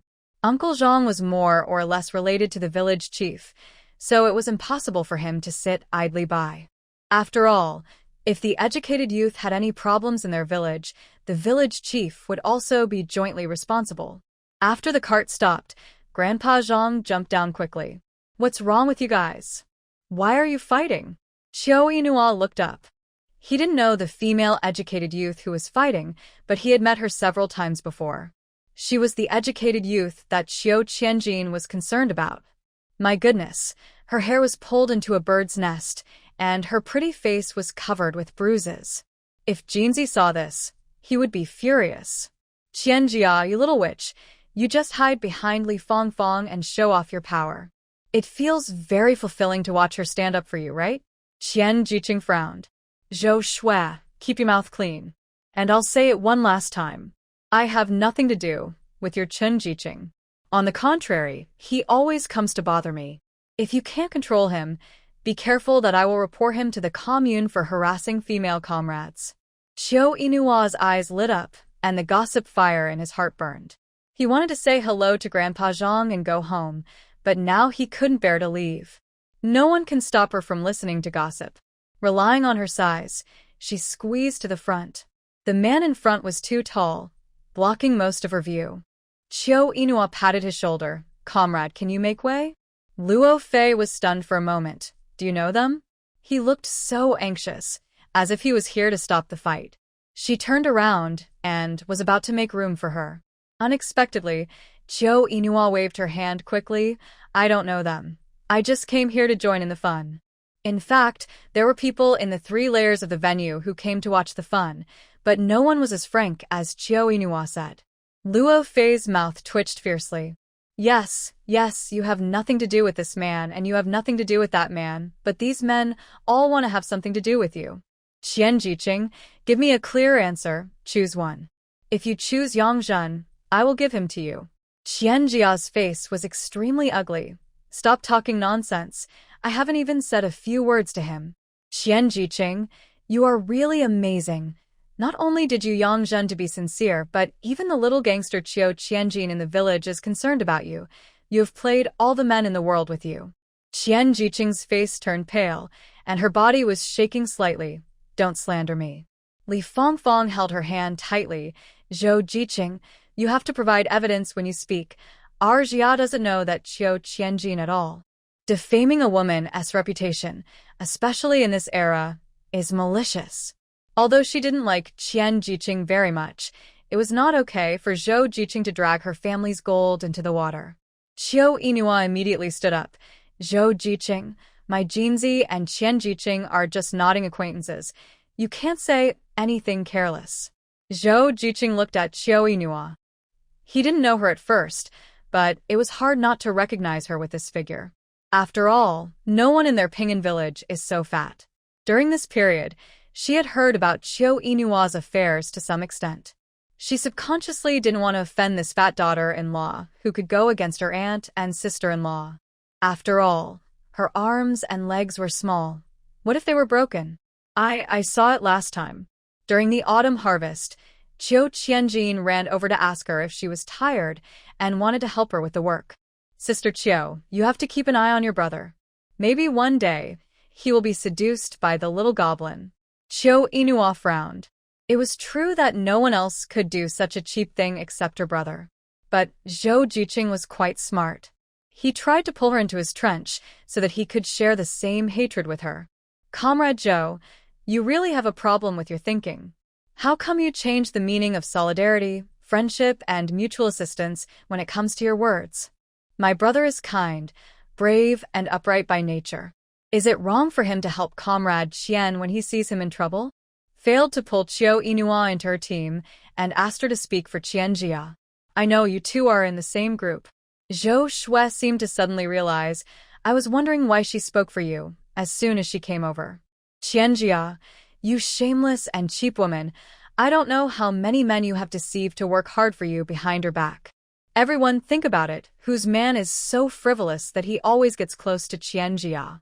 Once some ideas take root, Everyone can think the same way even if they are unfounded. The onlookers have begun to whisper. I seem to see Dinyo helping her return a few days ago. I also seem to see the second boy from Lao Wang's family giving her cucumbers. I've really broadened my horizons. How can a girl in the city be so shameless? I really thought she was a noble person who looked down on everyone, but I didn't expect her to be so mean behind her back. Qian Jia is not a fool. Naturally, she can see what Zhou Shui is up to. She wants to frame the matter with the conduct of men and women and make her unable to defend herself. Even if she explains it clearly afterwards, her reputation will be completely ruined. Thinking of this, Qian Jia felt cold all over. She was so scared that she was shaking all over. In the eyes of outsiders, it was clear that she was being criticized. Qian Jia burst into tears. No, you misunderstood. At that time, Brother Daniel helped others return the farm tools, not just me. Also, the backyard of the second brother of the Wang family is very close to the private plot of our educated youth. He accidentally picked our cucumbers and came to apologize to me in person. But if she said such words again, no one would believe her at this time. Qiu Inua frowned. Qian Jia had fallen into a vicious circle of self-proof. Zhou Shui naturally didn't want Qian Jia to turn the page without any pain. Maybe other people didn't have such thoughts, but Qiu Qianjin must have had the idea of a toad wanting to eat swan meat. Qian Jia, you dare to say that there is nothing between you and Qiu Qianjin. I saw it. On the day of the autumn harvest, he helped you carry the grain to the granary. If you don't give him a sweet treat, why would Qiu Qianjin quit his own work and come to help you work? Qiu Inua's fists were hardened when he heard it. This worthless thing. It's really rare for a dog to do this. Zhou Shui was very smart. She pushed all the faults onto Qian Jia. While she cheated Qian Jia, she also hoped not to offend Qiu Inua. But there is no such good thing in the world, and Qiu Inua has never been the one to suffer losses. She said coldly, my brother was kind enough to help you, but it turned into a male and female behavior issue here. Qian Jiqing, you have such bad behavior, so report it to the commune and let the people above investigate it carefully. The people present were stunned. Perhaps no one expected that Qiu Inua would send the educated youth to the commune as soon as he opened his mouth. At that time, even a small matter may become a big matter in the end. Zhou Shui's eyes flashed with joy. She didn't expect Qiu Inua to make a big one. Qian Jia was so scared that she was speechless, and just shook her head. The style of Qiong Yao's miserable heroine made her feel suffocated for no reason. What is the purpose of having a mouth? If you can't explain it clearly, then scold. If scolding doesn't make sense, then follow the other party to make up lies and see who will be unlucky in the end? What's the use of crying? Fortunately, she is not his brother's wife. Otherwise, he would definitely kick her now. In a place like the commune, even if nothing is found out, her reputation will be ruined. It might even delay her return to the city in the future. She doesn't want to face the lust and back to the sky all her life. Sister Qiu, I didn't do it. Qiu Qianjin and I are innocent. Don't report it to the commune. At this time, Qian Jia had long lost her former pride and only hoped that Qiu Inua would let her go. Qiu Inua shook off her hand. Qian Jia, since you and Jinzi are innocent, there is nothing to be afraid of. At this time, the village chief came late, and as soon as he arrived, he heard such explosive news that he would report to the commune. He quickly stopped Qiu Inua. Why can't we talk about it in a nice way? Why do we have to go to the commune? Isn't it our village that will be embarrassed? Village chief, your attitude of making a big deal out of a small matter and a small matter out of a big matter can't solve the root cause. It may happen a second or third time in the future. The only way to solve it once and for all is to completely remove this sting. Zhou Jiqing, you are already an adult. You must be responsible for your actions and words. Qiu Inua turned to look at Qian Jia.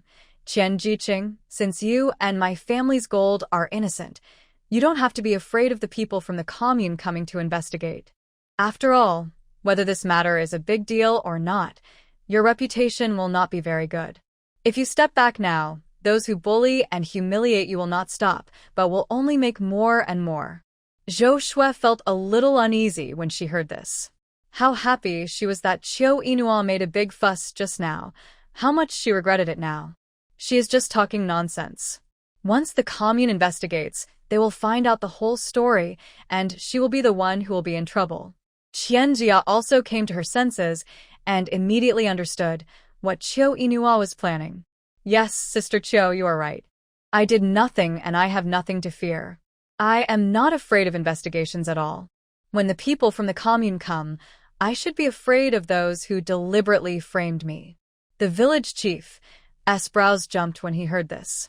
Qiu Yinhua, village chief, today's incident concerns my brother's innocence. I will not back down even a little bit no matter what I say. Under your leadership, our village has always been united, friendly, and helpful to each other. Now there are always one or two people who want to destroy the peace of our village. You have a kind heart and always want to give them another chance, but some people just like to take advantage of us and bully the honest people in our village. Today there are such rumors, and tomorrow there are such rumors. Village chief, you are a man who does big things. Do you have to deal with such trivial matters every day? These words made the village chief feel hot in his heart, and he felt comfortable wearing the compliment. For a moment, the village chief felt that he was not the village chief, but the leader of the city. That's right, as the village chief, he should have a deterrent effect instead of being tied down by these trivial matters all day. Zhou Shui got scared when she immediately asked someone to ask the leader of the commune. She wanted to stop the man, but he was so fast that he disappeared in the blink of an eye. Qian Jia was not so scared anymore and looked at Qiu Yinhua with gratitude. The commune got the news and immediately sent people to investigate. After all, this matter could not be figured out in a day or two. When the commune asked about what happened, Zhou Shui seemed very excited. Some things were very inconsistent, and people quickly found loopholes. Qian Jia had adjusted her mentality at this moment. After describing what happened, she said indignantly, "Please give me justice, comrades from the commune." It was Qiu Yinua's turn. She first expressed her anger. After all, it was about the licking dog in the family. As a sister, she had to do justice for her brother. Then she said secretly, "Our village chief is kind-hearted and always wants to give others a chance, but he ignores that human nature sometimes has no bottom line. In order to facilitate the management of educated youth in the future, he had no choice but to ask your commune to help. I know you are the most fair and just people. The investigation must not be rushed. Thank you for your hard work during this period." These words made people feel warm. It is a comforting thing for anyone in any job to be understood by others. Especially in this simple era, everyone wants to do something practical for the people. Isn't this opportunity here? The two male comrades repeatedly assured that they would investigate and collect evidence impartially. As soon as the people left, Zhou Shui's legs softened, and she was scared. Thinking of the lies full of loopholes just now, she couldn't help crying loudly. She didn't expect that it would hurt others and herself in the end. She regretted that she shouldn't have dragged Qiu Qianjin into the water. Now, she has dragged herself into the abyss. Qiu Yinhua said hello to the village chief and prepared to go home. Qian Jia followed her silently. Until they passed a deserted place, Qiu Yinhua turned around and said, "Qian Jiqing, what are you doing following me?" Qian Jia didn't expect that she would be caught so easily. She didn't know when she exposed herself. She walked out of the corner embarrassedly. "Sister Qiu, I'm here to thank you." If she wasn't Qiu Qianjin's sister today, I'm afraid that not only would she lose her reputation, but Zhou Shui's slander against her might come true. "You re-welcome. Can I do something for you?" Qiu Yinhua raised her eyebrows. "If possible, I really need your help with something. You tell me. If you don't like our Jinzi, please reject him harshly and don't give him any hope. He is a person who will not give up until he hits the wall. Sometimes his naivety makes people feel distressed. Of course, I can't ask others to tolerate him like me. I just ask you not to like him and don't hurt him. Thank you." After saying that, Qiu Yinhua turned and left, leaving Qian Jia alone in a daze. I can't tell what I feel in my heart. I feel embarrassed and relieved. She thought Sister Chiao would make some requests, but she didn't expect that she would ask her to reject Chiao Qianjin. The answer was too absolute, and she didn't even consider whether she had a good impression of Chiao Qianjin. Qian Jia understood that while she didn't like Chiao Qianjin, the people in the Chiao family might not like her either. This was the most embarrassing thing for her, although she would not like Chiao Qianjin. As soon as Chiao Yinhua arrived at the door of her house, she saw Chiao Qianjin, who had returned from the other side in a dusty state. Sister, what happened between you and Qian Jiqing?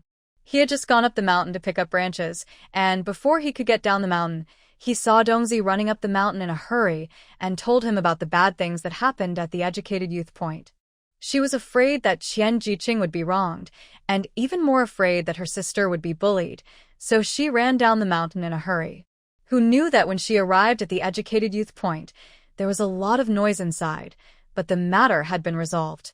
Her sister had gone back, and as for Qian Jiqing, he looked around but didn't see him, so he could only go home first. Chiao Yinhua didn't hide it from him and told him what happened again.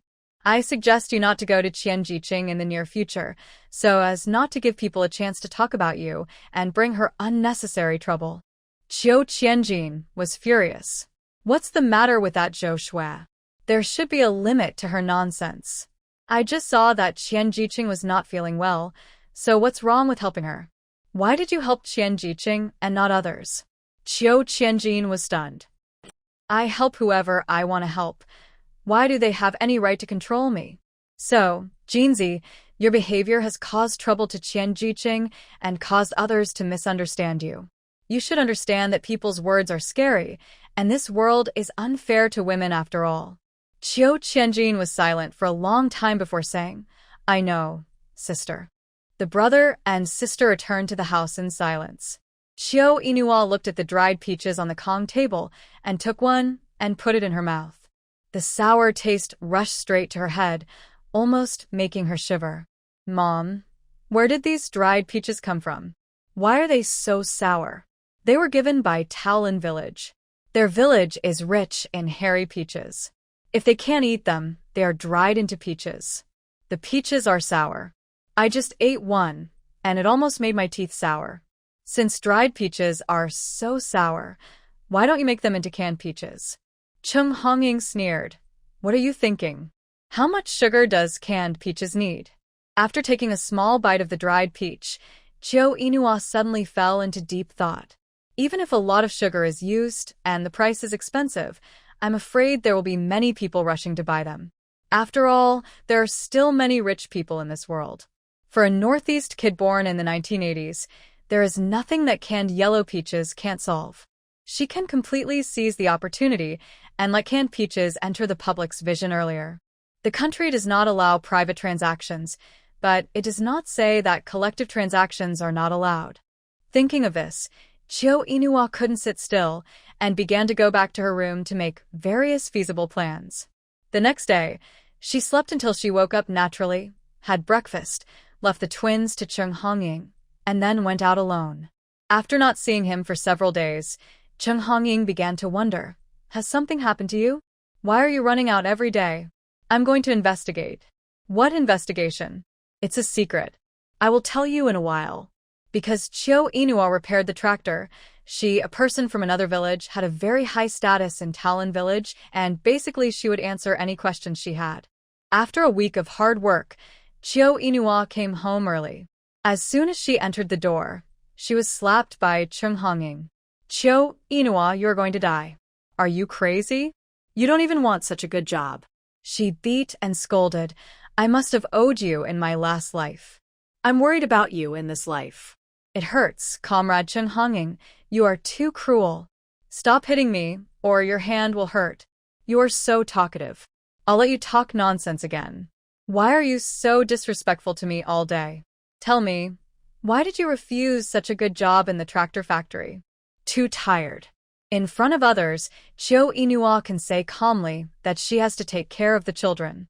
But in front of her mother, she dare not. Listen to this righteous tone. How can she have the nerve to say it? You said you don't need to look after the kids. I take care of Debao and Xiaobao. Why are you tired? Seeing that she was about to slap him again, Chiu Inua quickly dodged. Stop it. If you hit me again, I won't be able to go to work. Chung Hongying was dumbfounded. How do you know they hired you? I guessed it. They don't need me, so how could they make a special trip for me? Thinking of this, Chiu Inua was immediately ecstatic. Mom, did they say how much money they would give me a month? Chung Hongying glared at her. They said that you have to go at least 4 times a month, and you will be paid 12 yuan a month. The benefits are the same as other employees in the factory, but there is one thing. If you are too busy, you have to be on call.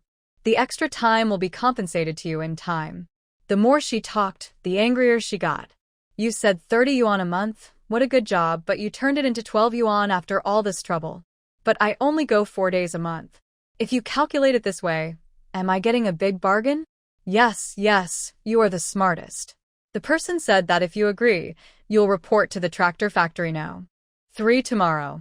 They give you such a generous treatment. You can't refuse it again, right? Chiu Inua shook her head. Of course not.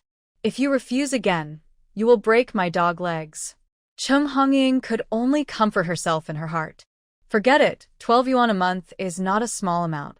At least she has time to spend with Debao and Erbao, which is better than those who sit in the office every day. Tomorrow she will go to the gate of Ding's house and spread the good news. Her daughter didn't marry her son, and she is not bad. She was so happy that she didn't notice how wrong her son was. Today is a good day. I will cook 2 more dishes to celebrate. By the way, let Jinzi borrow a bicycle from the village chief tonight and ask him to take you there tomorrow morning. Chiu Ino nodded. What delicious dishes should we cook tonight? I cook it and you eat it. Why are you asking around all day? I want to order food. Chung Hongying's scalp numbed when she heard that she wanted to order food. Last time, for 2 tails of shrimp, she had to do a lot of favors and almost had a fight with others. No matter what she said today, she couldn't listen to her nonsense. Don't order any dishes. You have to eat whatever I cook. Chiu Inua agreed reluctantly. Okay. When she saw that the dinner was cabbage stewed with small salted fish and potatoes stewed with sauerkraut, she couldn't help but twitch her lips. There were only 2 small salted fish, which were cut into small pieces. You could hardly see the fish and only tasted the flavor. The potatoes stewed with sauerkraut were even more amazing. The sauerkraut was oily. Her mother's dish was a watery soup, which was not very appetizing at first glance. So, these are the 2 delicious dishes you were talking about. What else? If you don't want to eat, don't force yourself. Do you think it's Chinese New Year? You can only eat these 2 dishes because you found a job. Chiu Qianjin was stunned. What job? What are you talking about now? Why do you sit here all day long? You look like you've lost your soul. I tell you, finish your meal quickly, then go to the village chief's house to borrow a bicycle, and get up early tomorrow to send your sister over. Okay, I'll go right away. Chiu Qianjin shouted to He Ziqing, who was serving rice. Cousin Qingqing, give me more rice. It's not the autumn harvest, you don't need to eat so much. But these words went in one ear and out the other to Chiu Inua and his sister. What a joke. How can he go to work / send his sister over tomorrow if he's not full? Chiu Qianjin glanced at his sister. Sister, why don't you eat less? I'm afraid I can't ride tomorrow. Ouch. Why did you hit me? You deserve your bad mouth. The next day, Chiu Inua was called up before dawn. For people with difficulty getting up, it is extremely painful. She couldn't imagine what kind of beastly life she had lived in the past. Getting up before dawn to study, dealing with company matters at 1 or 2 in the middle of the night, sleeping less than 4 hours a day, and persisting for many years. Now, if she were asked to go back to the old days, she would definitely be furious. She got up from the Kong in a daze, and after washing her face, she became much more sober. While sitting on the car and eating vermicelli and sauerkraut buns, she was still planning in her mind that it shouldn't be too much to propose to the tractor factory number 3 to go to work later. Chiu Qianjin pedaled the stirrups with a flat stomach and was exhausted and panting every time. Sister, you should lose some weight. My legs are almost not my own. Chiu Inua decided to close her eyes and pretend to be dead.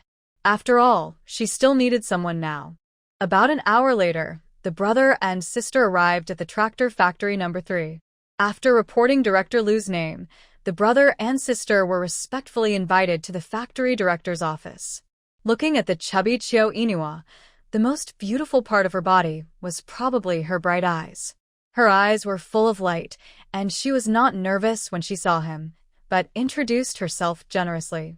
Unlike the rural women in his stereotype, when he heard Director Liu say that he wanted to hire a rural woman as a technical consultant, he thought that these people were too busy with research to use their brains. But under the guarantee of Director Liu, Xiao Wang and Xiao Li, he could only choose to trust his own people. Let's go. I'll take you to get familiar with our tractor factory number 3. In fact, the factory director wanted to see Chio Inua's strength. Director, can I have a small request? What? Our village is quite far from our factory. My brother came to see me off today. We have to rush to the city before dawn. My family is worried about me going to the city alone. The factory director thought she wanted the factory to prepare employee dormitories for her and was still thinking about how to refuse. But she said, "Can I let my brother be my apprentice?" Actually, it's a coincidence that he is also very interested in tractors, but I rarely met him before. I will take him with me personally and never disturb other masters at work. In this way, he can take me home after work. Director, don't worry, my brother is free and doesn't need salary. I will be very grateful if you can provide a meal at noon. The director thought about it and felt that this was much more cost-effective than the dormitory. Besides, the master chefs in their factory are all equipped with apprentices. Chio Inua took the initiative to lead a free apprentice and only provided a meal at noon. This account is cost-effective no matter how you calculate it. He can stay, but he can't participate in confidential projects and can only work in ordinary factories. Thank you, Director. She originally wanted to come an hour later, but thinking that Jinzi was not in a good mood recently, she thought of finding something else to distract his attention. 4 days a month. It doesn't interfere with the farm work at home. If he learns something in the tractor factory, maybe he can get the favor of the director. Just like that, Jinzi stayed in the tractor factory as a free apprentice, feeling a little dizzy. When getting off work at night, Chio Inua watched most of the workers riding bicycles out of the factory and was envious. Jinzi, what do you think about buying a bicycle?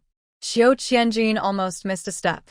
Sister, are you really not afraid that our mother will say you are a spendthrift? I've said it before, I can't lose a piece of meat anyway. If I can lose a piece of meat, I will definitely let her nag me every day. As soon as the brother and sister left, Cheng Hongying and He Ziqing took the child out to show off. After standing under the big tree at the entrance of the village, someone came over and asked her, "Why did you come out with the child today? Where is Inua?" Cheng Hongying straightened her back a little. She went to work. What? What kind of work? Why didn't I hear you say that? Yes, where did Inua go to work? Tell us quickly. Didn't our girl go to Talon village to repair tractors a few days ago? The repair was so impressive that it alarmed the director of the tractor factory. He was impressed by my girl's ability and insisted on letting her work as a technical consultant at the tractor factory number 3. Alas, I don't know anything and don't know what a technical consultant is. The tractor factory number 3 in the city is the best factory in our county, or even in our city. The son of my sister-in-law's second aunt has a stable job in that factory. I heard that it is difficult to get into their factory. Hongying, your girl will have a bright future. No, that child worked her own. Her father didn't even let her read books at that time. Look at her now. Books are full of skills to teach people how to make a living. Many people immediately cast envious glances at Cheng Hongying, but some people couldn't stand seeing her so happy. Cheng Hongying, I advise you not to be happy too soon. You don't know that your Jinzi and the Qian Jiqing at the Jiqing point have been flirting with each other, right? Don't say I didn't tell you in advance. Those female Jiqings are very bold. They may not be willing to stay in our mountain valley. If the time comes, your Jinzi will be gone and you won't get a wife, and you will end up with nothing but money and a woman. If Cheng Hongying hadn't been holding her bow in her arms, she would have wanted to slap Wang Hongxia in the face right away. Who is flirting with whom? I think you are jealous of my girl, and you are making up rumors about my Jinzi. Wang Hongxia laughed. Cheng Hongying, you don't know about the trouble that happened in the youth group yesterday afternoon. I heard that the matter has alarmed the commune, and your girl is still standing up for that female comrade? Are we going to attend your Lao Chio's wedding in 2 days? Everyone in Pingan Village knows that Qian Jiqing is very picky, so how could he be interested in a farmer in the village? Wang Hongxia said this just to embarrass Jinzi. After all, he will never marry someone like Qian Jiqing in his life, and can only stare at him with helpless eyes. Thinking of this, Wang Hongxia spoke more excitedly. Hongying, you have to get ready. Maybe in a few months, some good things will not be hidden anymore. Hearing this, Zheng Hongying couldn't help it anymore and stuffed her bow to He Ziqing. Qingqing, take the child and hide away. After saying that, he rolled up his sleeves and hit Wang Hongxia by surprise. You are the only one who has a mouth, right? Your mouth can't speak. I'll beat it to pieces. Ouch! Zheng Hongying, you dare to hit me? Covering her burning cheek, Wang Hongxia rushed to her like crazy. In full view of the public, the two rural old women fought each other and even rolled on the ground. In terms of size, Wang Hongxia was obviously slightly better than Zheng Hongying, but He Ziqing was there to check on her. Whenever Zheng Hongying was at a disadvantage, she would be separated by her feet. In the end, Zheng Hongying pulled her hair with all her strength. Wang Hongxia, if I let you make up stories about my son again, I will beat you to death. An old man was pacing anxiously at the corner. He wanted to go out to stop them, but he was afraid that he would bring more trouble. He could only pull a kid who was watching the fun and handed him a piece of candy. Here's the candy. Go and inform the village chief that there's a fight going on here. Don't tell others that I gave it to you, or they'll come and your candy. The kid saw that there was no reason not to agree to the candy, so he quickly put the candy away and ran to find the village chief. The village chief already regretted having called the people from the commune yesterday on impulse. At this moment, he heard that Wang Hongxia and Qiu Lauer's family had a fight, and he immediately said angrily, "Why are these old women acting like that? What do they want to do?" Later, he found out that Wang Hongxia was making up stories behind his back. The little thought of regret that he had just felt was instantly extinguished. Qiu Yinhua was right. If they don't make a big fuss once, they will never know fear. What are you making a fuss about? The commune has come to investigate this matter. Wang Hongxia, if you have anything to say, tell the people in the commune. Just say it. Who's afraid of who? Okay, if the people in the commune find out that you are lying, I won't be able to decide whether you are sent to the northwest for reform or to jail. The village chief pointed casually. You, go to the commune and invite him over. Wang Hongxia saw that the man really ran away, and the village chief didn't seem to be trying to scare her, so she immediately became flustered. She ran to chase him. Hey, don't go. I made up a story with my stinky mouth. Don't go to the people in the commune. The village chief didn't stop her, and looked at the others coldly. Before the commune's notice is investigated clearly, you all keep your mouths shut. If I hear you talking nonsense again, then get out of Pingan Village. We don't need those rotten fish and shrimps that are not conducive to unity here. This was the first time they saw the village chief so angry. Everyone dared not breathe and was silent. The village chief sighed secretly. It turned out that he was indeed shortchanged. If he had known that Qian Jiqing could cause so much trouble, he would not have treated her so well. And the Qiu Yinhua siblings were not easy to deal with. After the village chief left, Zheng Hongying was not in a hurry to go home. Qingqing, you go back with the child first, and I will talk to them later. It took Zheng Hongying almost 40 minutes to figure out what happened yesterday. She was so angry that she wanted to beat that stinky boy. Why did he have to be interested in Qian Jiqing, a worthless thing? In just half a day, the whole village knew that Qiu Yinhua went to work in a big factory in the city and became a consultant. I heard that the work was easy and not tiring at all. After the news reached the village chief, he secretly thanked himself for not offending anyone. After lunch break, the old couple of the Qiu family also came to ask about their granddaughter's work. They were also very happy to learn that she had a job in the city. This was also a very face-saving thing for their old Qiu family. By the way, she also asked about the eldest grandson and the educated youth. Seeing that her parents-in-law had asked about it, Zheng Hongying immediately perked up. There is nothing wrong with them.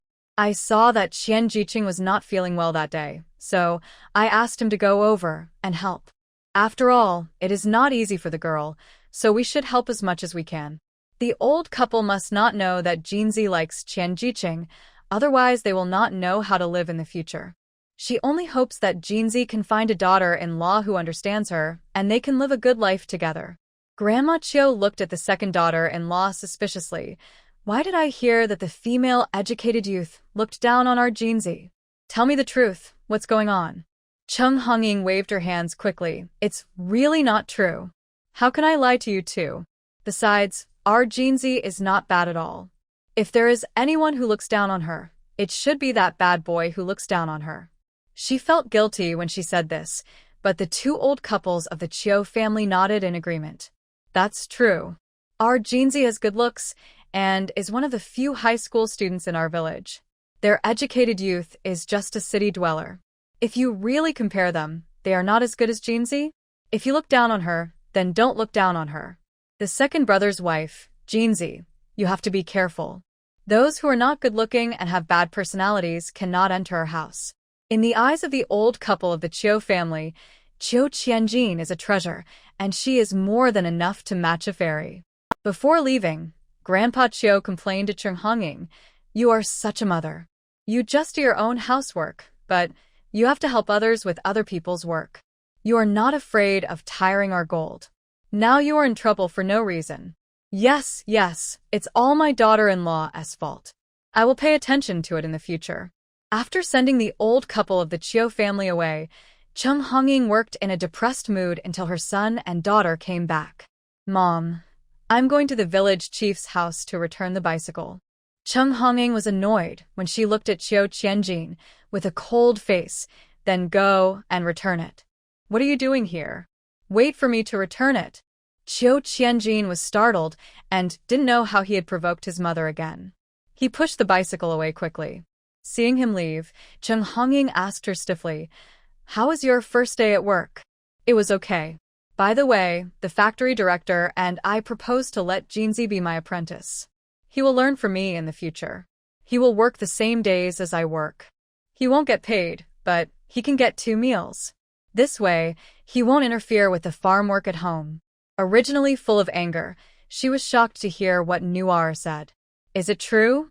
Of course it's true, so that he won't have anything to do recently and think about it. Seeing her mother so angry, it was probably because the story of Jinzi and Qian Jiqing reached her ears. Did the factory director say that Jinzi could enter the tractor factory after he finished his studies? Chiu Inua shook her head. No. That's right, you shouldn't have asked for such a request on your first day at work. When he finishes his studies, I plan to give him the job. Chiu Inua never thought about doing a long-term job. Since she experienced the life of a parasite, God knows her wish is to be a lazy person. The only person who can support her in a short time is her silly brother. In a few years, when Debeo grows up, she can rely on her son for support. Cheng Hongying looked at her with a complicated expression. Actually, you don't have to do this for Jinzi. He has his own destiny, and you have 2 children to raise. If Jinzi doesn't make money, how can he support the 3 of us? Well, she knew that this girl had no good intentions. Come with me. I have something to ask you.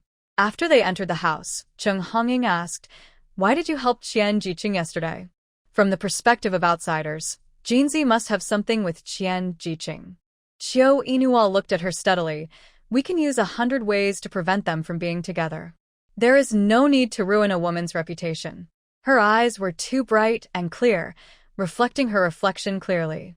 Cheng Hongying's heart trembled, and she felt ashamed and had nowhere to hide. You rewrite, I'm too concerned and always have to take your brother into consideration more. In order to cover up her despicable heart, Cheng Hongying avoided Chiu Inua's eyes and said in panic, I was wrong. You should keep an eye on your brother and never let him get close to Qian Jiqing. I don't want her to be my daughter-in-law. Why? The next moment, the heavy door curtain of the room was lifted, reflecting Chiu Qianjin's face full of disappointment. Mom, why don't you like Qian Jiqing? She is kind and beautiful. It's your son who is not worthy of her, and I am the one who is pestering her. Perhaps every ordinary child is different in the eyes of his mother. Although Chung Hongying disliked him every day, he was also the flesh and blood that fell from her body after 10 months of pregnancy. Seeing him belittle herself like this, she was so angry that she trembled all over. What's wrong with you? What's wrong with me giving birth to you? Do you have to be so servile? Jinzi, listen to your mother. That educated youth Qian despises us rural people from the bottom of her heart. If you really marry her in the future, you will suffer a great loss. I accept the great loss. I just like her. It's okay if you don't support me, but don't stop me. After saying that, she slammed the door and ran out in a flash. Chung Hongying's eyes turned red, and tears as big as beans rushed out. What sin did I commit in my previous life? How could I give birth to such a rascal? The second-year boy with a love brain is really more terrible than biological weapons. When people are young, they will always meet someone who the more their parents don't let you like, the more you want to like him. It's as if you're going against them, making trouble until you are exhausted, and making them compromise, and finally you find that being with that person is still a mess. Facing the fact that Jinzi likes Qian Jiqing, she has never clearly stated that she doesn't like him. She took out a handkerchief from her pocket and handed it to Chung Hongying. Okay, don't cry, I'll go see him. Jinzi is a bit rebellious now.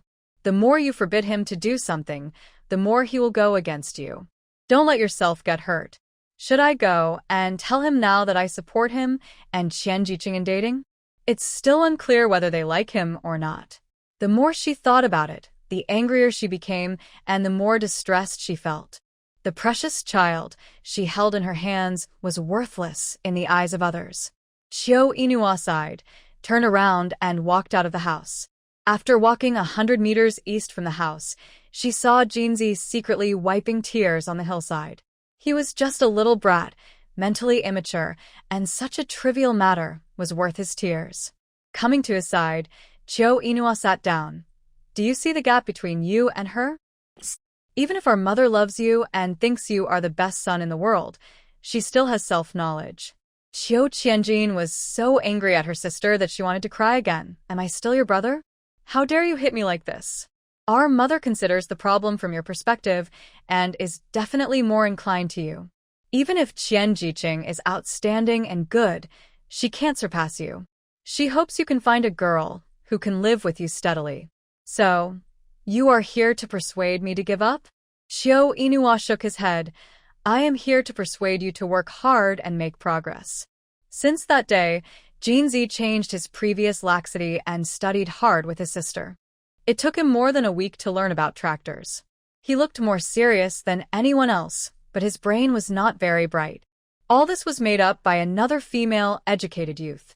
Even her own boyfriend stood up to testify that she had impure thoughts and was jealous of Qian Jia's good family conditions and good looks. The commune handled the matter decisively and issued an order to send Zhou Shui to the Northwest Farm for reform. On the day she was taken away, she cried so hard that everyone in Ping'an village heard it. She apologized to Qian Jia for a while, but when her apology was fruitless, she cursed at her again. The words were extremely ugly. Wang Hongxia hid in the crowd, her face pale with fear. Fortunately, she did not go against the village chief that day. Otherwise, she might be among those taken away today. I heard that the farms in the Northwest are very hard, and it is hard to say whether she can come back alive after going there. After Zhou Shui was taken away, the village chief explained the incident on the radio and cleared Qian Jia's name. Let's forget about this matter. If I hear any rumors that are not true, I will report them to the commune or the police. Our village will never allow those poisonous insects to harm people. Qiu Yinhua yawned lazily, looking like he hadn't gotten enough sleep. You sleep so much every day. How come you still look hungry? Mom, you have heard that milk is the mother's essence and blood. I consume my essence and blood every day to feed my child. Do you think my body can be healthy? Chung Hongying's eyebrows jumped. What do you want to say? The child is 6 months old. I plan to stop breastfeeding them. What the Hades? Seeing that she didn't look like a joke, Chung Hongying hit her several times in anger. Qiu Yinhua, how can you be such a mother? The child is only 6 months old, And you're willing to stop breastfeeding them? Why not? Don't you have milk powder? You can also eat flour paste at 6 months. That thing is very resistant to hunger. No matter how resistant to hunger, can it be as nutritious as milk? Look at you and Jeansy, you drank my milk until you were 1.5 years old, and your body is so healthy. You rarely get sick. If you switch to milk powder, you can still have such a good physique? She really loves her grandson. Tell me how there is such a cruel mother in the world. Have you forgotten that Debeo has stopped drinking my milk for a long time? You can't cut off Erbao's food just because Debeo doesn't drink it. You are his biological mother. I am their biological mother, but I am also myself. I won't let them starve. How can it be a heinous crime to stop drinking milk? Xiao Yinhua kept her word on the matter of stopping drinking milk. In front of Cheng Hongying, she picked up Erbao and said, Erbao, from today on, we can't drink mother's milk. If you don't agree, just hum twice. Erbao has always been quiet and rarely hums, unless he wants to. Xiao Yinhua is very satisfied with Erbao, who is well-behaved, sensible, and considerate. See, Erbao doesn't object. Cheng Hongying. Xiao Yinhua made a paste for the 2 children that day and stirred it with half a crushed egg yolk. After half a year, Debeo had the delicacy again. At that time, he was so happy that he cried with joy and almost licked the bowl with big mouthfuls. Erbao ate very delicately, but also ate cleanly. You can imagine how much the 2 brothers liked it. At night, Xiao Yinhua experienced the pain of being a mother. It was swollen and painful, as if she was half corroded by millions of ants. She couldn't help but gasp in pain. Being a woman is really too hard. She grabbed the pillow tightly and felt a lump inside, causing a dull pain in her chest. He Ziqing quickly sat up and asked in a low voice, Sister Yinhua, what's wrong with you? My milk is swollen, and it hurts so much. The next moment, there was a slight knock on the door. Who? It's me. Open the door. I've boiled some hot water for you. He Ziqing quickly got down to open the door for her. Auntie, come in quickly. Sister Yinhua is in so much pain. People say that it's best to apply hot compresses when your milk is swollen. I also asked around and found that boiling water with malt and hawthorn can also relieve pain. You can try drinking some. It was warm when it entered her mouth. Xiao Yinhua pursed her lips. Why didn't you sleep? You silly girl. I can sleep while you're in pain. Seeing that she had finished drinking, he pushed her back to the Kong. I'll wring out a hot towel for you, and it should be fine after a while of hot compressing. He Ziqing didn't know how to deal with such a situation, so he could only stand aside and help wring the towel. He just put his hand into the basin and almost got burned and knocked over the basin. Ching Ching, give it to me. The water is too hot. I'll wring it out. Cheng Hongying put her hands into the basin as if she didn't know how hot it was. She was not afraid of the heat at all and wrung the towel calmly. Xiao Yinhua looked at the rising hot mist. It's too hot. Let's wait for it to cool down a little bit before. Cheng Hongying interrupted her. It won't work well if it cools down. We have to take advantage of this heat. Xiao Yinhua's throat rolled, and she didn't know what to say. The next second, her clothes were opened without warning. The scalding hot towel fell on her chest, and she almost jumped up from the Kong. Cheng Hongying was quite foresight and pressed her to the Kong tightly. Bear with it, it won't be so hot soon. When the heat dissipated a little bit, the swelling on her chest also disappeared a little bit. It seemed that it was really not as hot as before. After going back and forth several times, He Ziqing even went out to change the hot water in the middle. It was not until the second half of the night that Cheng Hongying returned to her room. After a few days of hardship, her milk supply gradually decreased. During this period, she also took her brother to work. As for Qiu Qianjin's apprenticeship, Qiu Yinhua strictly forbade her mother to show off in the village. The main reason was that she was afraid that Jinzi would be enthusiastic for 3 days and then refuse to learn after a few days, which would be embarrassing for their Qiu family. Therefore, people in the village only knew that Qiu Qianjin took Qiu Yinhua to work and did not know that he was an apprentice. One day, Qiu Yinhua dragged her mother back to the house just after work. I want to discuss something with you. Cheng Hongying looked at her suspiciously. You just stopped breastfeeding, and now you want to do something weird? She had to worry about them every day, and recently she found that she had a lot more white hair. I was thinking that it's a bit inconvenient for us to always borrow bicycles from the village chief. When I passed by Talon village today, I chatted with their village chief for a while. He said he had bicycle tickets and if I wanted them, he could keep them for me. Cheng Hongying took a deep breath. She knew that this girl would be up to no good when she had nothing to do. So, I want to buy a bicycle. Get lost. I think you have some money in your pocket and you don't know how to show it off. It costs a lot to buy a bicycle ticket and you have to spend extra money to buy a bicycle. The total cost is at least 200 yuan. I don't know when my son-in-law's pension will be gone. Xiao Inua, stop crying. Comrade Cheng Hongying, don't cry. Why is it like a faucet now, releasing water whenever you say so? It's because I'm afraid that you will eat up all the money. When my eldest and second children grow up, they will not only eat more but also eat more nutritious food. You spend all the money, and they will have nothing to eat in the future. Mom, why don't you understand? Money is earned, not saved. Are you counting on your monthly salary of 12 yuan? If you go to work every day, I won't say anything. You can save it in half a year. How long will it take you to save 12 yuan a month, even if you don't eat or drink, just to buy a bicycle? Is it worth it? Of course it is worth it. She will definitely go to the city many times in the future. Okay, let me think about it. When going to work again, Qiu Ino was still thinking about the bicycle. Jinzi, when it's lunchtime, go and ask who wants to sell a bicycle. If you can't buy a new one, can you buy a second-hand one? Sister, why are you still thinking about buying a bicycle?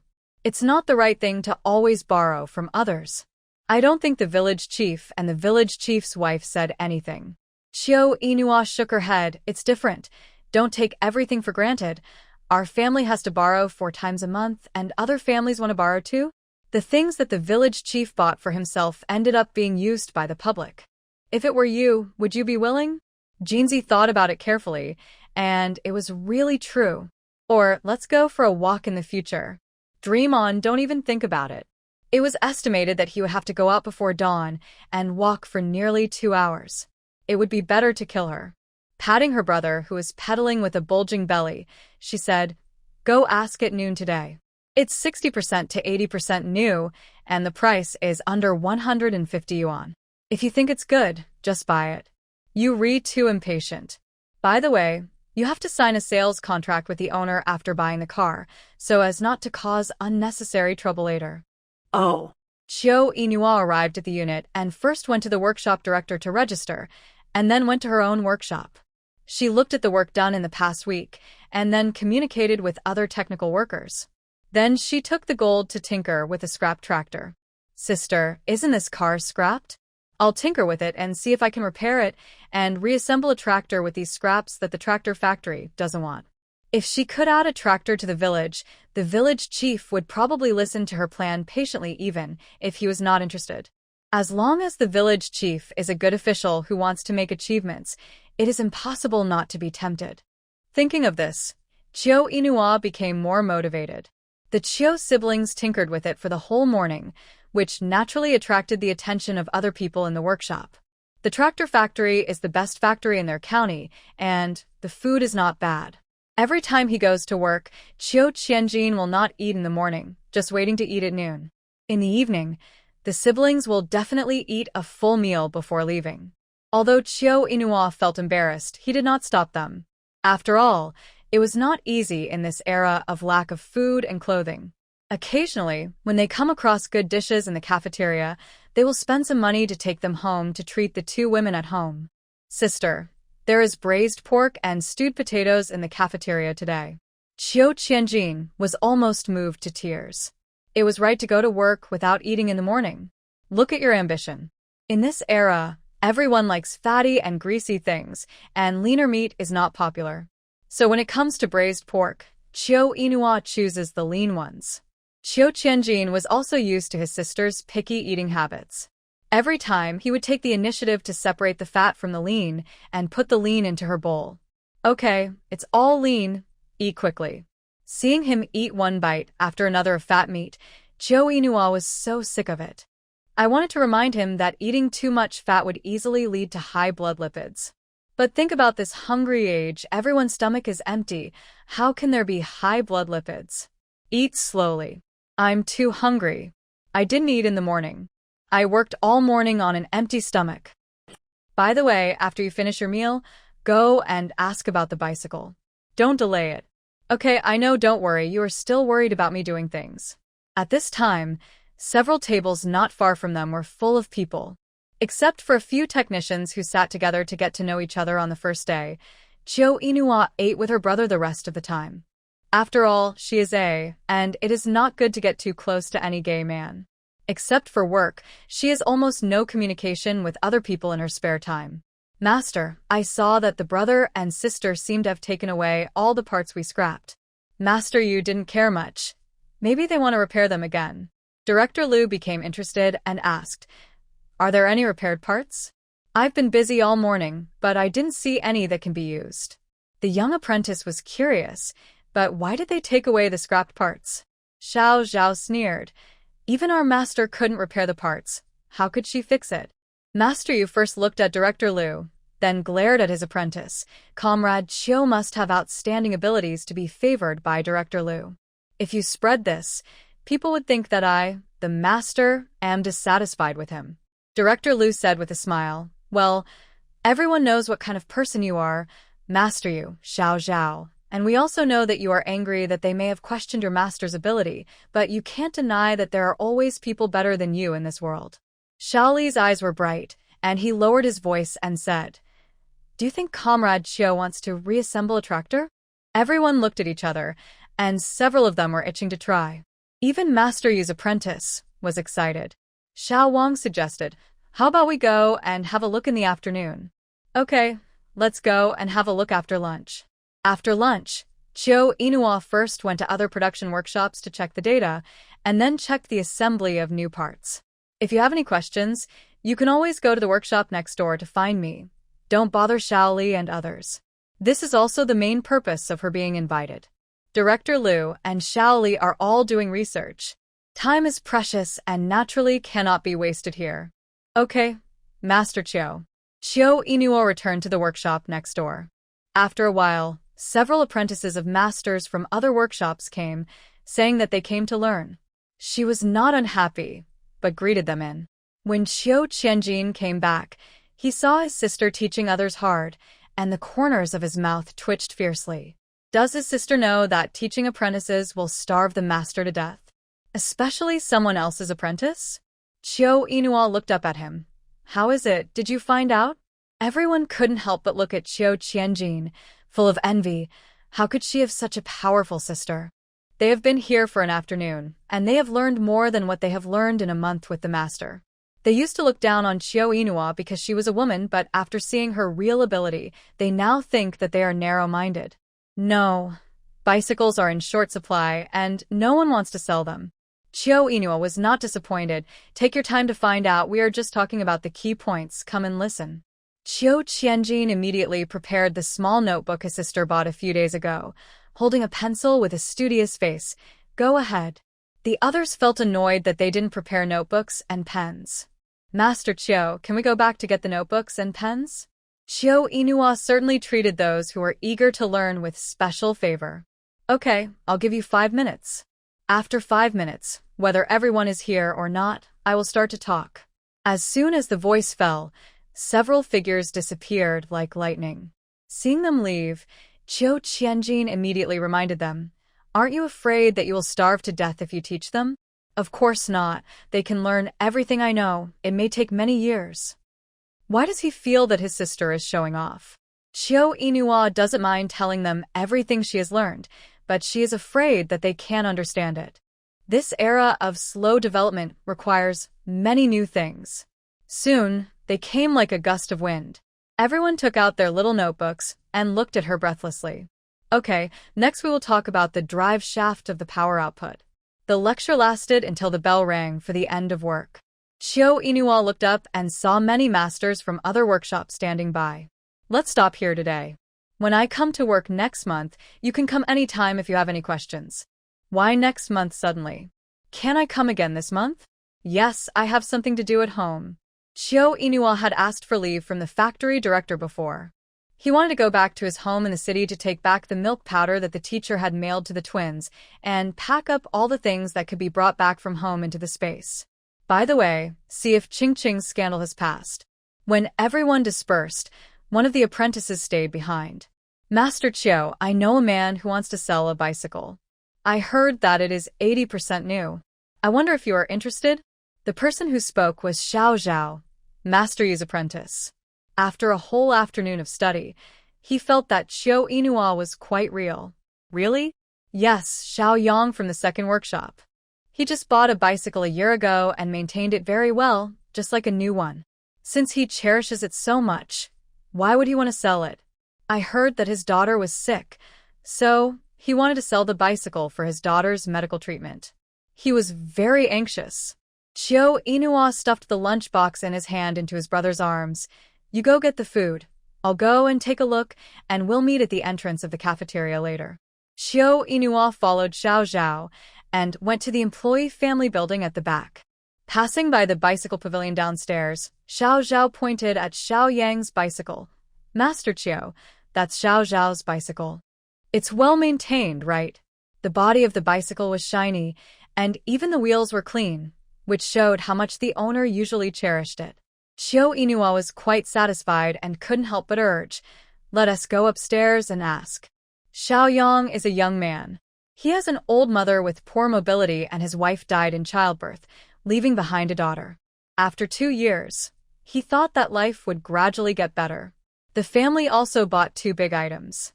However, at the beginning of this year, Xiao Yang's daughter began to have recurring fever. Xiao Zhao went straight to the point and told him about Chiu Inua's intention to buy a car. Facing the people who always tried to take advantage of him these days, Xiao Yang said coldly, I won't sell it for less than 120 yuan, not a penny less. Actually, he wanted to sell it for 140 yuan, but those workers who like to take advantage of small bargains either asked for 70 or 80 yuan or 40 or 50 yuan, which made him furious. When he saw Chiu Inua coming over today, his attitude became worse. Xiao Zhao winked at him and quickly explained Chiu Inua's identity.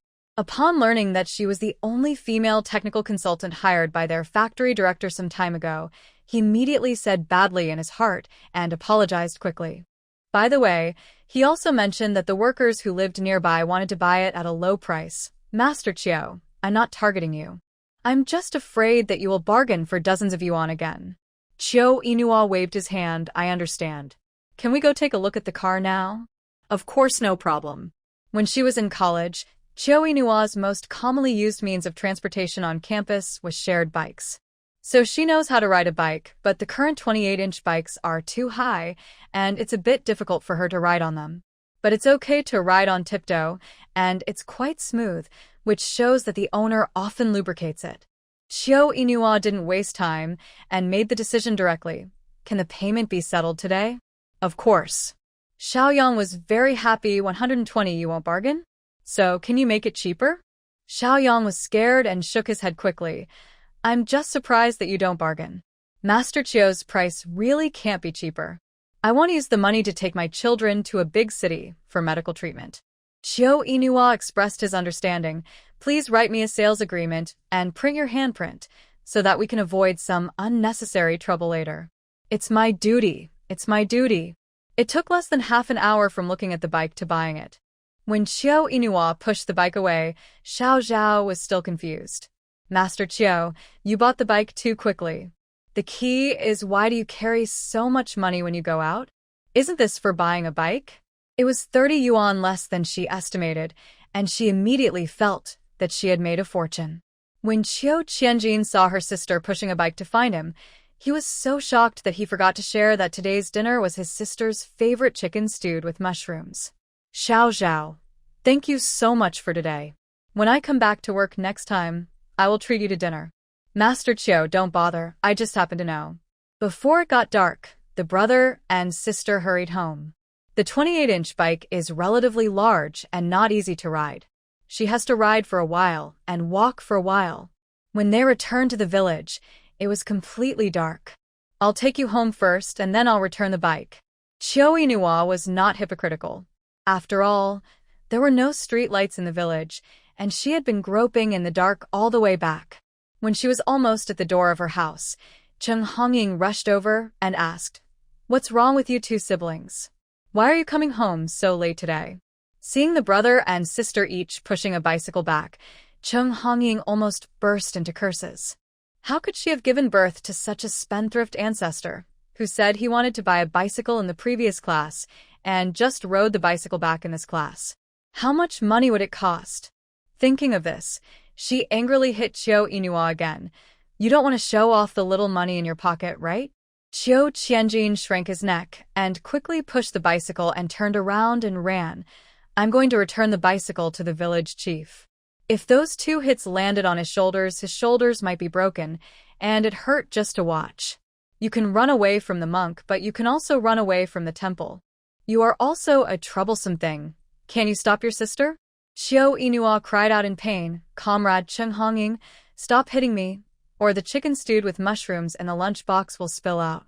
"What? Chicken stewed with mushrooms?" Cheng Hongying swallowed her saliva in frustration. Food should not be wasted. "Forget it. I'll teach this dead girl a lesson later." Cheng Hongying immediately retracted her hand. "Wait, I'll beat you after dinner." "Isn't it just a bicycle? I will definitely earn it back for you later." "Okay, stop talking and make me angry." In the faint moonlight, Cheng Hongying looked up and down at the bicycle. "It looks good. How about riding it back? If there is anything wrong, you must tell the buyer quickly. Maybe you can get a refund." "Okay, I know. It's too cold. Let's go home quickly." Qiu Inua casually parked the bicycle in the yard. Cheng Hongying was worried and pushed the bicycle to the small warehouse and locked it by the way. Looking at Debao and Erbao sitting on the Kong playing with each other, Qiu Inua rubbed her hands quickly. "Debao, Erbao, Mom is back." Debao happily opened his arms to her and welcomed his mother with joy. The next second, he felt the coldness on the back of his neck. Who knew that his unscrupulous mother actually put her hand into his collar, and he shivered directly from the cold. Bad mother. Why is she so different from the mother he imagined? "Let Mom warm up for a while." Debao pointed at Erbao angrily and shouted the sound of the word bao in his mouth. Qiu Inua understood immediately. "Don't worry, I am always fair as a mother." After that, regardless of whether Bao was practicing crawling there, she put her hand into his neck without hesitation. Bao was stunned for a moment and quickly fled. Unfortunately, wherever he crawled, Qiu Inua's cold hand followed him as if it was welded to his neck. Seeing that his younger brother was also attacked by his mother's claws, Debao instantly balanced. Qiu Inua was originally trying to tease them, and when she was about to take her hand out, she was ruthlessly slapped on the back of her head. There was no one else who dared to slap her like this except comrade Cheng Hongying. "Qiu Inua, you are really good. Your hand is so cold. Put it on the back of the child's neck." She quickly took back her hand. Debao and Erbao and I were just joking. Seeing her mother pulled out a small broom from the head of the Kong, she was so scared that she quickly climbed onto the Kong and picked up Debao. "Don't hit him. Don't hit him. You'll hit the children if you hit him again." Cheng Hongying was scared to death and quickly took back her broom. "Qiu Inua, you are crazy. Using Debao as your shield." "I have no choice. It hurts so much when you hit someone with that thing. Look at you now, you don't look like a mother at all. Put my Debao down." "If I put him down, you will stop hitting me?" Cheng Hongying gritted her teeth. "Okay." Qiu Inua quickly put down Debao, who was babbling in protest. Cheng Hongying quickly picked up Debao and was about to hit him with a broom, but when she raised her eyes, she saw that she had picked up Erbao again. The corners of her mouth twitched immediately. "This girl, she is so cruel." Qiu Inua was relieved immediately. Fortunately, she gave birth to another child. Otherwise, she would have been beaten now.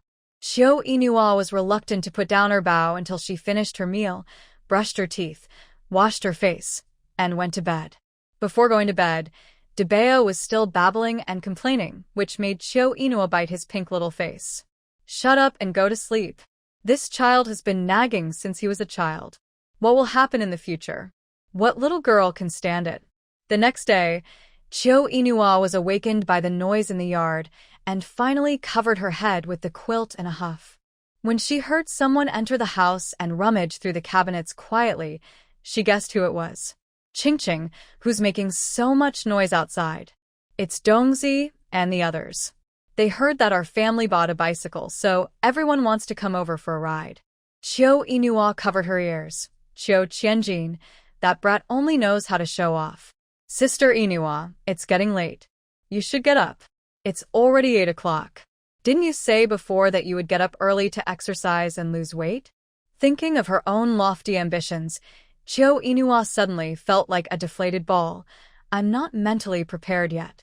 I'll lose weight when I come back from the city. He Ziqing was stunned. Sister Yinhua, are you going back to the city? The teacher mailed a lot of things to the children, and I have to go back to get the packages. When are you leaving? I want to leave tomorrow. During this peaceful period, He Ziqing almost forgot the trouble he had caused. No, Sister Yinhua, you can't go back. I'll go back and get your things for you. I plan to go back by myself this time. Don't follow me.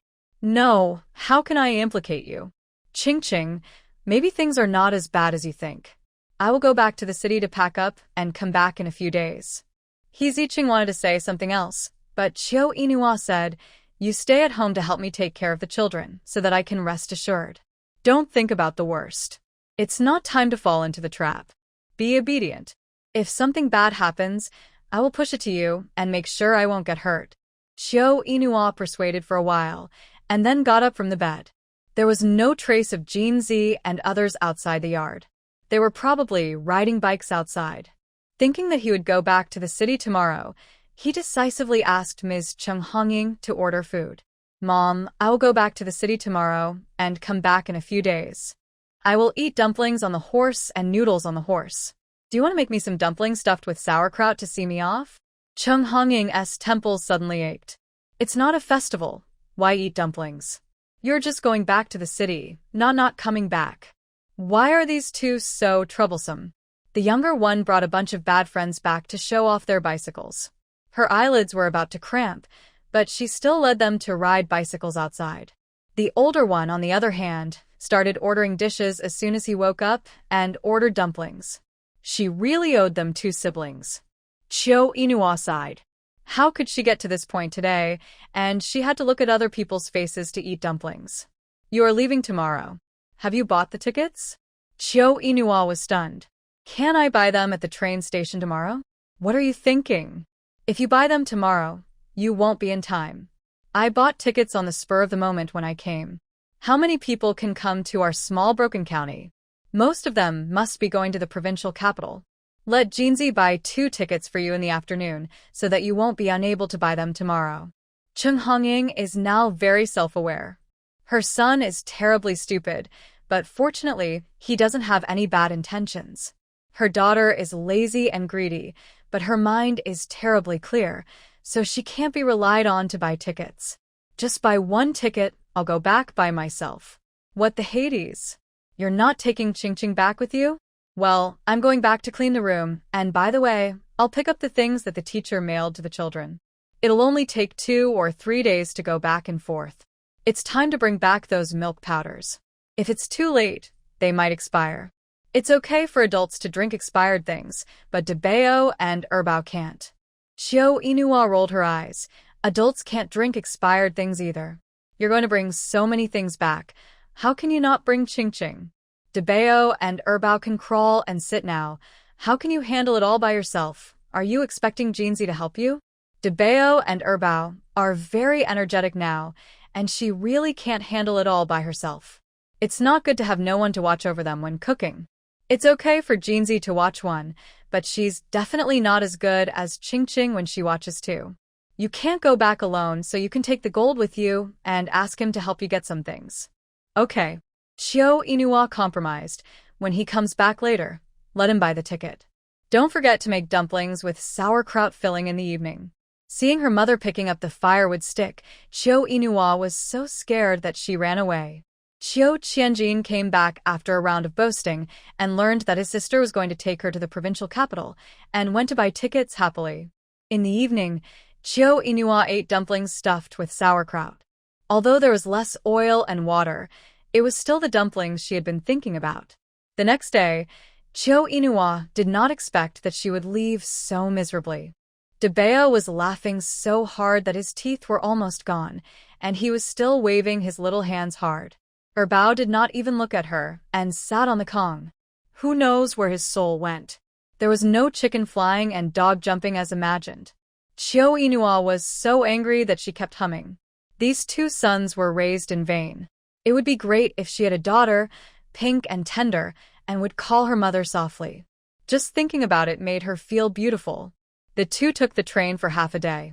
When they arrived at the station, the sky outside was gloomy. It was Jinzi's first time to the provincial capital. She was curious about everything she saw.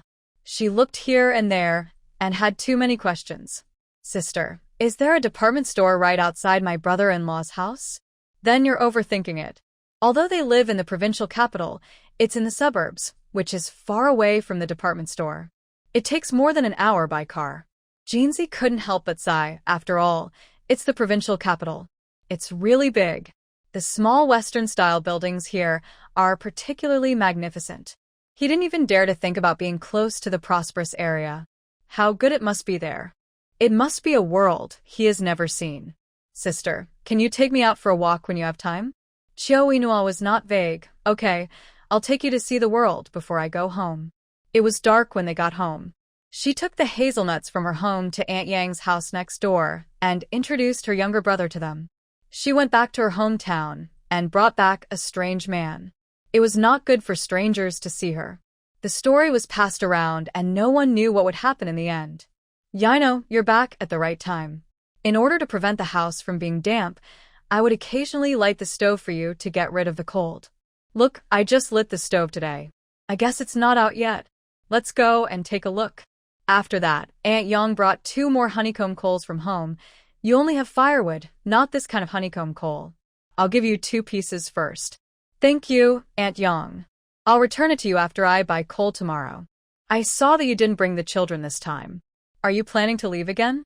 Well, Debeo and Erbao can't leave my mother now, so I thought that the children would live in the village before they go to school, and come back after they go to school. Aunt Yang patted Chiu Inua's hand and said earnestly, Inua, Aunt Yang may say a few words that you don't like to hear. Please don't mind. In fact, nowadays, especially when there is a son, no one is willing to take care of the daughter's child. Your mother has a hard time, and sometimes you shouldn't be too stubborn. She knew that the other party was doing it for her own good, and nodded in agreement. Aunt Yang, I understand what you said. By the way, have people from the Public Security Bureau come to our house recently? Is there any news about my mother-in-law? When the mother-in-law disappeared, the neighbors nearby reported to the police. In this era without cameras, looking for a person with amnesia is like looking for a needle in a haystack. No one has come to say anything, so you can go and ask tomorrow. Okay. Aunt Yang secretly glanced at Chiu Qianjin. Your brother is not married, right? Yeah, it looks like it. She deliberately lowered her voice. When your brother gets married, your sister-in-law can't let your mother take care of the children. When that time comes, you can come back and we old sisters can help. Chiu Inua was extremely grateful. It was only because they had a good relationship with her mother-in-law that they helped her unconditionally. Regardless of whether they helped or not, she accepted the favor. After entering the house, the chickens were still alive and kicking in the fence at the corner. The yard was very clean. When she opened the door, a wave of heat hit her face. There was not a trace of dampness in the air. Chiu Inua called her brother to add the honeycomb coal. After returning to the house, she first pulled out 2 quilts from the cupboard and put them on the Kong to coax her. Seeing that there were only 2 people in the room, Aunt Yang lowered her voice and asked, Inua, is your distant cousin still at your house? Chiu Inua's heart skipped a beat. What's wrong? A few days after you left, someone came to inquire about someone. The person they were looking for looked very similar to your cousin, but those people insisted that it was a man. We didn't think about anything else and said that they might have found the wrong person. But afterwards, no matter how I thought about it, it didn't seem right. Do you think your cousin has offended someone outside? Hearing this, she breathed a sigh of relief. It seemed that they didn't know Qingqing was a woman. Well, she always had neat short hair and was taller than ordinary women, so it was normal for them to make a mistake. Are they here again? again, but they were quite angry when they heard that you hadn't come back. When they left, they kicked the door several times, which scared us neighbors so much that we didn't dare to go out. I didn't mean anything else. I just wanted to tell you that your cousin really offended someone she shouldn't have, so you should be prepared. Aunt Yang has always been tight-lipped, and Chiu Inua didn't tell her to keep her mouth shut. If she wanted to say it, she would have said it long ago. Before leaving, Aunt Yang stuffed her with a postal slip. The postman has come several times. I'll keep this slip for you. The post office asked you to pick up the package within 3 months, otherwise they will return the same way. There is still plenty of time. Don't forget to pick it up in the next 2 days. Thank you, Aunt. Not long after Aunt Yang went back, she sent 2 more steamed buns and a plate of pickled vegetables. If you don't want to make it, just make do with it. After thanking her, Chiu Inua took the steamed buns and pickled vegetables. This amount was probably not enough for her to eat. She went to the kitchen and cooked 2 large bowls of noodles. The brother and sister had a hot meal. Chiu Qianjin looked at the old photos on the wall and saw the only photo of a man. She couldn't help but exclaimed, "Sister, is this my brother-in-law?" Suddenly, Chiu Inua's mind flashed the man lying on the bed, letting her do whatever she wanted. Her face turned red immediately, and she said without even turning her head. "You didn't even look at him, but you knew it was my brother-in-law? Are you blind? There's only one man's photo on the wall. Who else could it be but your brother-in-law?" Chiu Qianjin noticed it then, scratching her head with an awkward smile. "I didn't notice it, mainly because my brother-in-law's appearance was too eye-catching in all the photos." It was true. Even if Xiao Qingyuan's appearance was placed in the aesthetics of later generations, his appearance would still be ranked first. His skin was too white, and he didn't look like a soldier who was training all day. "Sister, should I say it? You have always had a good eye." Dingsy back then. Chiu Qianjin took a breath and really wanted to slap herself. She was really talking about something that was out of the question. No need to be so cautious. I don't even remember who he is now, so it doesn't matter if I mention it. Sister, you can't remember anything about Brother Zishu? I can't remember. Sister, do you like my brother-in-law now? Yes. These 2 words almost came out of her mouth, and she regretted it after she said them. After stuffing the prepared quilt to Jinzi, he said, "Okay, stop asking. It's getting late. Go to bed quickly." The next day, before Chiu Inua woke up, Jinzi had already gotten up. He asked Aunt Yang where to buy coal, and then left with a basket on his shoulder. Looking at Jinzi's departing figure, Aunt Yang wondered, doesn't the boy from the Chiu family look pretty good? Chiu Inua slept until he woke up naturally. At this time, Chiu Qianjin came back after buying honeycomb coal. "You need a coal ticket to buy coal from the coal plant." "How did you buy the coal?" "Of course I can't buy coal from the coal plant, and they can't sell it to me. I bought it from the uncles and aunts who buy coal. I used my eloquence to coax them into happiness. One person buys 2 pieces, so isn't that a basket?" Sometimes Chiu Inua had to admire Jinzi's social skills, especially when dealing with the elderly. His main skill was to accompany them sincerely and listen sincerely. Chiu Inua gave him a thumbs up. "Good job, keep going." "Sister, I'm hungry." "Hungry? Can't you cook it yourself?" Chiu Qianjin raised his eyes and asked pitifully, "Can you eat what I made?" Chiu Inua really couldn't praise his cooking skills. "Even the food that a pig makes with its feet tastes better than his. Okay, you'd better stop messing with my kitchen, I'll do it." Hearing this, Chiu Qianjin's eyes were curved with joy. After tasting his sister's cooking skills, Chiu Qianjin always felt that her cooking was more delicious than that of the chef in a state-owned restaurant. Obviously, the side dishes and the same seasonings, his sister's cooking was more delicious than his mother's and cousin Qingqing's. But his sister was too lazy, let alone cooking. She was almost fed. Chiu Inua took out 2 pickled radishes from the jar in the kitchen, made a pickled radish vermicelli soup, and then steamed a few steamed buns with 2 grain flour. After dinner, they went to the Public Security Bureau to inquire about the news of their mother-in-law. Because Zhouanbang had instructed them to do so, the people in the bureau treated them respectfully even if they did not find any news. Chiu Inua did not hold out much hope. After all, her mother-in-law's family was extremely powerful. It would be harder than climbing to the sky for a powerless person like her to find out something. After leaving the Public Security Bureau, they went to the post office and took out the parcels they had deposited. Fortunately, she brought Jeansy with her. Otherwise, she would not be able to get back the 3 large bags of things. When she got home and unpacked them, she found that there were 2 large bags of clothes, and the remaining bag contained a lot of milk powder and even some things for the children. Qiu Qianjin could not help but smack her lips. My brother-in-law's teacher is really nice. He sent too many things. I see how these old clothes look like new ones, and they're all exactly the same. Sister, you are so lucky that you actually picked up clothes for the twins. Qiu Inua frowned. How could there be so many coincidences? The 2 identical clothes must be new, and those that only have one should be old. The things mailed over are numerous and miscellaneous, as if they were prepared for whatever they thought of. These things could never be prepared by the teacher herself. There must be others. But the teacher didn't say, which made her a little unsure of the situation. Sister, what are the words on this milk powder? Why can't I understand it? Qiu Inua glanced at the English on it, and her loosened brows tightened again. Foreign milk powder is not easy to buy. It is estimated that this bag is not a small amount of money. With Zhou Onbon's ability, he definitely can't afford such milk powder. It's too brain-burning. Who is it? It's English. Qiu Qianjin was shocked. Sister, don't tell me that you can even speak English? Sister is so amazing. Don't envy me too much. Do I look like a fool? Anyway, I'm not smart. Qiu Qianjin puffed up his cheeks in anger, and he was somewhat similar to Debao. Qiu Inua laughed so hard that he took out $2 and a meat ticket from his pocket. While it's still early, go buy some meat. If there are big bones, buy 2 more. We'll have sauerkraut stewed with vermicelli in the evening. Sister, it's too extravagant for just the 2 of us to eat. If Mom knew.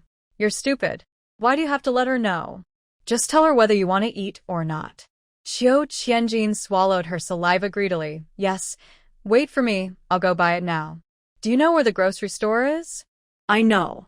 The brother and sister had a delicious meal in the evening, and Qiu Qianjin's stomach was bloated. Jeansy, your cousin Qingqing is in some trouble. What trouble? Qiu Inua told him why they went back to the countryside, and what happened to the people from the literary club. If this matter is not resolved, no one will have a good life. Jeansy, do you think your cousin Qingqing did something wrong? Jeansy slammed the table in anger. Cousin Qingqing did nothing wrong. They are the ones who are wrong. Even I, Jeansy, know not to bully women. How dare they do such a disgusting thing? Sister, tell me, what do you want me to do? Qiu Inua clapped excitedly. My brother has a real sense of justice. Jeansy scratched his head embarrassedly. You don't have to praise me like that. My brother is kind and upright, and he doesn't even bow to evil forces. He deserves praise. Hey, sister, do you have any expression? Qiu Inua was silent for a moment, and reluctantly took out a big bone stick from the basin and put it in his bowl. Here, eat it. Today, sister won't fight with you for it. Qiu Qianjin immediately picked up the bowl and shrank back. We agreed that you can't fight with me. This bone is mine. You are not a dog. What's so good about fighting for a bone? He seemed to be scolded for no reason. Just after finishing his meal, Qiu Qianjin wanted to stroll in the yard for a while before going to sleep, but was driven back to the room by his sister. Go to bed early. I have an important task for you tomorrow. What task is worth going to bed at 6:30? A job that requires high concentration. Jeansy lay on the Kong all night wondering what kind of job still requires concentration. Having guessed all the possibilities, she still couldn't think of what he could do. Early the next morning, Qiu Inua came home with a tattered cotton padded jacket that was so torn that rotten cotton wool was flying out, and even had many patches on it. Jeansy, it's getting late. Get up quickly. I have to put on makeup for you before you go out. Qiu Qianjin felt that his ears were a little bit deaf. Otherwise, how could he hear his sister say that she wanted to put on makeup for him? Why would a grown man like him put on makeup? Don't waste time. How can a beggar be as lazy as you? What? What do you want? Seeing that he got up, Qiu Inua immediately threw the tattered cotton padded jacket and trousers to him. I borrowed it from someone with great difficulty. Change it quickly and call me when you're done. Xiao Qianjin changed his clothes in confusion. Sister, I'm done. Xiao Inua held a small box. Sit down, I'll put on makeup for you. While putting on makeup, she told him her plan. We have no power or influence. If we want to bring down such a high-ranking official, we have to work harder than others. What effort? Pretend to be a beggar. I passed by there a few days ago and found several beggars squatting nearby. I guess they must have stayed there for quite a while and must know something that others don't know. You want me to blend in with the beggars and get information from them? Yes, find out the relationship network of the president of the Literary Association, who he has close contacts with, and who his mortal enemies are. We must know ourselves and the enemy so that we can win every battle. Then what are you doing, sister? Find out who those people are, and I will dig out their shameful secrets, and then catch them all in one fell swoop. Xiao Qianjingwang's blood boiled when he heard it, and a blazing fire ignited in his eyes. Sister, don't worry. I will definitely complete the mission. Xiao Inua quickly pulled him to sit down. Sister knows, you are the best, don't move anymore. Sister, I'm going out to pretend to be a beggar. Why are you putting powder on me? Xiao Qianjin was almost scared to death when he accidentally glanced at the mirror opposite.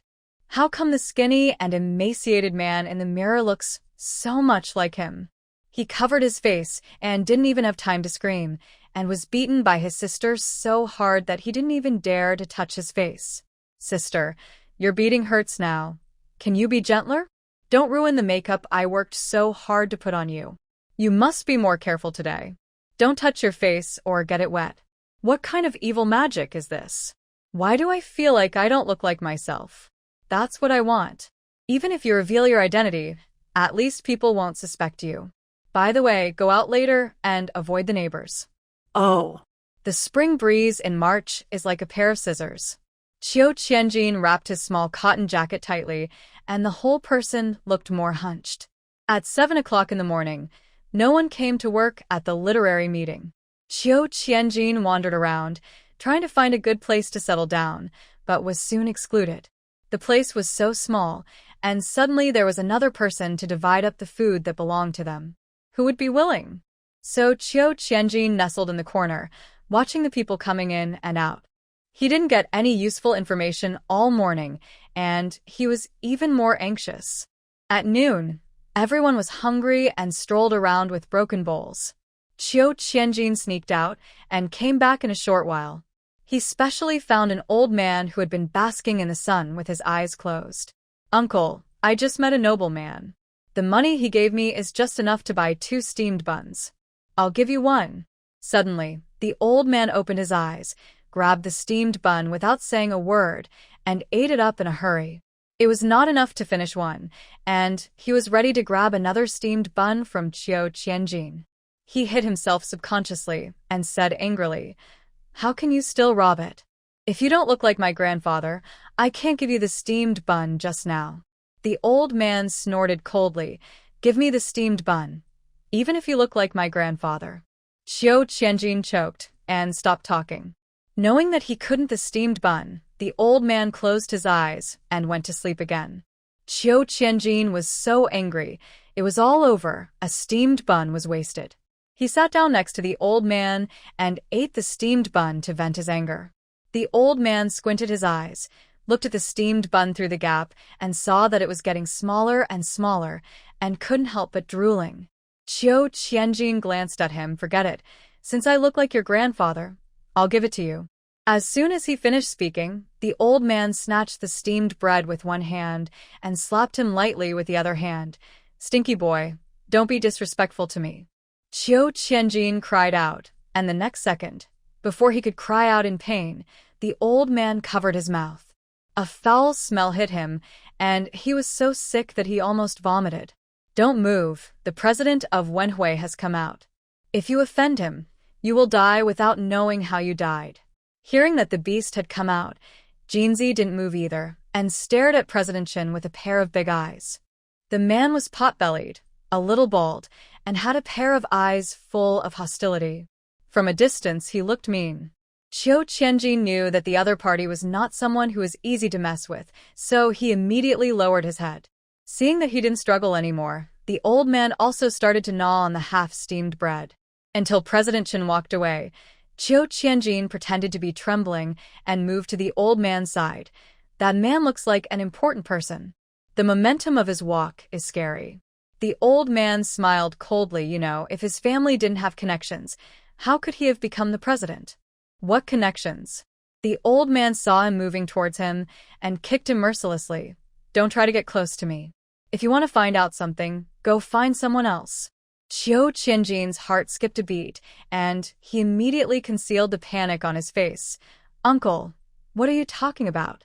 Qiu Qianjin returned empty-handed on the first day, and Qiu Yinhua did not ask him how things went, but provided him with delicious food and drinks every day. Qiu Qianjin felt embarrassed because he had not made any progress for a whole week. Sister, you don't have to make such good food for me every day. I haven't found out anything.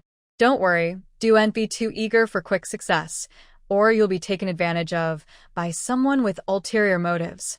Qiu Qianjin really thought so he fought hard against the old beggar for a week, and the others did not dare to take any action, for fear of being used by others. After all, the people in the literary association are not easy to mess with. If he takes a wrong step, he might be accused of something bad, and then he would really be speechless. Qiu Qianjin asked, Sister, what have you been doing these days? Qiu Yinhua said in a hoarse voice, chatting with the neighbors nearby. What did you chat about that made your voice hoarse? Qiu Qianjin suddenly thought of how he suffered from cold and hunger outside every day, while his sister's throat was hoarse from chatting with people at home, and he felt sad. Qiu Yinhua rolled his eyes at him unceremoniously and said in a hoarse voice, Be good and listen. When this is done, I will take you to the city. After that, he picked up a large piece of fish and put it in his bowl. Eat quickly. Our Jinzi is hungry and thin. If your cousin Qingqing knew that you helped her so much, she would be so grateful to you. Qiu Qianjin, who was stroked by the hair, suddenly blushed. Sister, can you please stop talking like that? I'm scared. After glaring at him fiercely, Qiu Qianjin immediately patted her chest. Yes, that's the feeling. This is like my sister. The next day, as soon as Qiu Qianjin left, Qiu Yinhua also went out. Counting the days, they have been out for almost a week. It will probably take a lot of time to completely solve this matter before leaving. Qiu Yinhua went to the post office first and called the tractor factory and asked for a few more days off. The factory director was also very happy.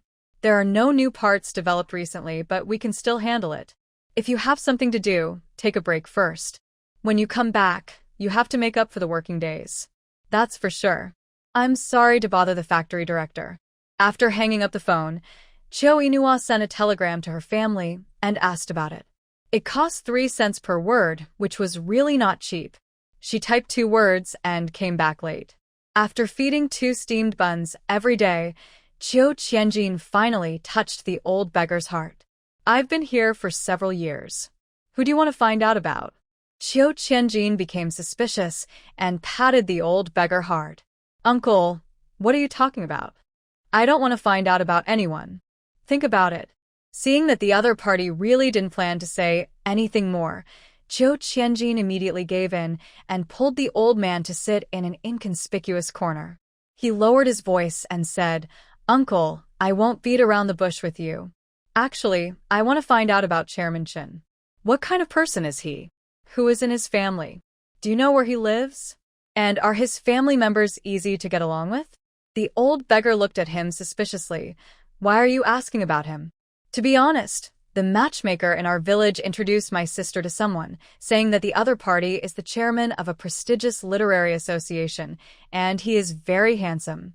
He wants to marry an honest girl to continue the family line. My mother heard that the other party has such good conditions, and she is unsure, so she wanted me to come and ask around. Since he was not hungry these days, the old beggar was also a down-to-earth person, and he waved his hand at him. That won't do. Tell your mother to give up that idea. Who is this matchmaker? She is too deceptive. Uncle, can you tell me more about it? That conscienceless guy is not a person who can live a good life. He will any pretty girl he sees and take her home. His family is in chaos too. The son is done playing, and the father is done playing. The old beggar kept talking, and Qiu Qianjin felt a chill on the back of his neck. How can he still be a human being? He is clearly a beast. After the old beggar finished speaking, he advised Qiu Qianjin, since you know this, go back and tell your mother to give up this idea, but don't cheat your sister, and don't come here again in the future. Uncle, is what you said true? Where did you hear it from? The old beggar waved his hands quickly. Do and ask, whether it is true or not. You can judge for yourself. Regardless of Qiu Qianjin's obstruction, the old beggar got up from the ground and walked away trembling. When he returned home that night, Qiu Qianjin told his sister about it. During this period, you have also obtained a lot of useful information. Let's change our tactics starting tomorrow. I don't have to be a beggar tomorrow? Yes. Qiu Qianjin was very happy. That's great. These past few days have been a hard time for a human being. In order to avoid the neighbors nearby, he got up before dawn every day. Qiu Qianjin decided, I must have a good sleep tomorrow. Probably not. Why? Because you are going with me to follow President Chen tomorrow. The two siblings followed President Chen secretly for 4 days. President Chen was not busy. Except for checking in at work, he was anxious to go home. He stayed at home most of the day and sometimes went out at night. It was usually late at night, and it was not convenient to follow. One day, they followed President Chen home again. Qiu Qianjin found that his sister was chatting with a gossipers around them very familiarly. Qiu Qianjin was shocked. When did his sister get into the enemy? Qiu Yinhua deliberately lowered her voice and said, Sister-in-law, this is my brother. What do you think of him? The woman looked Qiu Qianjin up and down. He's a little thin. I'm afraid he'll be crushed by the carrying pole when he's carrying water. Qiu Qianjin was speechless. What kind of person is this? It's a bit difficult for the girls here to become a son-in-law. The other person spoke in a very low voice, and Qiu Qianjin couldn't hear clearly. He only heard the word son-in-law. What son-in-law?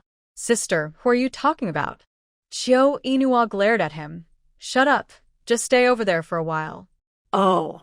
Seeing that Qiu Qianjin really stayed over there obediently, the sister-in-law smiled happily. Hey, your brother is quite obedient, and obedience is very important. The other party lowered her voice again. I heard that the daughter of President Chen is looking for a son-in-law, and your brother is good-looking. I guess the girl should be interested in him. Qiu Qianjin's eyes suddenly widened, and he said in his heart, Wow, wow. They are indeed siblings, and even the excuses they use are the same. He hasn't had time to sell his sister, but his sister has already sold him. Really? Sister-in-law, can you help my brother get in touch as soon as possible? Let the two young people meet and get along first, and then we can talk about whether they are suitable or not. Seeing that the other party was unmoved, Qiu Yinhua took out $2 from his pocket. The woman's eyes lit up instantly. She didn't expect that she could get the upper hand here. Sister-in-law, my family is poor, and it's really not easy. Please help me. If my brother can marry into the Chen family, you will definitely benefit from it in the future. She pretended to be embarrassed, and her eyes kept glancing at the 2 yuan in Qiu Yinhua's hand. Oh, this matter is not easy to handle. You know that the Chen family is well off. Although the girl in the Chen family has a bad temper, there are still countless people who want to be their son-in-law. Qiu Yinhua understood it immediately and stuffed the 2 yuan in her hand into her hand. Sister-in-law, please help me think of a way. If my brother's matter is successful, it will be great for our 2 families to help each other in the future. The woman hurriedly put the money in her pocket. Sister, if it weren't for your sincerity, I really don't want to get involved in this matter. I understand. Qiu Qianjin took a deep breath. These 2 people sold him out in front of him, without even trying to cover it up? All right, I'll agree to this. I'll go ask for you tonight and let you know tomorrow. After returning home, Qiu Qianjin was so angry that he jumped up and down. Qiu Yinhua, do you still have a heart? I'm your biological brother. What if I get killed in this? Why are you yelling? You're not really selling yourself. Can't you sacrifice yourself for a short time for the sake of justice in this world? Why don't you sacrifice yourself? If it's Chairman Chen's son, of course I'll do my best to help. What on earth are you planning? Qiu Yinhua looked up and down at his adopted brother. He had a handsome face, and although he was a little stupid, his appearance was really good. At least he could fool 1 or 2 girls who liked his looks. I've been hanging around there before. I heard that President Chen has only one daughter for so many years. He dotes on her like a treasure and has recruited several live-in sons-in-law before. However, because they cannot have children and President Chen's daughter has a bad temper, she drove all the men away. So, I want to take this opportunity to let you play a beauty trap. Qiu Qianjin's eyes almost popped out. Qiu Inua, you are really my good sister. Thank you for your good idea. Thank you for the compliment. His throat choked, and he almost spit out a mouthful of blood. The blood in his body flowed backwards and rushed straight to the top of his head, and he suddenly became dizzy. He finally understood what his mother said. Your sister knows how to make people angry to death. Is it okay for you to lie to a girl like this? Qiu Qianjin was still struggling. If she was a good person, I would have thought of other ways. There was no need to involve innocent people. But she participated in the dirty things done by President Chen. I heard that one of the girls who was forcibly abducted was her classmate. She tricked her into coming home just because she was jealous of her good looks and couldn't bear to see others live better than her. Qiu Qianjin felt a chill when he heard this. Why is she so bad? Facing his brother's indignation, Qiu Inua suddenly said seriously, Jinzi, I hope you are kind-hearted, but I also hope you can be less bright and upright. This world is not black and white. Sometimes gray means are needed to solve problems. So, your use of the beauty trap to deal with the daughter of the Chen family is what you call gray means? The child is teachable. Jinzi didn't want to accept her praise. Soon the sister-in-law gave Xiner the letter. The other party's grandmother said that they would meet in the park in the city the day after tomorrow. When Qiu Qianjin went there, he felt so sad that he complained with tears in his eyes. I've been in the city for so long, and this is the first time you've taken me out for a walk. I didn't know the park in the city was so big, and the scenery is more beautiful than our back mountain. Qiu Inua suddenly felt guilty and touched his brother's head. Be good. After this is over, I will definitely take you out for a walk, okay? He sniffed aggrievedly. You promise me this, and people who lie are dogs. Childish. Qiu Inua looked up at a girl in the pavilion and immediately pulled his brother's arm. Did you see the girl sitting in the pavilion? Qiu Qianjin looked around but didn't see the girl there. Where is she?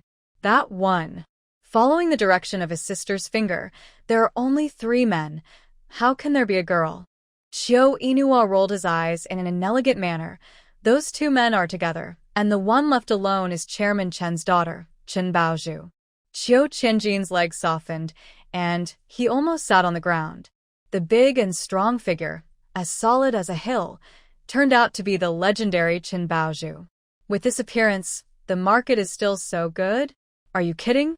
He shook his head in resistance subconsciously. No. Sister, she is more solid than you. I am afraid if I get slapped in the face, I will die. I am your brother. It hurts. Why do you hit me on the back of the head? It hurts so much. Who do you say is solid? Qiu Inua said coldly. Today I will teach you. Don't judge people by appearance. Who wants to be ugly if they can be beautiful? I don't judge people by appearance either, but you also said that she is not a good person. Isn't this a sheep walking into a tiger's mouth? Jinzi, do you know how many decent women the Chen family has abducted? Some of them have not even been found until now. Your heroic sacrifice now may save countless innocent families in the future. Jinzi shook his head. Sister, I don't want to be so great. Chen Baozhu on the other side was already impatient and stood up to leave. Why are you so stubborn, kid? Qiu Inua kicked Qiu Qianjin out without saying a word. The impact was too strong, causing him to fall forward and finally kneel in front of Chen Baozhu. What are you doing? Chen Baozhu was shocked and looked up and down at the skinny Qiu Qianjin with a hint of satisfaction on her face. Although a little thin, he looks good, and her family will raise him slowly when they have money. The joy in her tone was hard to hide. Are you the son-in-law that the aunt next door introduced to my family? Qiu Qianjin wanted to shake his head, but thinking about the innocent women who were harmed by their family, he nodded firmly. Yes, it's me, Jin Daikyu. Jin Daikyu? Didn't the aunt next door say that his surname is Wang? Qiu Inua's mouth twitched. It's over. The two siblings didn't check their pseudonyms. Chun Baozhu waved her hand nonchalantly. Forget it. Your name is not important. Let me tell you my conditions first. You can marry into my family, but you have to break up with your sister completely. We in the Chin family don't support idle people. Since you are pretty, I'll give you 50 yuan to get rid of your sister. After saying that, she took out 5 big unity notes from her pocket and stuffed them directly into Qiu Qianjin's hands. Qiu Qianjin held his breath and respectfully stretched out his hands to take the money she gave him. Chen Baozhu frowned. You were kneeling down to borrow money, and I thought you were giving New Year's money to your grandson? Qiu Qianjin stood up quickly and took the 50 yuan with tears in his eyes. Thank you, comrade Chen Baozhu.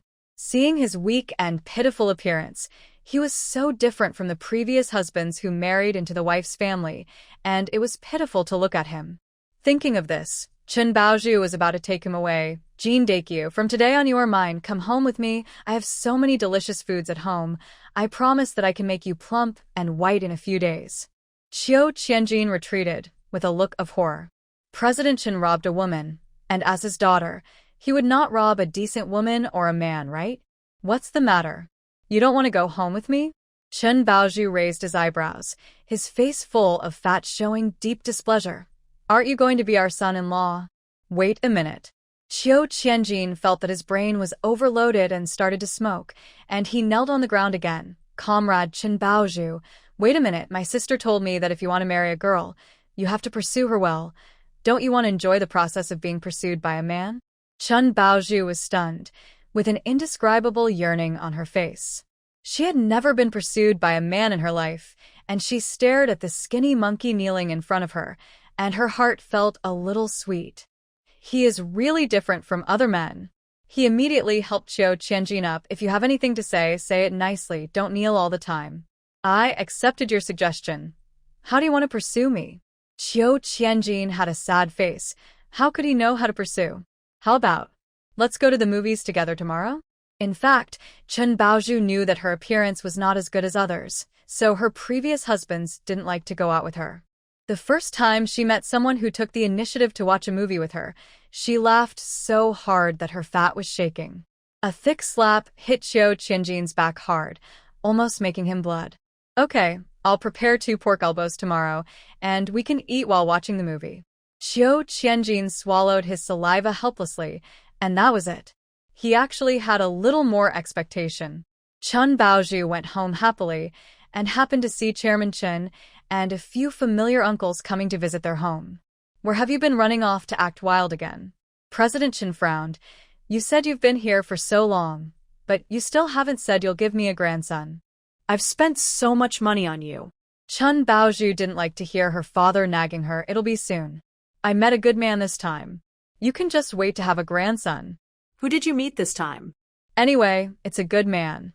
If you have something else to do, I won't bother you anymore. Chen Baozhu took her foot out of the door and retracted it. Dad, you have to help me take good care of Xiui, so that she won't laugh at me for not having a man chasing me. The words with a little personal grudge were said so openly, and President Chen was so angry that he almost lost his shoes. He laughed awkwardly with the others. Excuse me, everyone. My girl has been spoiled. Qiu Inua sneaked out at night and hid in the space to observe President Chen's house. 3224 saw her coming in, and she came in trotting and rolling all the way. Host, I see you have something bothering you. Do you want to tell me so I can help you share it? Qiu Inua kicked it. Get lost. Don't disturb my good deeds. Qiu Inua, it's illegal to kick a panda. What good deeds? Let me see too.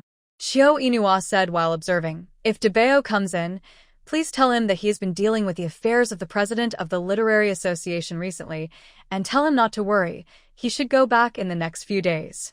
3224 asked angrily, Are you taking me as a postman? Postmen don't have such a bad temper as you. Let me help you convey it, and you bind a system. Qiu Inua sneered. Is your system a rotten cabbage? You want to give one to everyone you meet. 3224 was so angry that he wanted to spit out blood. You are the rotten cabbage. After waiting for a few days without finding any clues, Qiu Inua became visibly annoyed. Every day, friends visit President Chen and stay for most of the day. After President Chen leaves the literary club, he basically stays at home and never goes out, so naturally, there is no evidence of crime. 2 days after 2 days, Chiu Qianjin looks particularly embarrassed every time she comes back. Sister, I still have no progress here. If you can't find anything, I really can't hold on. Chiu Qianjin's eyes are red. She always throws money at me. You don't know how hard it is for me to refuse her every time. If this goes on, He took out a Shanghai watch and a few big unity from his pocket with grievance, and slapped the table hard. You say, which man can refuse such a big temptation? It's really too hard for me. When he thought about turning these things in, he felt very heartbroken. Chiu Inua touched his brother's dog head again. You have worked hard. When this is over, sister will buy you a watch. It's not a big deal. When she had money, she didn't even look down on Rolex and Patek Philippe. Chiu Inua, you are making promises to me again. Why do you like making promises so much? I'm just asking you, do you want it? Chiu Qianjin gritted her teeth. Yes. Okay, sister will give you one last trick. Go get her drunk, and she will tell the truth after drinking. Maybe she can tell where the girls are imprisoned? 2 days later, Chiu Qianjin got the answer she wanted and ran to report to her sister, without stopping. It's so perverted. They actually imprison people at home. Chiu Inua suddenly realized. No wonder they didn't find anyone after so many days of waiting. Have you written the report letter? Report it quickly, otherwise I will lose my reputation soon.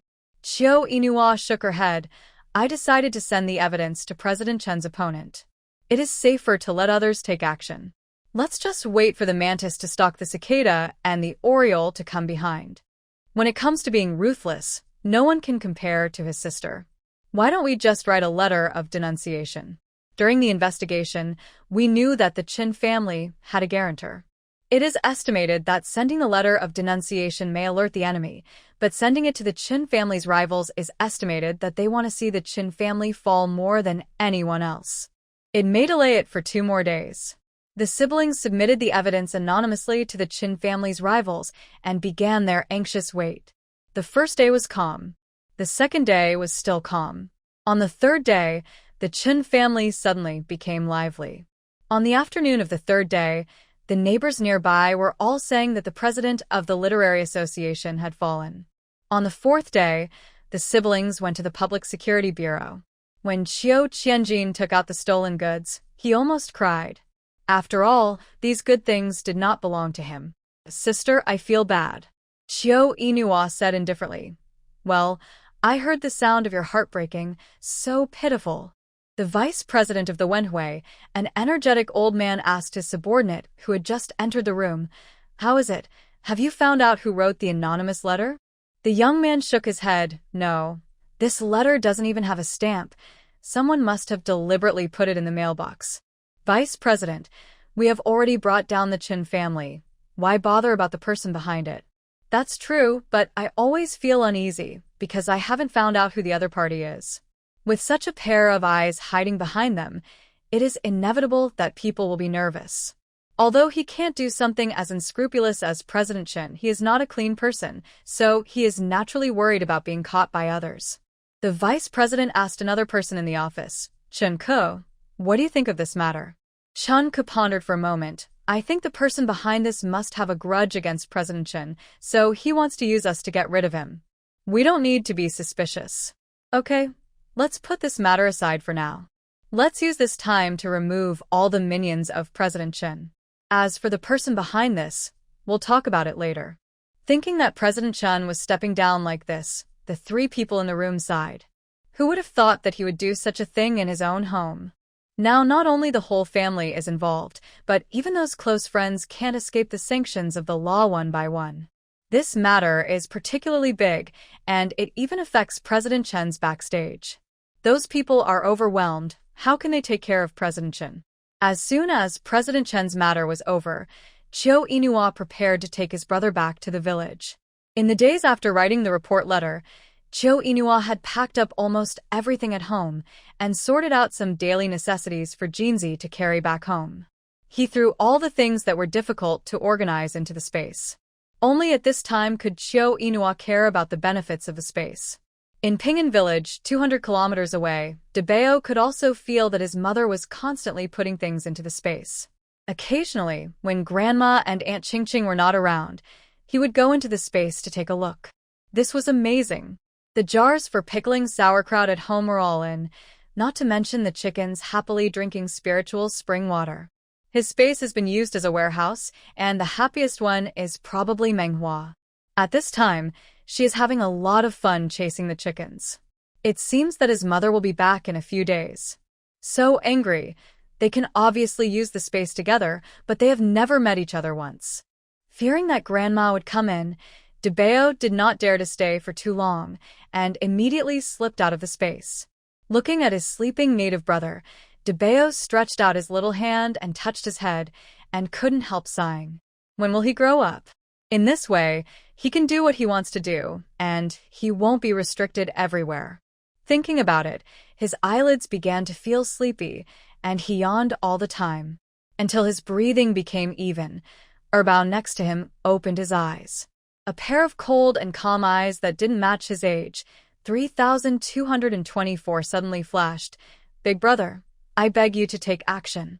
Erbao blinked, and various formulas ran in his mind, almost blinding 3224. "Is this formula the breakthrough you found in the Y laboratory?" 3224 happily circled around Erbao. "Big brother, use it quickly. I believe you will research the first aircraft carrier of China in this era." Erbao opened his mouth again and yawned lazily. He turned a deaf ear to 3,224's words, and soon his upper and lower eyelids fought. 3224 was still waiting for his response, but what she got was his little snoring. She was so angry that she pinched her waist and growled, "Xiao Beichen, are you worthy of me who rescued you from so many assassinations? Woo woo woo, you earthlings don't take me seriously enough. You bad guy, you are not as good as your cheap brother, at least he gave me the cute name Manhwa." If Debeo was awake, he would definitely say, "Don't you think this name is rustic?" When Debeo and Erbao woke up from their nap, they would be carried by Cheng Hongying and Qingqing to bask in the sun. The highest temperature in mid to late April can reach 20 degrees, and it will be cooler in the morning and evening. Debeo thought his mother was coming back, and he looked out the door frequently. Cheng Hongying saw it, and felt very sorry in her heart. She touched the child's little head. Did Debeo miss his mother? Debeo. He didn't miss it that much, after all, he was not a little kid who could drink milk. Seeing Debeo still staring at her, Cheng Hongying also began to get angry. Those two rascals, they had fun as soon as they left home, especially that girl Chiu Inua, who didn't know the child would miss her. Ziqing opened her mouth, wanting to say something but stopping. She always felt that the reason why Sister Inua hadn't come back yet was probably because of her. Cheng Hongying also noticed her difference. "Qingqing, do you have something to say to me?" Ziqing made up his mind. "Aunt, I can't hide it from you anymore." "Qingqing, don't talk like that, I'm scared. Did Nyoer and Jinzi get into trouble?" "No, they're not the ones who got into trouble, it could be me." Ziqing's heart has been tormented these days. She couldn't live as if nothing had happened while others were fighting for her. Thinking of this, she told him everything she had done. Cheng Hongying looked at her in a daze. "So you and Nyoer came back suddenly because you beat up that president?" "Yes." "Then the reason why the brother and sister came back late this time was also because of that president's matter?" "I don't know about that. So, Auntie, I'm very worried about them. I want to go back and see them tomorrow." Then she bowed deeply to her. "Auntie, I'm sorry for causing you trouble. I have made you misunderstand Sister Inua for so long, thinking that she wanted you to help take care of the children, but in fact she brought me back to avoid the limelight." Cheng Hongying didn't know what to say for a moment. She was very angry that the dead girl would not think of going home unless she was desperate. If she could avoid it, she might not come back. Thinking of this, she grabbed Ziqing. "Don't go back." "What?" "What if they are really busy with your affairs? Wouldn't it be a sheep walking into a tiger's mouth if you go back now?" Ziqing blinked his eyes. "Aunt, don't you blame me? It's all happened. Why should I blame you? Not to mention that you did nothing wrong." "No, I'll go back tomorrow to see you. You stay at home to take care of the child for me, and you must not go back until that president steps down." Hearing what his aunt said, He Ziqing couldn't help crying.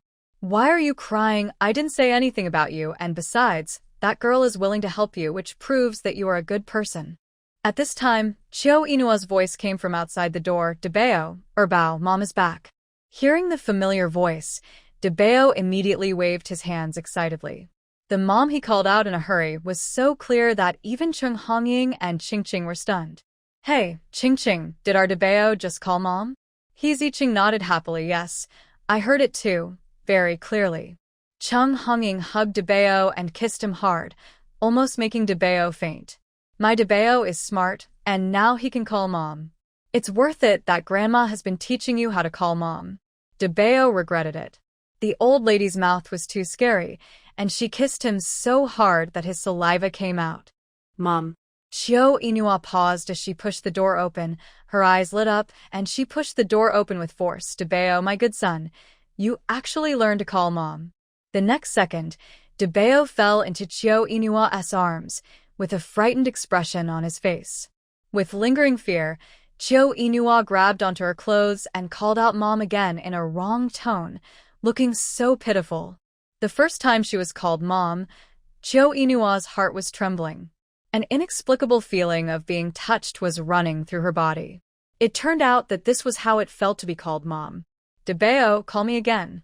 Debeo called out again obediently, as if afraid that it was not enough, and kept calling Mom, Mom. Chung Hongying slapped her thigh happily. Look how smart our Debeo is. Jinzi, who followed closely behind, couldn't help but laugh. Call Uncle. Debeo didn't want to pay attention to him. His uncle always liked him to call him Dad behind his back. He was very mean. Seeing Debeo's arrogant and indifferent expression, he deliberately said, I think Debeo is stupid and can't even call Uncle. Chung Hongying glared at him. Simple words like Mom and Dad, of course children can call. It's normal that he can't call Uncle, which is such a difficult sound. You are the little uncle. Teach more patiently. Debeo is so smart, he will learn it soon. Okay, Debeo, look at the little uncle's mouth shape. Uncle, I am the little uncle, Mom's younger brother. Come, Debeo, follow Uncle and call little uncle. Debeo opened his mouth and called out very simply, Dad.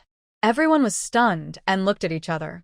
Because of Xiao Chengyuan's sacrifice, no one in the family had taught him the word Dad. The sudden appearance of a dad was enough to shock the whole family, of course, excluding Chiu Inua. Someone was guilty and subconsciously shrank back. It was because of this that Chung Hongying realized something was wrong. Debeo, what did you call him? Following the direction of his grandmother's finger, Debeo faced his guilty uncle and called out in a baby voice again, Dad. Chung Hongying didn't understand anything, so she picked up the broom beside her and rushed over. Chiu Qianjin, you are so bold that you actually talked nonsense in front of the child. Mom, calm down, I didn't. No? If not, why did Debeo call you Dad? I think you are idle. Look at how I will deal with you. If I don't beat you today, I will take your surname. Mom, don't get excited. I just called you once, but our Debeo is smart and can learn it quickly. The stinky boy has always known how to bully people since he was a child. He is indeed his sister's good son. Seeing his uncle being chased and beaten by his grandmother, Debeo giggled. Chiu Qianjin looked back at Debeo and found that the little guy's eyes were full of gloating. For a moment, he also suspected that he was dazzled. Debeo, your uncle has been badly hurt by you. Debeo laughed even more happily and kept shouting, Dad, Dad. Chung Hongying was even more angry. Chiu Qianjin, I let you have nothing to do all day. From today on, you follow me to work in the fields. If you dare to be lazy again this year, I will not let you eat meat. Woo woo woo. This time, Chiu Qianjin really wanted to cry. How can you have the strength to work without eating meat? Sister, please help me stop our mother. Chiu Inua snorted. You deserve it. Let him teach casually. This is Debeo's saw-through. If it was the native Bao, it would be easy to be misled. Come on, Qingqing, let's go back to the house and talk. Sister Inua, did the president of the Literary Association find you? She held the little girl's slightly rough hand tightly. Don't worry. President Chen's matter has been resolved. What? Such a big official said it would be resolved? How did you solve it? Send him to jail. I guess he'll have to eat peanuts? So serious? He Ziqing was too curious. How did Sister Inua, who had no power or influence, bring down a big shot like President Chen? Chiao Inua did not hide anything and told him everything she and Jinzi had done during this period. Ching, you can go back openly in the future. You don't have to be afraid of anything. Maybe when you go back, the grass on his grave will be 1 meter high. After 4 months of fear, Hiziching could finally breathe a sigh of relief. Sister Inua, it is really my blessing to know you. I don't know how to repay you. Speaking of repaying, Chiao Inua suddenly became energetic. Starting tomorrow, I will start to lose weight. Slowly, I will also learn martial arts from you. You must teach me with all your heart. Hiziching nodded seriously. Don't worry, I will definitely not hide anything and teach you everything I've learned. Chiao Inua hugged Debao and Erbao and kissed this and that. Debao, Erbao, Mom misses you so much. Do you miss me? Seeing her mother again, Debao became arrogant instead. At this time, he tilted his little head to look at her, but he didn't call her mother anymore. Erbao still had that faint expression, without any change. Chiao Inua heard Debao calling her mother, so naturally he also wanted to hear Erbao calling her mother. Now he held Erbao and taught him countless times, but Erbao was still unmoved. He held Erbao under his armpit and looked at him. Mum, Erbao, I'm Mum. Erbao yawned lazily again, opened his clenched fists slightly, and then grabbed Chiao Inua's long hair without warning. Feeling that a piece of his scalp was about to be pulled off by him, Chiao Inua held the baby in one hand in pain, and used the other hand to pry Erbao's hand. Erbao, let go. Be careful that Mom will be angry. Hurry up, the consequences of Mom's anger are very serious. Hiziching also stood up. Erbao, you can't grab Mom's hair with your hands. Let go quickly. She was too strong and really didn't dare to control Erbao's little hand. But when a child is stubborn, no one can stop him. Chiao Inua grabbed Erbao's hair without any hesitation. I'll give you one last chance. If you don't let go, I'll pull your hair to death. Debao blinked. Worthy of being his mother, she really doesn't suffer any loss. At this time, Cheng Hongying's loud voice came from outside the door. Chiao Ina, dare you pull my Erbao's hair and try? Chiao Inua trembled all over and shouted angrily, Comrade Cheng Hongying, can't you see Erbao grabbing my hair? I saw it. You are his mother. How can you be so serious with your own son? Why not? Why should I give in to him as a mother? I won't. As soon as she finished speaking, Chiao Inua directly pulled the hair with such force that Erbao let go of his hand because of surprise.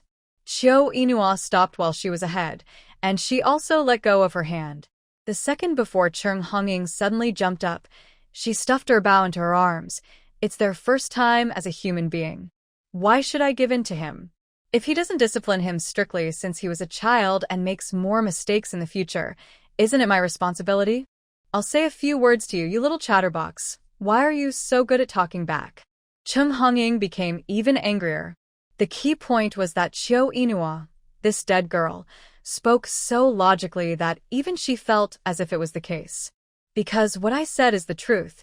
You are powerless to defend yourself. Facts are. Anyway, as a mother, you can't bully my second child.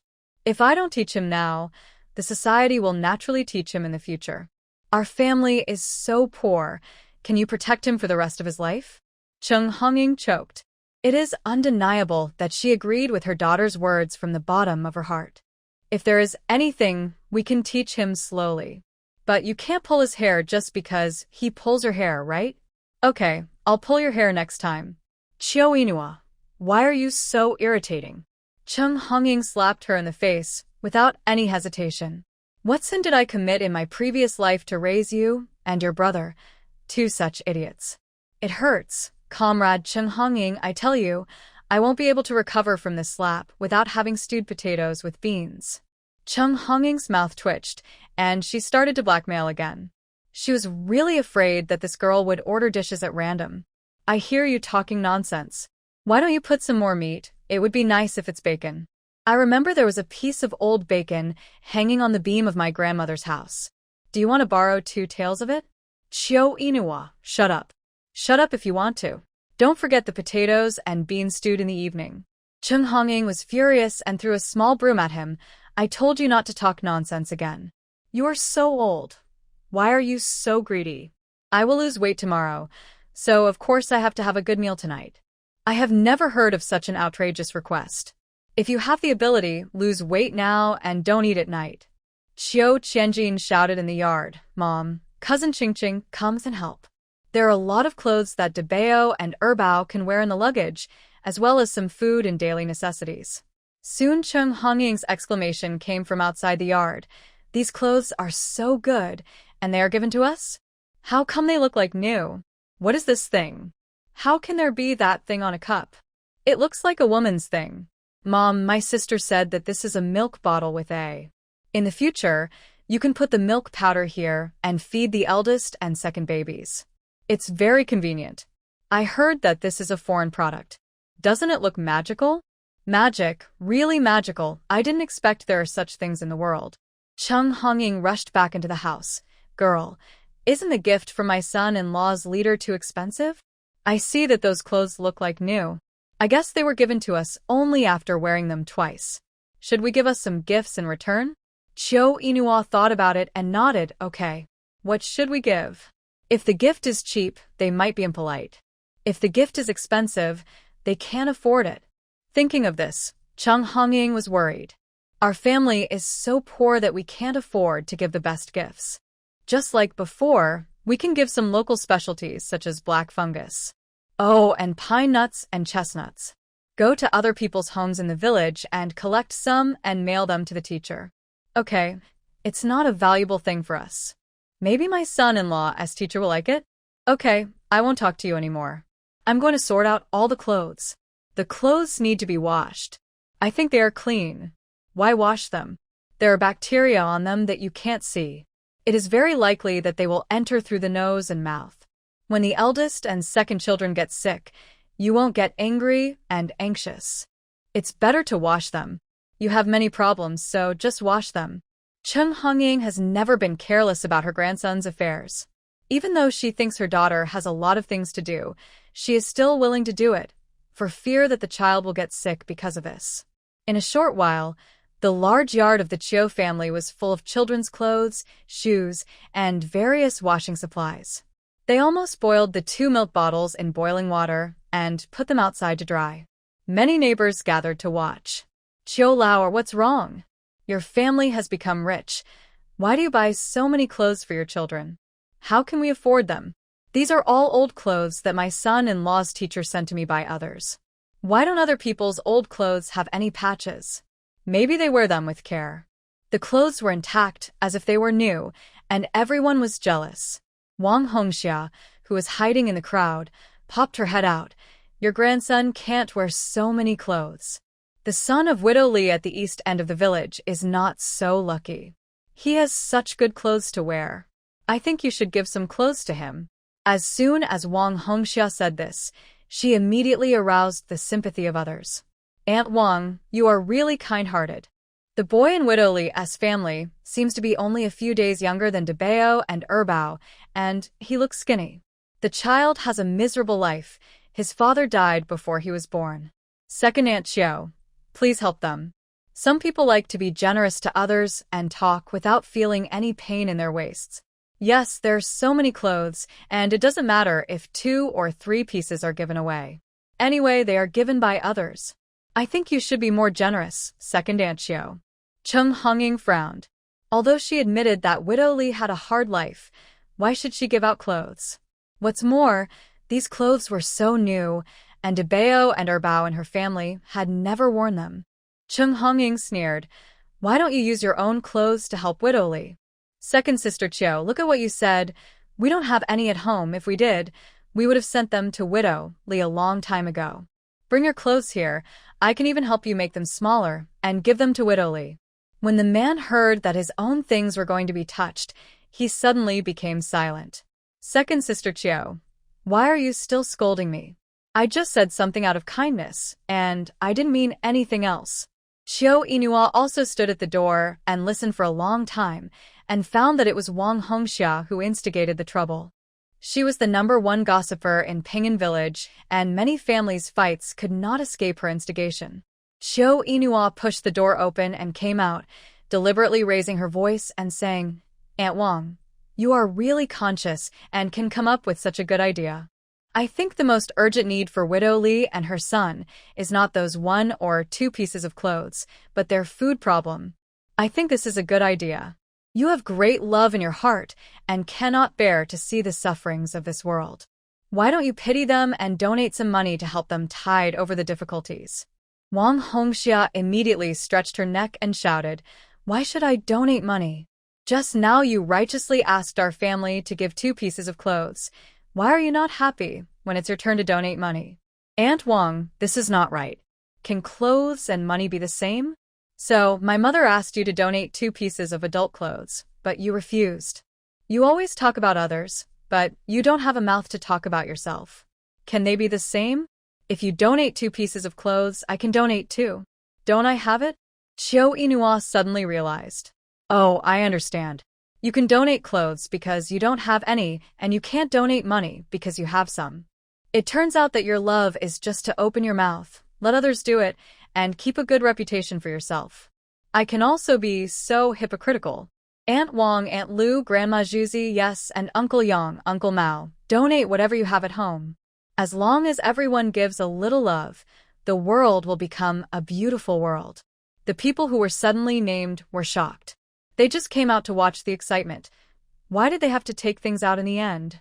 Thinking of this, some people have already waved their hands and came up with various excuses to go home.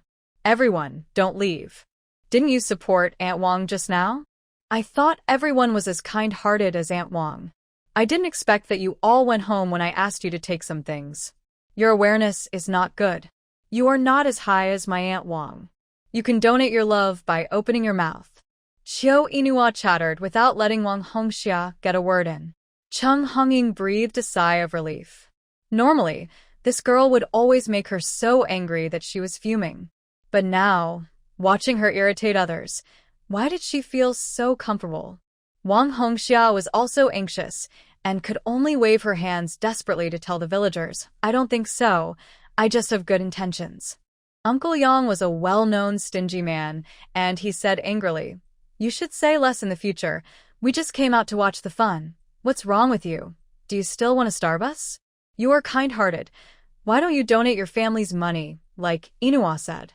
"Yes, everyone is not good at pretending to be kind. Wang Hongxia, didn't you go to the supply and marketing cooperative to cut 2 meters of cloth a few days ago?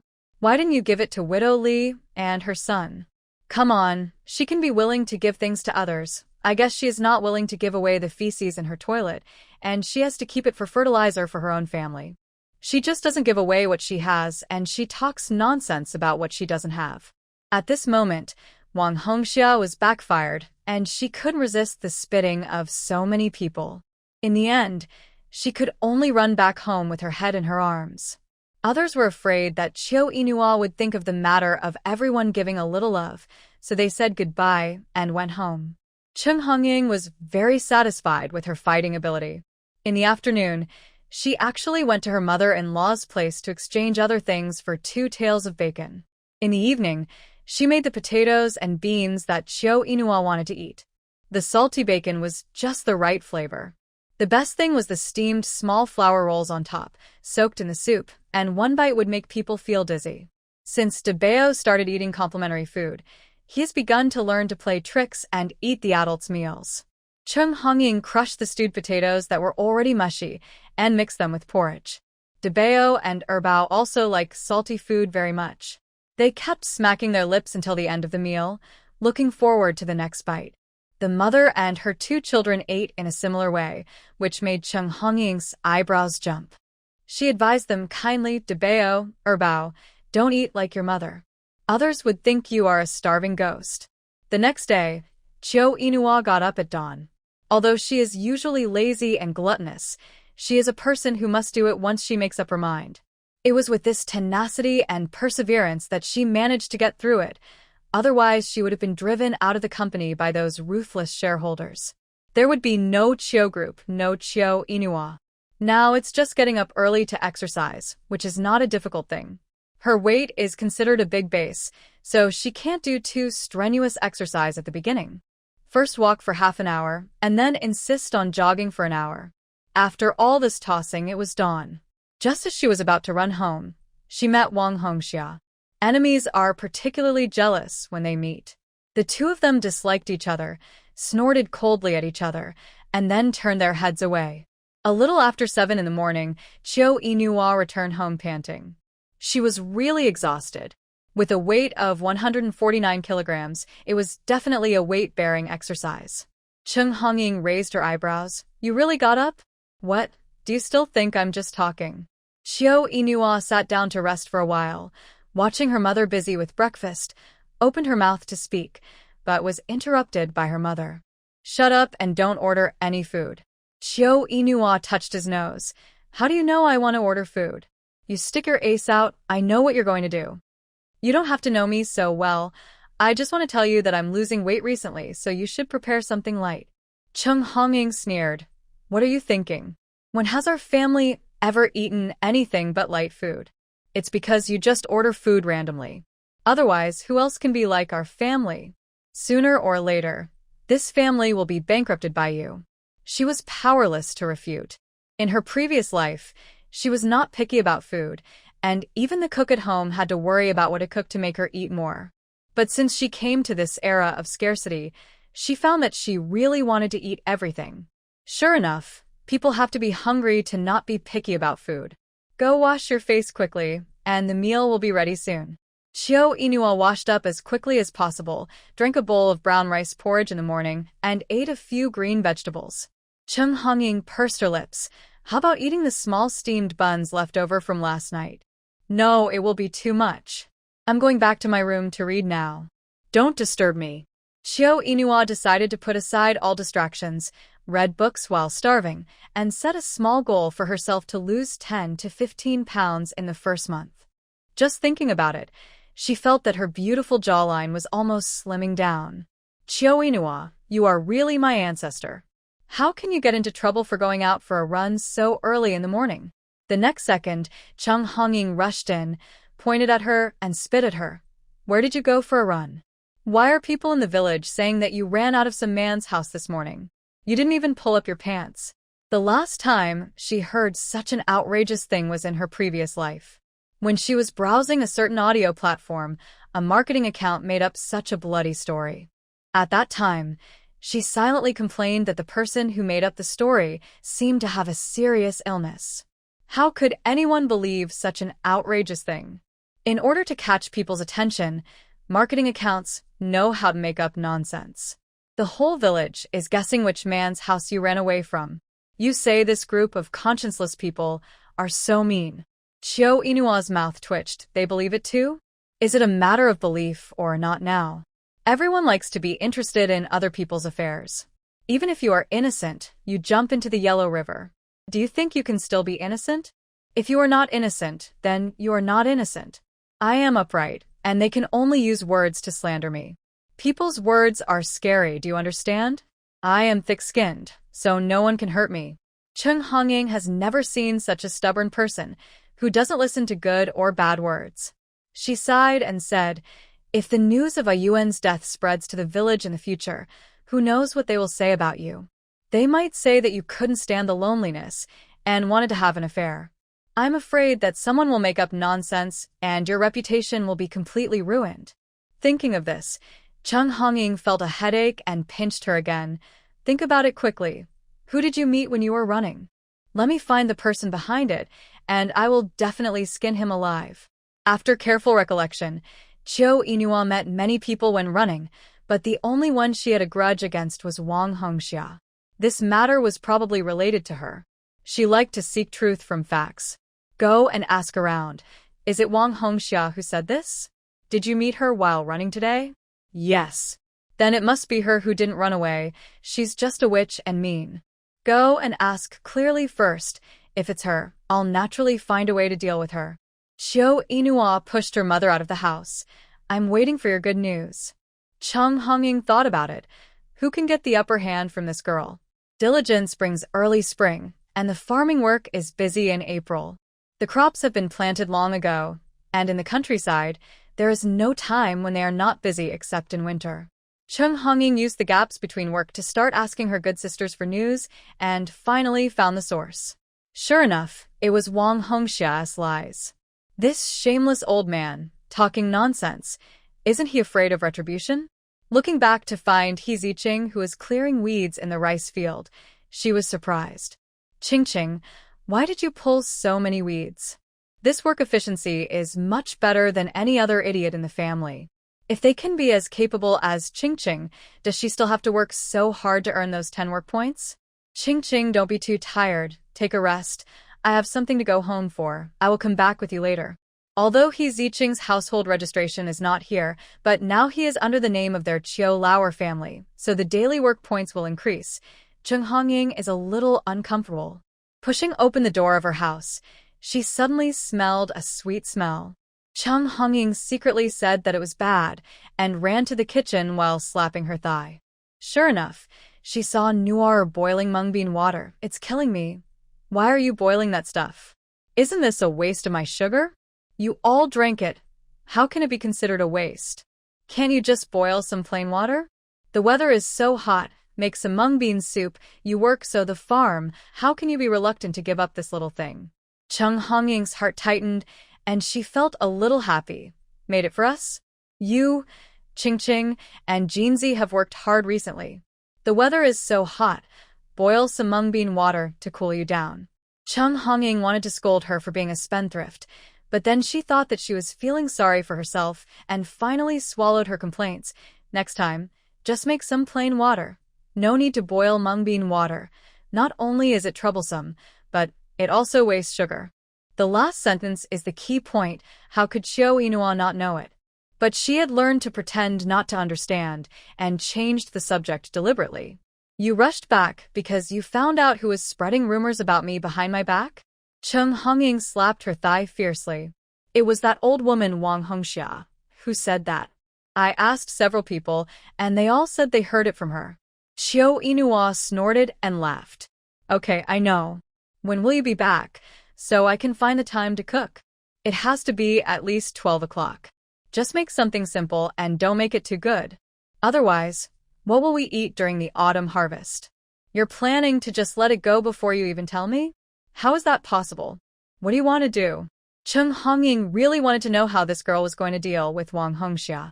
Her girl was so fierce that she was even more fierce than the wild dogs outside and couldn't stand any loss. Use magic to defeat magic. What the Hades? What is magic? Forget it. I'm too lazy to explain. Just wait for my good news. Chung Hongying sneaked out at this time, so she didn't dare to stay at home for too long. She hurriedly drank a mouthful of water and left. Qiu Yinhua made a dish of Chinese cabbage stewed with dried fish at noon. The dried fish was almost invisible to the eye, and one could only savor the flavor carefully. He also fried a plate of small green vegetables, paired with dry steamed bread, and Jinzi was happy with the meal.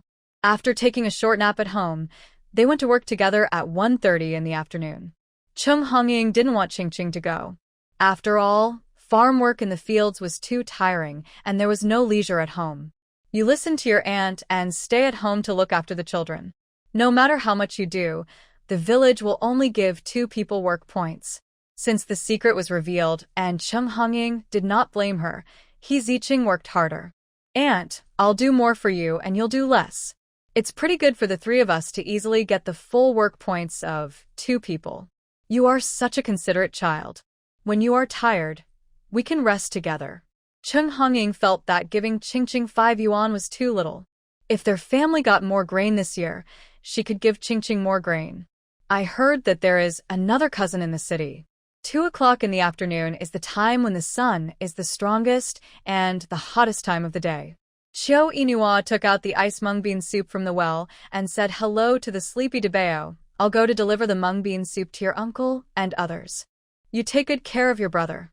If there is anything, go into the space, okay? Debao relied on his little mouth and yawned lazily, then waved to his mother, tilted his head, and fell asleep again. After asking about the gold in the field, Qiu Yinhua looked around and saw that all the young people were sent to work here today, including the educated youth in the educated youth point. Only a scream was heard in the crowd. Brother Jean. Xiao Inua paused and ran with the thermos, without thinking.